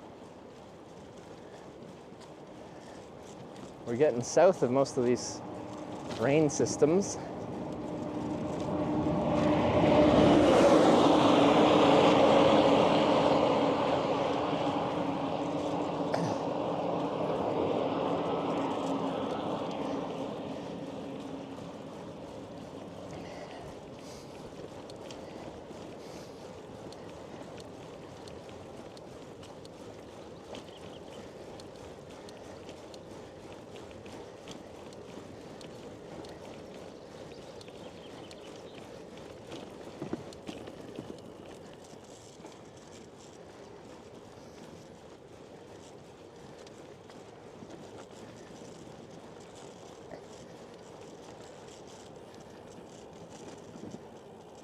White Yamaha Aerox behind you? What does that mean?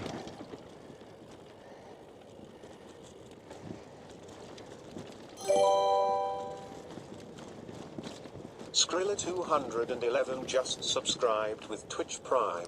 Much love. Skrilla. Thanks for the 7-month Prime.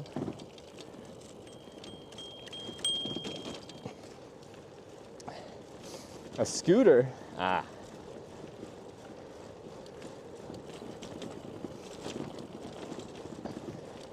Oh, the moped is friend drove. Okay, yeah.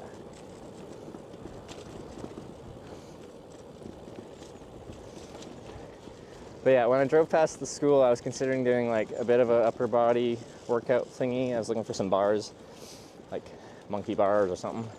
Didn't have good bars. Anyway, we got a big posse at the school. Got the gang together. I was gonna be like, they're up to no good, but they're actually really nice. Got a good group of friends, it seems.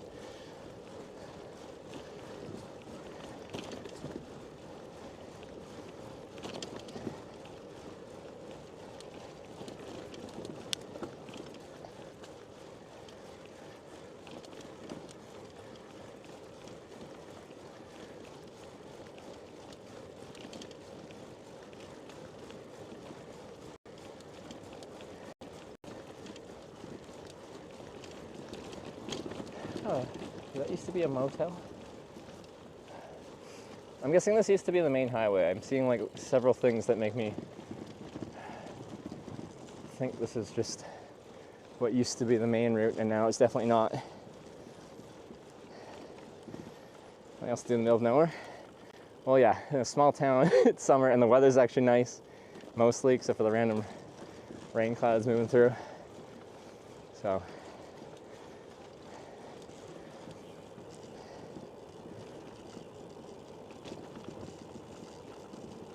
Do I hear a moped? A little 2-stroke motor just pinned.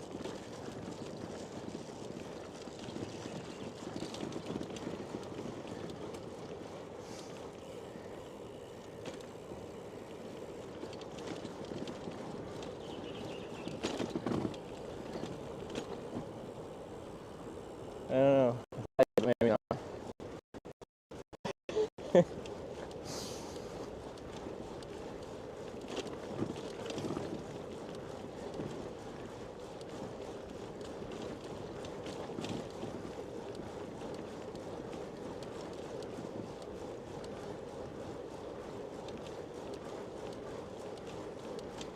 Because like, look, we got like street lights the whole way down here. It's weird.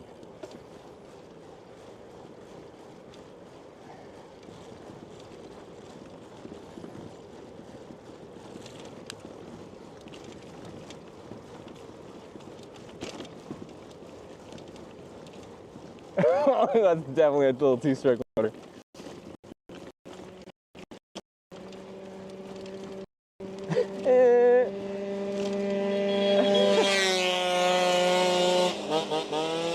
Oh, he's ripping. I can smell it.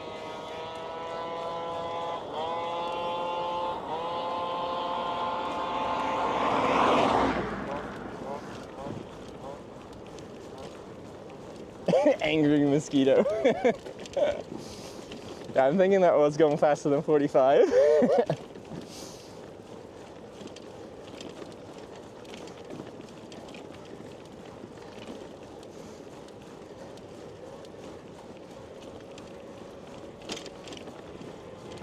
Oh, he's going back.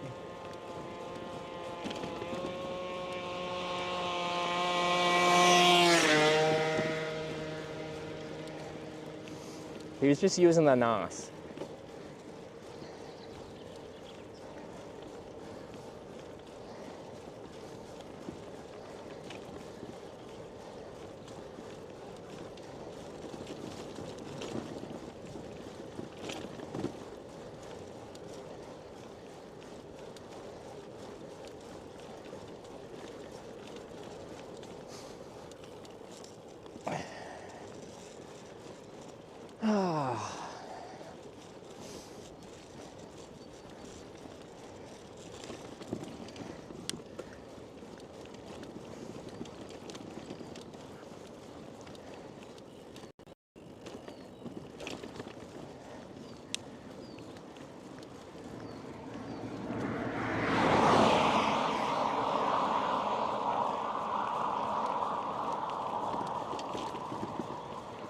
So I'm guessing this is the part of Finland where people say is really boring because it's farms and relatively flat.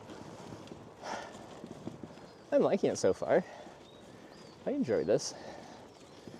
Oh,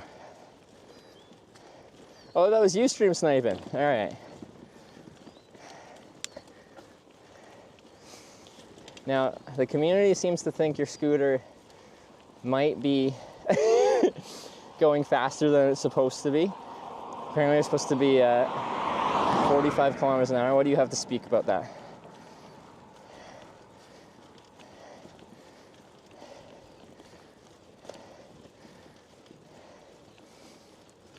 All Finland's flat.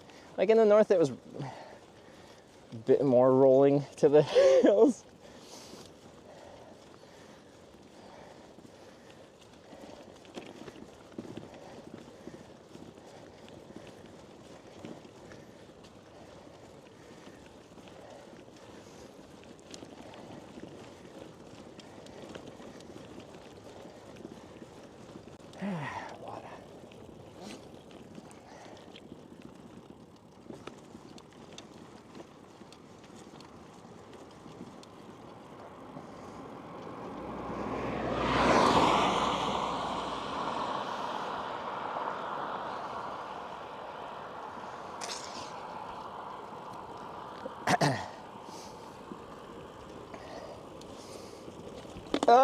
No!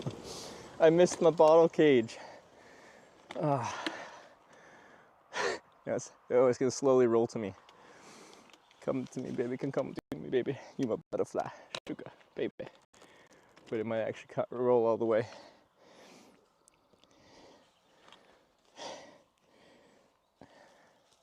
Oh, it stopped. This is tragic. Hey, I need that. I don't want to stop here for long because I'm kind of over a crest of a hill and around a bend, but the road's not too busy. Who do I blame? Right, technical stuff is Wyver. Logistics is Tanya. Tanya, how could you do this? Can't believe you'd do this to me.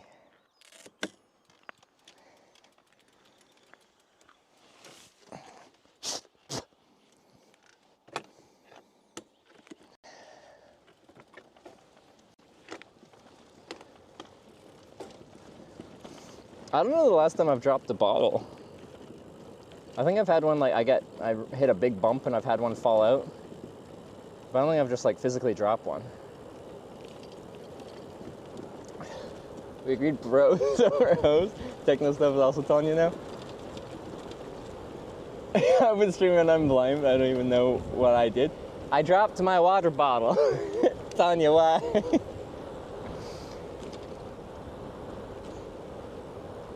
Oh, why are we on the back camera? Because I don't want you to look at me. I'm embarrassed. There we go.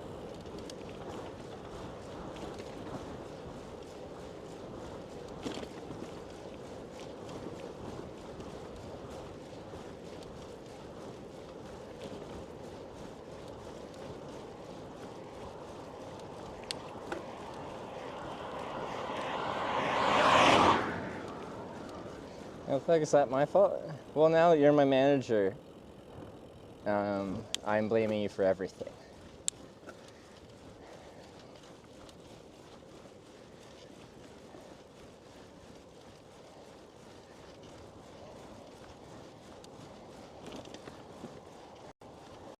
Like the back full screen cam?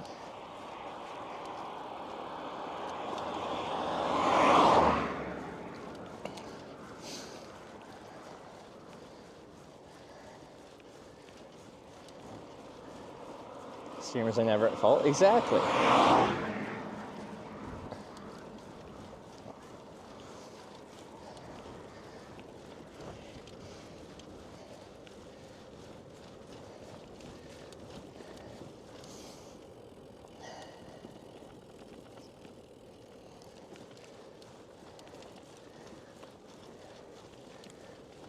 Have this for the rest of the stream. Why not? We could have a reverse pip and just have the rear being the main camera and the forward camera being the small. Just want to see what you're up to, just getting bullied, I'm out. I feel like sometimes you deserve it. Need I remind you, my message this morning is to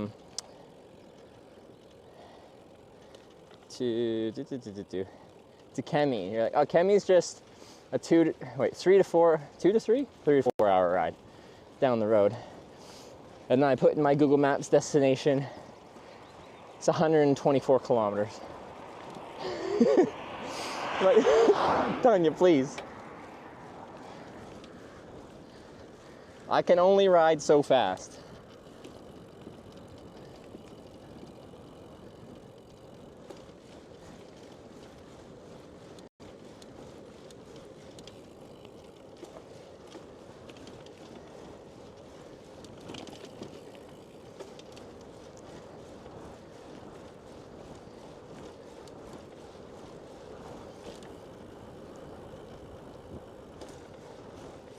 You're the only who's slow.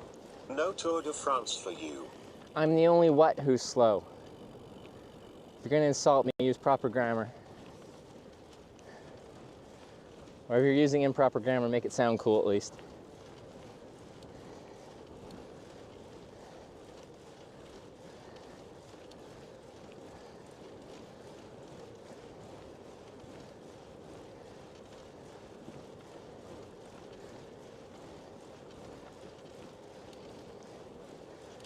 But like actually, especially when someone like types an insult, if they use really like, if you can barely make out what they're saying because their spelling and grammar is just not even close,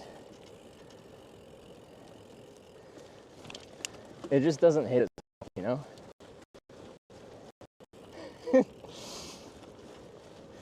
My phone autocorrect, yeah, like you had one chance to have that hit well, but you messed it up. You can blame autocorrect all you want.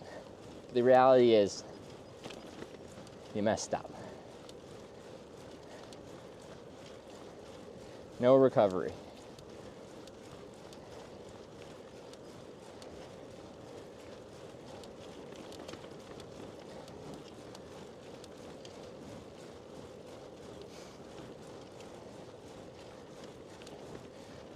We got 40 kilometers left, Kemi.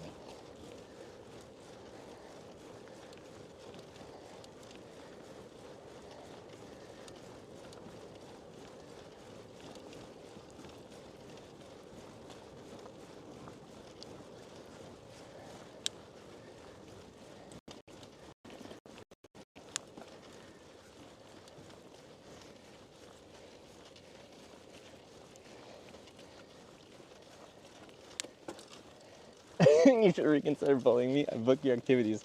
I can be real mean. I suppose that's true.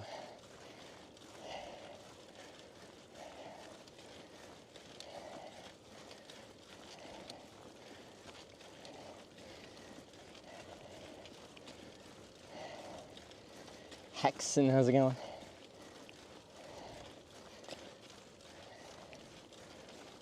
Biggest hill in Finland.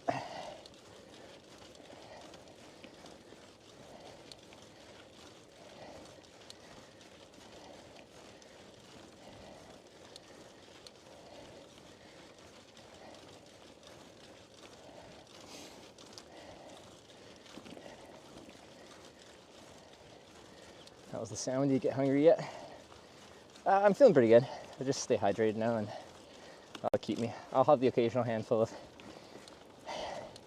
carbs, aka sugar, aka candy, keep me going, but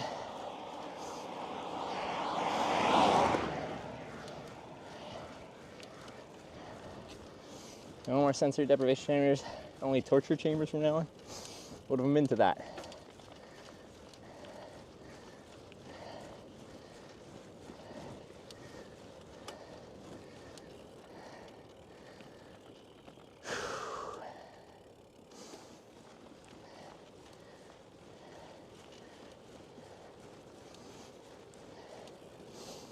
Put Hitch as a passenger in a rally car? That would be pretty cool.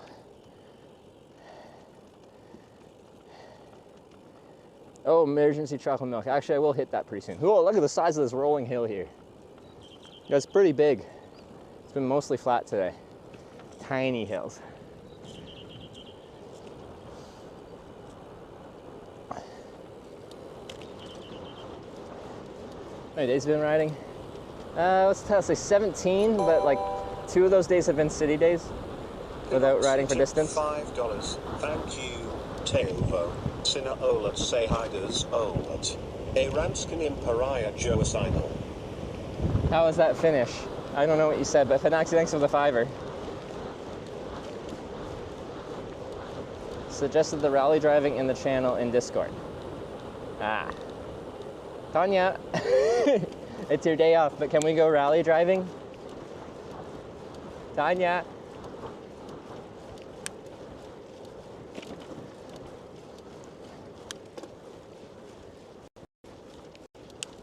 I tried to get closer to the speaker to hear it, but I think Brian struggles with finish.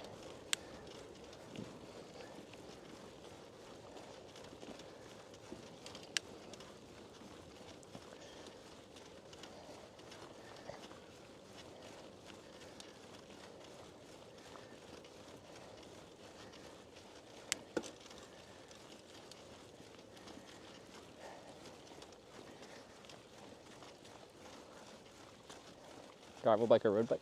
This is a touring bike, which is kind of like a cross between, well, no, it's like a touring bike. Like this one has, it looks like a road bike, but with more relaxed riding geometry. Because you're not like in an aggressive aerodynamic position most of the time when you're touring. It's more upright, but it's just steel frame. Steel's real. It's meant to be durable, repairable. Everything on it is supposed to be real tough, and if it does break, easy to fix. With a wide gear range, so you can have a lot of gear on and still climb the hills.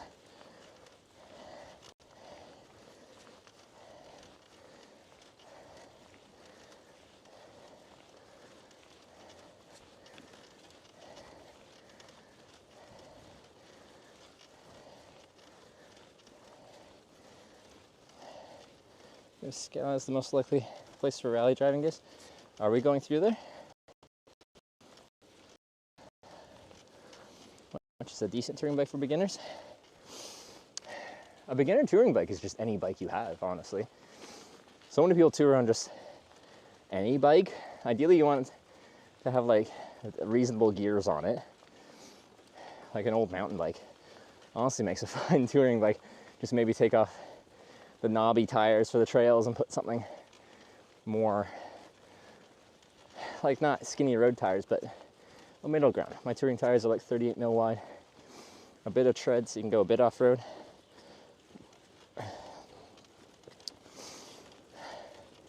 You don't need a touring specific bike to touring is all I'm saying.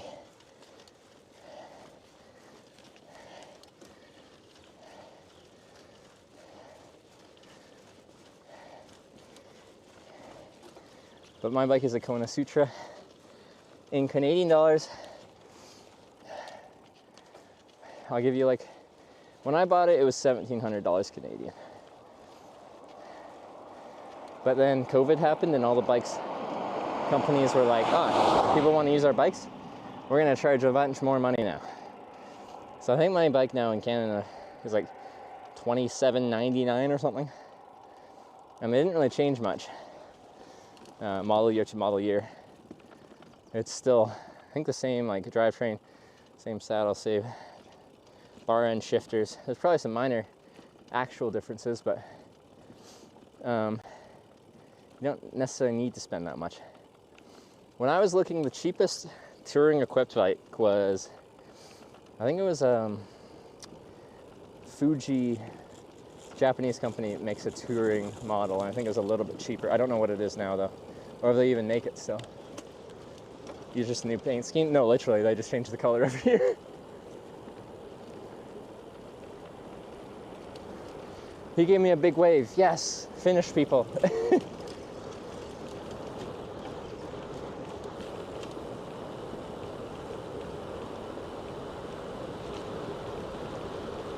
But when I was looking, I wanted either this Kona Sutra or I wanted a Surly long haul or disc trucker. But the Konas were a lot easier for me to source locally, so I got the Kona and I've been very happy with it.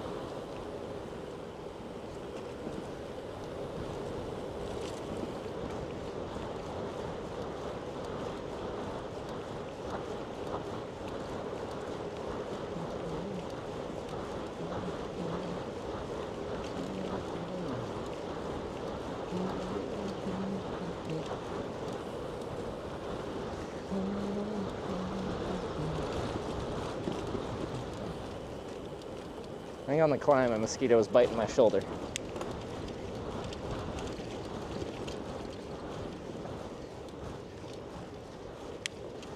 I only changed when drivetrain companies bring out new gear sets. The thing about touring bike is they usually stay with very old everything, with the mentality of it's old, which means it's tested, which means we know any problems it'll have, so it's more reliable. And then beyond that, since it's been out a while, any replacement parts have been like distributed worldwide a lot more. So when you need to replace stuff, because you will, that is inevitable, it's easier to source parts from that have had time to penetrate the market compared to some brand new technical thing. Fuji seems expensive. Are they? Actually, I was looking because Sarah was in Japan and we were like looking at getting her own bike. She was on my bike, which is too big.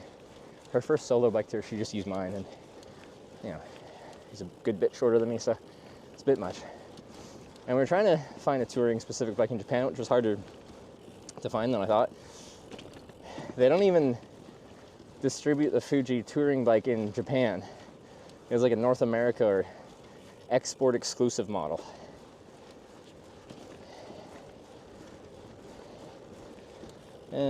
So this trigger, also on a stable bike, wheelbase is really long, so it just wants to go forward. Yeah, touring bikes in general, have quite often look like a road bike, but the wheelbase is longer, like mine as well. And part of that's for stability, and part of that's so like when you put big bags on the back rack of your bike, your heel isn't hitting them.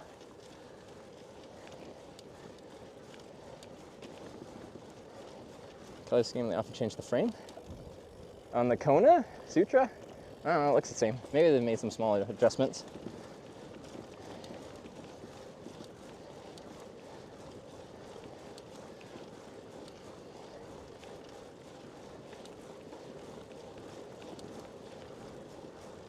'24 versus 23 is very different. Hot to try 24 model a couple days ago. Rode past the bike shop on tour. What did they change?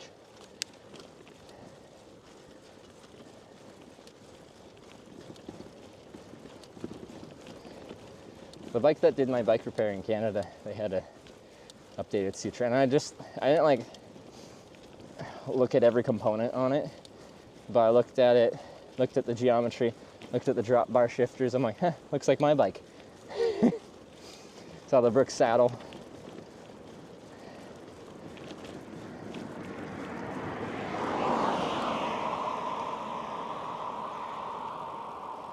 Basic info in these commands to the Kickstream page. Which commands?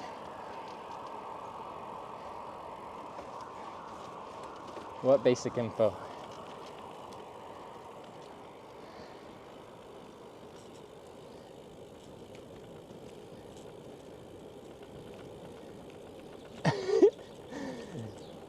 Sutra's bike a bit playful, even rebellious choice. You could say so.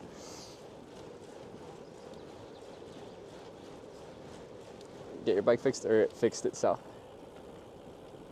Well, when I was talking about, didn't I say like when I took the bike to get serviced, I was looking at the new model of Kona Sutra, and it looked the same, like location. I thought our commands were working. I thought we just connected stream elements. See, I thought Kick was set up like Twitch. So that's my bad. We can get it set up though.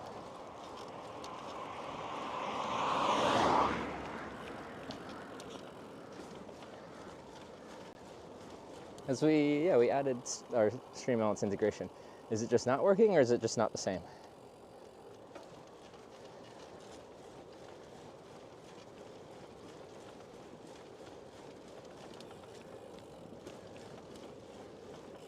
I don't know. I don't know if it was not set up correctly or if it has broken. Anyway, this road in this section's in great shape.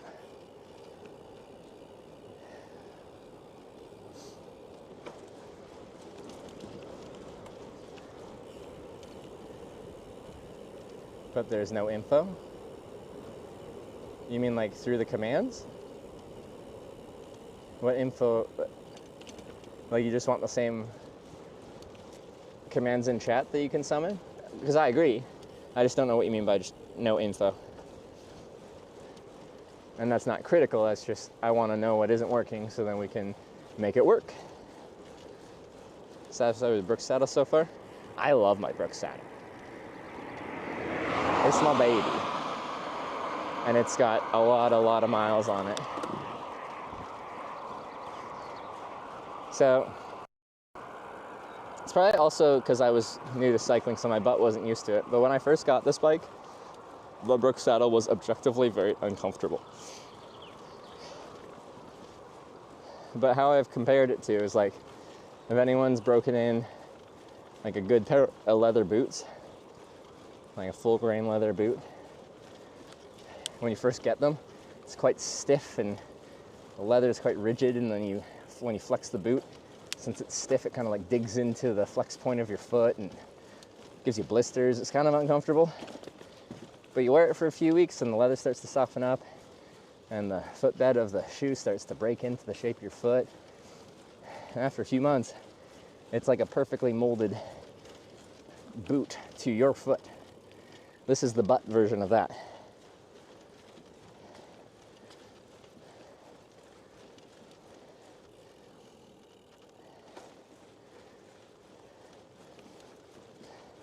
You're supposed to get what commands there are? I don't even know the commands are working. But on Twitch, like, there isn't a long list of commands. People just know them or they don't. There's a few in the title. But other than that, they're just there.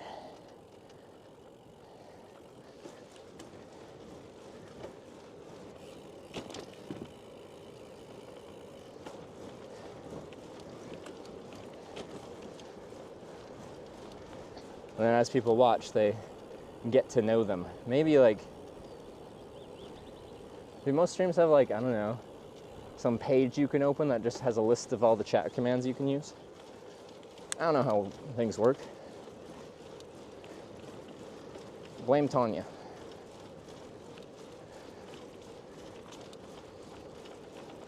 Are the boots comfortable for casual wear though?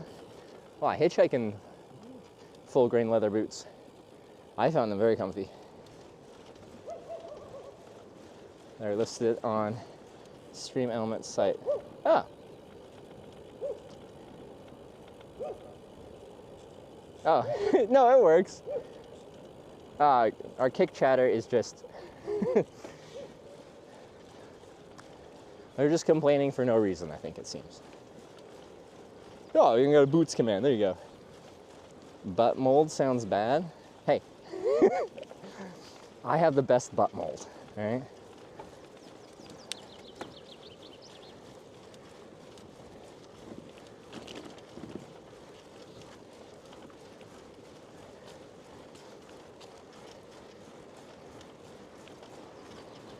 Yeah, this saddle is very personalized to my butt now, not for anyone else.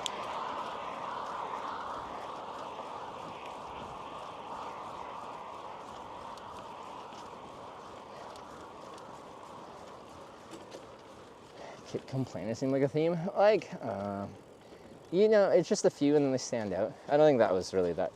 The one that was the funniest was the guy freaking out that I was in the pools, beaches, and bikinis category when I was saunaing, and kept saying he was reporting me. He's like, this is the third time I've reported you. It's out of your hands now. I guess we'll see what kick support will do. Anyway, they didn't do anything because I was in a swimsuit saunaing. Anyway, I think dude was just scrolling through the pools, beaches, and bikinis tab, like mid-goon. And he just saw like a shirtless man and it just ruined his session. And he's real pissed.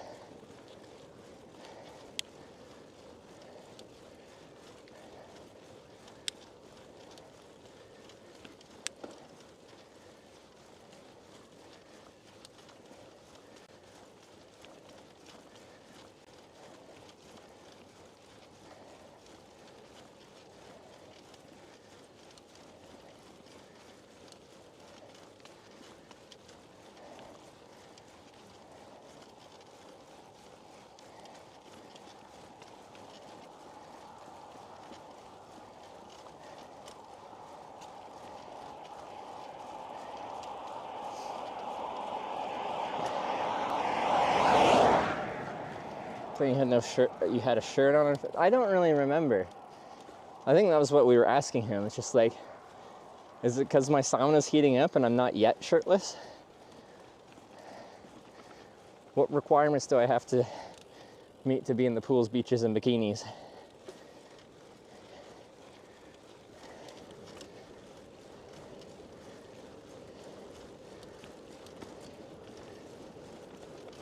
Not supposed to sauna with clothes, offensive to Scandinavians and Finns. Wait, so you think that person was Scandinavian or Finn and they're just culturally offended? Unfortunately, or fortunately, I'm not allowed to stream a sauna naked on Twitch, YouTube, or Kick.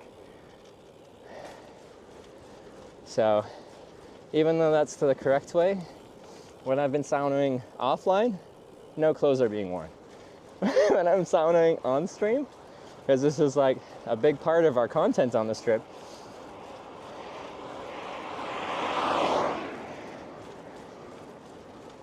I've been wearing swim shorts.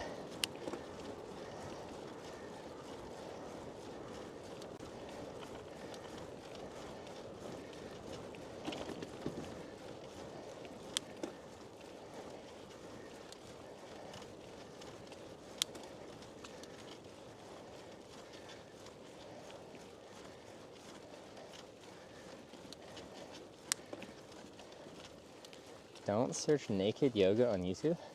Is it actually naked? Also, Wyver, what are you doing? How do you know this? You've been caught in this moment. There's no backpedaling.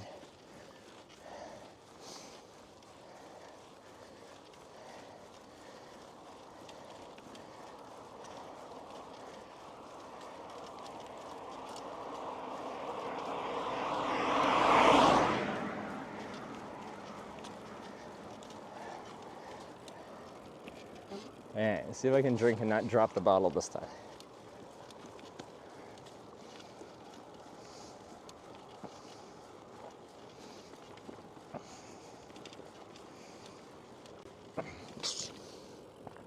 Great idea to can go on each platform. Were you planning on doing naked yoga?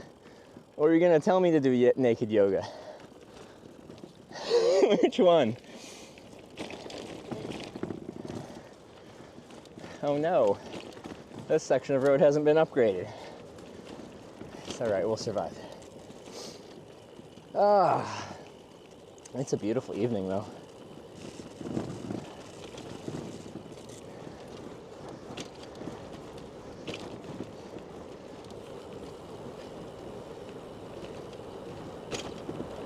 Naked sauna on YouTube, let's go. Like let's, like, together? You want a sauna with me naked on YouTube? What would Mrs. Wyver think?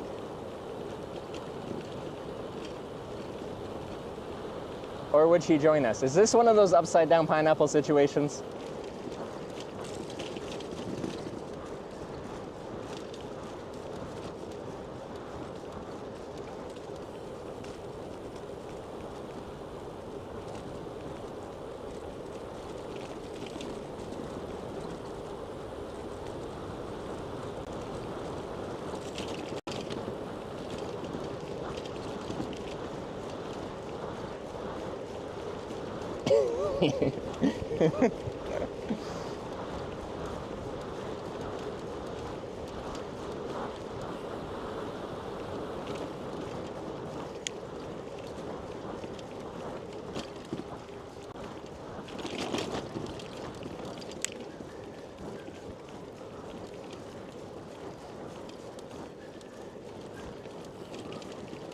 Told you about the Moros earlier? Yeah, that's true.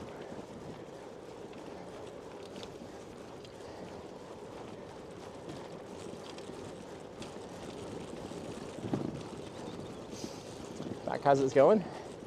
We seem to be free of all the rain squalls, at least for, well, I don't know if that one's good. That's a big looking one.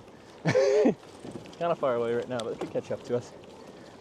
The clouds have been moving really slow though. Anyway, it's going good for the time being. Could change at any moment if a random rain storm just pops up on top of us. Tent situation been solved? I don't think so. I'm trying to order a tent from Canada because I want to try it and I want to support a small Canadian tent manufacturer. Apparently it's really good too. This doesn't look like an E-road. E-road's on the other side of the river somewhere over there. We're on a little road.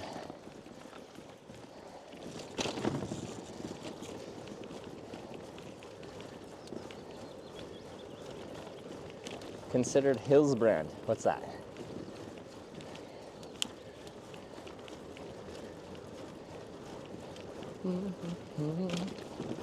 Bad dreams. Should charge this again. Rather than swapping mics, because we're doing a different mic situation, I'm just trying to charge it myself.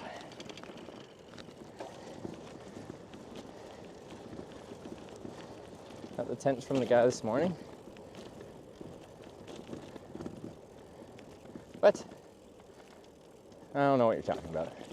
Failed joke is right. Hillberg? Yeah, I used the wrong brand. From Argentina, great bike tour. Thank you for Twitch. It's been a good tour so far. Let's keep it going. Have you considered Hillberg? Okay, you ruined the joke. I'm like, did I just not understand? You used the wrong word. Wrong name.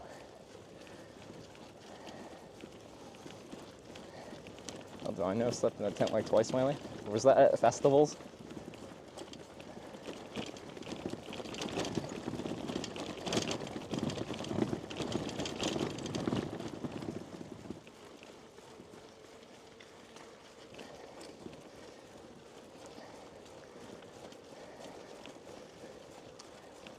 We're north of the Arctic Circle. We are now south of it, actually.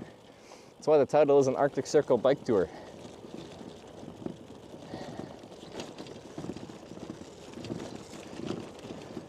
One of the guy at One Night Festival went home the next day.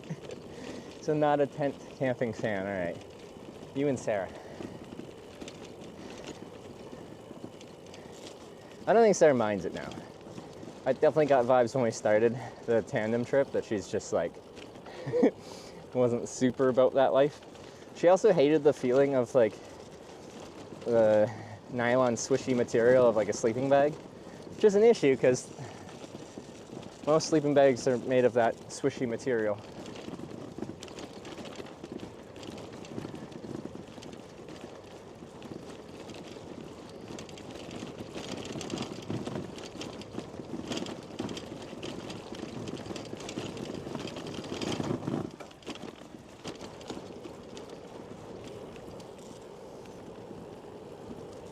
kick way better than purple. Uh-oh, platforms are fighting.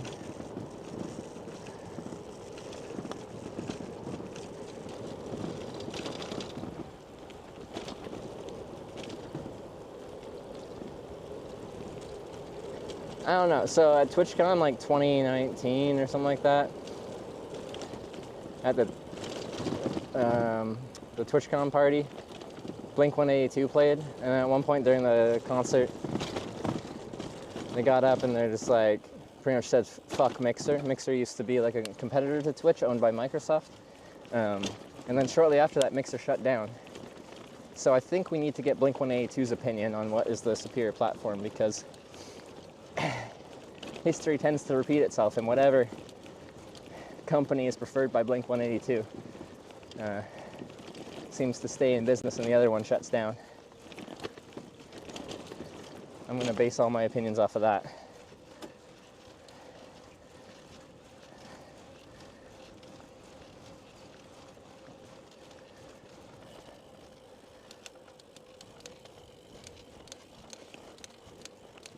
I think my saddle's creaking. The heck? We just dealt with this.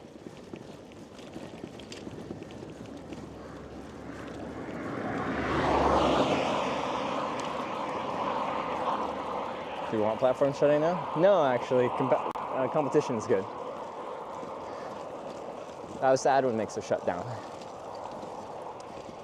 Because Mixer got Twitch to actually start like improving their systems. Because when there was no competition, there's no motivation for them to actually do anything. And they seem to only upgrade things when it's just like, it's forced upon them.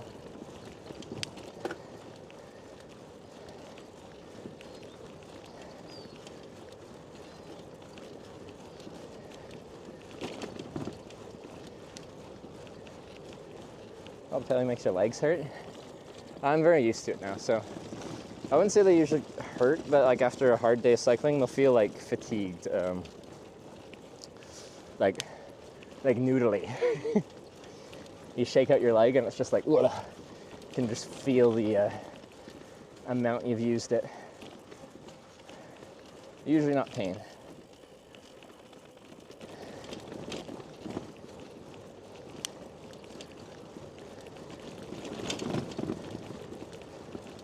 Goal today, Kemi? Yeah, probably Kemi or just before.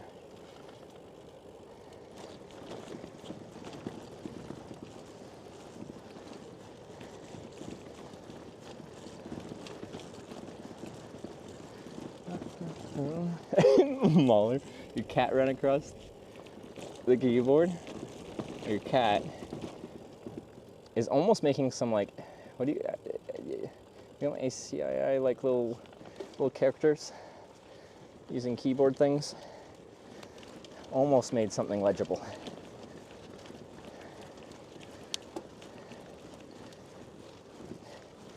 What's the the thing I'm thinking of? I don't even know.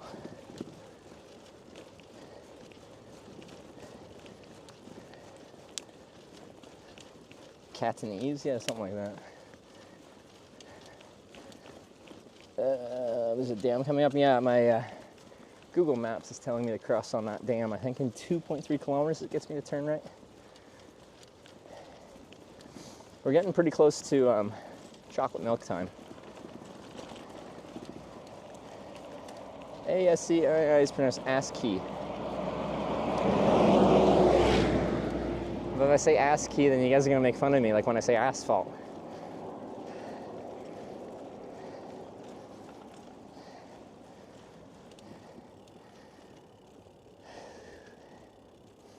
Facebook bought Mixer. Well, Microsoft bought Mixer, and then Microsoft decided they wanted to get rid of it.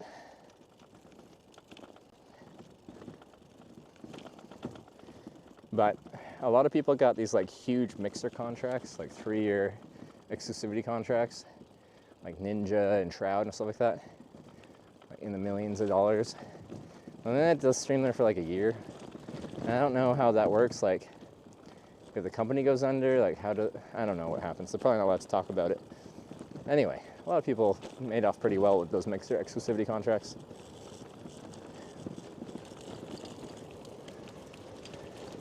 Like I heard of people, because I did some medium-sized creators too, in like I think like the 2,000-ish kind of viewer count range, and I think their exclusivity contracts were still like for 3 years, but something like in that $1 million range. They're already paid? Wow. Very lucky.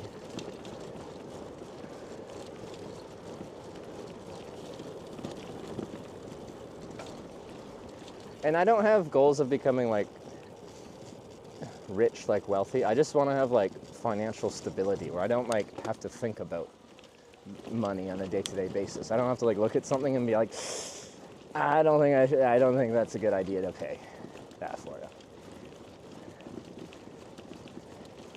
It's nice to not have to like worry about finances. Don't we all want that? Well, some people want to be like rich.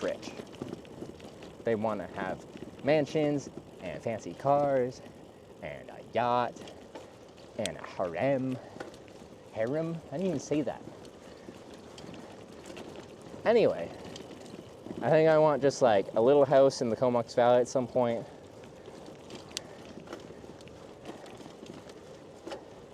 And I just don't want to have to worry. I think that's a reasonable definition of rich. Maybe in 2025.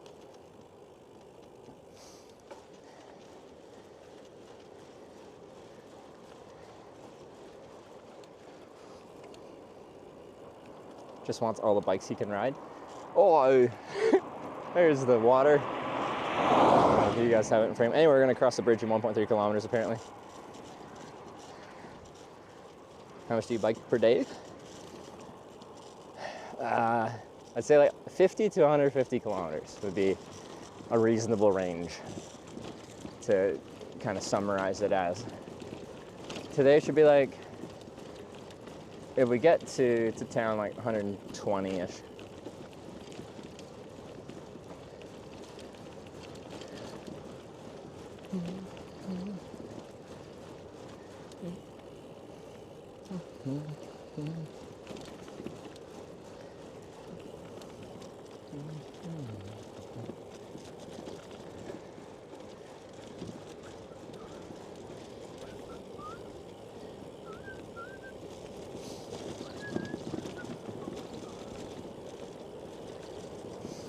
Property case, you have to be even rich for upkeep. It is true. You have to look at like the cost of ownership. But the nice thing about owning a house is like you're not just like paying rent into nothing. Like right now I'm in Finland, but I'm paying rent for the place I rent with Sarah in Canada. So I paid rent on July 1st on Canada Day. Happy Canada Day. And that just feels so painful because I'm like throwing $1,650 into a pit for what feels like nothing because I'm not even home.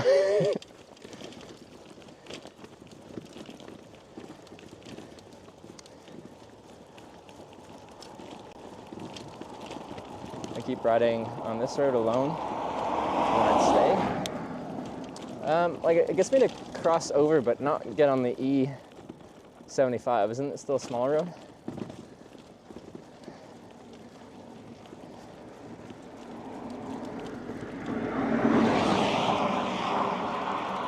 Kemi is a tick capital. Oh, are we in tick territories?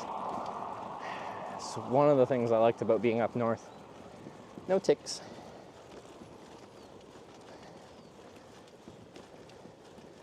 What was your rent in the Victoria apartment? 1,100? But it was a 315 square foot micro suite. I miss the micro suite. It was just too small for two people though. Me and Sarah like lived there a long time together and somehow didn't like hate each other, even though we were living like on top of each other. But I miss it. Oh, it's right downtown. We could walk anywhere. There's so many good restaurants around if we wanted to go out. Or like we had a couple friends, if they wanted to come out for drinks, like we could just walk within like 5 blocks and be at any bar you'd want to go to.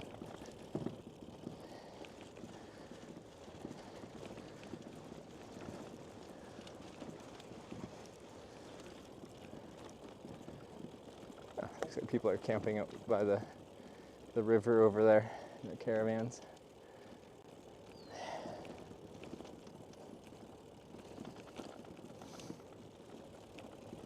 Airbnb neighbor shenanigans.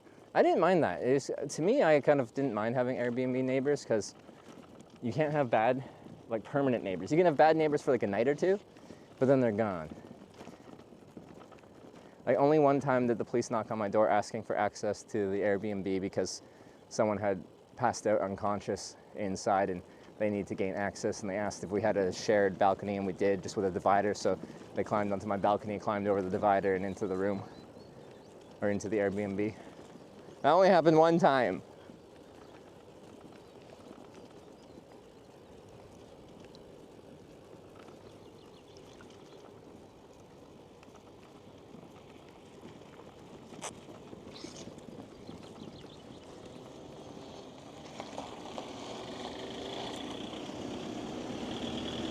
Go, dude. Alright, let me look at a map before I commit to crossing this dam.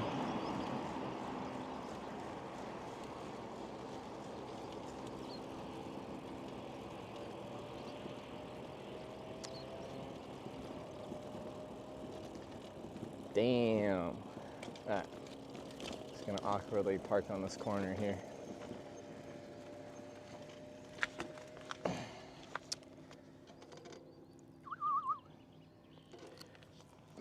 Because we can stay on this side, or we can cross and go to the other side. Technically says staying on this side is 7 minutes faster. What is the benefit of going on the other side? Is it prettier? Is there... I'm just confused with why it wants me to cross over there. Let me look at satellite view or street view of that road over there and see how nice or not nice it is.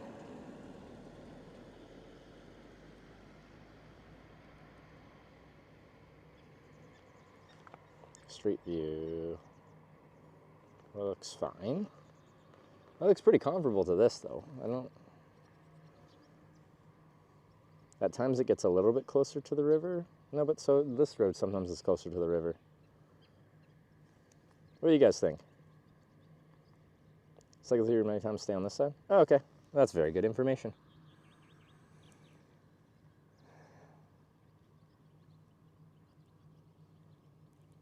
This side, less traffic. Okay. We'll stay on this side then. Okay. This road's terrible, the other side's better? Well, that is the duality of Twitch, I guess. Or just live chats, because we're on multiple platforms. But anyway. Let's see the view. Yeah, I can go on the bridge and then U-turn and come back over so you can see the view a little bit. It's on the other side. Like, we are either going to be riding on this side of the river or this side of the river. And they generally trade back and forth on which one's closer to the river or not, so I think the view should be about the same. Oh, I should have chocolate milk. Maybe we can find a scenic spot and have chocolate milk. Oh, maybe we'll go to where all the vans are parked, and that's a nice spot.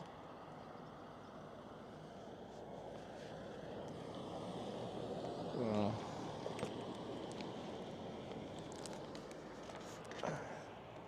It's a couple hundred meters though, isn't it? Backwards a couple hundred meters. That's a lot of effort. Let me see if there's a good spot to stop and have chocolate milk. Priorities, eh?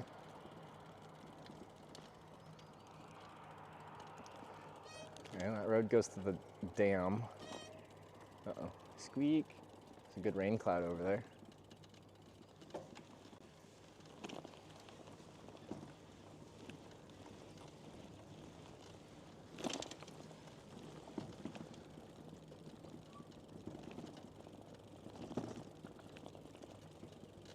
We should ask a local. Well, someone said I've cycled this route many times, stay on this side. That sounds pretty local.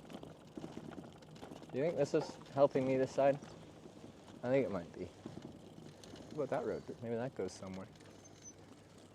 We'll find a good spot to chocolate milk when we get a good view.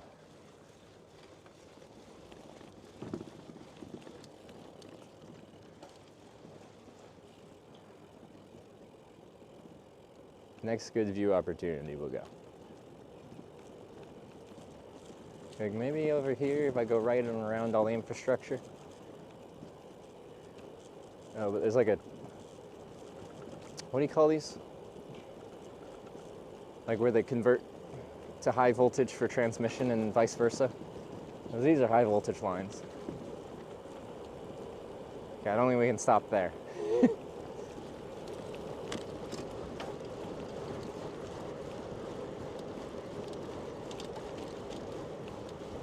Substation?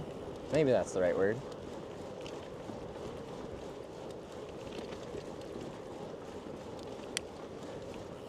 Transformers, more than meets the eye. Ready. Autobots, roll out. No, I wasn't happy with that.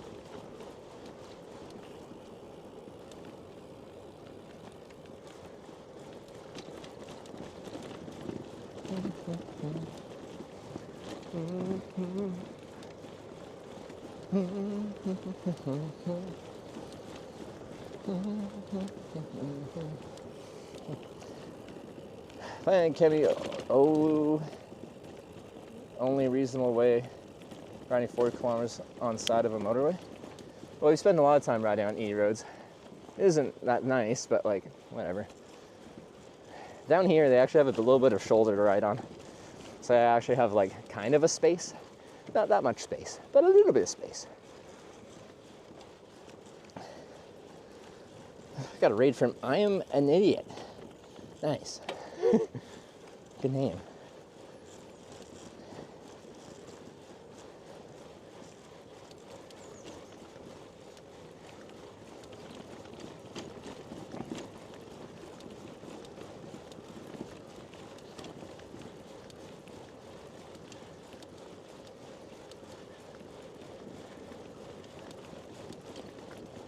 So we're gonna be doing a chocolate milk break here soon for a little bit of energy.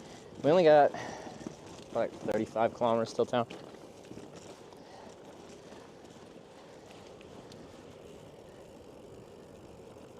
It's not an E-road, it's but a bigger one. Legal road outside of it, never gotten a ticket. Really? We'll see.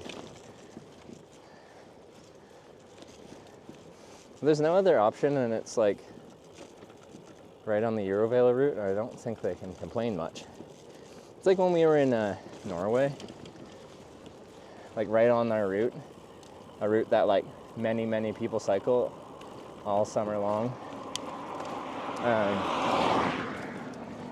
There's a couple tunnels with, the tunnel was open, but the bypass, because quite often for every tunnel there's an old road that existed before the tunnel existed. But a lot of times they just stop maintaining them because the tunnel's there. And that's the route we usually take rather than taking the tunnel if it's an illegal cycling tunnel. But there's a couple where like there was a landslide, so the old road was closed. And it's like, okay, well, my options are like swim across a fjord or like go through this tunnel.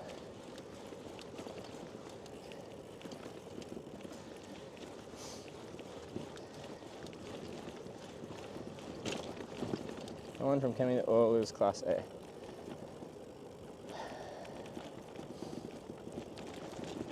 I don't know, I'll have to look at it. Ride bicycle on a Class A anyway, asking for death. Like, my first bike tour was just riding on a highway the whole time. I'd have to look at what the Class A highways look like here, but a lot of times the highest class of highway actually has like, it's actually a bit bigger, a bit wider. Yeah, traffic's faster, but like, there's usually a bit more room. So when I was crossing highway, I don't care, 110 km/h speed, 120. I usually had a big freaking shoulder and I didn't care how fast cars passed me. Bike past Smalley Road from Kemi to Oulu. Well, then we can take that. That's settled then.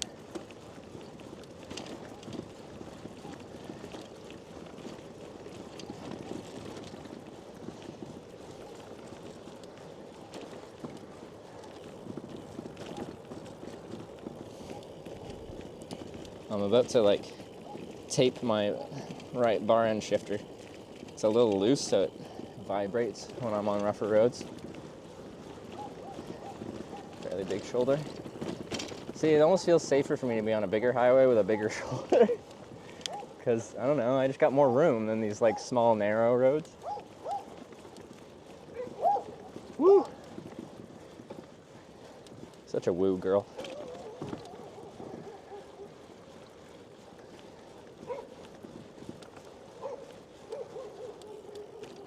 Mapsley says the smaller roads on bike are 6 hours. Yeah, that's fine.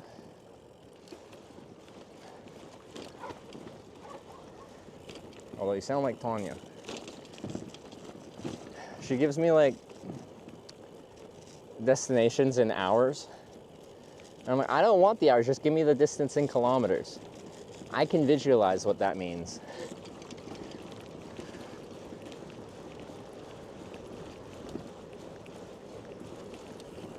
Cars on the road aren't used to seeing bikes on the motorway since it's illegal.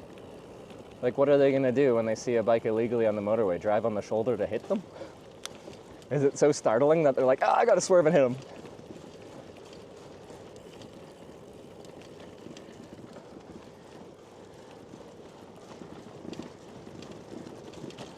I don't know what them not being used to bikes on the motorway changes about it.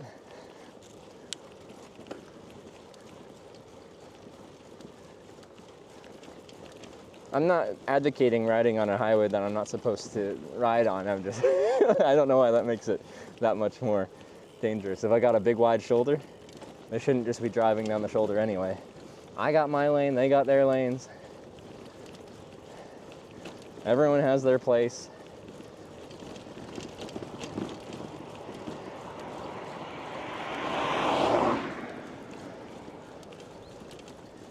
I gotta pee again.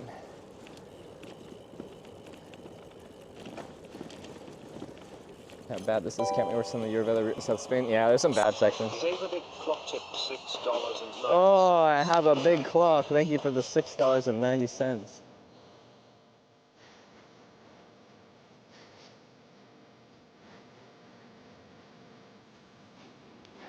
I'm losing it.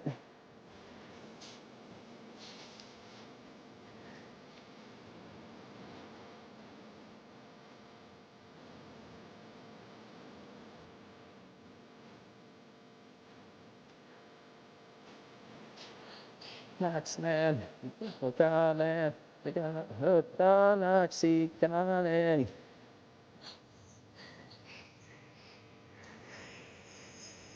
Yeah.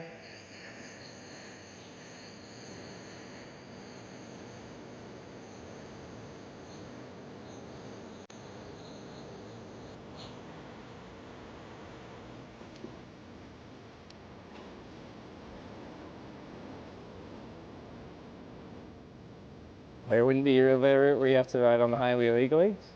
That's a bold claim. A lot of Eurovelo routes are completely undeveloped.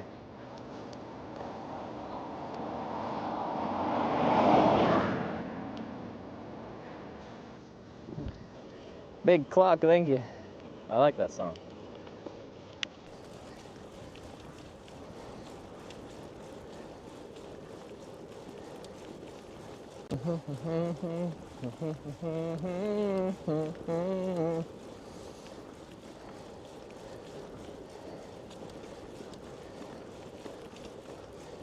Roads in the US off-limit to bicycles, limited access roads like interstate highways, but not all interstate highways. It's very state-based. Some states are all about their freedoms. In Texas, you can do whatever you want down the interstate. You can bike down the interstate, you can walk down the interstate, you could do the cha-cha down the interstate. Maybe cha-cha is appropriate. We got some OG had. DJ OG, thanks for the tunes. What you got? Always got the funky fresh tunes.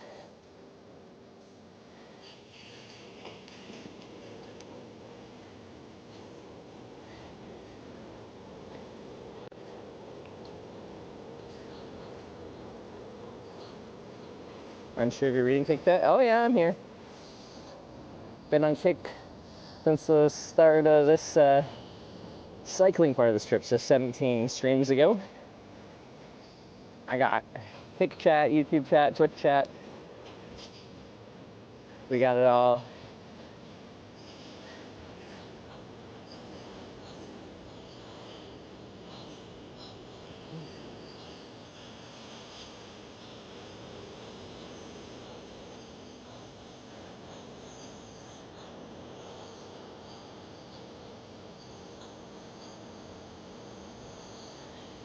Multi streaming, yeah. We got 3 of them. Tonya's even saying I should stream on Twitter, or apparently X now.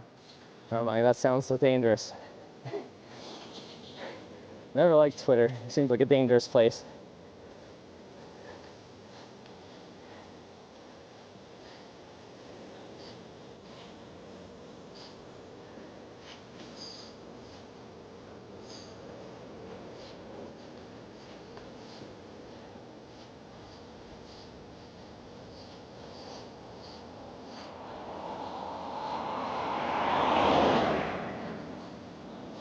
The kick is crazy? Yeah.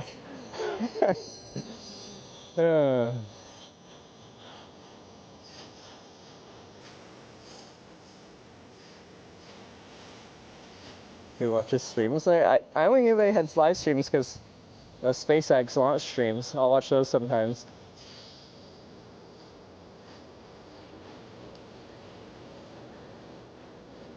Stream on Facebook? I feel like this would actually play on Facebook.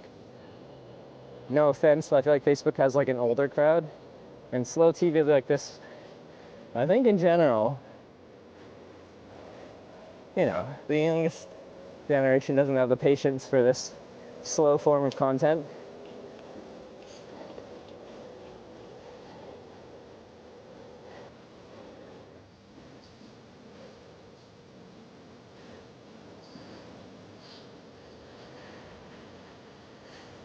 There's no discovery on Facebook?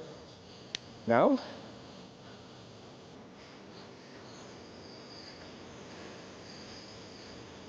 You got 1,000 followers before you go live? Oh my god. We got 1,000 followers on Kick now.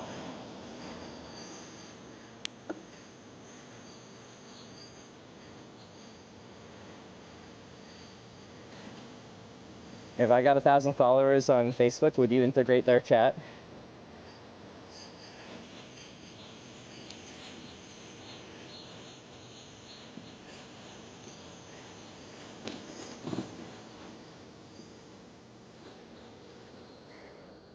No.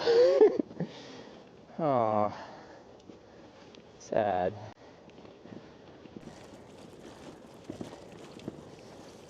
What if I pay you in exclusive naked sauna streams?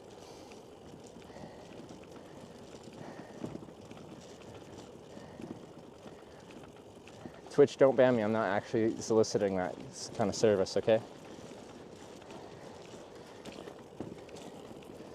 He has 527 followers on Facebook. I have a Facebook?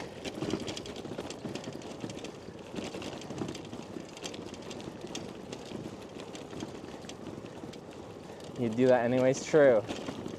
True.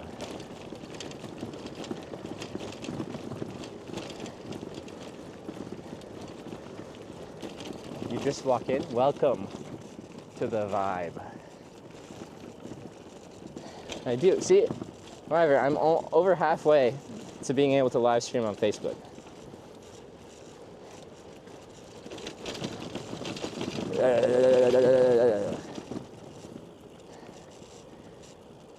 Because Facebook is linked to Instagram, so I think in the process of Instagram-y things, we had a Facebook at some point, probably.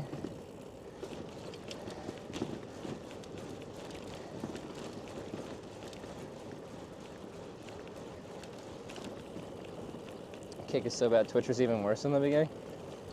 Well, and that's what I've been saying. Today, Kick's has been, actually, you know, the chat's been actually pretty good from Kick. But like when I first started on Kick, like 2 weeks ago, 17 days ago. The chat very much reminded me of like the random chat you'd get on Twitch in 2018 when I started. It was a lot of follow bots, a lot of random spammy things. And I'm like, this brings me back. Good times gone by.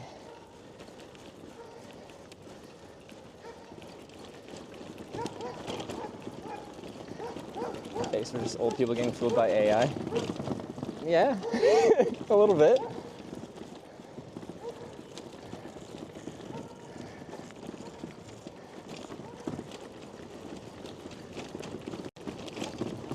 You didn't manage that page then? Like, when was the last time something was posted there? Or is it just post what my Instagram posts?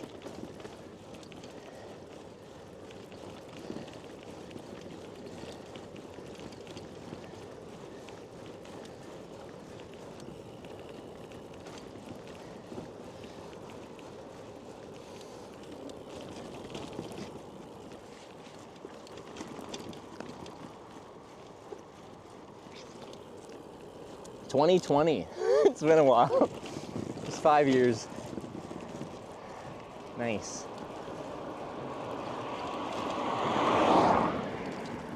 My drag is there? Nice. I'm pretty proud of that. That was cute.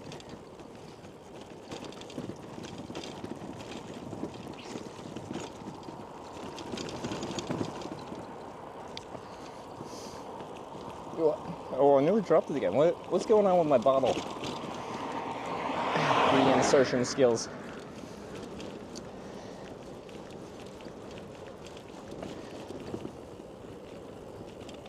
Suggest to report that page then? What do you mean report it?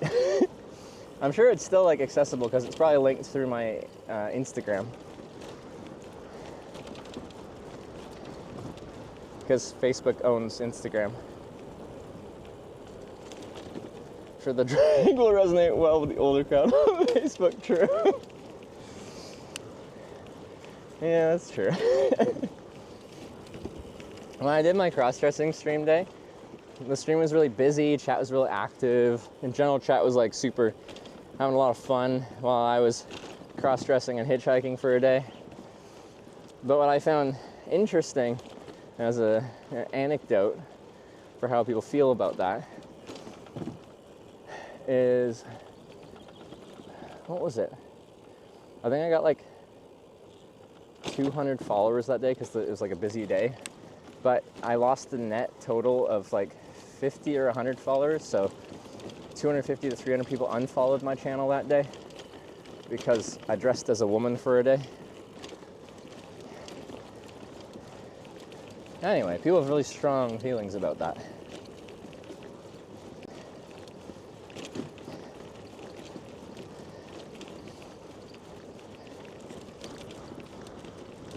Oh, Sarah's here. Are you still streaming?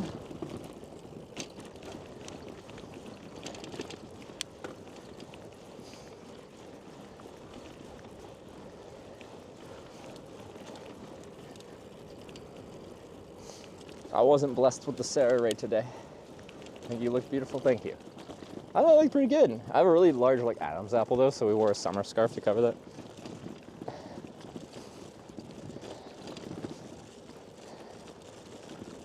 No, I ended early-ish.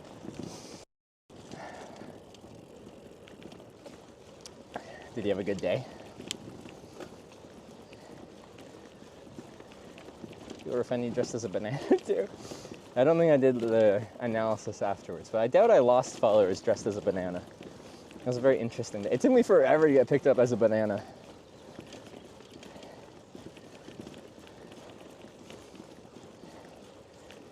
Had a hard day. I need a little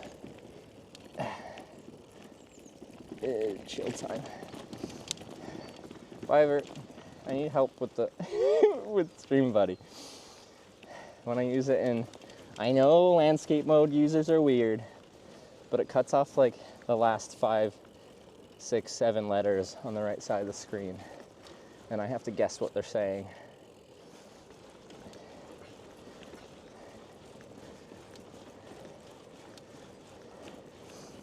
I shouldn't be that much longer. How much further?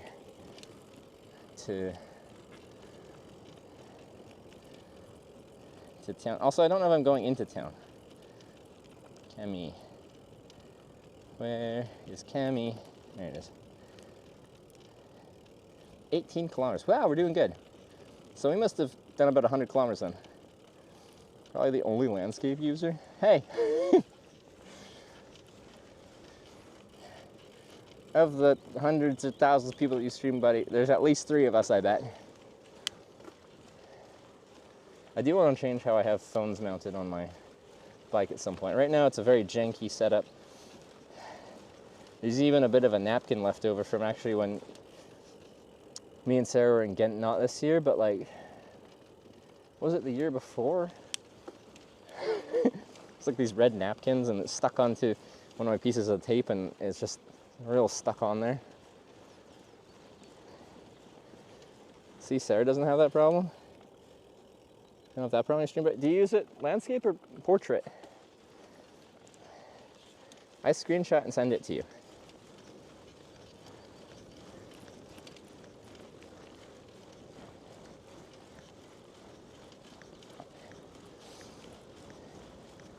Wait, does it include the bottom bar on a screenshot?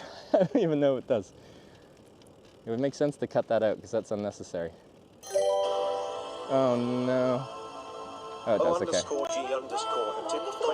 Okay, I thought it was breakfast burrito. I got scared.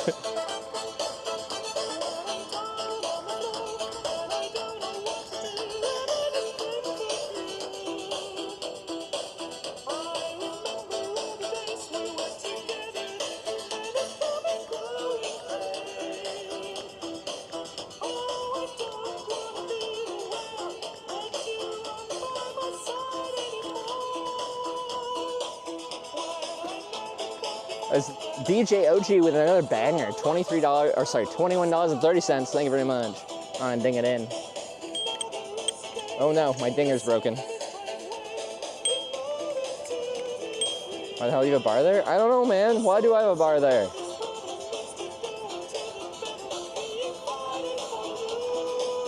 Help.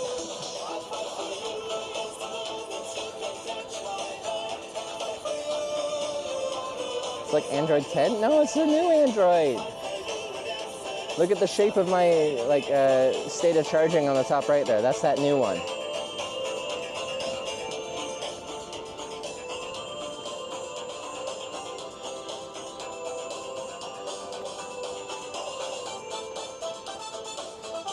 This is a banger. This is good.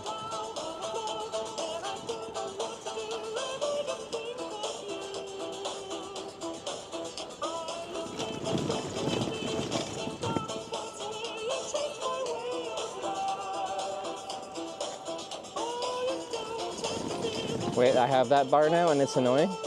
See, I'm not the only one.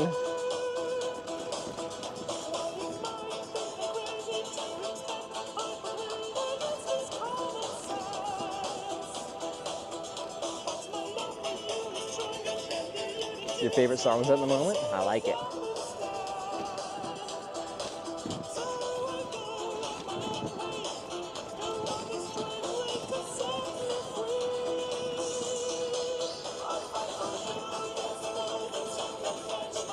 You both set up Android wrong? What do you mean set up Android wrong? I don't think I changed any setting that says keep the bottom bar on when I'm streaming on Stream Buddy.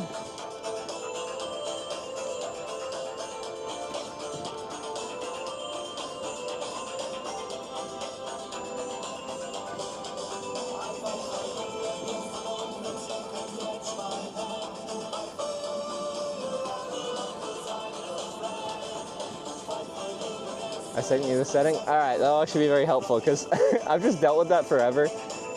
And I never thought to like try to fix it.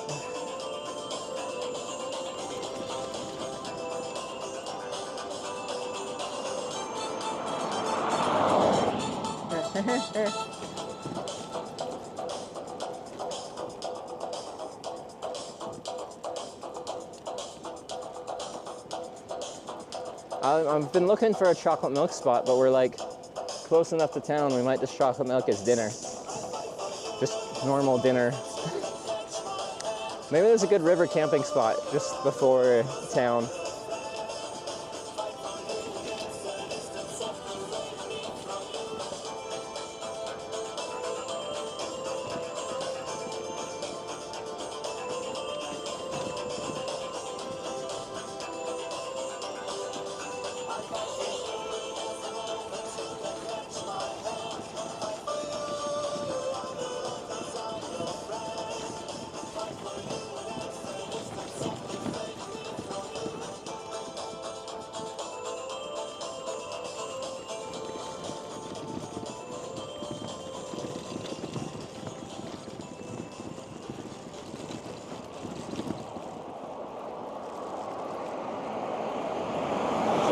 Suburban? Wow.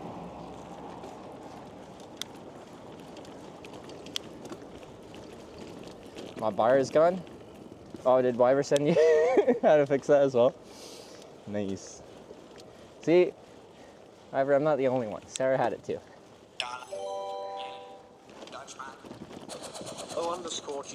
What you got now?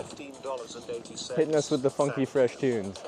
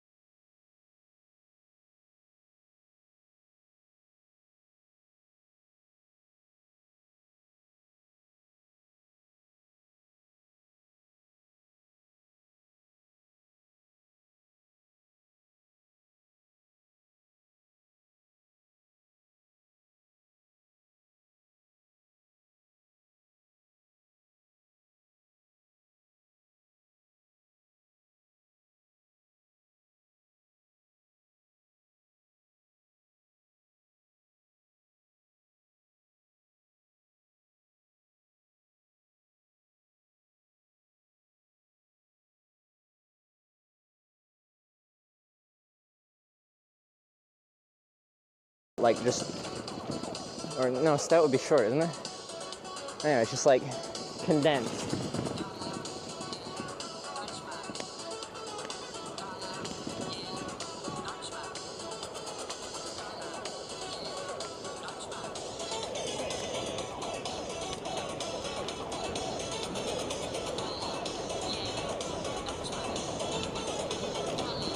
It's for bar things, for drying grain. Probably something like that. Sounds accurate. Don't know what it is. What about that barn?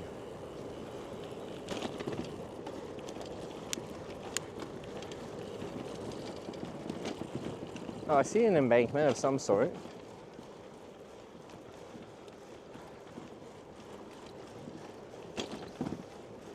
Oh yeah, yeah. Right as I said it, you said it too. There's the embankment. So you can go up on the embankment. Is there a path up there?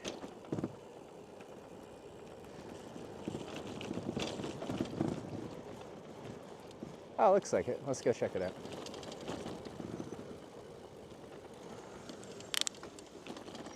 Ooh, it looks steep.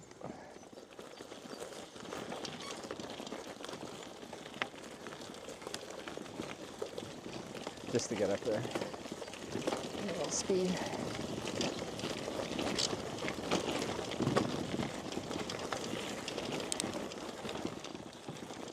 Whoa, we could totally camp somewhere like this. Look at this spot. There's no wind right now, too. I'll just switch it to the back one. That spot. Wow. It'll probably be a rough riding along this embankment.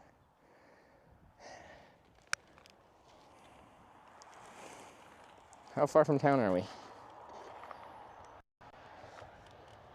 The other thing is, if the wind picks up, I'm super exposed to the other thing.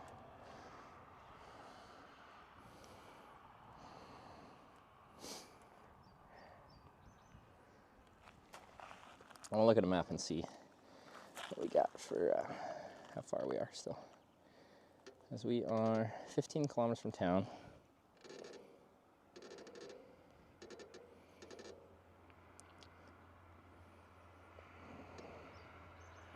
There's no wind. There's a light breeze. The thing is, my tent is falling apart completely. Like, it's we even played a sad song when we packed it up last time, thinking it was going to be the last time because we're supposed to be buying a new one. But now I'm committed to trying to buy this Canadian tent, and it's going to take a while to get here anyway, because it's so dead.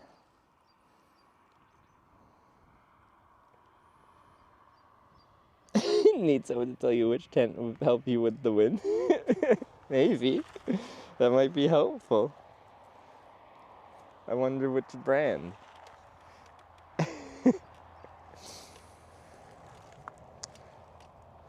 Also, I don't know how well I could stake out. It's probably like people park their caravans there, so it's probably pretty compacted. Yeah, let's go look at it. We're gonna drive face first into it and inspect. 15k from town, like if we can find a spot similar to this but a little bit closer to town, that would be, I would say, preferable. Oh my god. Oh. Can I?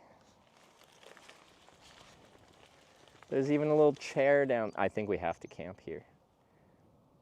It's a requirement. Guys. I gotta show you. It's gonna be really hard to turn the bike around if I decide to leave here. Well, I got chocolate milk, I got enough water, I got some snacks, and I got some chips.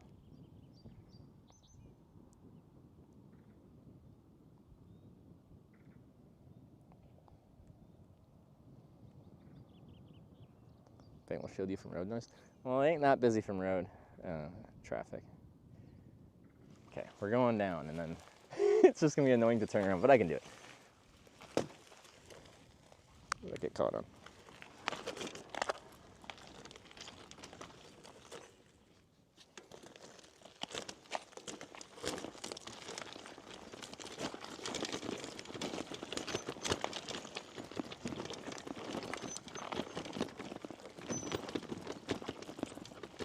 Guys, look at it.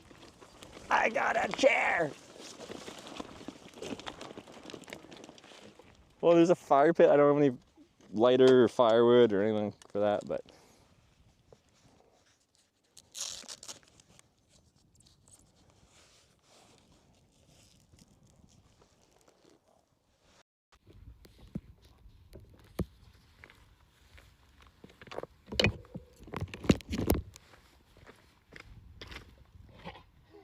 oh, this is the life.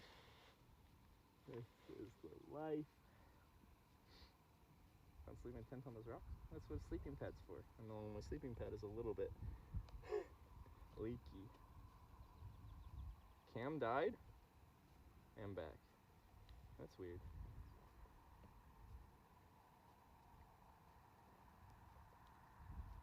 mic is dead. Yeah.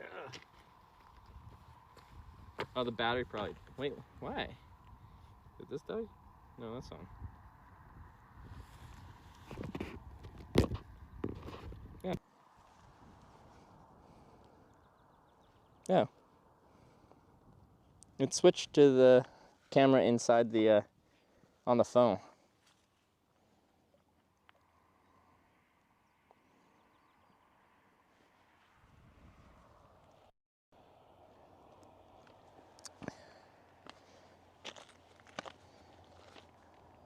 Be nice to have a fire here. Oh well. Jostled with the bumpy rocks? I don't know. It's weird. I'm guessing maybe the battery died, but that shouldn't kick us off the mic because there's no like hub issue. I don't know. Anyway, reconnected. I don't need both cameras, just the one.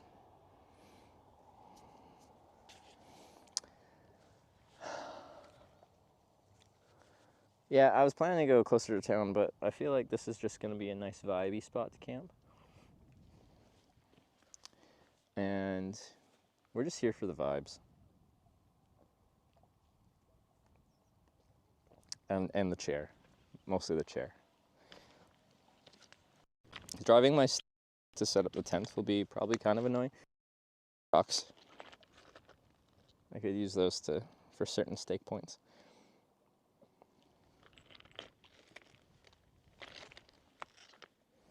I have to pee, so I'm going to pee on the other side of this embankment. Actually, no, I'll just do it behind you guys. I'm going to turn this camera off because cameras aren't being reliable right now. I'm going to turn the mic off, though.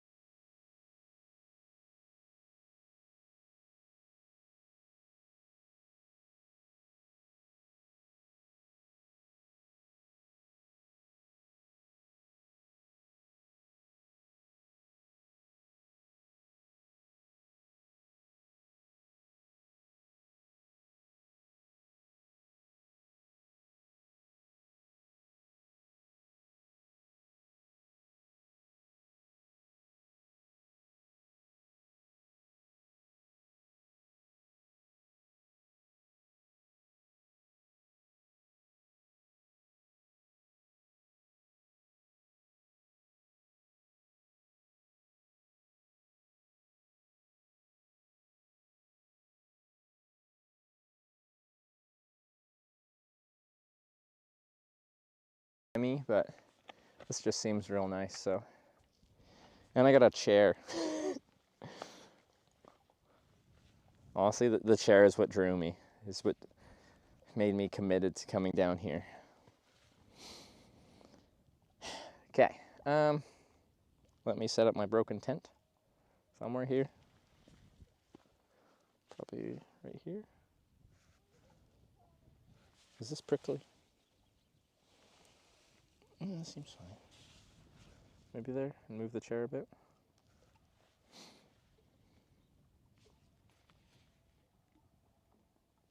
Switch off the external mic, it switches to the other. Oh, okay, now, yeah, okay. Before, I think I just turned it off.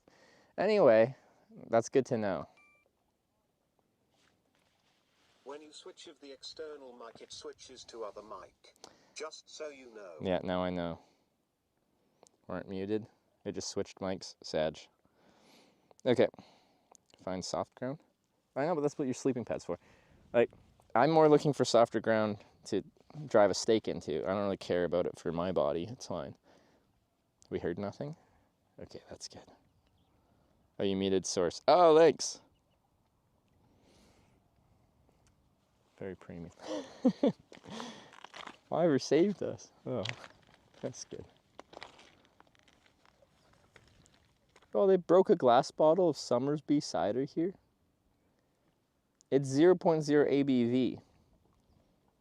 They were drinking dealkalized cider and we're still being degenerate and breaking glass bottles. See, that's why I don't like bringing glass out when I'm doing stuff outdoors. They might have not actually been being degenerate, although I should have packed it out with them.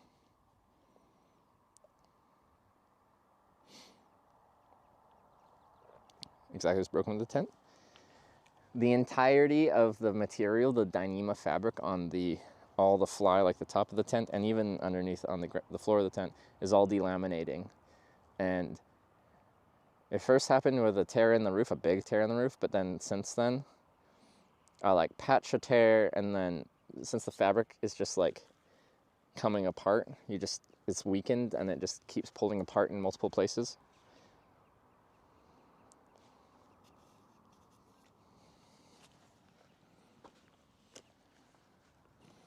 So it's just we can keep taping it, and the tent can become more tape than Dyneema, but like it's just the end of its life.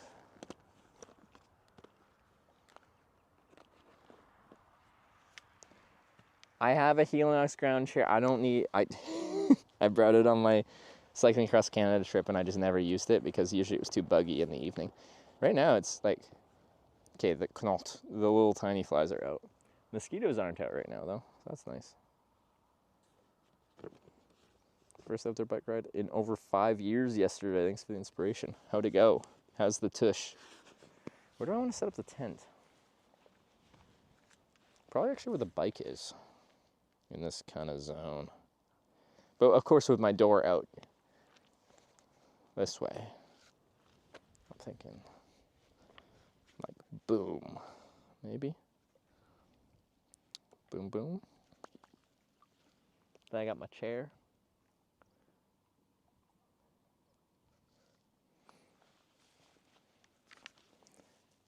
Get it replaced within the past couple of years?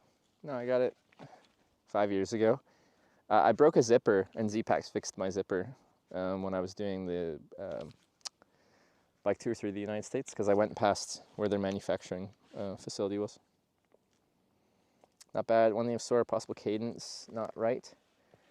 Yeah, sore knee can be a variety of things, potentially saddle height. And like, yeah, if you're grinding a really slow cadence, like pedal, that can be harder on your knees rather than a faster kind of cadence. I think I'll leave you on this camera for right now. I'm gonna push you guys backwards a little bit, and we'll set up the tent, hang out in my chair for a little bit, drink some chocolate milk. New bike too, gravel. Were you on gravel as well? Because gravel will feel much harsher ride quality, especially on a gravel bike, which is inherently without suspension. Oh, I am stuck on a rock. There we go.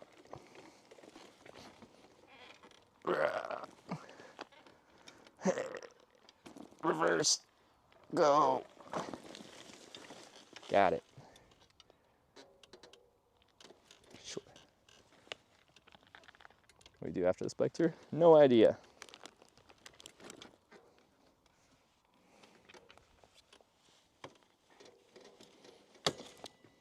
Yeah, I usually don't even know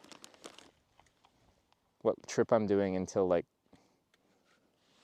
sometimes just a few days before I start that trip.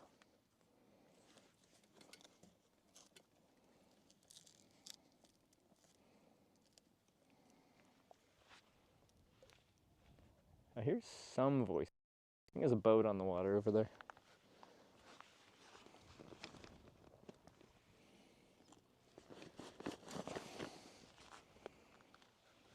Oh yeah, I think so. Run kind of here to there.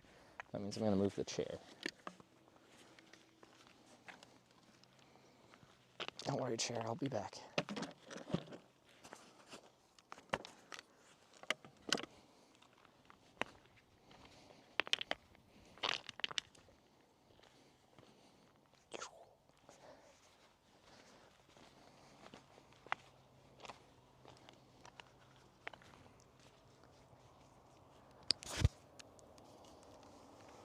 Checking in some Southeast Asia country would be cool.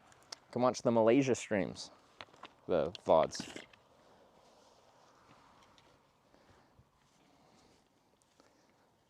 And this is how I sleep when the sun doesn't set. Well, it will set for like 2 hours here. Okay, it's hard when I'm wearing sunglasses.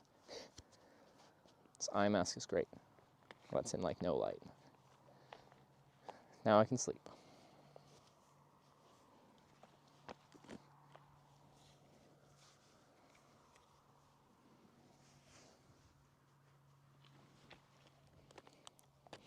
Let me turn off my RTRL, so I don't need it now. Expecting more mosquitoes? Honestly, me too. There's a few of those small biting flies around, but I don't know. If they're not like swarming me hardcore, I don't notice them as much as mosquitoes.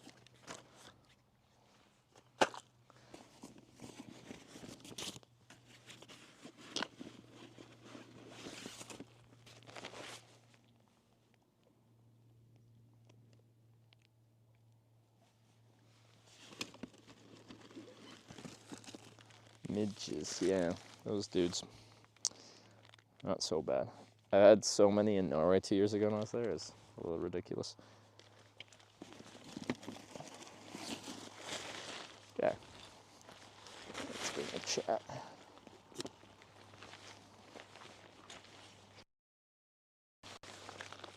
I'm getting the occasional mosquito. They keep biting my back. They're real slick like that.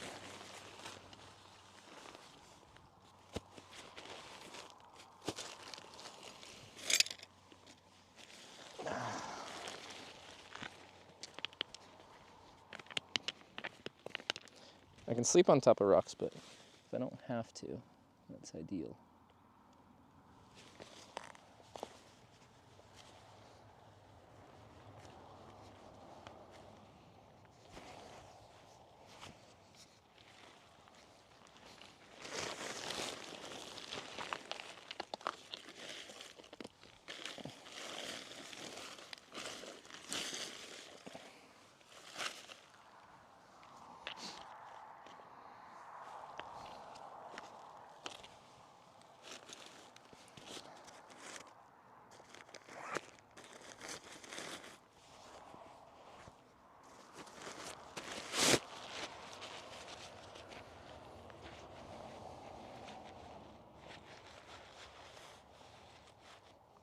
During this camping in Lapland a week ago, inside my tent got plenty of red stains from slaying, the ones that already got me.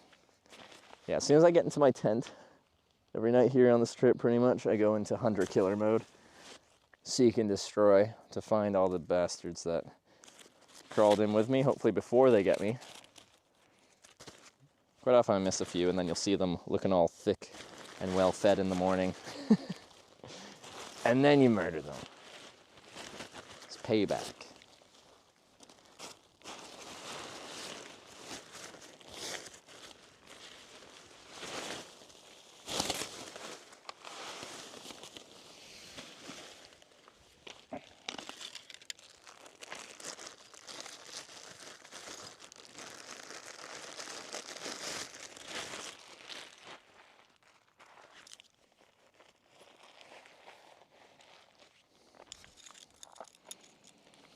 Alright, let's see if I can actually drive a stake into this ground here.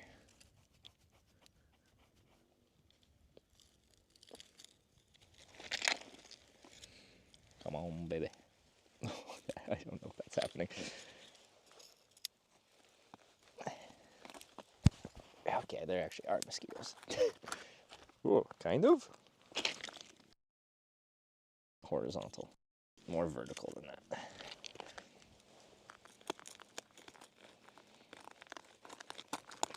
Maybe? Oh, I think we're good, at least on that one. It's not easy, but we got there.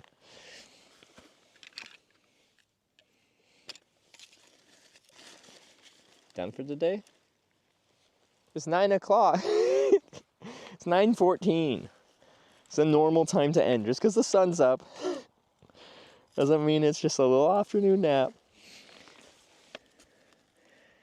Although I do tend to ride really late because it stays light out.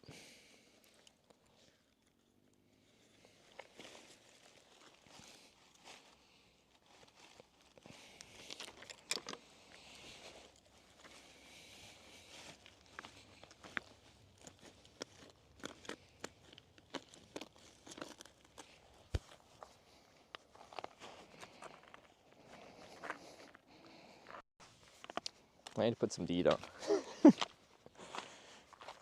They're literally not in front of me. I don't see a single mosquito, but I feel them biting my back. Which is awfully rude.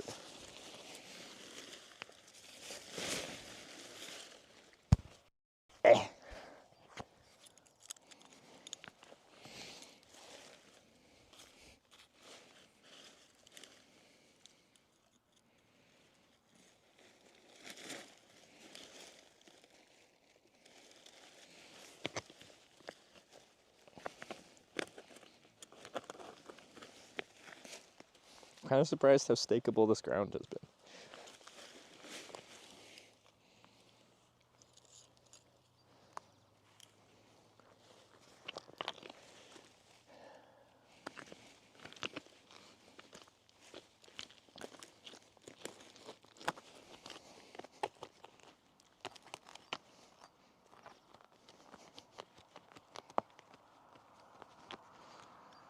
Seems like enough.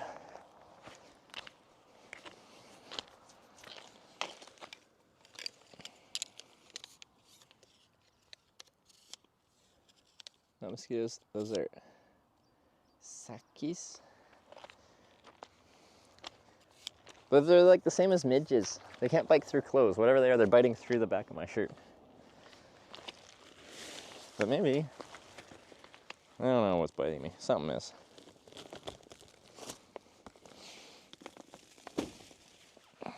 Ooh.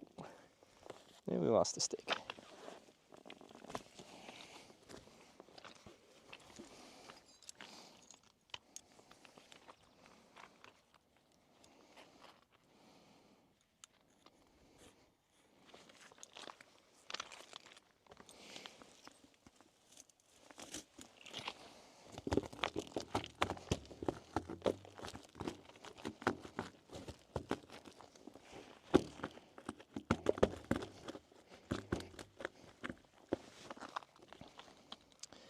Seems fine.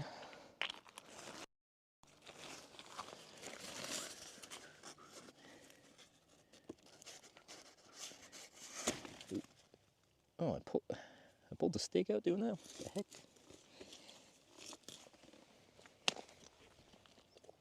It felt well driven.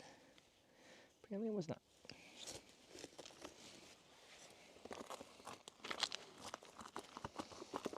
I need to put a rock down. What do I got?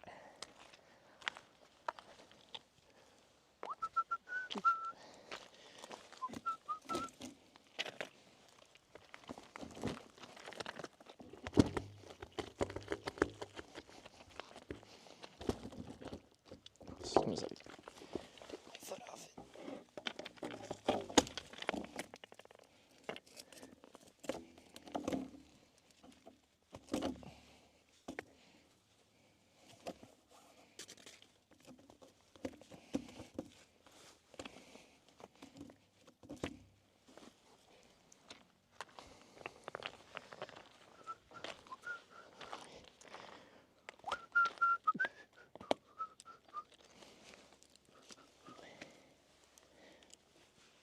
Heck. Hey. Oh, this really wants to come out too. Stealing the rocks here. Nope.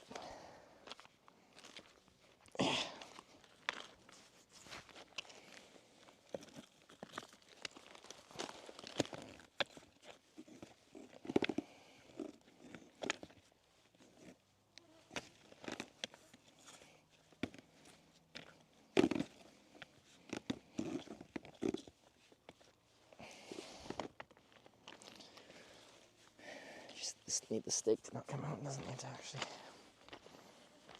Ugh. Out for tide.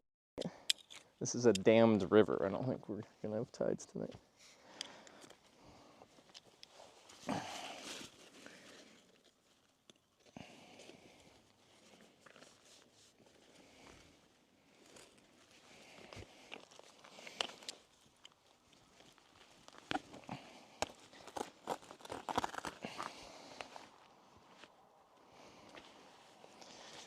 Although, Wait, this eventually goes out to the Sea of Bothnia. Does that have like much for tides? Or is it like the Mediterranean where it like goes up like an inch? Anyway, let's pitch. I need to put some deed on. Jesus.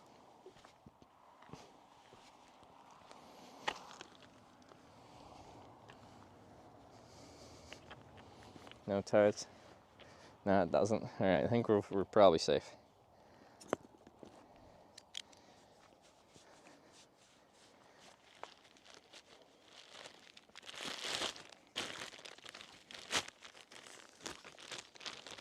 You're on top. Are we still above a dam? Because we've gone past a couple dams on this river. Deet.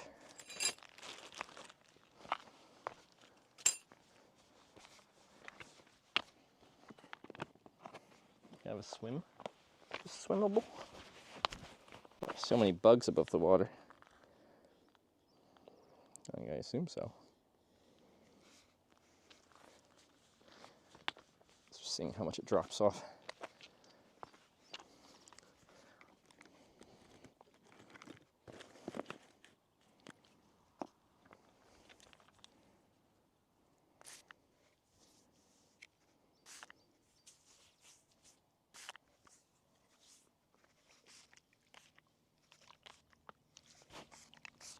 They're so smart, they know how to bite my back. High IQ bugs.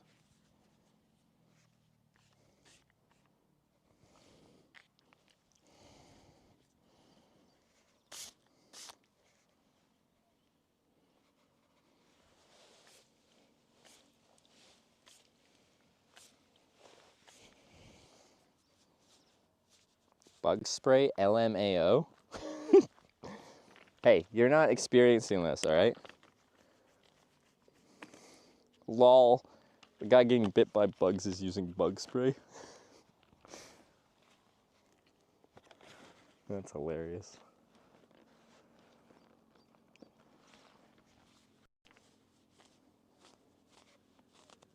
Alright.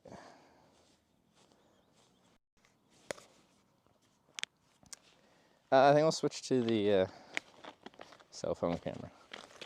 And then I'll sit in my chair and we'll have dinner, kind of a snack. I guess our salmon soup was our dinner.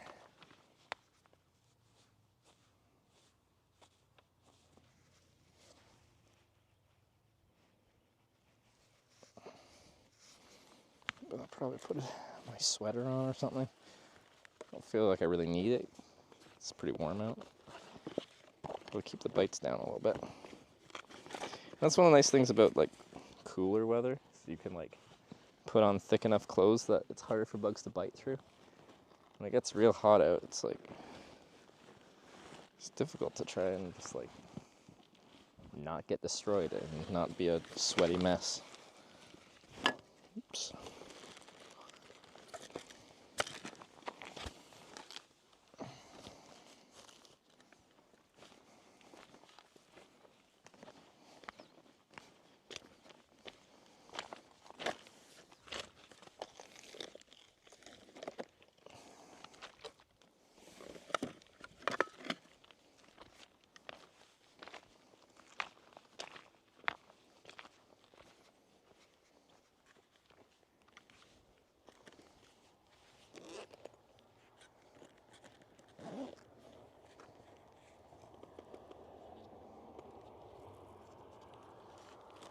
Oops.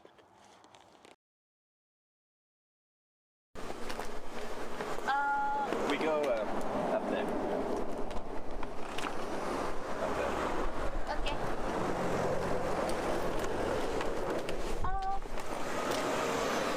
No, not yet. Was that the first guy? Yes, I did. Yeah. Yeah. Yeah. Oh my God.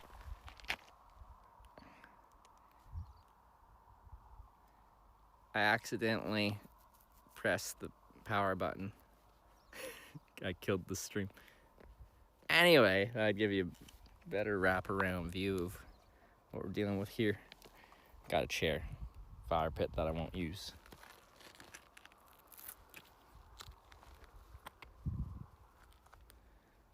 We got the view.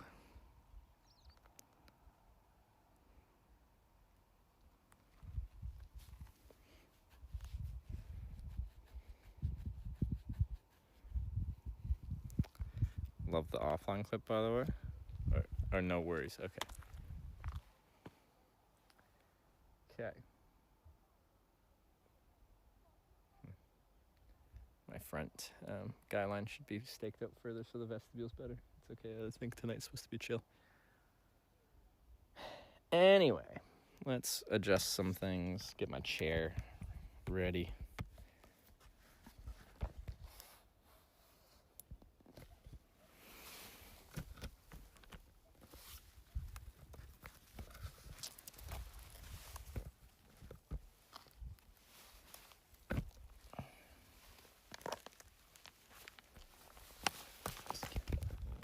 Get up, stand up. Stand up for me.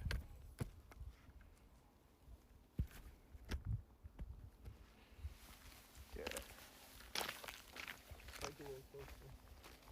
Oh, we're getting some good wattage in the sun.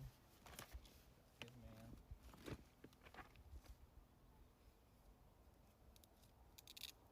Nice view, but only one sun. What do you think we are? Tatooine?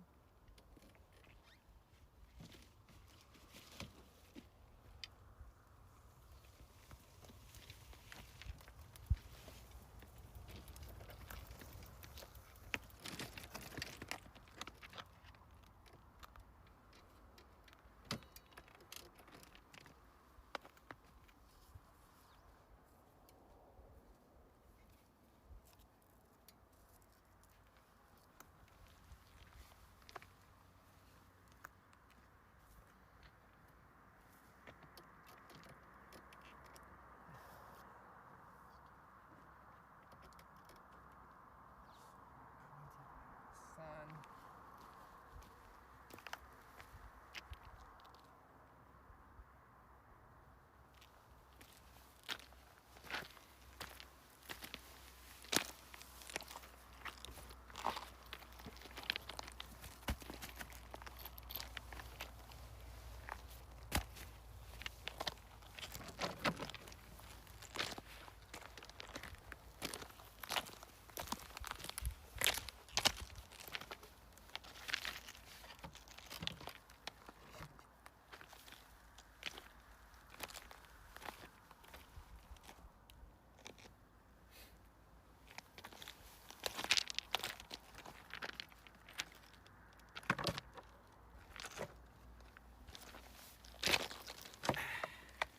Got a chair.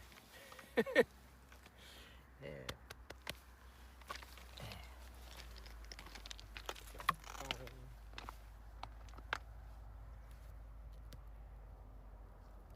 Flying fork bags. I forget what these little dudes are.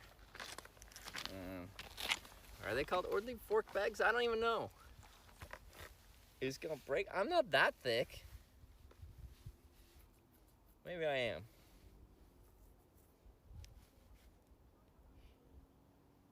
Ugh. Can you hear me okay? I gotta speak up now. We're on the internal mic.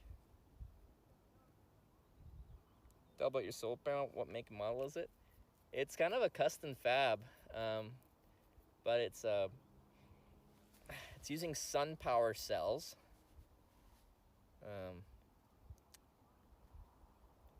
It's 225 watts. It's fine. No need to yell. Can you hear me now?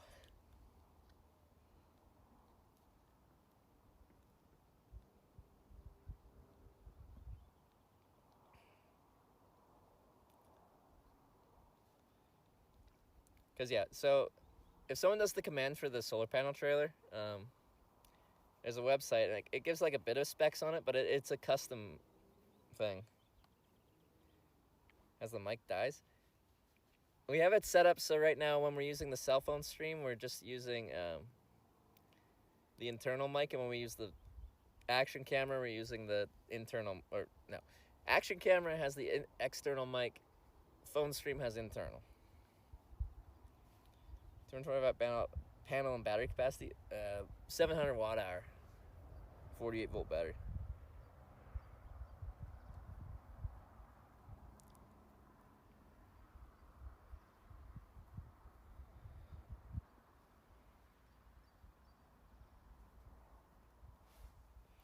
Okay, anyway, I got some milk over there. It's a great dinner.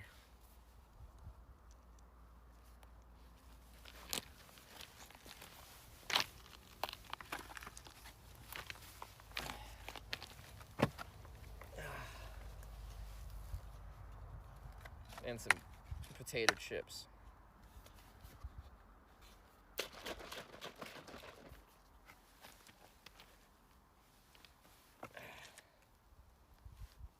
Lucky to get a random place and even a chair. Yeah.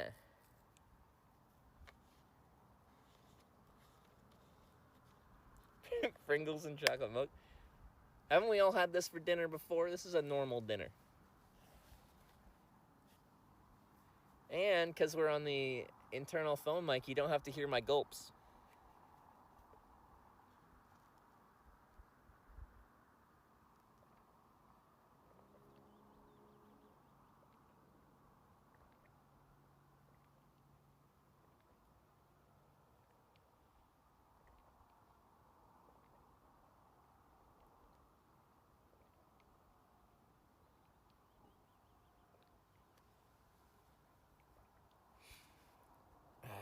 This is a good chocolate milk, though. The Valio Play. Big fan.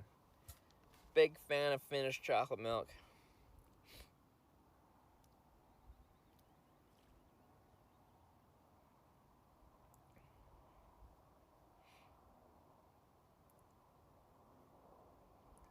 When you're this isolated, how often would meet locals? On a bike tour? Well, it really depends how you like, if you're trying to seek out connections with locals when you get places with locals. Because, like, while I'm riding, if I see someone local, I could stop and try to chat with them. Finns aren't, like, the most social culture in the world. But you get them talking, it'll be a good time.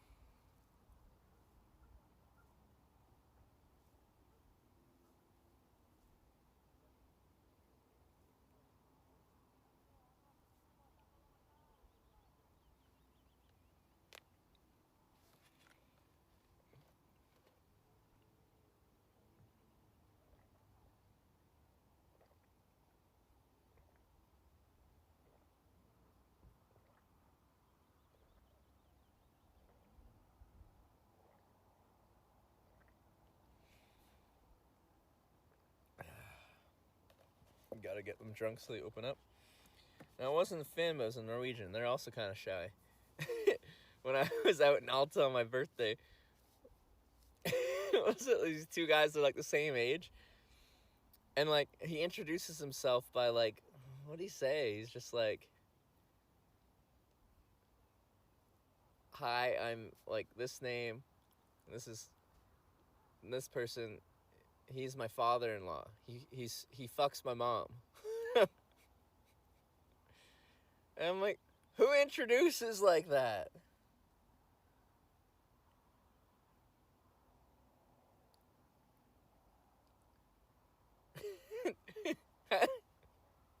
But they're like the same age, so I'm like, how does this work out?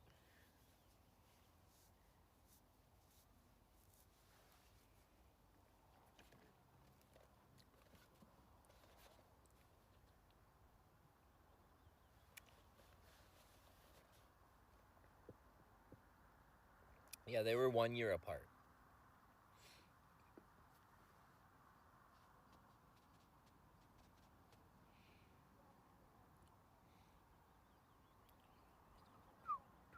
The DEET really helped with these bugs. That's good. Alright, what are we at? 9:30. So, I'm just got my dinner. Very important. Chocolate milk has carbs and protein and fat. Well, this is pretty low in fat. It's only like 1% milk fat, I think. Then we got Pringles, just more carbs. pretty much like having like potatoes, you know? Potatoes are a good... Ah! Don't be broken. Alright. Now put it exactly in the same spot I had it before so it can fall off again.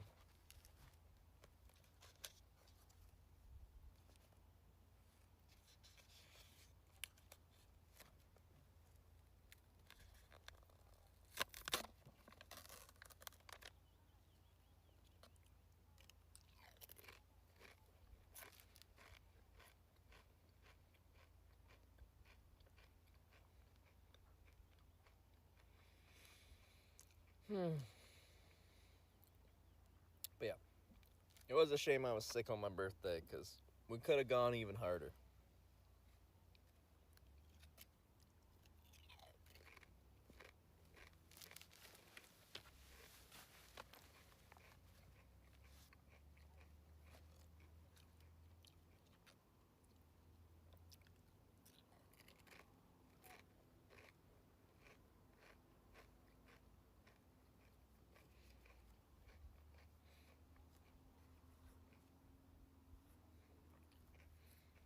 Apparently around here there's actually ticks though. So I'm actually gonna have to check myself before I wreck myself.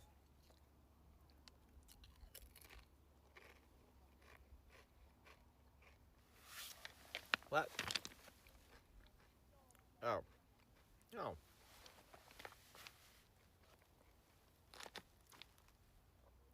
Calm wind for a drone flight? It is pretty calm. I don't know what the rules are in Finland.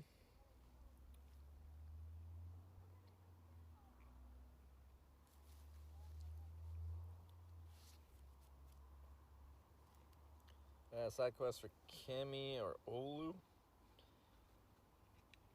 Or Kemi. I think she's recommending I go to like a pancake place in town there. So I'll go there for breakfast tomorrow. I don't think there's any like big side quests for a little bit here.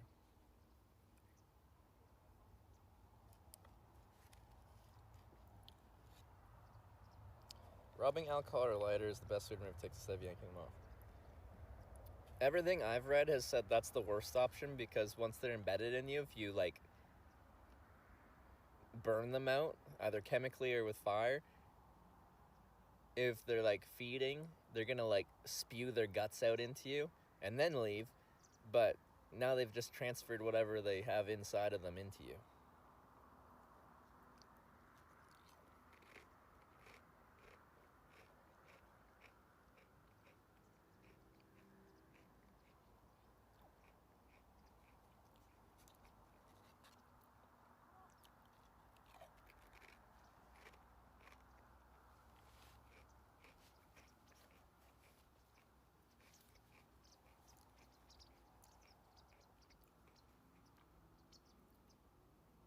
Yeah, everything I've heard is just like grab them essentially with tweezers at the lowest point to where they're embedded as possible, and just with even firm pressure, you don't twist, you just pull it straight out and they'll pop out. Try to get the whole thing.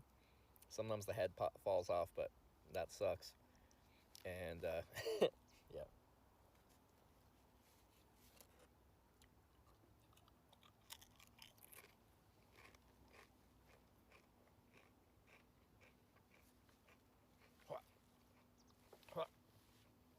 Get you? Maybe not.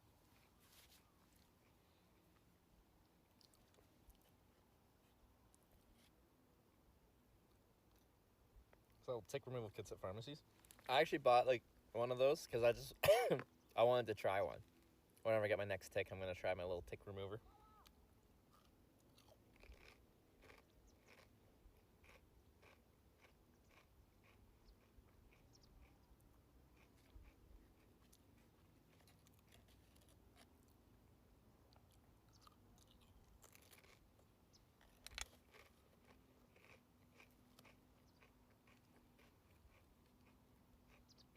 No wind, that's nice. I'm very surprised there's just no wind here right now. Let me just double check. Make sure I'm not gonna get fucked tonight. Windy. Love this app. It's very useful. I am just north here, Kemi. We're not exactly, we're 15 kilometers away from Kemi, but it should be close enough. Yeah, no, we're pretty slack wind tonight. That's nice. Tomorrow looks good weather as well. Nice.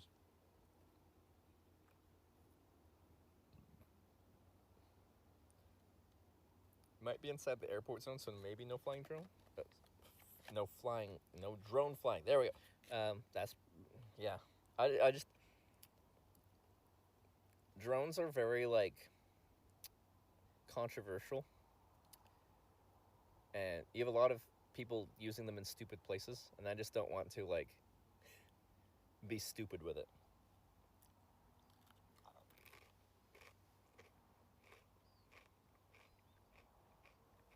Map for TB infections, 5 cases between 20 and 24. Okay.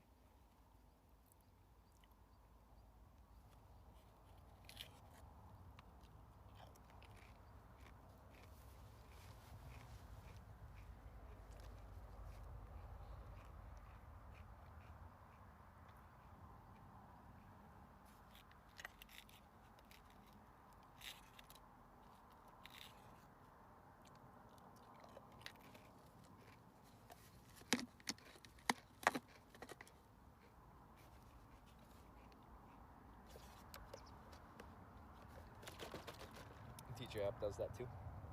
The thing is, I'm just like, I know the DJI Fly app's supposed to tell you when you're not supposed to be flying that drone, and in fact, like, lock you out from flying it. But I know plenty of people have flown DJI drones where you're not supposed to fly them, so I don't know if it's, like, you know, updated as much as it needs to be.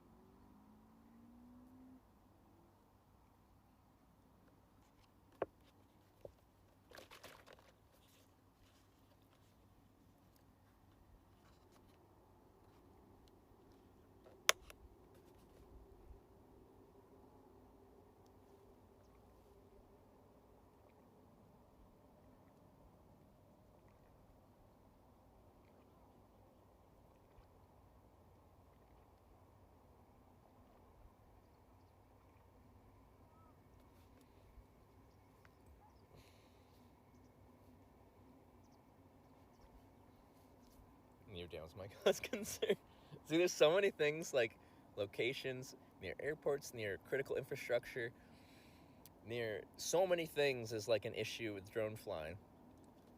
But then, say near a dam, in some countries they might not care, but in other countries that's like, they think you're a spy and you're now like committing treason or espionage against the nation.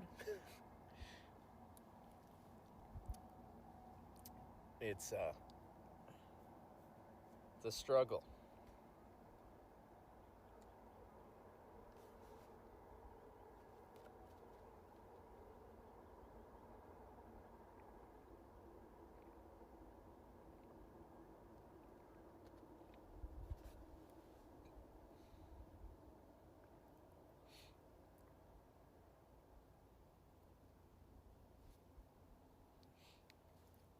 In our case, feels justified.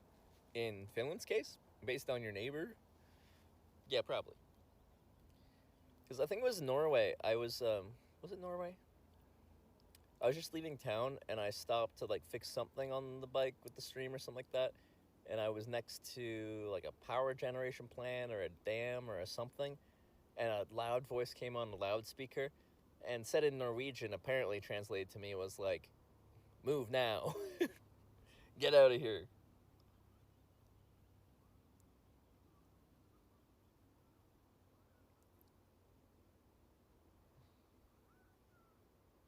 "500 meters outside of the airport, no drone zone." I'm close enough that I probably would just be like, no, we'll leave it alone there.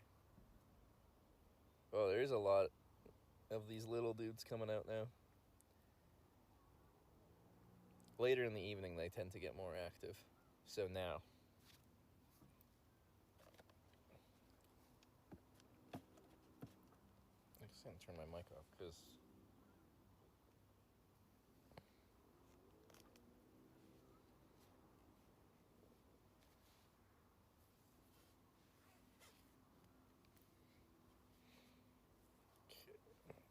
track of it by keeping it here.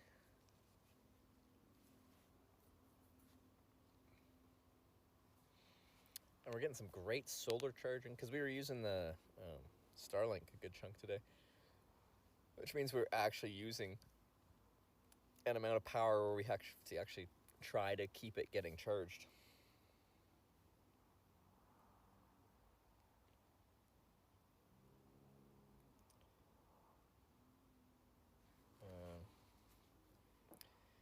What was one of your highlight clips about where two guys were arguing and one of them told the other F off several times? Just curious. That was what we called the Storage Wars episode of Hitch. So this was 2018. It was my first hitchhiking trip on stream. I went through all 50 U.S. states. We were in Rhode Island, at this point in Newport. And it was rainy and dreary and windy and gross that morning. And I went to a KFC just to get out of the weather and to buy, like, I don't know, something small to eat. And these two guys were in there, and they're like, hey, you traveling? And I'm like, yeah. And they're like, do you want to help us unpack a storage unit? We'll drive you to Boston after, because I was hitchhiking, so they asked where I was going. I'm like, all right. It was gross out anyway, so I'm like, it's something to do. And, like, I don't know, I've never, like, gone through a storage unit. Maybe it was cool stuff. And it was actually a cool storage unit. Anyway, it was a big storage unit, and it took all frickin' day. And then the U-Haul truck they loaded, like, by the time we loaded it up, it was completely full. But we'll get to that. But yeah, it was like these two guys from Boston. They had that really heavy accent. But anyway, they were quite temperamental guys. They were, like, nice enough to me, but they were just getting mad at the situations. One of them was, like, mad it was taking so long. But we were having fun with it. We were, like, open boxes, and we are like, oh, that's a $20 bill right there. There was, like, a drum set, and then we're like, oh, are these good drums? Are these worth? And they were like, I think the brand is, like, Pearl drums, which are good drums. And then we're all, like, speculating how much it's worth. It was really fun. But apparently having fun is not efficient. So, anyway, the one guy was getting mad at how long it was taking.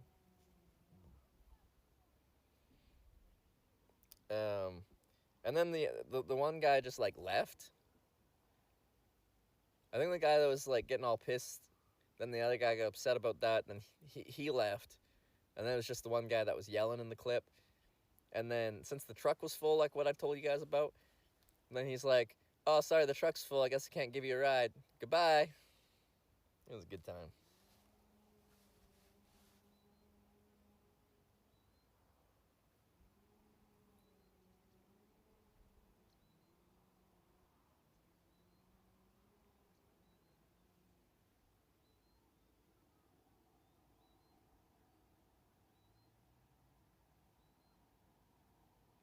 Are you fishing, and do you do that kind of stuff to save money or just for fresh meal?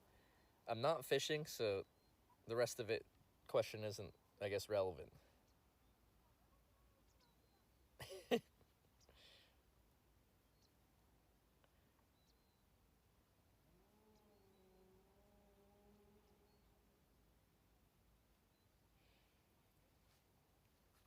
How do we start telling that story? I guess the clip has played on one of our disconnects or privacy screens lately.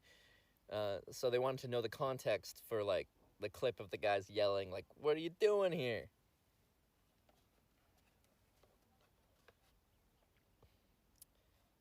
The whole act to swindle you. Like, honestly, I didn't care. Like, I wanted the ride to Boston. But, like, to me, it was really fun to, do the storage unit, like, unpacking. I think it was fun.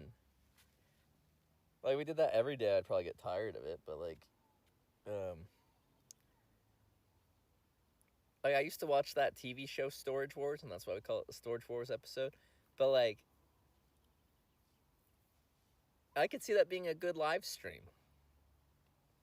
You go check out storage units, you buy one, and then you stream going through each item, and then whole chat kind of goes through and be like, oh yeah, this is worth that, and then other people like, no, this is worth that, you know. And then you try to figure out if you made money. Yeah. Yeah, exactly.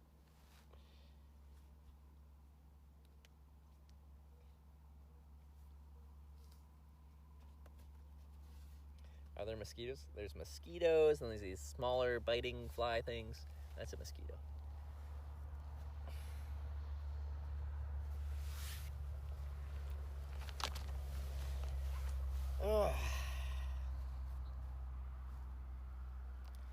sinister what would be in there. Yeah, like, I think that's interesting. To me, as, like, someone going through it, but, like, I would watch that, too.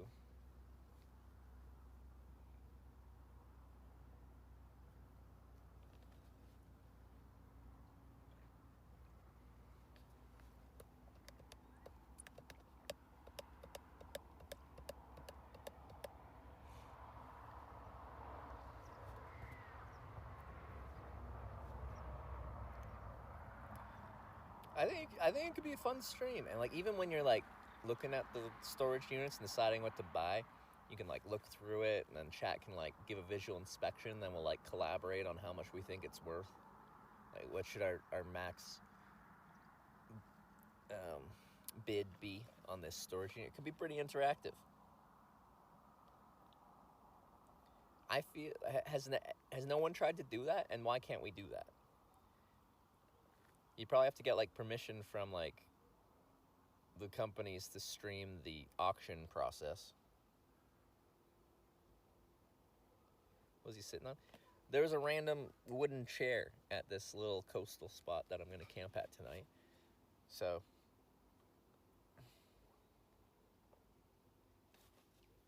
here we are.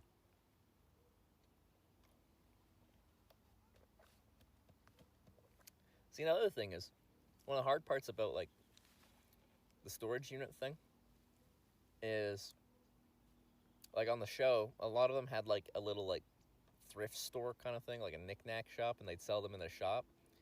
Because like for you to get a random like porcelain doll and be like, this is a vintage porcelain doll, you can get $80 for it, can be hard to like get rid of that. And yeah, you have like eBay and stuff like that, but like it's a lot of just small random crap that can be hard to like sell. But the stream, like if something's cool, you already have like people that are watching that might be interested in it because they saw it like pulled live out of a storage unit.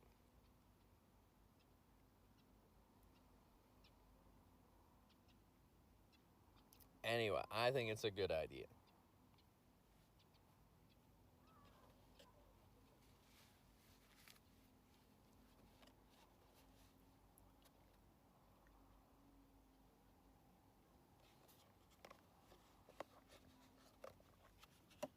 Comfortable? It's really comfortable. It's like reclined, so I'm lounging.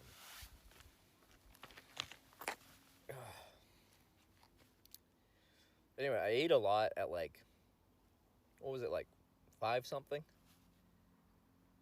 So close to, I don't know when I got out of there, like 5:45 or something like that. So we kind of had like an early dinner for me, so I wasn't that starving.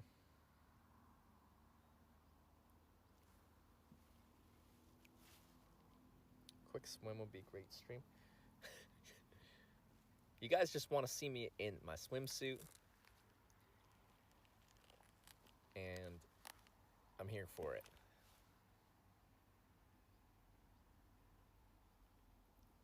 Antique finds are often the strangest, ugly pieces of crap. I don't know, like,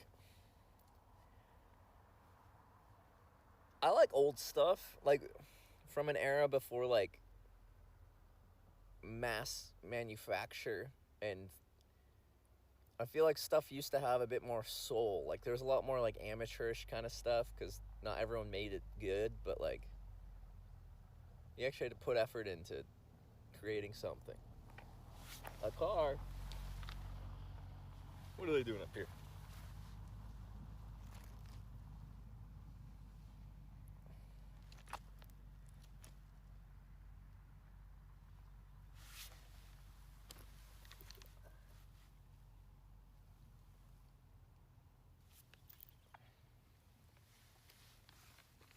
The chair's owner comes. I don't think anyone owns this land. I think this is part of this, the berm here. So I think someone just left it here for use, because there's like a fire pit here. People clearly camp here, or at least hang out here. Sign prohibiting cars and motorbikes up there. Yeah, I saw the sign. What are you doing?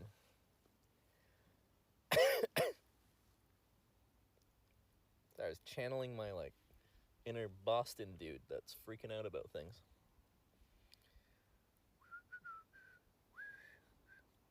I feel like I should wind down here pretty quick, but we'll like finish the pack up of the tent and stuff like that, with the sleeping pad and stuff, before I wind down. Sarah said she had a tough day, so I'm going to call her and see what was tough about today.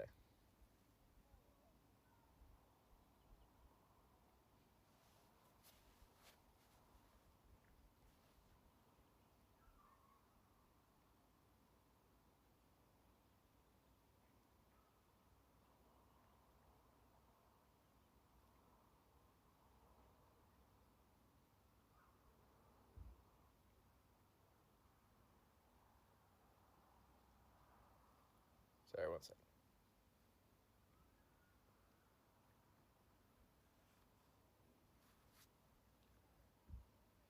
You buy a new tent?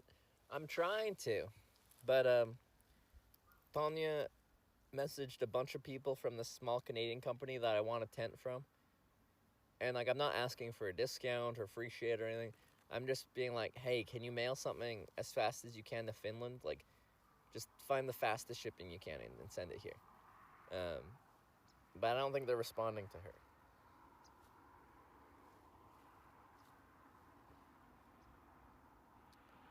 Going for an evening swim. But I don't have a sauna. If I was saunaing, I'd be going for a swim.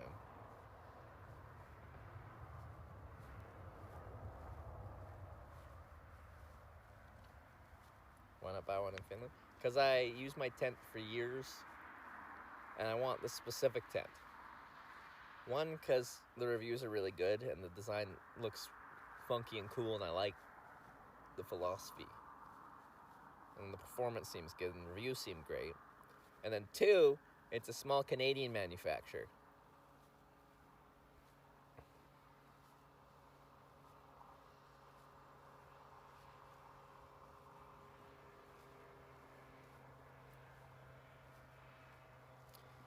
What tent? Probably the Durston X Mid 1. Or the X Dome 1 Plus. But the Dome one is just freestanding, is sold out, so probably not that one.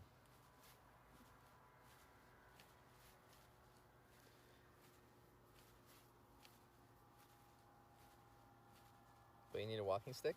Well, you can just buy, like, 2 tent poles for it instead. Very picky with tents. But, like, shouldn't I be? Like, I use a tent more than most. It's my house. It's my home. It's where I spend most of the year. Like, let me be picky.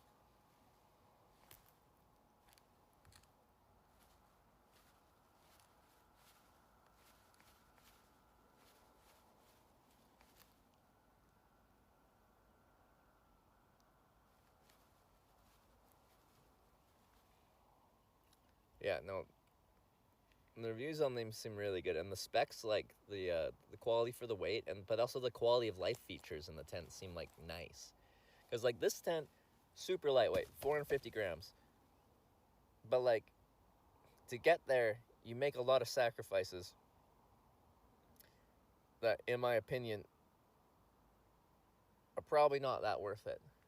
Like this front vestibule, rather than like having a zipper or like, I don't know, magnets or like something that actually like works well. They got like this like, well, I'll show you. You some other poles and buy from one of the stores in Finland that sell the tent.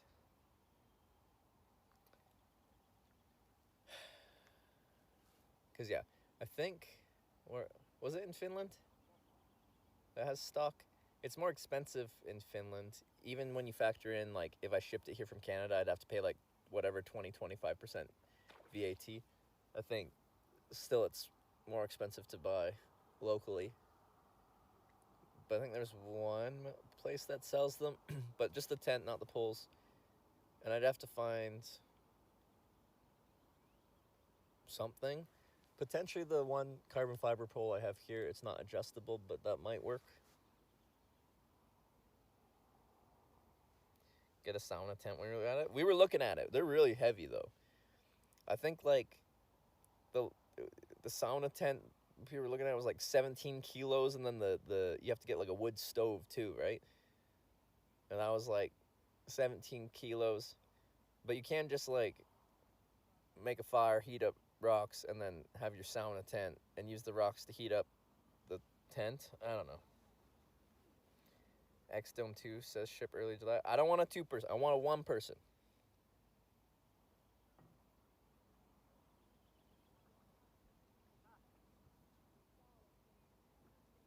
You have a trailer? Well, the trailer is good for hauling things with, like, volume, but I don't want to add, like, 50 pounds of sauna equipment. It's heavy, okay?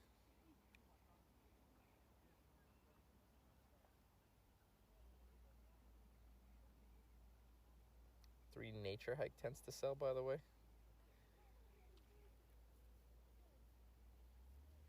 I just want this specific tent. Like, I don't want to buy a cheap tent that I just never use after, like, a few weeks because I get a better tent. And I don't want to buy a really expensive tent that doesn't make me happy.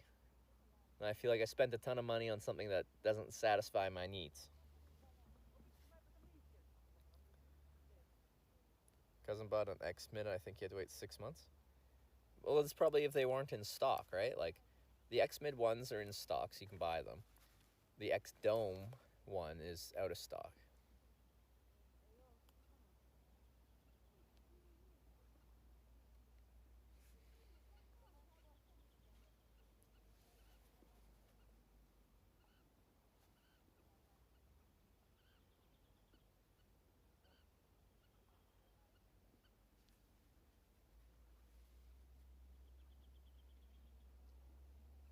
Have you thought about being an accountant instead? It's a lot easier than all this hitchhiking and biking.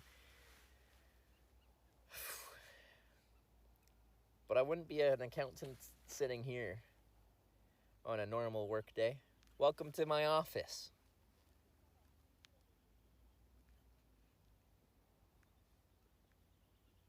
It's not so bad.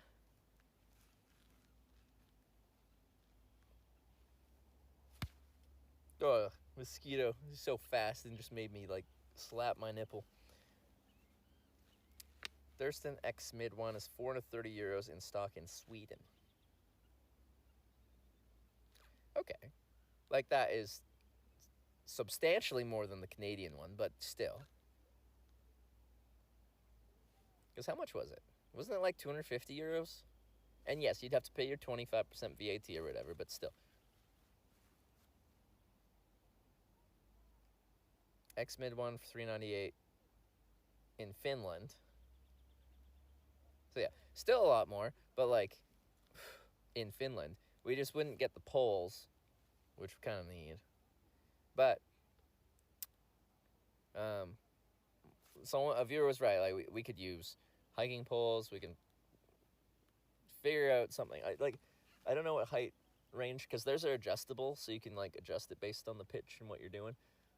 Mine are fixed length, or mine is fixed length, and I need 2 of them, so I need at least 1 more.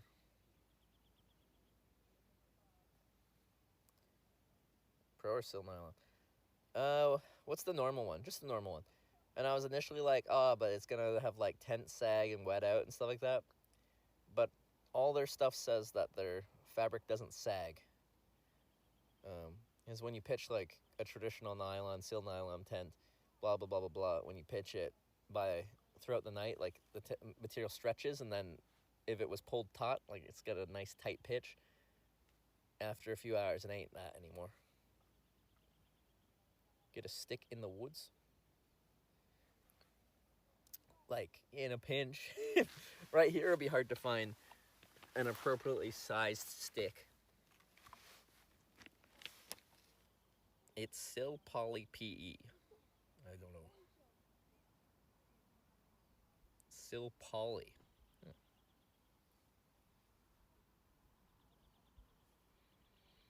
Anyway, when I looked at those tents, both the X-Mid and the X-Dome, I'm like, I like the specs. I like the color because it's discreet.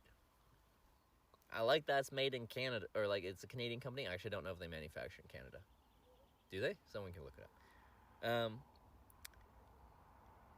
And like, it's just some dude came up with that lives in the Rocky Mountains of Canada. I'm from this part of Canada. Camo? No, just like a neutral greenish color. So, I want to get a tent that makes me happy.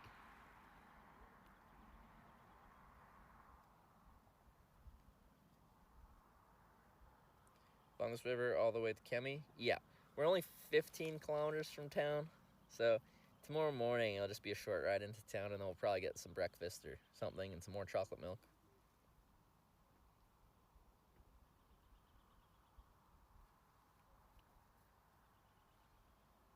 Oh, it is made in China? Okay. I was gonna say, like, if it's like Z-Packs where they make it in-house, it's really cheap.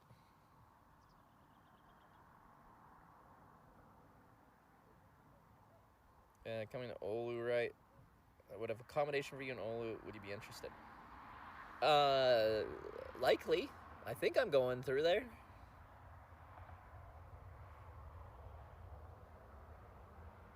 Design in Canada, made in China, like everything else. Okay. Well, like, that is one of the nice things about, like, Z-Packs, is they just, like... I went to their manufacturing facility in Florida. There was a bunch of sewing machines and a bunch of people sewing tents together and sleeping bags together and stuff in Florida. So, but they are really expensive. Although not as expensive as Hillberg tents, the Swedish ones. Living the dream, jealous from Argentina. Yeah, I got it pretty good.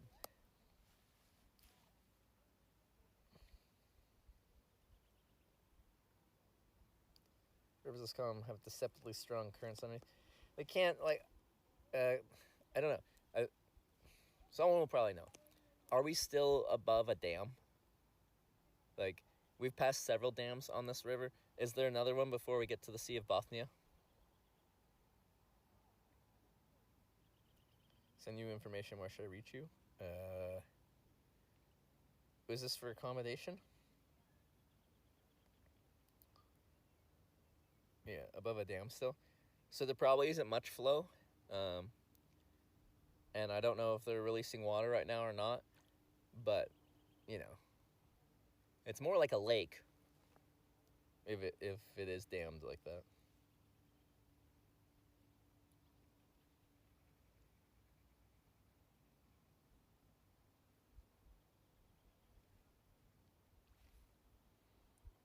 Skip stones on my road. Are there good flat stones? Some of these are probably kind of flat.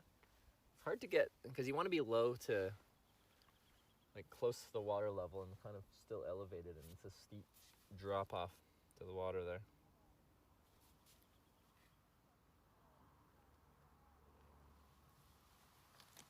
I was just watching you singing Shallow on YouTube Shorts, voice of an angel. Thanks. I try. I like singing. I think it's a lot of fun. I don't think I'm that good at it, but I try.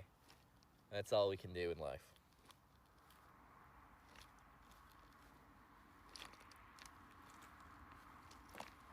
And you could swim across the other side? Like, I think if I had to, I probably could. I've never, like, learned to swim for, like, distance, like doing laps at the pool. I had swimming lessons when I was a kid, but as soon as I learned to tread water and we got into, like, I think it was like level 4, whatever that means, I learned to tread water, and then we got beyond that, and I'm like, nah, I don't want to do any of this. So I stopped, and I'm like, well, I can tread water, that's the most important thing.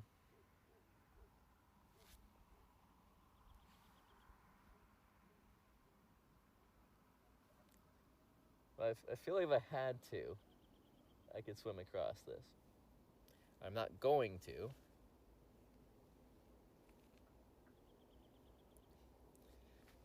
But I don't have much fat on me. I tend to sink.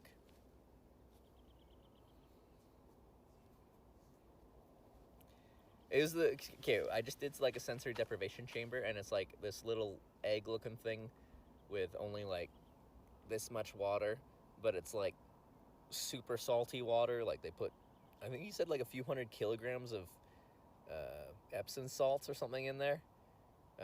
So everyone's buoyant in there, no matter how non-buoyant you are in water like this. And I laid in, and I stuck my feet out, and I've never like been able to float on my back. It just doesn't happen. I do not have the body density to float in water. And I floated, and it felt cool.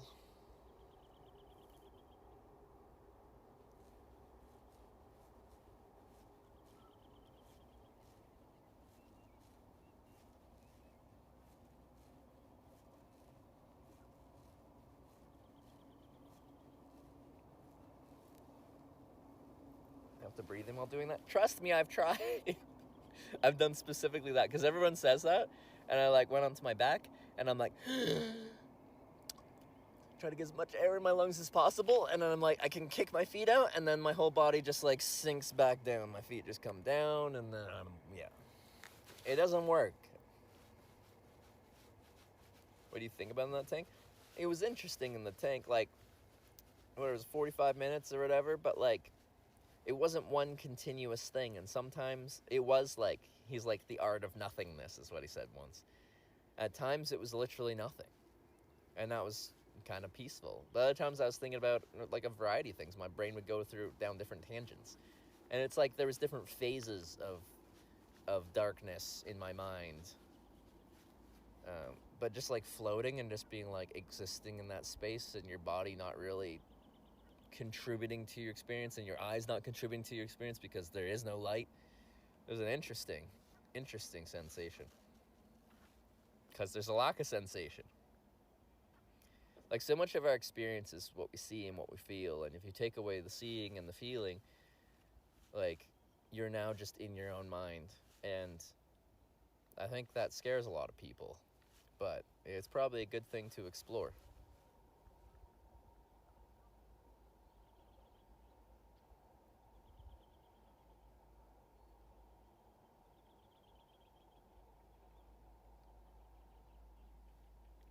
That's not how that works, but yeah, while people with higher fat content are more dense, skinny people can easily float with the proper positioning. It's the opposite. Fat is less dense than water, so it floats. Fat people float. Muscle is more dense than water.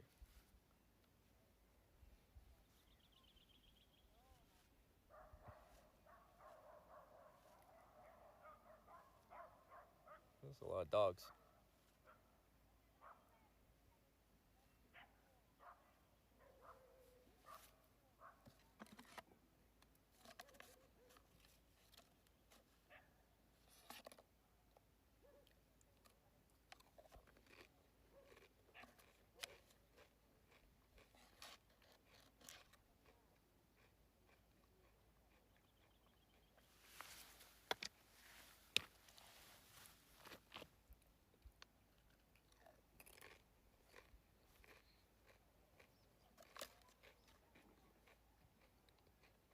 All right.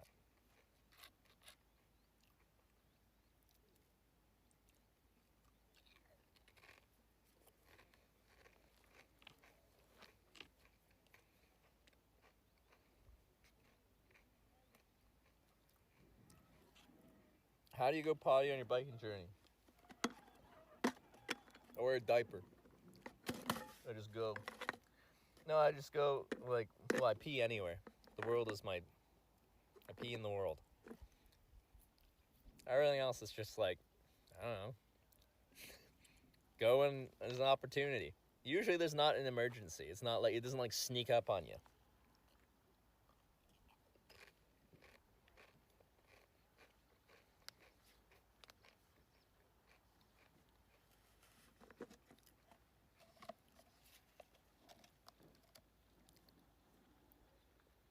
Oh, a cyclist. There's the casual one.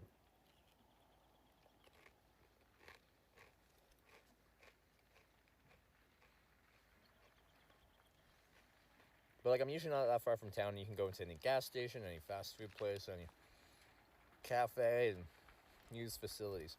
Though, I will say, you should bring, like, if you're touring or something like that, you should bring toilet paper with you. Bring a little TP, put it in your toiletry bag or something like that. It's better to have it and not need it than to need it and not have it.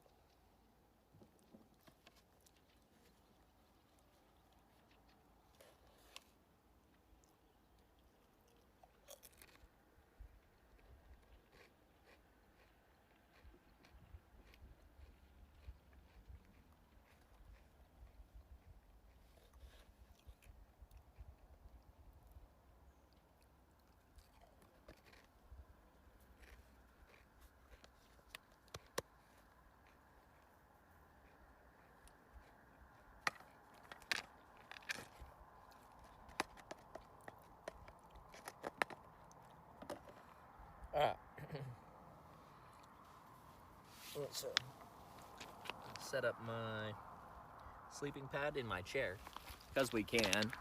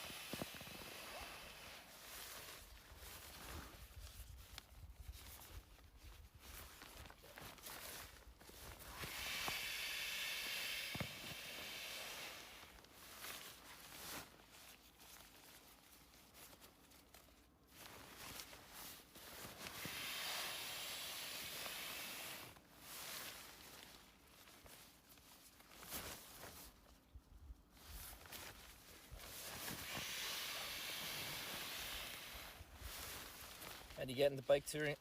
Start shorter routes and then just going further. I got into bike touring because I'm a hitchhiker, and I couldn't hitchhike during COVID because it was too social, and I didn't know what to do with myself because that's just what I do. It's also my job.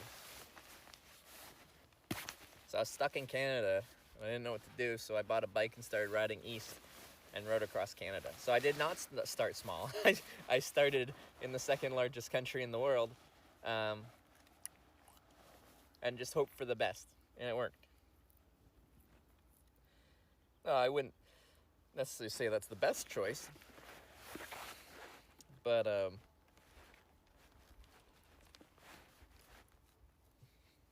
don't know, it worked out. A lot of people actually do that jaunt across Canada without much experience. And a lot of people start it like completely out of shape. And it's long enough that you will get in shape on the road. Like, it's gonna suck for a few weeks. Like, bad. And like, if you're going west to east, like, you're still gonna be out of shape going over the coastal mountains and then the Rocky Mountains.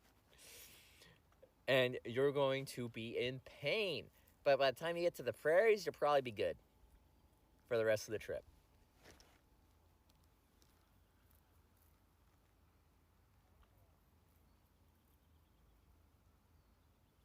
Leak in the mattress in the water after you wake up?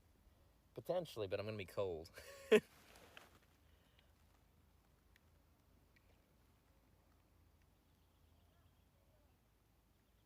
Remember that first tire change near Vancouver? That was just past Kelowna. I think between Kelowna and Vernon, or just past Vernon. But yes, it took a long time.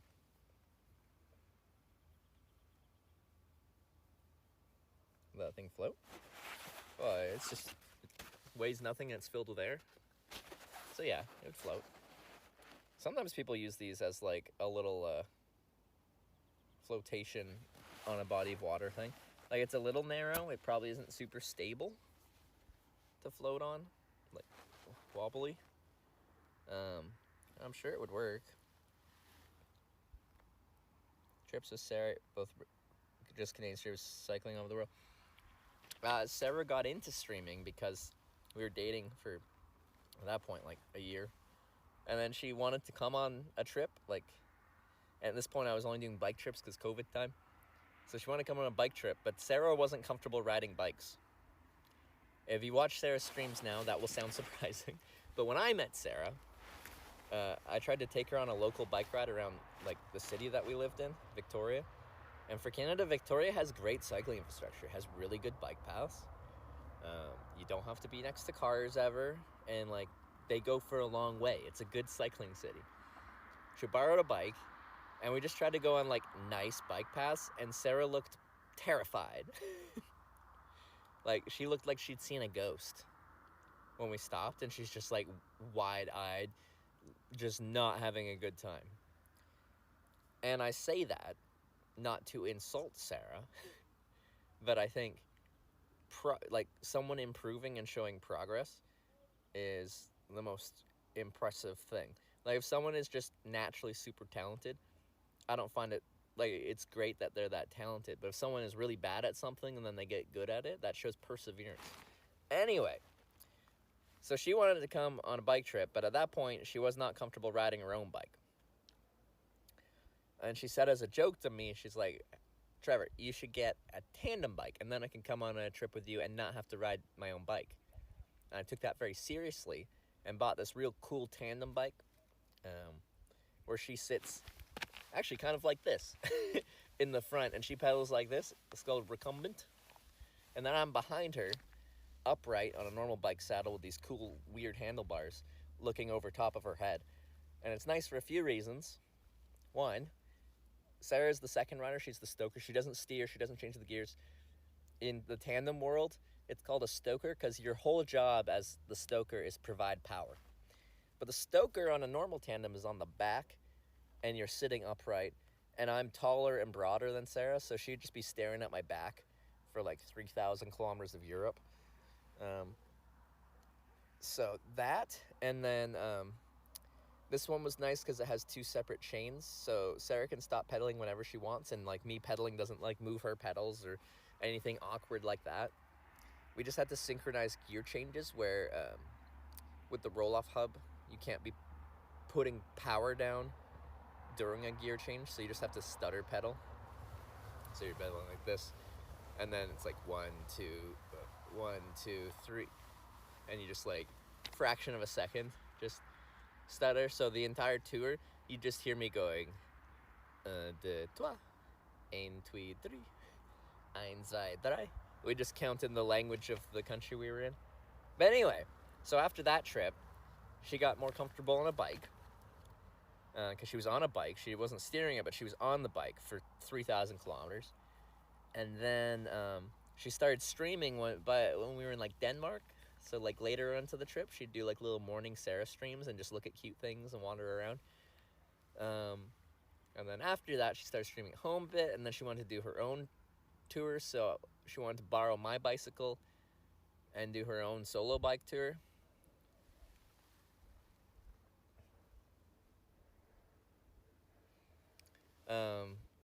Oh, Eliza, no. Eliza charged me $0, and I have $0 remaining.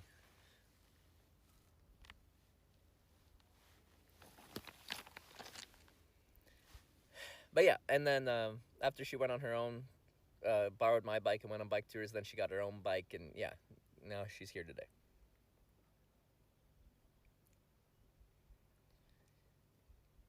So that's the origin story there.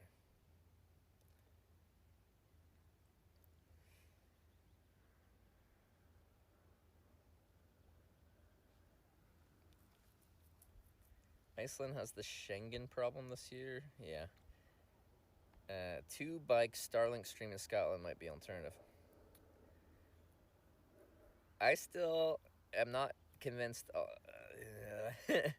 that Starlink is reliable enough as a one network solution. You still have the tandem bike? Yeah, we do.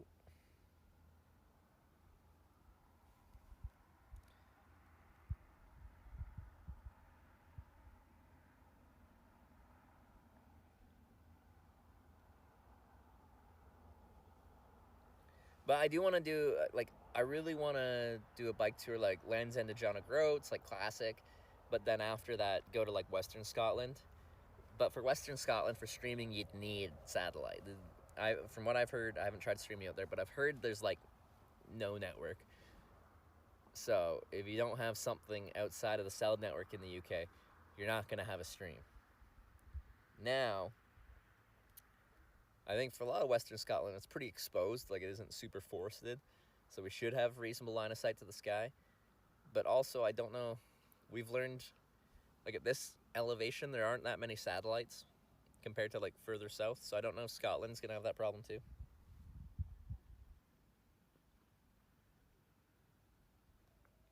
Would you like to cycle on another new continent? I want to test the Starlink more, because specifically I want to cycle across Australia at some point. I'd like to do some more stuff in Asia, probably bike touring. Maybe this winter, like during the dry season, could be interesting. Like Southeast Asia. And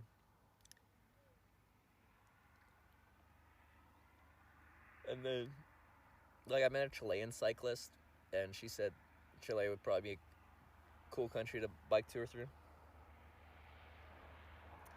Mosquitoes are that bad? I don't know. There's a few mosquitoes. There's a few more of these like small bastards. They've seemed to settle down. They were on me like pretty hard when I was setting up the tent, and then I sprayed DEET, and now they're around, but they're not on me too hard.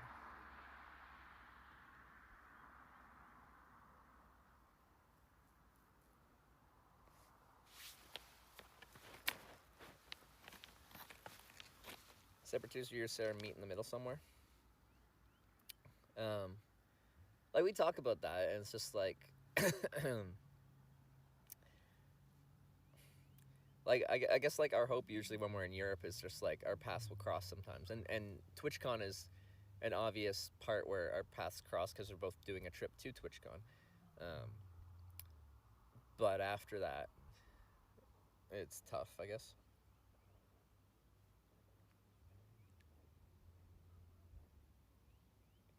Tiny gnats in the millions can never survive that. They are a bit annoying. They don't bite through clothes though, so if you cover up, you're fine. And you should have a fine mesh head cover and a hat, because that's a lifesaver.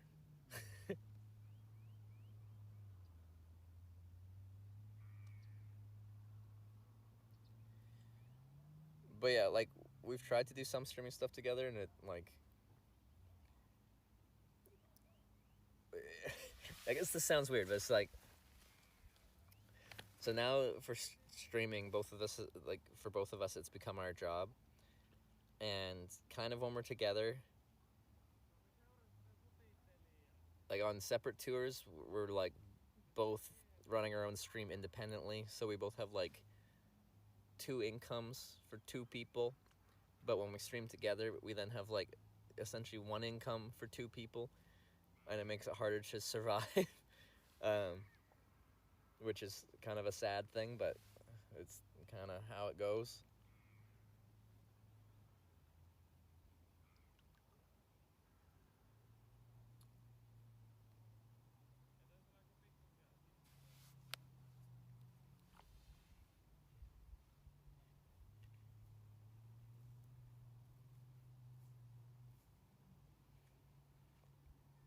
Scotland has free camping, which is another reason I suggested. Yes.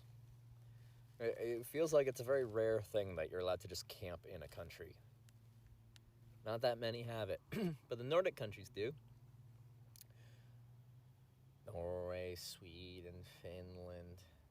Denmark doesn't, but they got like free shelters everywhere. And then Scotland does. It's not Nordic, but northern.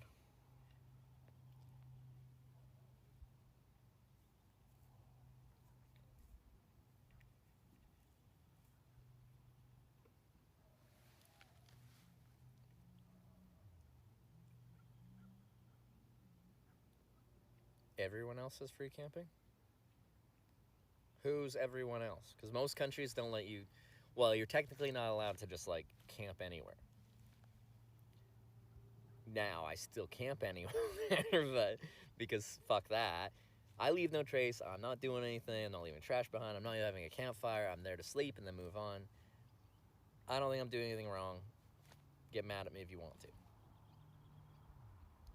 Estonia does too? Oh, does it? That's cool.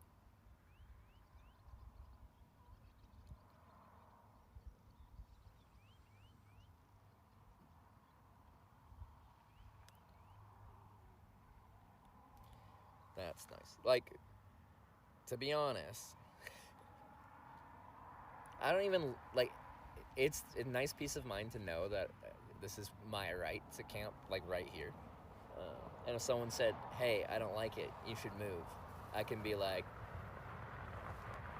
I don't care if you don't like it. This is my right. I ain't doing anything wrong. But even where there isn't that right to roam kind of provision, like, I'm still gonna camp.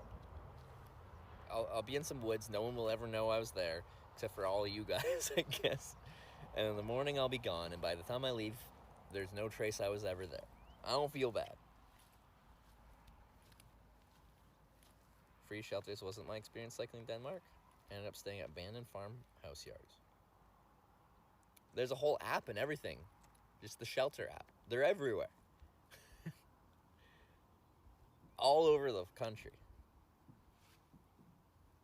You just had to, like, look up the website or the app. Would biking in Iceland work? I think it would be really cool if you get lucky on the weather, and it'd be really miserable if you get unlucky with the weather. It's a very exposed island in the North Atlantic. I met this experienced bike tour. I don't remember where. I just remember the conversation. And he's saying the only bike tour he ever tapped out on was in Iceland. Because it was just, like, brutal headwinds and crosswinds all day, every day. And, like, you have to fight so hard to get any distance, and it's just relentless and never ending, and it sucks.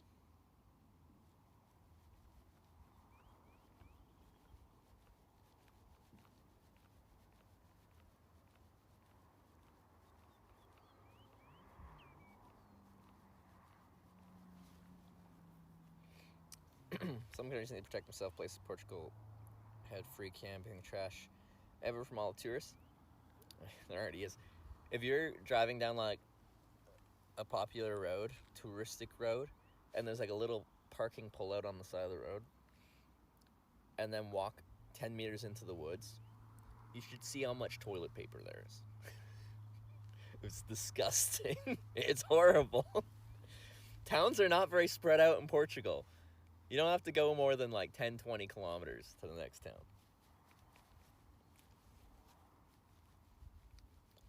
Point the camera at sunset when it happens. We won't be live during the sunset. The sun will set around midnight, just after midnight, and it'll come up at 2 a.m. So, no. App I used was Vindskerlekarten. In Denmark?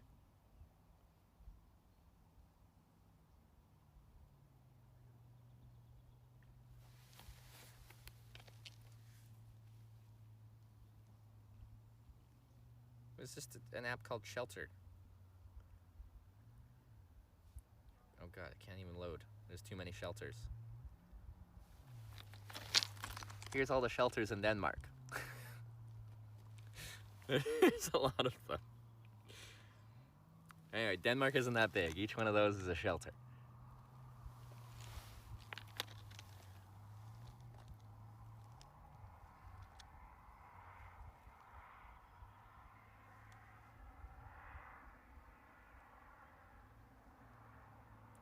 When me and Sarah were on a tandem trip there, we stayed in shelters like every night.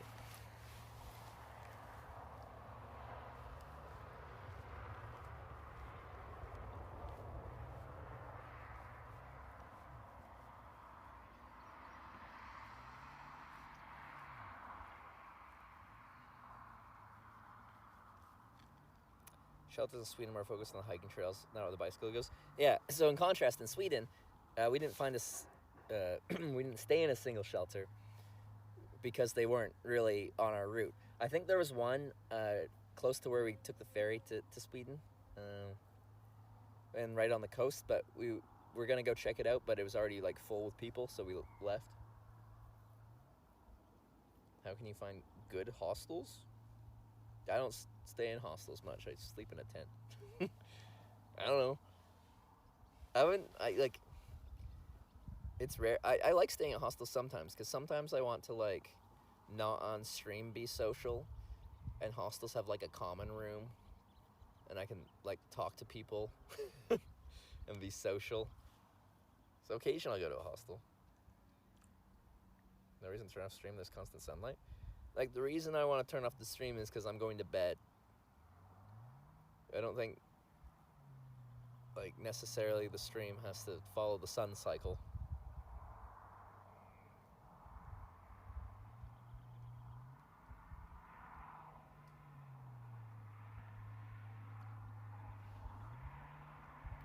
Better bike off Finland. Here in Sweden, the roads for bikes suck, but I recommend Denmark. Well, I've done all those. The west coast of Sweden's good for cycling. I don't see why you'd hate on Sweden for cycling there. Denmark's great, of course, because I got great infrastructure, and yeah, it's pretty easy for cycling. It's pretty flat, but the flat can get boring. I kind of like those. Finland, I wouldn't say in general, well, in the north, it doesn't really have cycling infrastructure between towns, and towns are few and far between. Here today, like, we did just over 100 kilometers, and, like, for half of it, we had a whole bike path separate from the road. Safe to feel biking next to cars here. Like, 99% of cars passing me, it feels fine, and then it's always the 1% that don't give a fuck. Like, some countries are on average worse, but here they're pretty respectful. There's just the occasional car.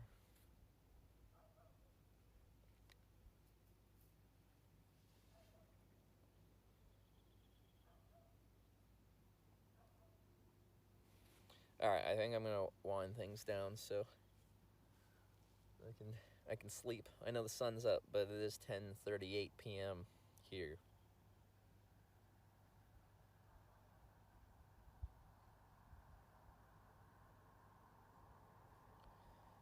Alright, is anyone doing interesting things outdoors?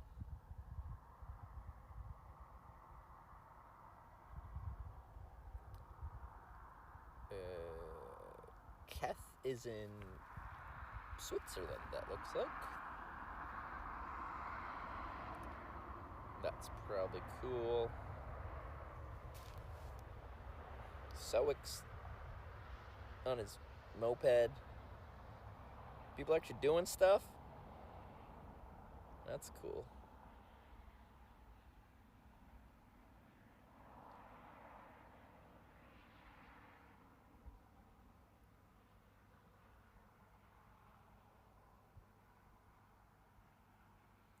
Ock Ventures at the Stampede? Go to the largest rodeo in Canada? Are they actually at it? Ah! It looks like it. Do you guys want to go to the Calgary Stampede? I think that sounds fun.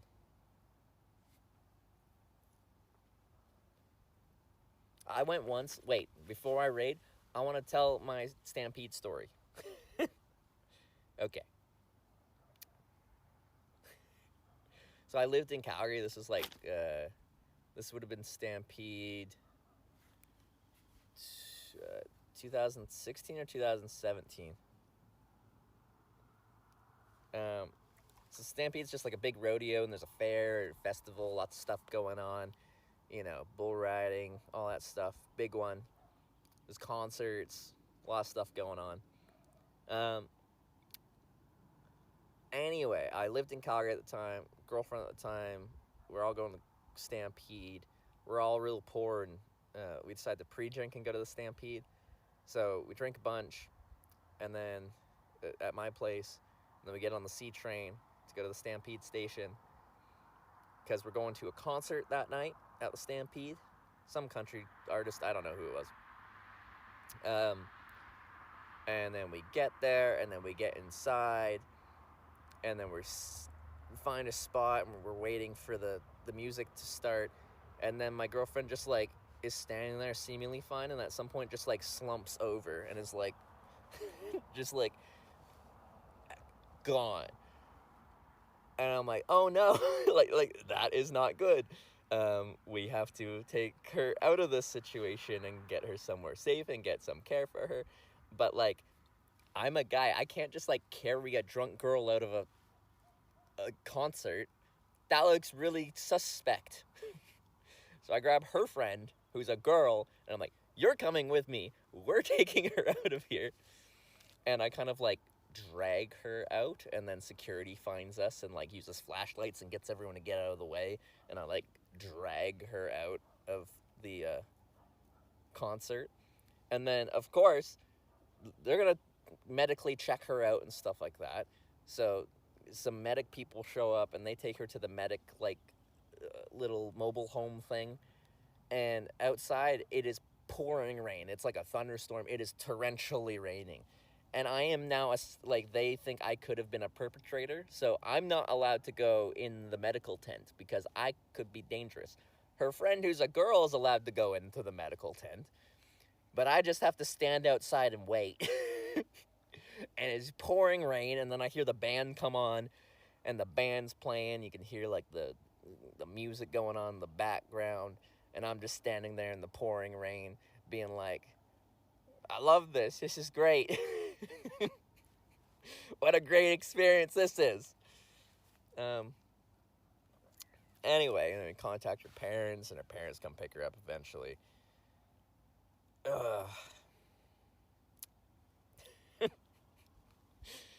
That was my Stampede experience. So that's what I get why they did that. No, I don't blame them. Like, I really don't blame them. But it just was an unfortunate circumstance.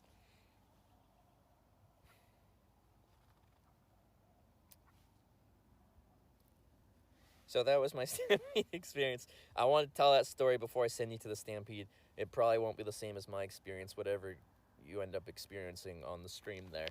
But I've rated them a few times. They're a IRL streamer based out of Calgary, I think. Well, that would make sense because they're in Calgary, but I've seen them in Edmonton. I've seen them in Banff.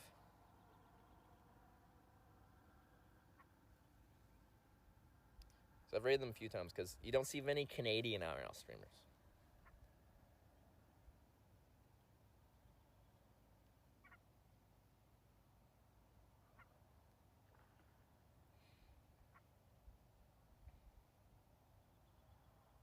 Cool.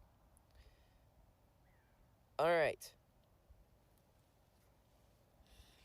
That is the end of day, I think, 17 of our bike tour, which is now, the title is Finland Bike Tour, which isn't particularly eye-catching, but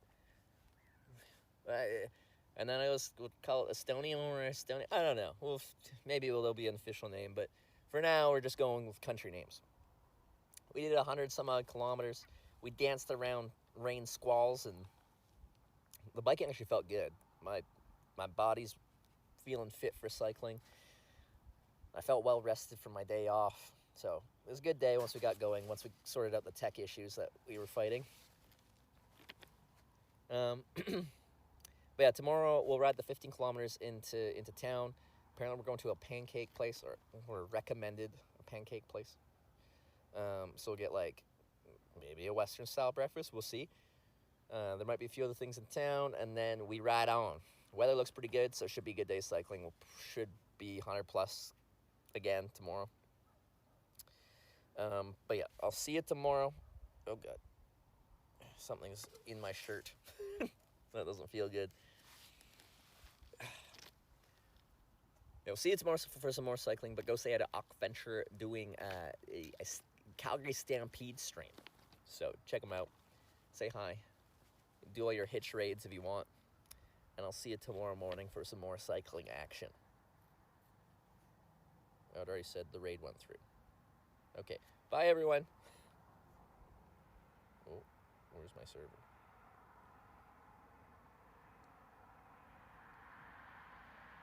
Where is my server? Oh, there.